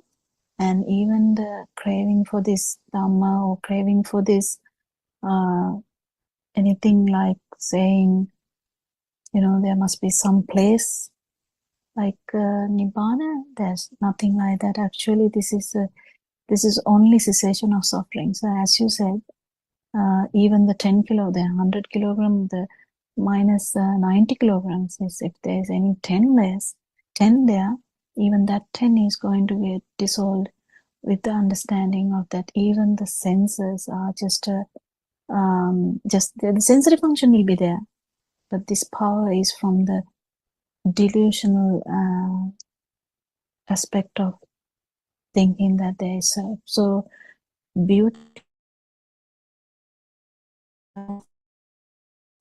the tranquility you will feel, and other thing is you will feel the if the thoughts are not true, kind of whatever the thoughts, if you keep understanding these perceptions, this dream is not true, you might actually awaken from that true dream, and you will feel that. And the being awakened from the dream is, as you said, just has to be felt. And it's not that difficult if you can feel Dhamma. I'm not sure whether anyone is going to talk, but anyway, it's being very good to understand this Dhamma, the life pattern when Dr. Sakuntala said the responsibilities haven't changed, but the suffering is not there. That is the main important thing. The responsibilities are still there. The suffering is not there. So sense faculties are working, but suffering is not there. There are few things that you wouldn't attend as normally. There are, the way you talk might be different because you won't indulge in, unnecessary talk because you're not trying to. It will just not naturally come. It's not something that you would stop. So you will naturally not harm anyone because you know that it's a perception. Anyway, you don't feel that because it's not there.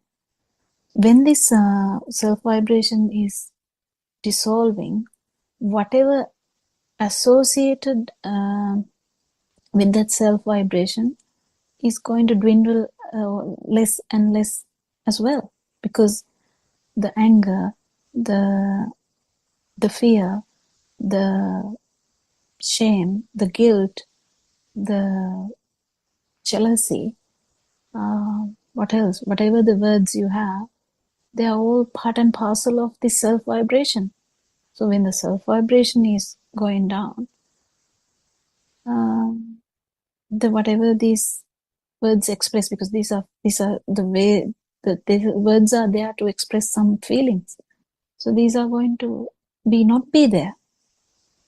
And finally, what you will end up is with the feel, where you will feel every being, everything. So kind of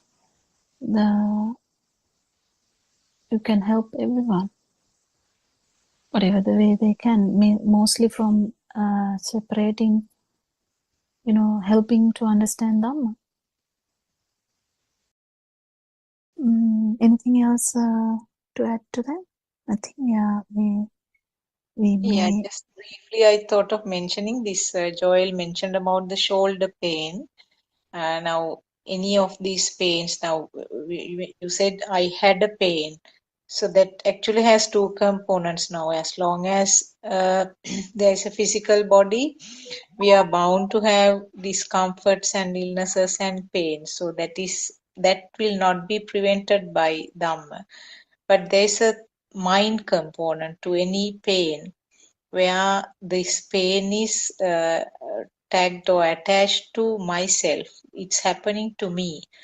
That mind component is the one that you can get rid of. Then, actually speaking, you can tolerate the illnesses or the pains better when you understand this process. Isn't it, Dr. Vokila?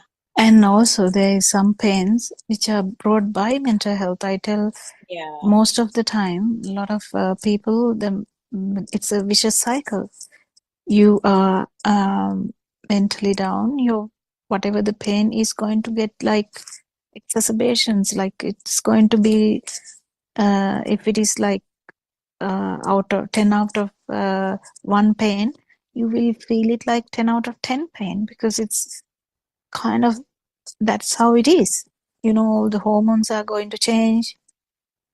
When your mind is so heavy, all your systems are going to change. All the hormones are going to change. It's all one way. But when the burning is less, we know this all the time. When even temporary burning is less, people love it. That's why they go for hikes, they go for meditation, whatever, people go for them because it's even temporarily that less burning is really good. But this is nothing like that. This is kind of we are not planning for any temporary. We are actually learning the truth so that the burning will anyway go away, and we are not trying to get rid of burning here. That's the beauty of it. We are not trying to do anything at all. You're just learning the truth. The ignorance is going away. That's all what is happening. So we are not putting so much effort into one thing. If you push too much effort, definitely there is suffering. So definitely there is vibration. But here, everyone is just trying to understand Dhamma, yes, but that's all. So this vicious cycle of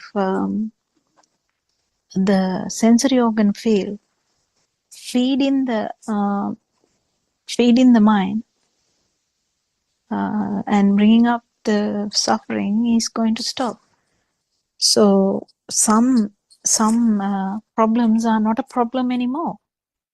So imagine, one person one day talked about having claustrophobia in a Zoom meeting. So when you have claustrophobia, that person's worry was sitting on a dentist chair and feeling like can't breathe. But imagine you keep understanding them and you understand this a life field is the problem, and there is a state where there is no life field as well. It's kind of, you're not scared to die anymore.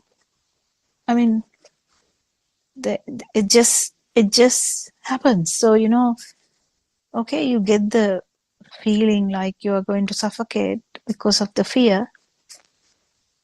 Even if you get that fear is not there. You might feel it, but the fear part is not going to be there. That is the thing.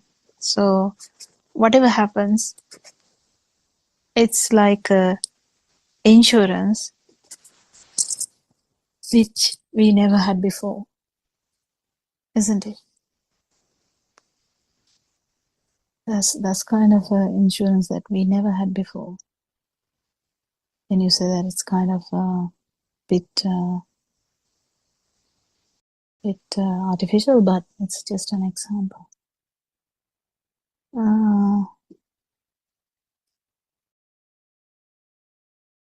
I think we are running into 4 o'clock Zoom meeting. So we worship our Enhancer with so much gratitude for sharing his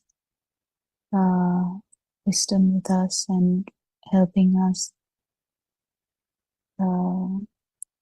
He released his wisdom through YouTube, and we thank all the Dhamma friends and especially Joy, who is asking questions so that we and even that, even the question you asked that day, that experiences being personal, such a deep question. I didn't go much deeper, but I felt the depth of it, and it was so good to,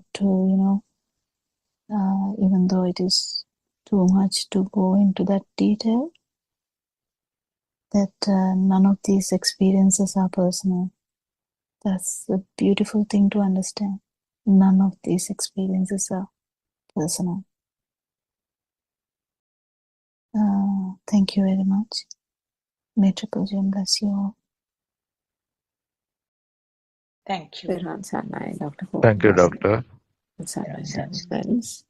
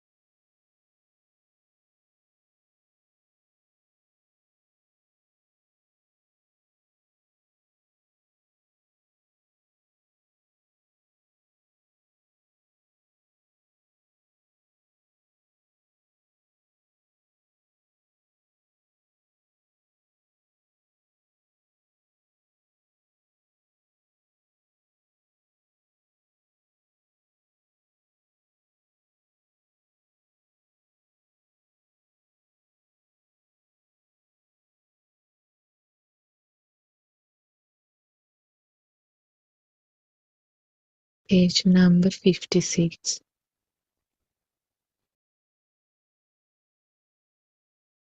As you continue to be mindful, your wisdom, also known as the Bodhi or Buddha nature, continues to develop.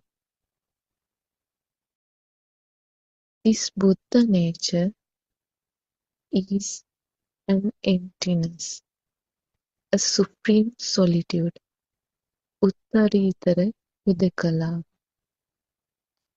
As wisdom grows, the mind becomes pure and untamed. When the ignorance is erased little by little, you begin to see the pure truth in everything. You awaken to a pure and untamed mind, O Prabhaswara Sita. The Prabhaswara Sita that you had when you were born, the Prabhaswara Sita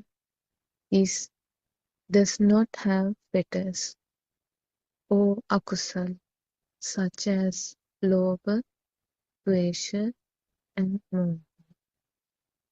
When you begin to reduce or dissolve your fetters such as lobha, dvesha, and moha, you are known as a Srinaswara Rahatan Vahanse. Being mindful and seeing everything outside according to the Yathabhuta Jnana makes you develop wisdom to enter the first supramundane plane called Sotapanna. At the beginning of the path to Nirvana, you need to practice that all what we see outside are only thoughts. At the beginning of the path, you will learn to see through the images on the screen and be mindful of the pure truth, which is the white screen. This is the first step on the path to Nirvana, and this practice will lead you to attain the first stage of the supramundane plane called Sotapanna. The second stage of being mindful is to develop the wisdom to attain the stage of Anagami. To attain the wisdom of an Anagami, one has to be mindful that there is nothing as thoughts, that thoughts do not exist. How do we learn to see that all what we see are thoughts? For example, the scientists named a virus as corona, and after some time they changed the name to COVID. When they change names like this, you realize that there is no truth to anything. The vehicle production company produces a vehicle according to a certain shape, and they call it a car. Then the same thing they will produce in another shape and call it a jeep.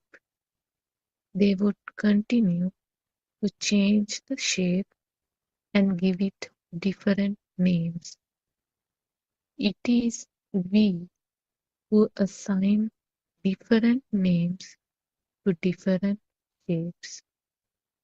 Therwan Sarna, everybody. තෙරුවන් Saranai Shani, thank you for reading the book and starting the discussion. We all worship Aryan Vahase, Terwa Saranai Aryan Vahase, and we warmly welcome all of you uh, to this English Zoom discussion. Terwa Saranai to everybody, and also we are very grateful to our colleagues who are doing the technical side of these Zoom discussions. Terwa Saranai everybody. So, as usual, we will discuss briefly what was read from the book and then go for the discussion. We learned few new words today from today's reading, because all this time we were discussing and talking about the thoughts and the mind, and we listened to few new words. One was this radiant mind or Prabhashara Manasa, and also we talked about being mindful. Now here we use this word mindful, but we know that this same term is being used in the Western world for for a slightly different meaning. And the difference between, actually speaking, the most suitable English words may not be found to explain what was actually disclosed by Lord Buddha and our Aryan Vahase. So therefore, some of the words we have to sort of borrow and use them, but maybe with some explanations we might be able to give the better picture about it. So being mindful is being used in various aspects. Nowadays we hear it very often. It's mostly towards the concentration meditation side, but here in the word mindful is indicating not focusing on a particular thing. Here, to be mindful, the essential component is that to have a clear understanding about the true Dhamma, how the thoughts are formed, how this system is working, how this self-perception and this feeling of existence occurs. So without that basic knowledge and a very clear picture about this process, this system function, you cannot talk about the mindfulness which was described by Lord Buddha. So even the word wisdom actually gives slightly a different meaning in Buddha teachings. So briefly, if I say about this radiant mind, as it was mentioned, it's something that we all had as a little baby, because we had only these sensor functions at that time. We could, the baby can see, but there is no naming, no thoughts to describe what was seen. And the baby can hear, but again, there is no thought to describe what is heard, so there's no naming. Similarly, the taste, smell, and also the skin touch. So all these senses are functioning, but thought formation occurs subsequently after some time when the baby grows up. So when the thoughts are formed only, all the defilements, in other words, the lobha, dvesha, moha, which means the clinging, aversion, and this feeling of existence, so those will gradually come up, develop when the thoughts are formed. I think I will stop from there. I will invite Dr. Kokila to continue the conversation. Teruvan Saranai. Yeah, we can start the discussion as well. If there's any questions anyone is able to ask it?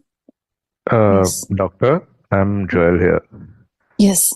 I have a question. I mean, these days I'm learning. I respect Aryan Mansa's book a lot. Still, that I component, a thought of I component is still popping up.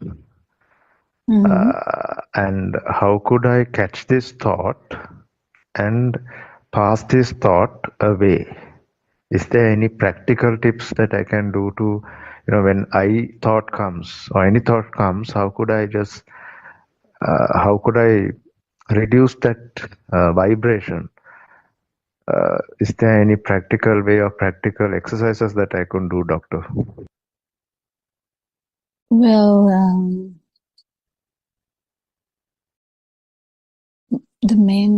we actually don't suppress it as such. If it is really bad, you can do some, going for a walk, maybe something like hiking or some activities with nature might help that. But what we mainly focus here is usually understanding that thoughts are not real, that's all. We don't really try to suppress any thought because thought has no we know that we get the burning with that. Some thoughts bring up the burning because this is a question that has been repeatedly asked in the Zoom discussions before. So, like when a child dies, mother is so much in sorrow, so sad that the thought of the son is tearing the mother away. So mothers come to the Zoom meeting and may ask Aryan say that how am I going to reduce this burning? Actually, there's we know that if we actually engage in some other activities, this will get suppressed. Thought coming up, but that is not the point we talk about, because while doing that, we can do that. Go for a walk, be with the nature. You can do some breathing techniques. It doesn't necessarily mean anything. Just changing the subject kind of thing, changing the topic kind of thing, or kind of staying away from the stimulus. But in Dhamma, what we are trying to understand is that this is a thought. Most importantly, Joel, what we try to understand is that understanding I, me, myself. What is I? What is me? What is myself? That is all we are trying to search for. So if I ask, where is Joel? Joel might say, I'm here. So when you say I'm here, if I keep asking, where are you? You might say, I'm sitting on a chair. But then, are you sitting on a chair? So we try and see whether the I is inside the body or associated with the body. But then, if you keep understanding this Dhamma, you can see that it's only we focus on the body is there. Otherwise, we don't know that we are sitting. If we are if you are engrossed in a conversation, we can't even feel that we are sitting, isn't it? So, when we keep understanding that the focusing on the body only brings up the body, then you tend to think, okay, then maybe this is Joel may be the mind. I'm calling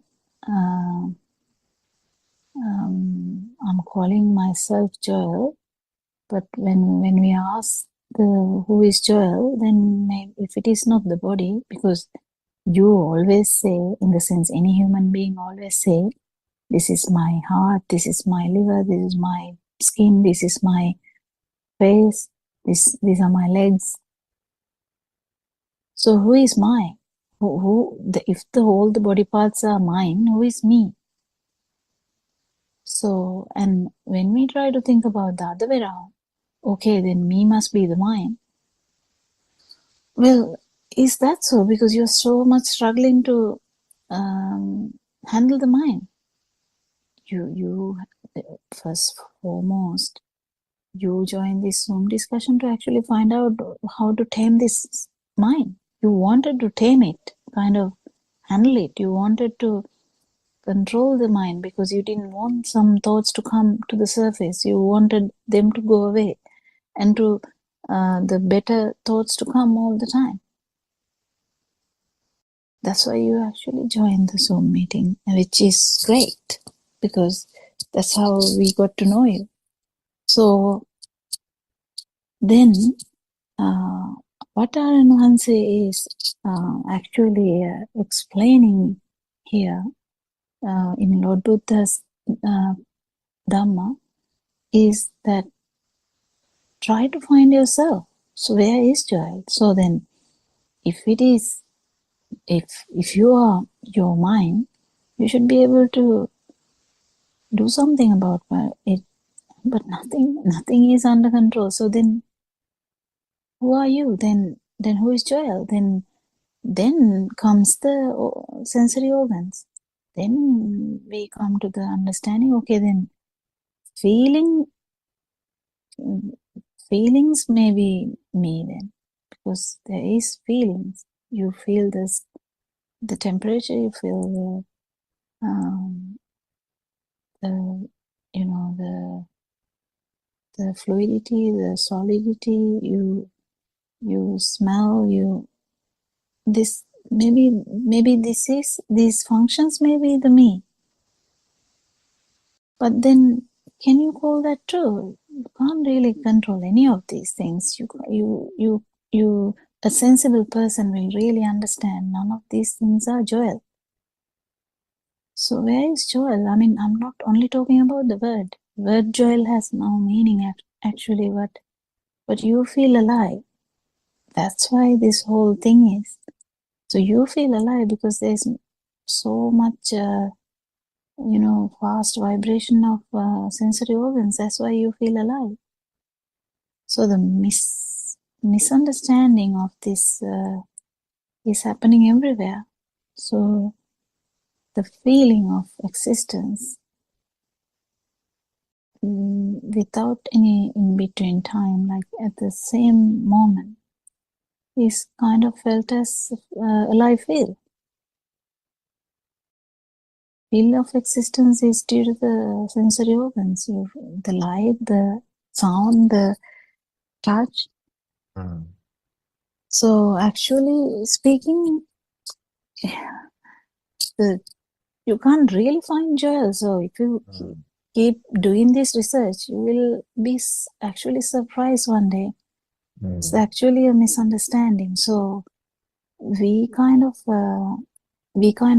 I mean, you can go through the science also if you're really keen to do that. But even in science, all the world-renowned scientists are struggling here because they came to realize that even consciousness is kind of like a quantum packet. So there are research ongoing about these things, but no one is actually pointing out that there is no self. People are like, even people might get, they kind of not out with that yet. Kind of it's very difficult and difficult to prove also. But this is something that you have to feel also, that feel of existence is there when the actual stimulus is felt as a thing. This happens in every level. As we discussed before, when the word job comes up, you felt as so irritated. So that's where we understood that life feel is there, because that topic was so unpleasant.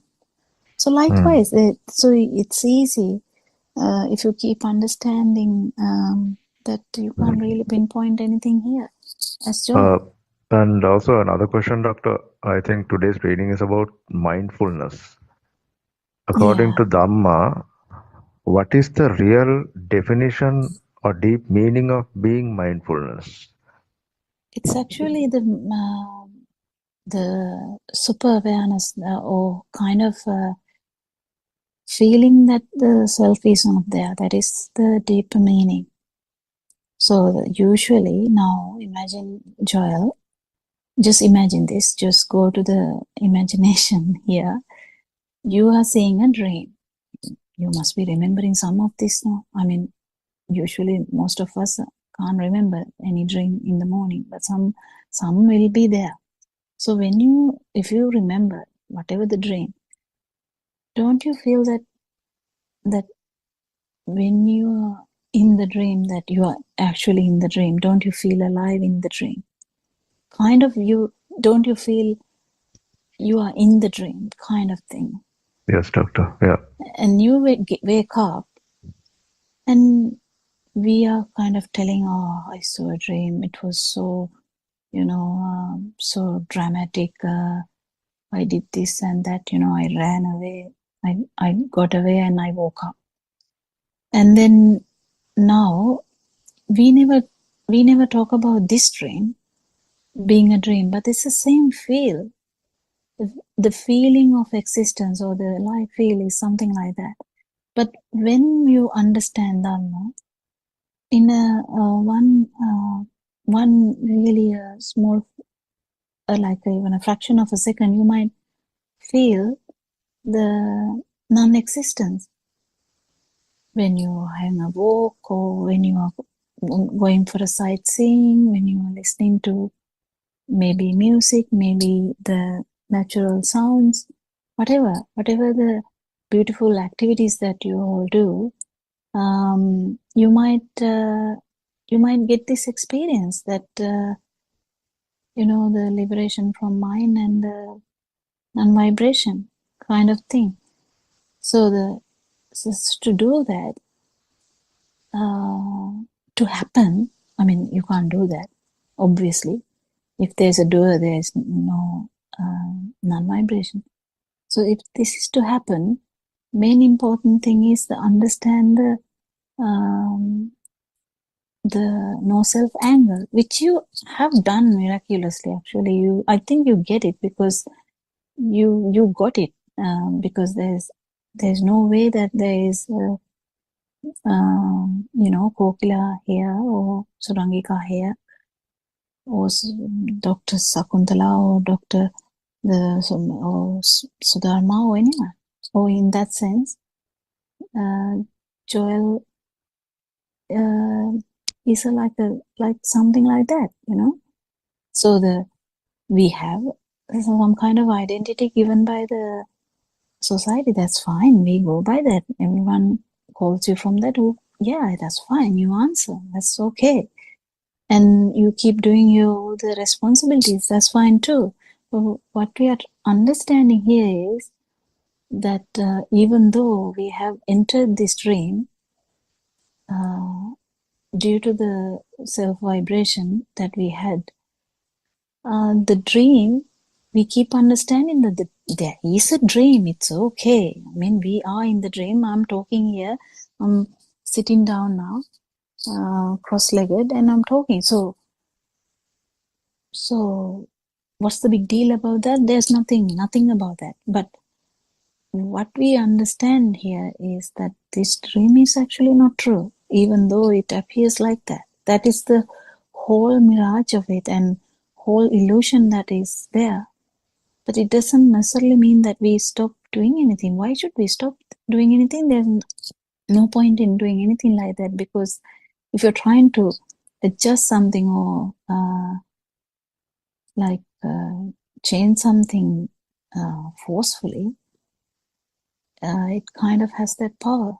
But you only thing you can do here is keep understanding Dhamma, keep searching for yourself, and one day you will feel the non-existence, and at that particular moment you will realize, wow, actually this mind bubble is not actually true. And when the the stimulus, whatever it is, it can be a horn of a car, it can be a sound of a bird, it can be touch of the feet on the floor, it can be breeze in the touching like the cold air touching your skin, it can be anything, doesn't matter, whatever it is. If the thought is not real, you will feel the liberation of mind, and in that point, when you feel that, whatever you feel is also a sensory organ function, and whatever you feel is due to the state of the sensory organ. If you feel this, the non-vibration is already there, because that is how it is. And that experience will pave you to understand that if the vibration is not a thing, in the sense if the stimuli is not a thing, in the sense it's not taken for granted, this feel of existence is not there. And this understanding helps you for the whole samsaric journey, actually, to understand that that alive feel that we felt throughout the life is actually, because we felt it as continuous, that's why we are scared to die. That's why we feel so much burning, because we feel that everything is happening to me. The chair is out there, that person is there, I'm here, something like that. That's the duality that we talk about. But you keep understand through your experiences that's actually not true. So the most important thing that you understand from this experience is the stimulus. If the stimulus here is, if it is a bird's sound, that's a stimulus. If it's a visual image of the chair, that is a stimulus. If the stimulus is felt as a thing, that is you. There's no separate jewel. That's where so much beauty in this Dhamma. You understand that separate jewel was actually illusion. What actually is there is just the feel of the chair. So you keep understanding that the feel of the chair is actually just a vibration of the sensory organ, whether it's the eye, whether it's the ear, whether it's the skin, whether it's the nose, whether it's the tongue. It doesn't necessarily matter, because if you have ever eaten a pineapple, Joel, we can do like a debate, and we can say, Joel, have you ever eaten a pineapple? And then you will be like scratching the head and thinking, have I eaten a pineapple any day in my life? I mean, I hope you have eaten, but you know what I'm saying? Have you ever eaten a pineapple? But then you would say, no, I know the pineapple smell. Okay, you know smell, but have you ever smelled a pineapple? Then you can say, no, I have tasted the pineapple. Well, you have tasted something, but have you ever tasted the pineapple? No, I have touched a pineapple. This is the piece of the pineapple. Why are you saying all this nonsense? Okay, well, you touched something, yes, but did you touch the pineapple? Then I can see this. Can you not see? Are you blind? Okay, I can see something. Is that pineapple? So we keep understanding, you know, this research is so beautiful. You keep understanding, okay, where's the pineapple now? What's the big deal about this pineapple? You know, Joel, you can't really, we don't actually get the craving, we start craving pineapple, not exactly the taste. Taste is something that we think that is existing. That's bringing the feel of existence. But actual craving is actually for the pineapple. That's how this works. And you keep understanding how the life, or so-called life, or so-called you know, the dream works. You get calmer and calmer, and one day you will really feel this non-existence, and you will understand, okay, it's not a big deal, you know, like the whole this time I thought I'm existing, but there is a feel of non-existence too. So there's a new normal now. So then you get the idea of no self-perception too, because all this time you have the self-perception. You feel like, an example I told you about the dream, you feel existent in that dream, actual dream that we see at night. But in the daytime, when we are running around, when we are going to the shops, when we are cooking or making a tea or washing clothes, anything, or having a shower, we feel that it's happening. That's because of the sensory system. That's because of the fast occurrence of this sensory vibrations. That's all. That's why we feel this is real, but the dream is a dream. What actually happens is the same kind of thing, because in the dream also what you saw, that I saw a dog and I started to run and I fell down and I woke up on the bed, but I was actually running down a staircase, but now I woke up on the bed. So didn't we feel so much existent even in that dream? Didn't we actually run? Didn't we feel the fear? Didn't we feel everything? How do we do that? If that is so, is there someone else in that dream?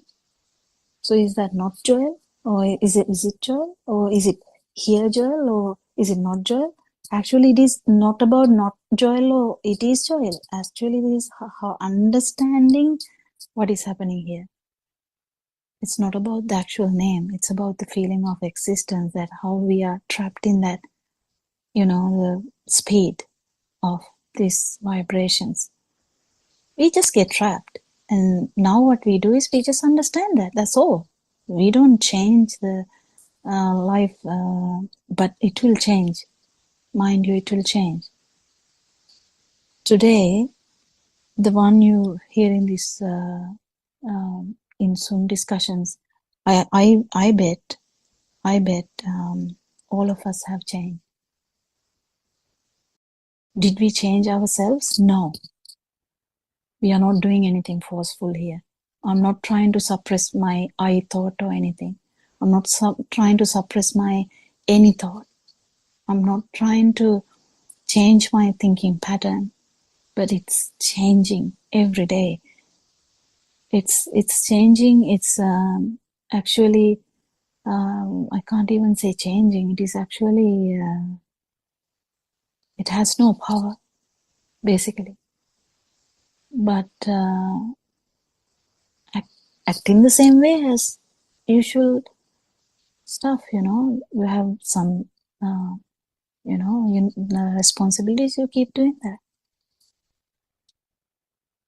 That's it. Did you get the point, Joel? Anything else in that specific part? Do you have a question? No, doctor, thank you, because I think these days I'm changing, but I don't feel I'm changing, but something has changed. So thank you.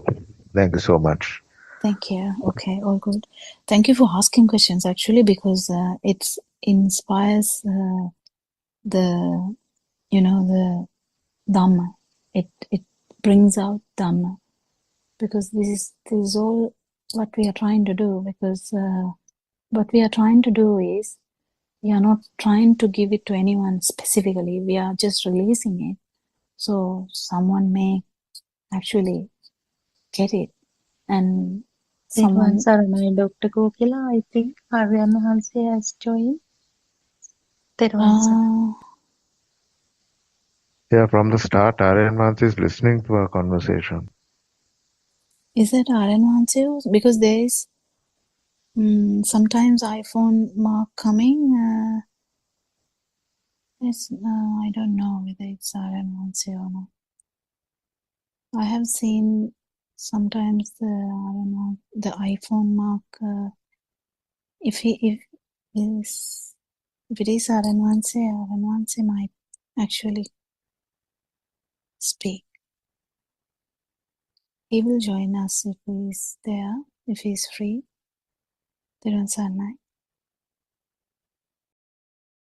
Yeah, because I have seen 2 phones now with the iPhone mark. I have noted it before. I have noted it multiple times, and even when Aranwansa is talking, I have seen another kind of saying without the name, just saying the iPhone. So I'm thinking, I don't know. Anyway, we'll see. If Aranwansa is there, he will start talking. So the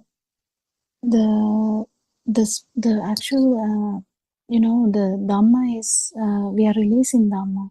So we are trying to do this with help of Aranwansi, the noble friend, and then randomly people hear this. That's what happened to us. I mean, we randomly heard that and started listening, and for some reason kept listening, and I felt the difference from day one, and I kept listening.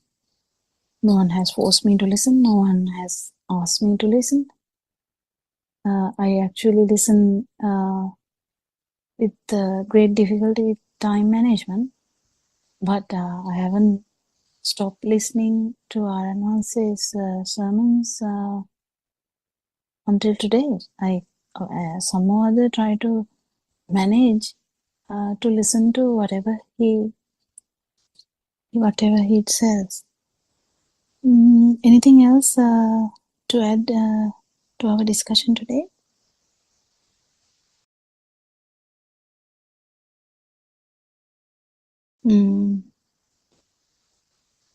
Suranka is also here. Sudharma is here. Dr. Sakuntala is also here. Anyone can add something or start the discussion with any point if they would like to.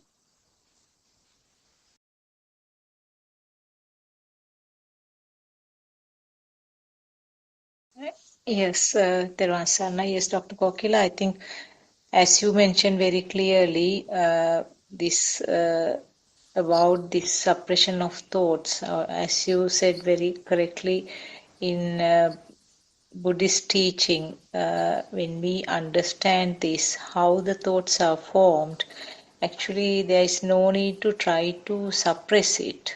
Yeah, thought suppression is a part of the concentration meditation, which was available even before Lord Buddha. Yes. So actually, we all try to find a way to get rid of our bad thoughts. It was there from ancient times. Yeah. So suppression is just anyway out. So what we try to do is, because it's not a permanent solution anyway, trying to suppress the thoughts is not something going to help in long run. Maybe temporarily, if somebody is disturbed with the thoughts, concentration meditation for a short while is advised. But it's, as you said, it has been in practice for a long time. Even when this Prince Siddhartha was born, even at that time, this concentration meditation has been in practice. So when he was trying to find the truth, he also practiced this concentration meditation. and found out that it is not the permanent solution. What is sort of explained in Buddhist teaching and what is explained by our Enhance is that how to analyze and find out how these thoughts are formed, what is this process and what is this system. So when you And what is the reason for this power we have so much yes, suffering? exactly, yes. So when you find out the mechanism of this system, how this current is formed, in other words, what Lord Buddha explained was that if you learn the magic, the tactics, tricks of the magician, the power and this, not the power, actually the enthusiasm to see the magic becomes zero, or I mean, it becomes some sort of laughing stock. You are not surprised by the magic. So similarly, when this how this system is functioning, how the thoughts are formed, when you learn this mechanism, when you learn this function of this system, you eventually realize that the value which was given to the thoughts becomes less and less. It becomes fade away. So that is the basic teaching of Buddhism. So I And we think keep understanding that even the death is exactly, again yes. just a similar thought. So every human being, whatever the religion, whatever the political position, whatever, I mean, I don't know, whatever thing, is scared to die, or if they are willing to die also, some people are actually willing to die, but that's in thinking that after death there will be better solution. Yes. That's why some are willing to die. People do a lot of various things thinking that this is bad. Now at this moment my life is bad, and if I don't have this life, then the next one will be better. That's how the need to end the life is also coming. That's how it works. So this the thought of death. So the death is actually just, that's why I told Joel that the experiences are the understanding this puzzle, understanding this, the illusion, understanding how this works, helps you to understand why we are fearful, why we are having these aversions, the delusions, the cravings, like there has to be something to crave for, something to have aversion. So the main thing is we feel alive, so we are scared to die, thinking that the feeling alive is the normal thing, and you like it so much. In the sense, it's not even obvious. That is the thing, that we like to survive is underlying. It's an underlying thing, because we like to okay, I'll tell a few things that we like to. I can say, what are things we can say? We like independence. Okay. We like what else? Ability to do all the things by myself without bothering someone else. What else? You want to be peaceful. I'm running out of examples now. You want to have a full stomach, not an empty stomach.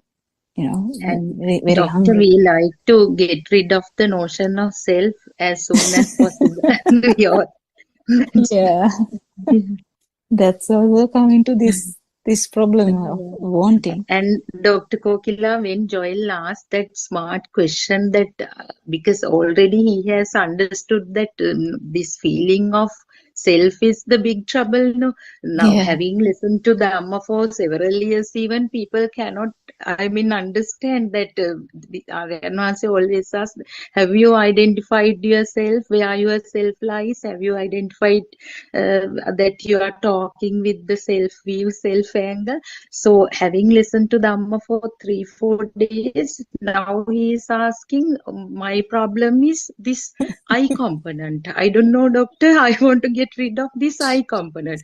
That itself is a real achievement. And Dr. Kokila, when he comes to know that there has never been a self, that part, the truth is Yeah. actually, yeah, that would be really beautiful. And so as Yeah. he's asking Actually, now, thank you very much for bringing that up, Sudharma. That is a beautiful thing.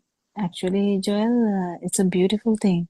You know, when we feel this non-existence, what we actually understand is when this stimuli is felt as a thing only, we have felt that self. Otherwise, there have never been a self. That is the normal thing. But because due to the ignorance that we have been complicated, like have become like kohala babas, you know, I don't know what to call that kohala baba in English, but you know, like glue dolls. We kind of get entangled everywhere without any understanding about this, this existence. So that is the beauty of it, actually. Thank you very much for bringing that up, because if you feel this, what you keep understanding is actually there has never been a self. When the stimuli is taken as something as granted, only you feel as alive. That's all. Otherwise, there has never been a self. And that's why when we do the research, where's Joel, where's Kokila, where's Sudharma, that actual research becomes fruitless. That's how we understand. Actually, there has never been a Joel, never been a Kokila, never been a Sudharma, never been a Suranita. So it is very interesting. Not even the name, even the feel. That is a misunderstanding. We felt something, yes, that is because of the fast vibration of the sensory organs. That will continue until your respiration stops. But that's how it is. And yeah, I mean, can't even express the beauty of this Dhamma sometimes. That's so interesting. It is interesting in a way, in to a person that look at Dhamma in that way, you know, like all the people out there who really thinks that there is no universal science. I would say there is a universal science, because you look at the what is it called, the outside, I forgot the word, you know, when you look at the stars and all that, we look at through the telescope or yeah what? what are we looking at? The stars through a telescope or what? Yeah, Is it the where are the instrument? stars? Where are the stars? In the space. Yeah. So we are doing a Space. research about the space, you know, and especially all the scientists are doing researches about the space and about the black holes, about the, you know, so many stuff. If you go on to read these scientific articles, you can see how interested they are in, you know, finding out what is inside the black hole, what is happening in universe, what is happening here, what is happening there, what is happening under the sea, you know. But this is happening through our sensory organs only. So it is limited to our sensory organs. Even if you use thousands of machines, again, it is limited to our sensory organs. So the you know, the kind of a animal would see the world differently. whatever being that is, unicellular or multicellular or even can't be seen with normal eye, their perception of their world is completely different to human perception of the world.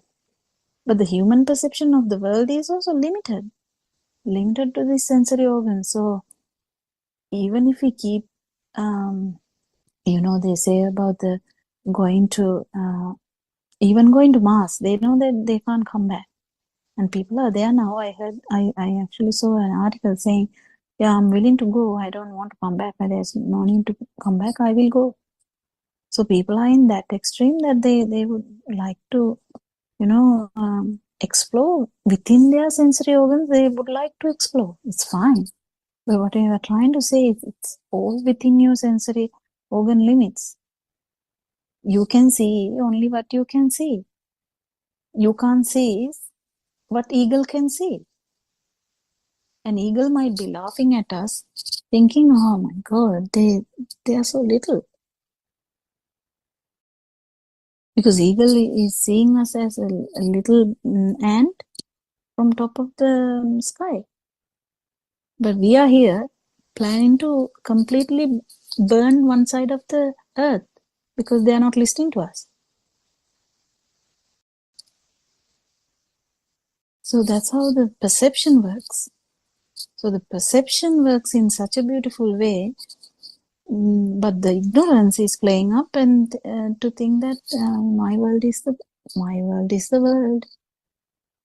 And my world is the world, and so-called my is also there then. Because if there's a world, there is a my. Because there is always a doer. If there is a action that you take for granted, always there is a doer. If you are talking something very, with a power, that thinking that what you're talking is true, then 100% the talker is there. I don't know whether there's an English word called talker, but the person who talks is there. So the same time, if you're thinking something, and if the thinking, whatever that thinking perception is felt as a thing, always the thinker is there. That's how it works, because that's how the perception works. If you're in a dream also, if you feel that in the dream the dog is barking at you, always the one who perceives that is there.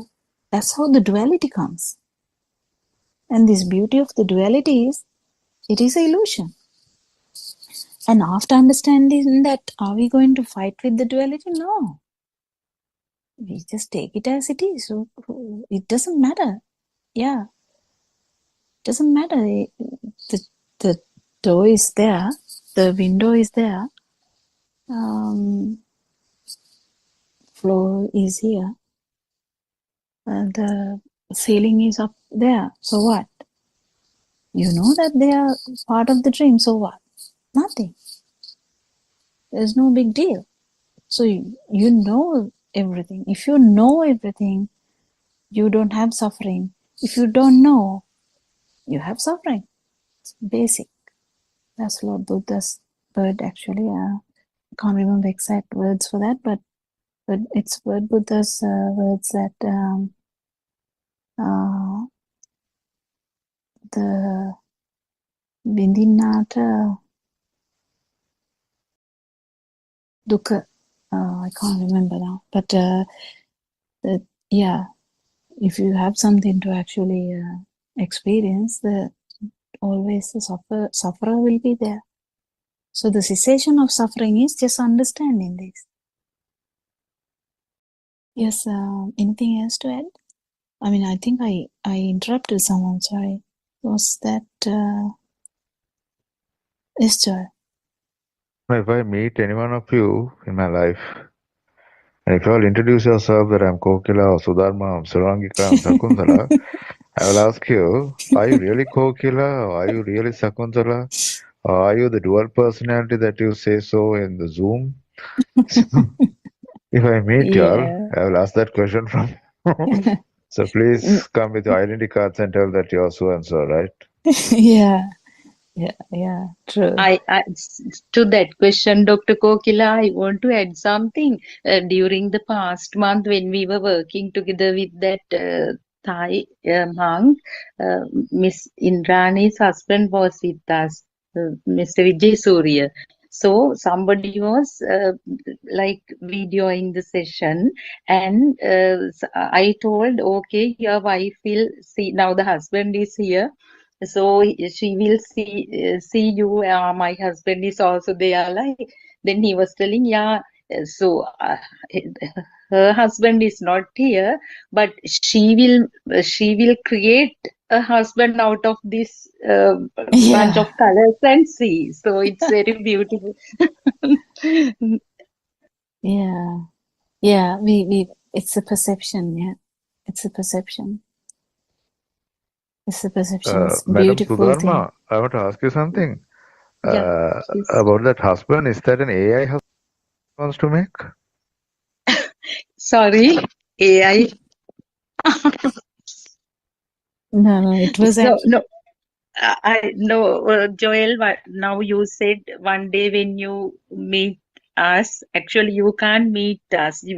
Maybe you see some bunch of colors. What Yeah. Sudharma is trying to tell Joel, we feel that we experience something, but what we experience is our own perceptions. That's what she's trying to say.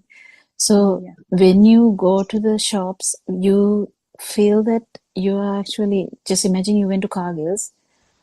You feel that you went to Cargill's and you feel that you are paying money. You feel that you are the cashier. You're facing the cashier. You're standing in front of the cashier. But what we are trying to say is they're all the perceptions. They are just perceptions. If I say that the truth is, Joel, you have never experienced a world. What we experience is our perceptions. That's the dream that we are talking about.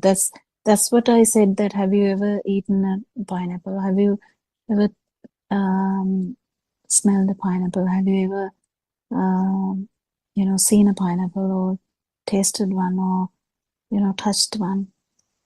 Did you get the point, Joel? Yes, doc. Thanks. Yeah. Dr. Kokila, when he said that book is not a book, something table is not a table, it's the same phenomenon, isn't it? Same Phenomenon, concept. but it So, takes yeah, time. It takes time with yeah, the, yeah, sometimes moving objects. yeah. I think told this before. Moving objects, we feel specifically they have the life. We feel that. So the moving objects have the life. That's what we feel. So, but even the moving part of it is in the mirage, because the moving part is actually in the film. When you make a film, also you make it in such a way that the people you feel just imagine film which is it animated films? So if in an animated film we feel like that as the man is moving or the lady is moving, but what actually happens is just a perception, isn't it? We feel it as moving because the picture is changing so rapidly.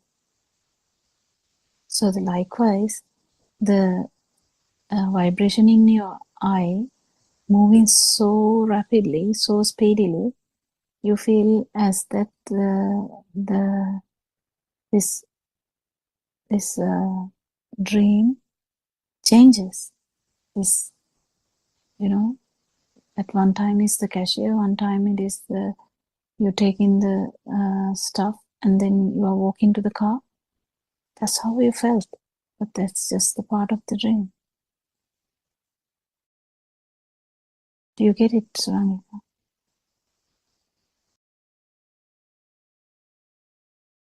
Yeah, doctor. And the other thing, when it comes to these names and forms, everything is a combination of a name and certain form. No, people not here. Here, of course, everybody knows.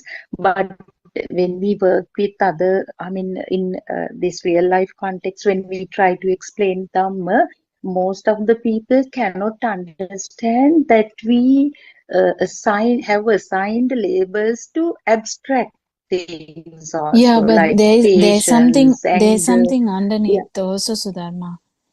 It's not Mm-hmm. only name Mm-hmm. and forms, Yeah. we have a consciousness too. So we have to understand that Yeah. part too.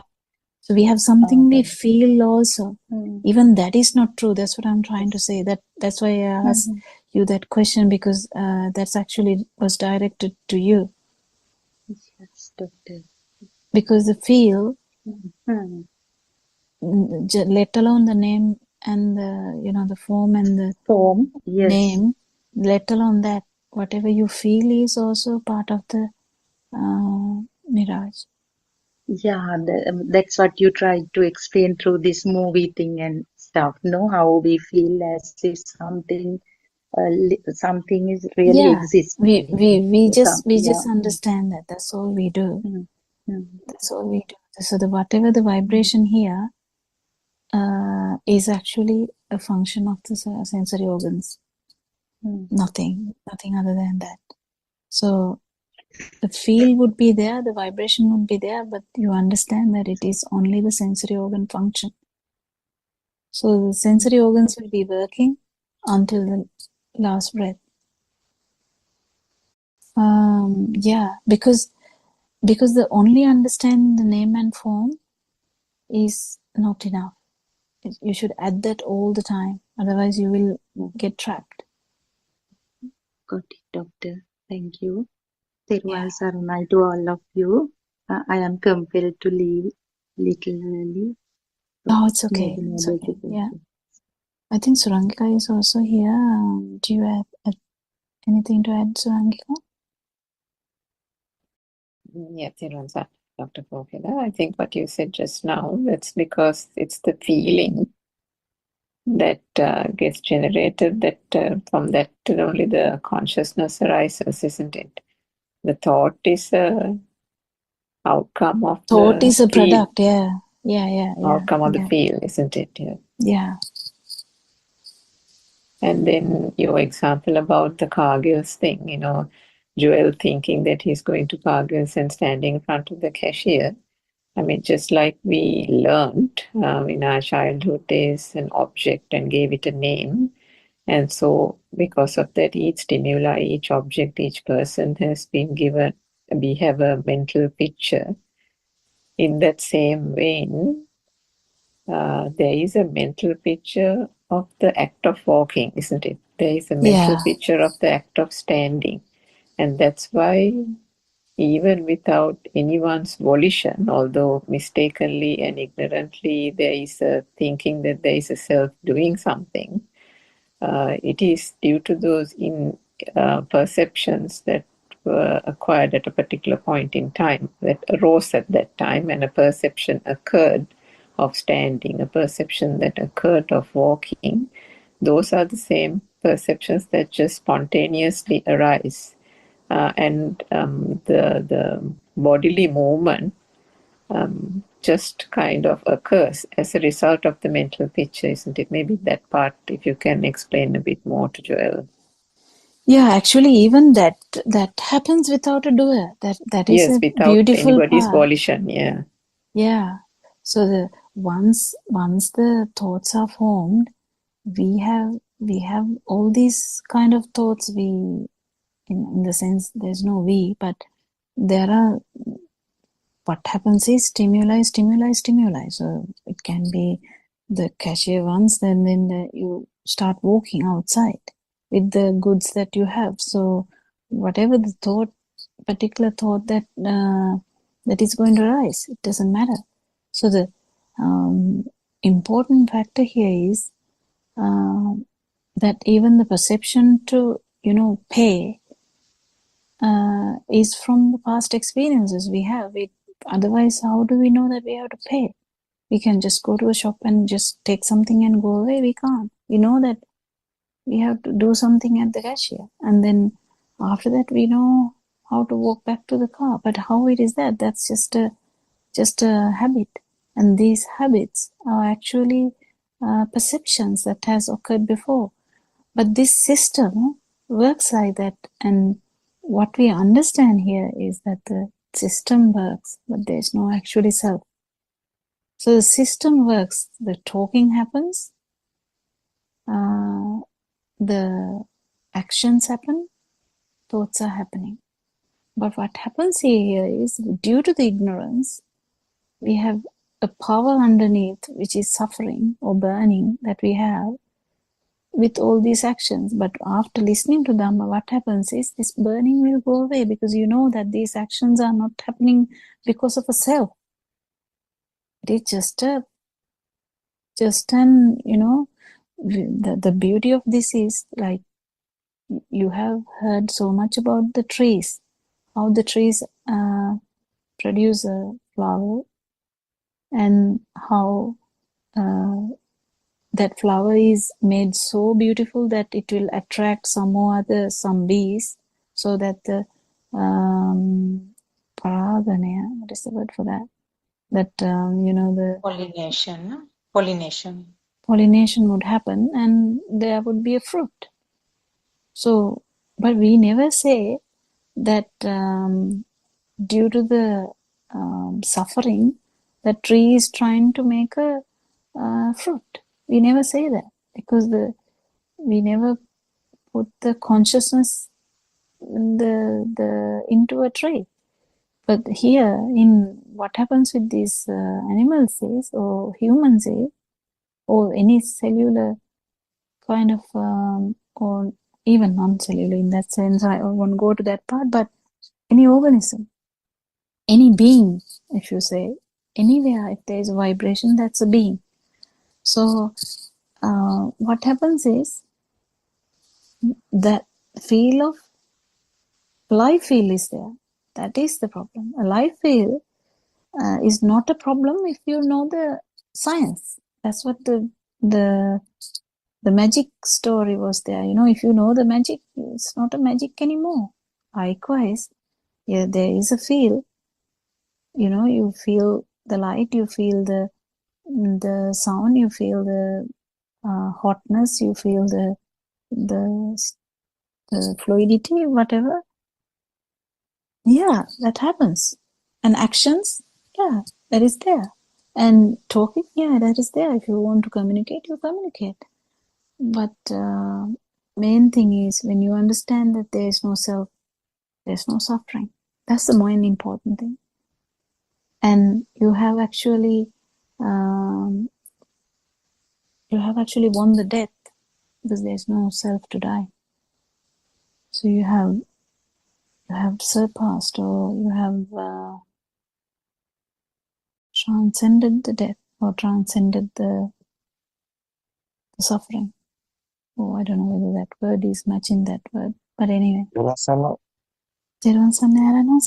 is Aranansi. Aranansi. I wasn't sure whether you were able to talk. Yes, okay. I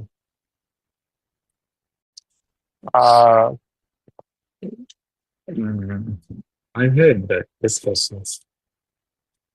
So, yeah, there was. Do you hear me? Yeah, there's a little bit of Yeah, it's okay. Some disturbance noise. now we can hear. No, yeah, it's okay. That's I heard your discussion today. Yes, sir. Yeah, it's okay. But what is this LFP? How is this? This sensor feel? Yeah. Sensor is other one. LFP is other one. Yeah. What is the difference is this? A triple. Difference has to be felt. Our nuances, or the feel of existence should be absent. Normally, existence also there. Yeah. In that sense, it's not fully absent. Yeah, in that existence sense. also there. Because the sound is not going to be there. Sound is going to yeah. be there, but the feel that it's happening here is going to be not there. Yeah. But alive feeling sadava. Existence feeling sadava. But it's okay. Existence feels where the existence feels, alive feels also can be there. Alive feel is actually mainly in the mind, isn't it? Alive feel is your feel. You can feel it. It's yourself. It's not thinking. We can't say others. It's because it's a feel. It's a fear. Yeah, someone have the fear, there is the alive feel. Fear, yeah. Yeah. Are you fear the death? That's the alive feel. Yeah, that's the alive feel. That's the power. That's the alive power. So it's there. This is very important. What is this alive feel? How is this different? No? How we can find this different? So Yeah, it it's has to very be important. felt. It has Yeah. to be felt, and the existence without a life feel is the sound without that power. Yeah. Tell me again. So if someone is in a stimulus, if someone is going to feel that, I mean, it's difficult to say, but the feel without the life feel, I can say with me without me kind of thing. So nobody's death. Nobody have death of birth. Yeah. We can't tell in death of birth. System is there. Who have death? Somebody won't there. But nobody is here. Who is death? Death is not here. System is working. Someone asking, someone asking, what do you think about death? Is how we can talk about the death because no death of birth. No. Until the life feel is there would be birth. Death. Yeah. There is a death. Yeah. That's very important. That's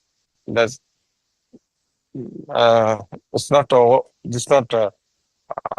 just not by you thinking. Can't, yeah, you can't think about it. Yeah. You can feel it. Yes. It's very important. ආර්යයන් වහන්සේ Yeah. මම මේකට අලුත් what's your name? මම Joel මම ඇත්තටම මම ක්‍රිස්තියානි කෙනෙක් බට් මේ දවස් 5ක් ඇහුවාම මගේ සමහර දේවල් ගොඩක් අඩු වුණා මයංග ගොඩක් දේවල් අඩු වුණා and thank you for this explanation. Your name is Andrew. No, I'm Joel. Joel. Yes. Are you Sri Lanka? Yes. It's okay. Mama Nuwara. It's okay. Candy. Yeah. Now Kandy. you are there, Australia. Where are you? No, I am based in Kandy. Oh yeah. And I got to know this last week.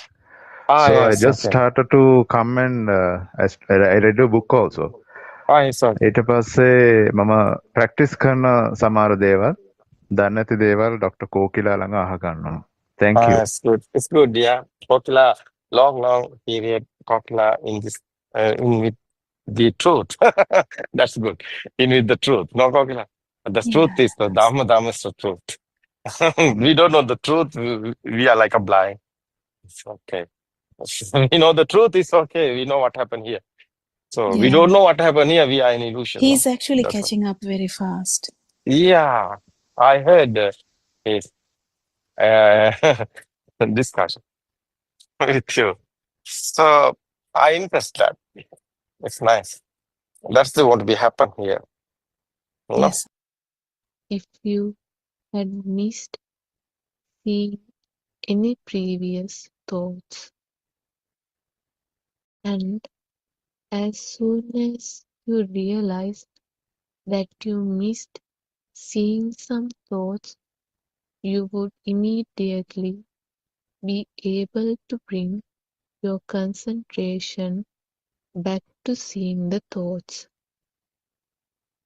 This is what is meant by the stanza Uppanan Papakanan Akusalanan Dhammanan Prahanaya.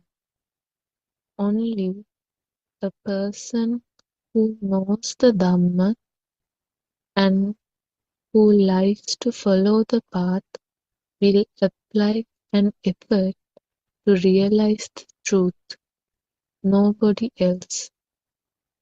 A person who knows the Dhamma would not like to be tricked by this illusion. Anyone who has realized the truth or anyone who has attained the first stage in the supramundane plane, Sotapanna, will never fall into bad world or hells. He is known as Niyata Sambodhi Parayana. Bodhi means Buddha. Try to see through this illusion on the screen and realize the truth that there is nothing. Try to see the illusion on the screen and try to eradicate. It means to completely destroy Lobha, Dvesha and Moha. After that, you begin to feel the nature of the Buddha, Buddha Svabhava, and experience the serenity and calmness. Therewal Sannai, everybody. Therewal Saranai Swami, thank you for reading the book for us. We all worship at Aryan Mahanse's feet. And Therewal Saranai, all Dhamma friends who have joined today. Because we are a little bit behind the schedule, I invite Dr. Pokila to start the discussion. Therewal Saranai, Dr. Pokila. Therewal Saranai. If you have any specific questions, we are open to them actually, because it's really important. Even if one understands this Dhamma, so you can bring up any questions. Until such time, I'll keep talking. So when we say akusal, actually it is this self-vibration basically. So whatever the vibration we have, we kind of make sure that it doesn't happen. And now at the same time, there's a very beautiful underneath that beautiful thing. That thing is there's no chance of arising of self-vibration as well. So this is the beauty of Dhamma. So it's so because if there's no power in here, when the power is not there, there's no way that the suffering can go on. So this is if we talk about in details, it's a bit complicated, but I think a more simple way to say that would be that if you believe that this is existing, the world is existing, definitely the suffering would be existing. That means the self, this burning or this power will be existing. So whatever the level of that existence, it doesn't necessarily matter. So this power or the burning, it is easier to call it burning because it's easy to understand, and that that will be reduced. But we can't understand one side and not understand the other side. We need to understand the both sides properly, because no way that the vibration to occur without a power, and there's no way the power would exist without a vibration. So it's very important to understand. And then when we keep understanding this Dhamma, what happens is whatever the vibration that has risen here will die down, and it will go on like that, and there will be never a chance for any vibration to occur. That's the last bit, and that's also important thing. Anyway, Joel, do you have any questions from the book? I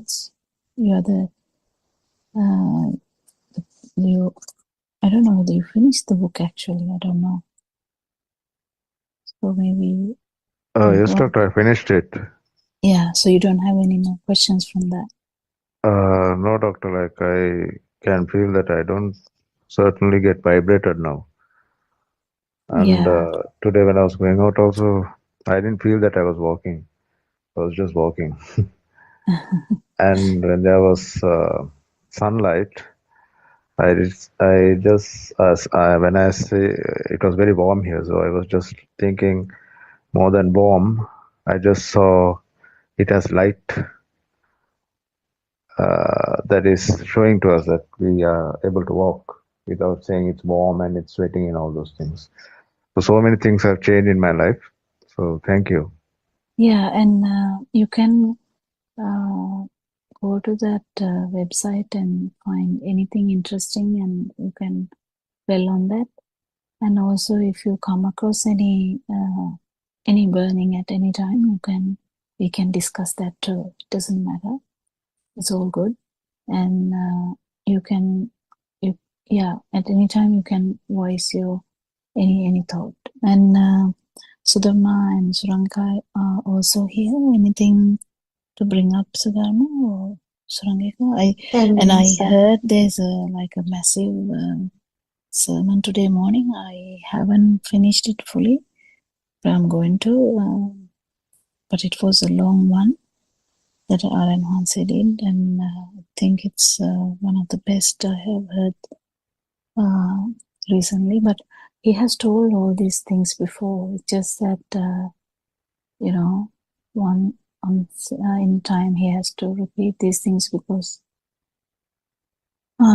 it's so good to repeat though. Yeah. Teruvan Saranai, Dr. Kokila, yes, it was a very beautiful sermon, and there I have to listen to even 10-15 times to get it, and I already listened twice, and I got a lot of new things in those two listenings. Also, we have to go on listening. I mean, you may not be having such issues since you are aware of the thing. And Dr. Kokila, today I can share a very simple experience. Actually, how the mind consciousness act as the deceiver using perceptions and create stories. So few minutes ago, maybe 15 minutes ago, I had to go out to get some photocopies. So as I entered the main road, another trishaw turned into our lane. At that moment, I got the idea, okay, the gas tank is outside, gates are open. So there was a story like now this part didn't come, but underneath somebody is telling this trishaw guy might take it even. So at that very moment, I realized that it is a thought, and that the work of the mind consciousness. I had my peace. I didn't turn back. I went to So I went to the communication center and got it done. But still, if it was a time that I was unaware of all these consciousnesses and the perceptions and all, I would have turned back and come and close the gates. But what I wanted to tell is this mind consciousness create a story that must have been an innocent guy. But however, such a story was created. Yeah, but Can you Sudharma, please yeah. we'll talk about that because it's a very beautiful actual life thing. I really like talking about these actual life occurrences because it's much better than this, talking about vibrations, because this is what it happening. But as a person who has listened to Dhamma for at least 2-3 years, isn't it, Sudharma? You have listened to Dhamma for Yes, doctor. 3.5 years. Yeah, 3.5 years. Continuously. Yeah. I have to add this because this is the very important thing. Perceptions are perceptions. Don't take this wrong. Perceptions are perceptions. We don't really don't misunderstand that we are going to not have perceptions. Okay, I have repeatedly tell this to like multiple times. RN say tells it anyway. So the perceptions are a normal thing in day-to-day life. Okay, when you see, what can I say? Okay, for an example, you see. Okay, examples are coming from my experiences, so bear with me. So if you see someone very pale and sweaty sitting in the waiting room which is full of patients, and you see your eye catches that patient, you get a perception that this patient is having a heart attack. You just get that perception. That can be wrong, it doesn't matter, but I get the perception that my patient may be having a heart attack. Now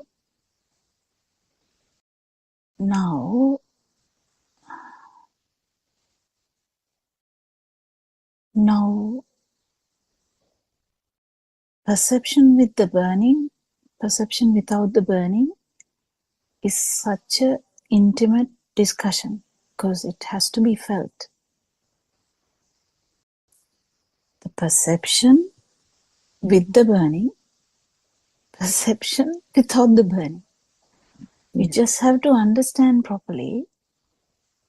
At least when we discuss this, it will go to our heads. Perception has no fault. Perception has no nothing, actually speaking. Perception is a perception. I can only say that. So, if there is a perception that this patient may have a heart attack, first thing would come to that system would be take that patient to the treatment room and make that patient comfortable and talk to him or her and call ambulance or whatever to be done. Doesn't matter what is to be done. So there's an action now. Can you see? There's a perception and there's an action. So action with burning, without burning. Without burning. And you talk to the patient also, talking with burning, without burning. So this has to be clarified, and this has to be felt too. That's the challenge here. But what I'm trying to say is, don't get carried away by the type of the perception. That's from past experiences. Now, just because I'm sorry, I'm telling these weird examples, but imagine a senior teacher of us walking along the ward, seeing someone far away and telling, oh, that patient has that. And that's a perception. Of course, that teacher will have the self-view and all that. Put it aside. I'm just talking about the perception. What's the problem with that perception? It's a perception from all the aspects that past occurrences, because there's so much, you see thousands of patients, you get a perception. And one view that teachers tells that patient has this. We are like mouth open, when we are training, we are like watching him with amazement. But now we have to understand that perceptions are just brought about by 5 sensory organs as well as the mind sensor. So the mind sensor has so much data. It's like a complicated computer. So much data. So whatever the data you have, because now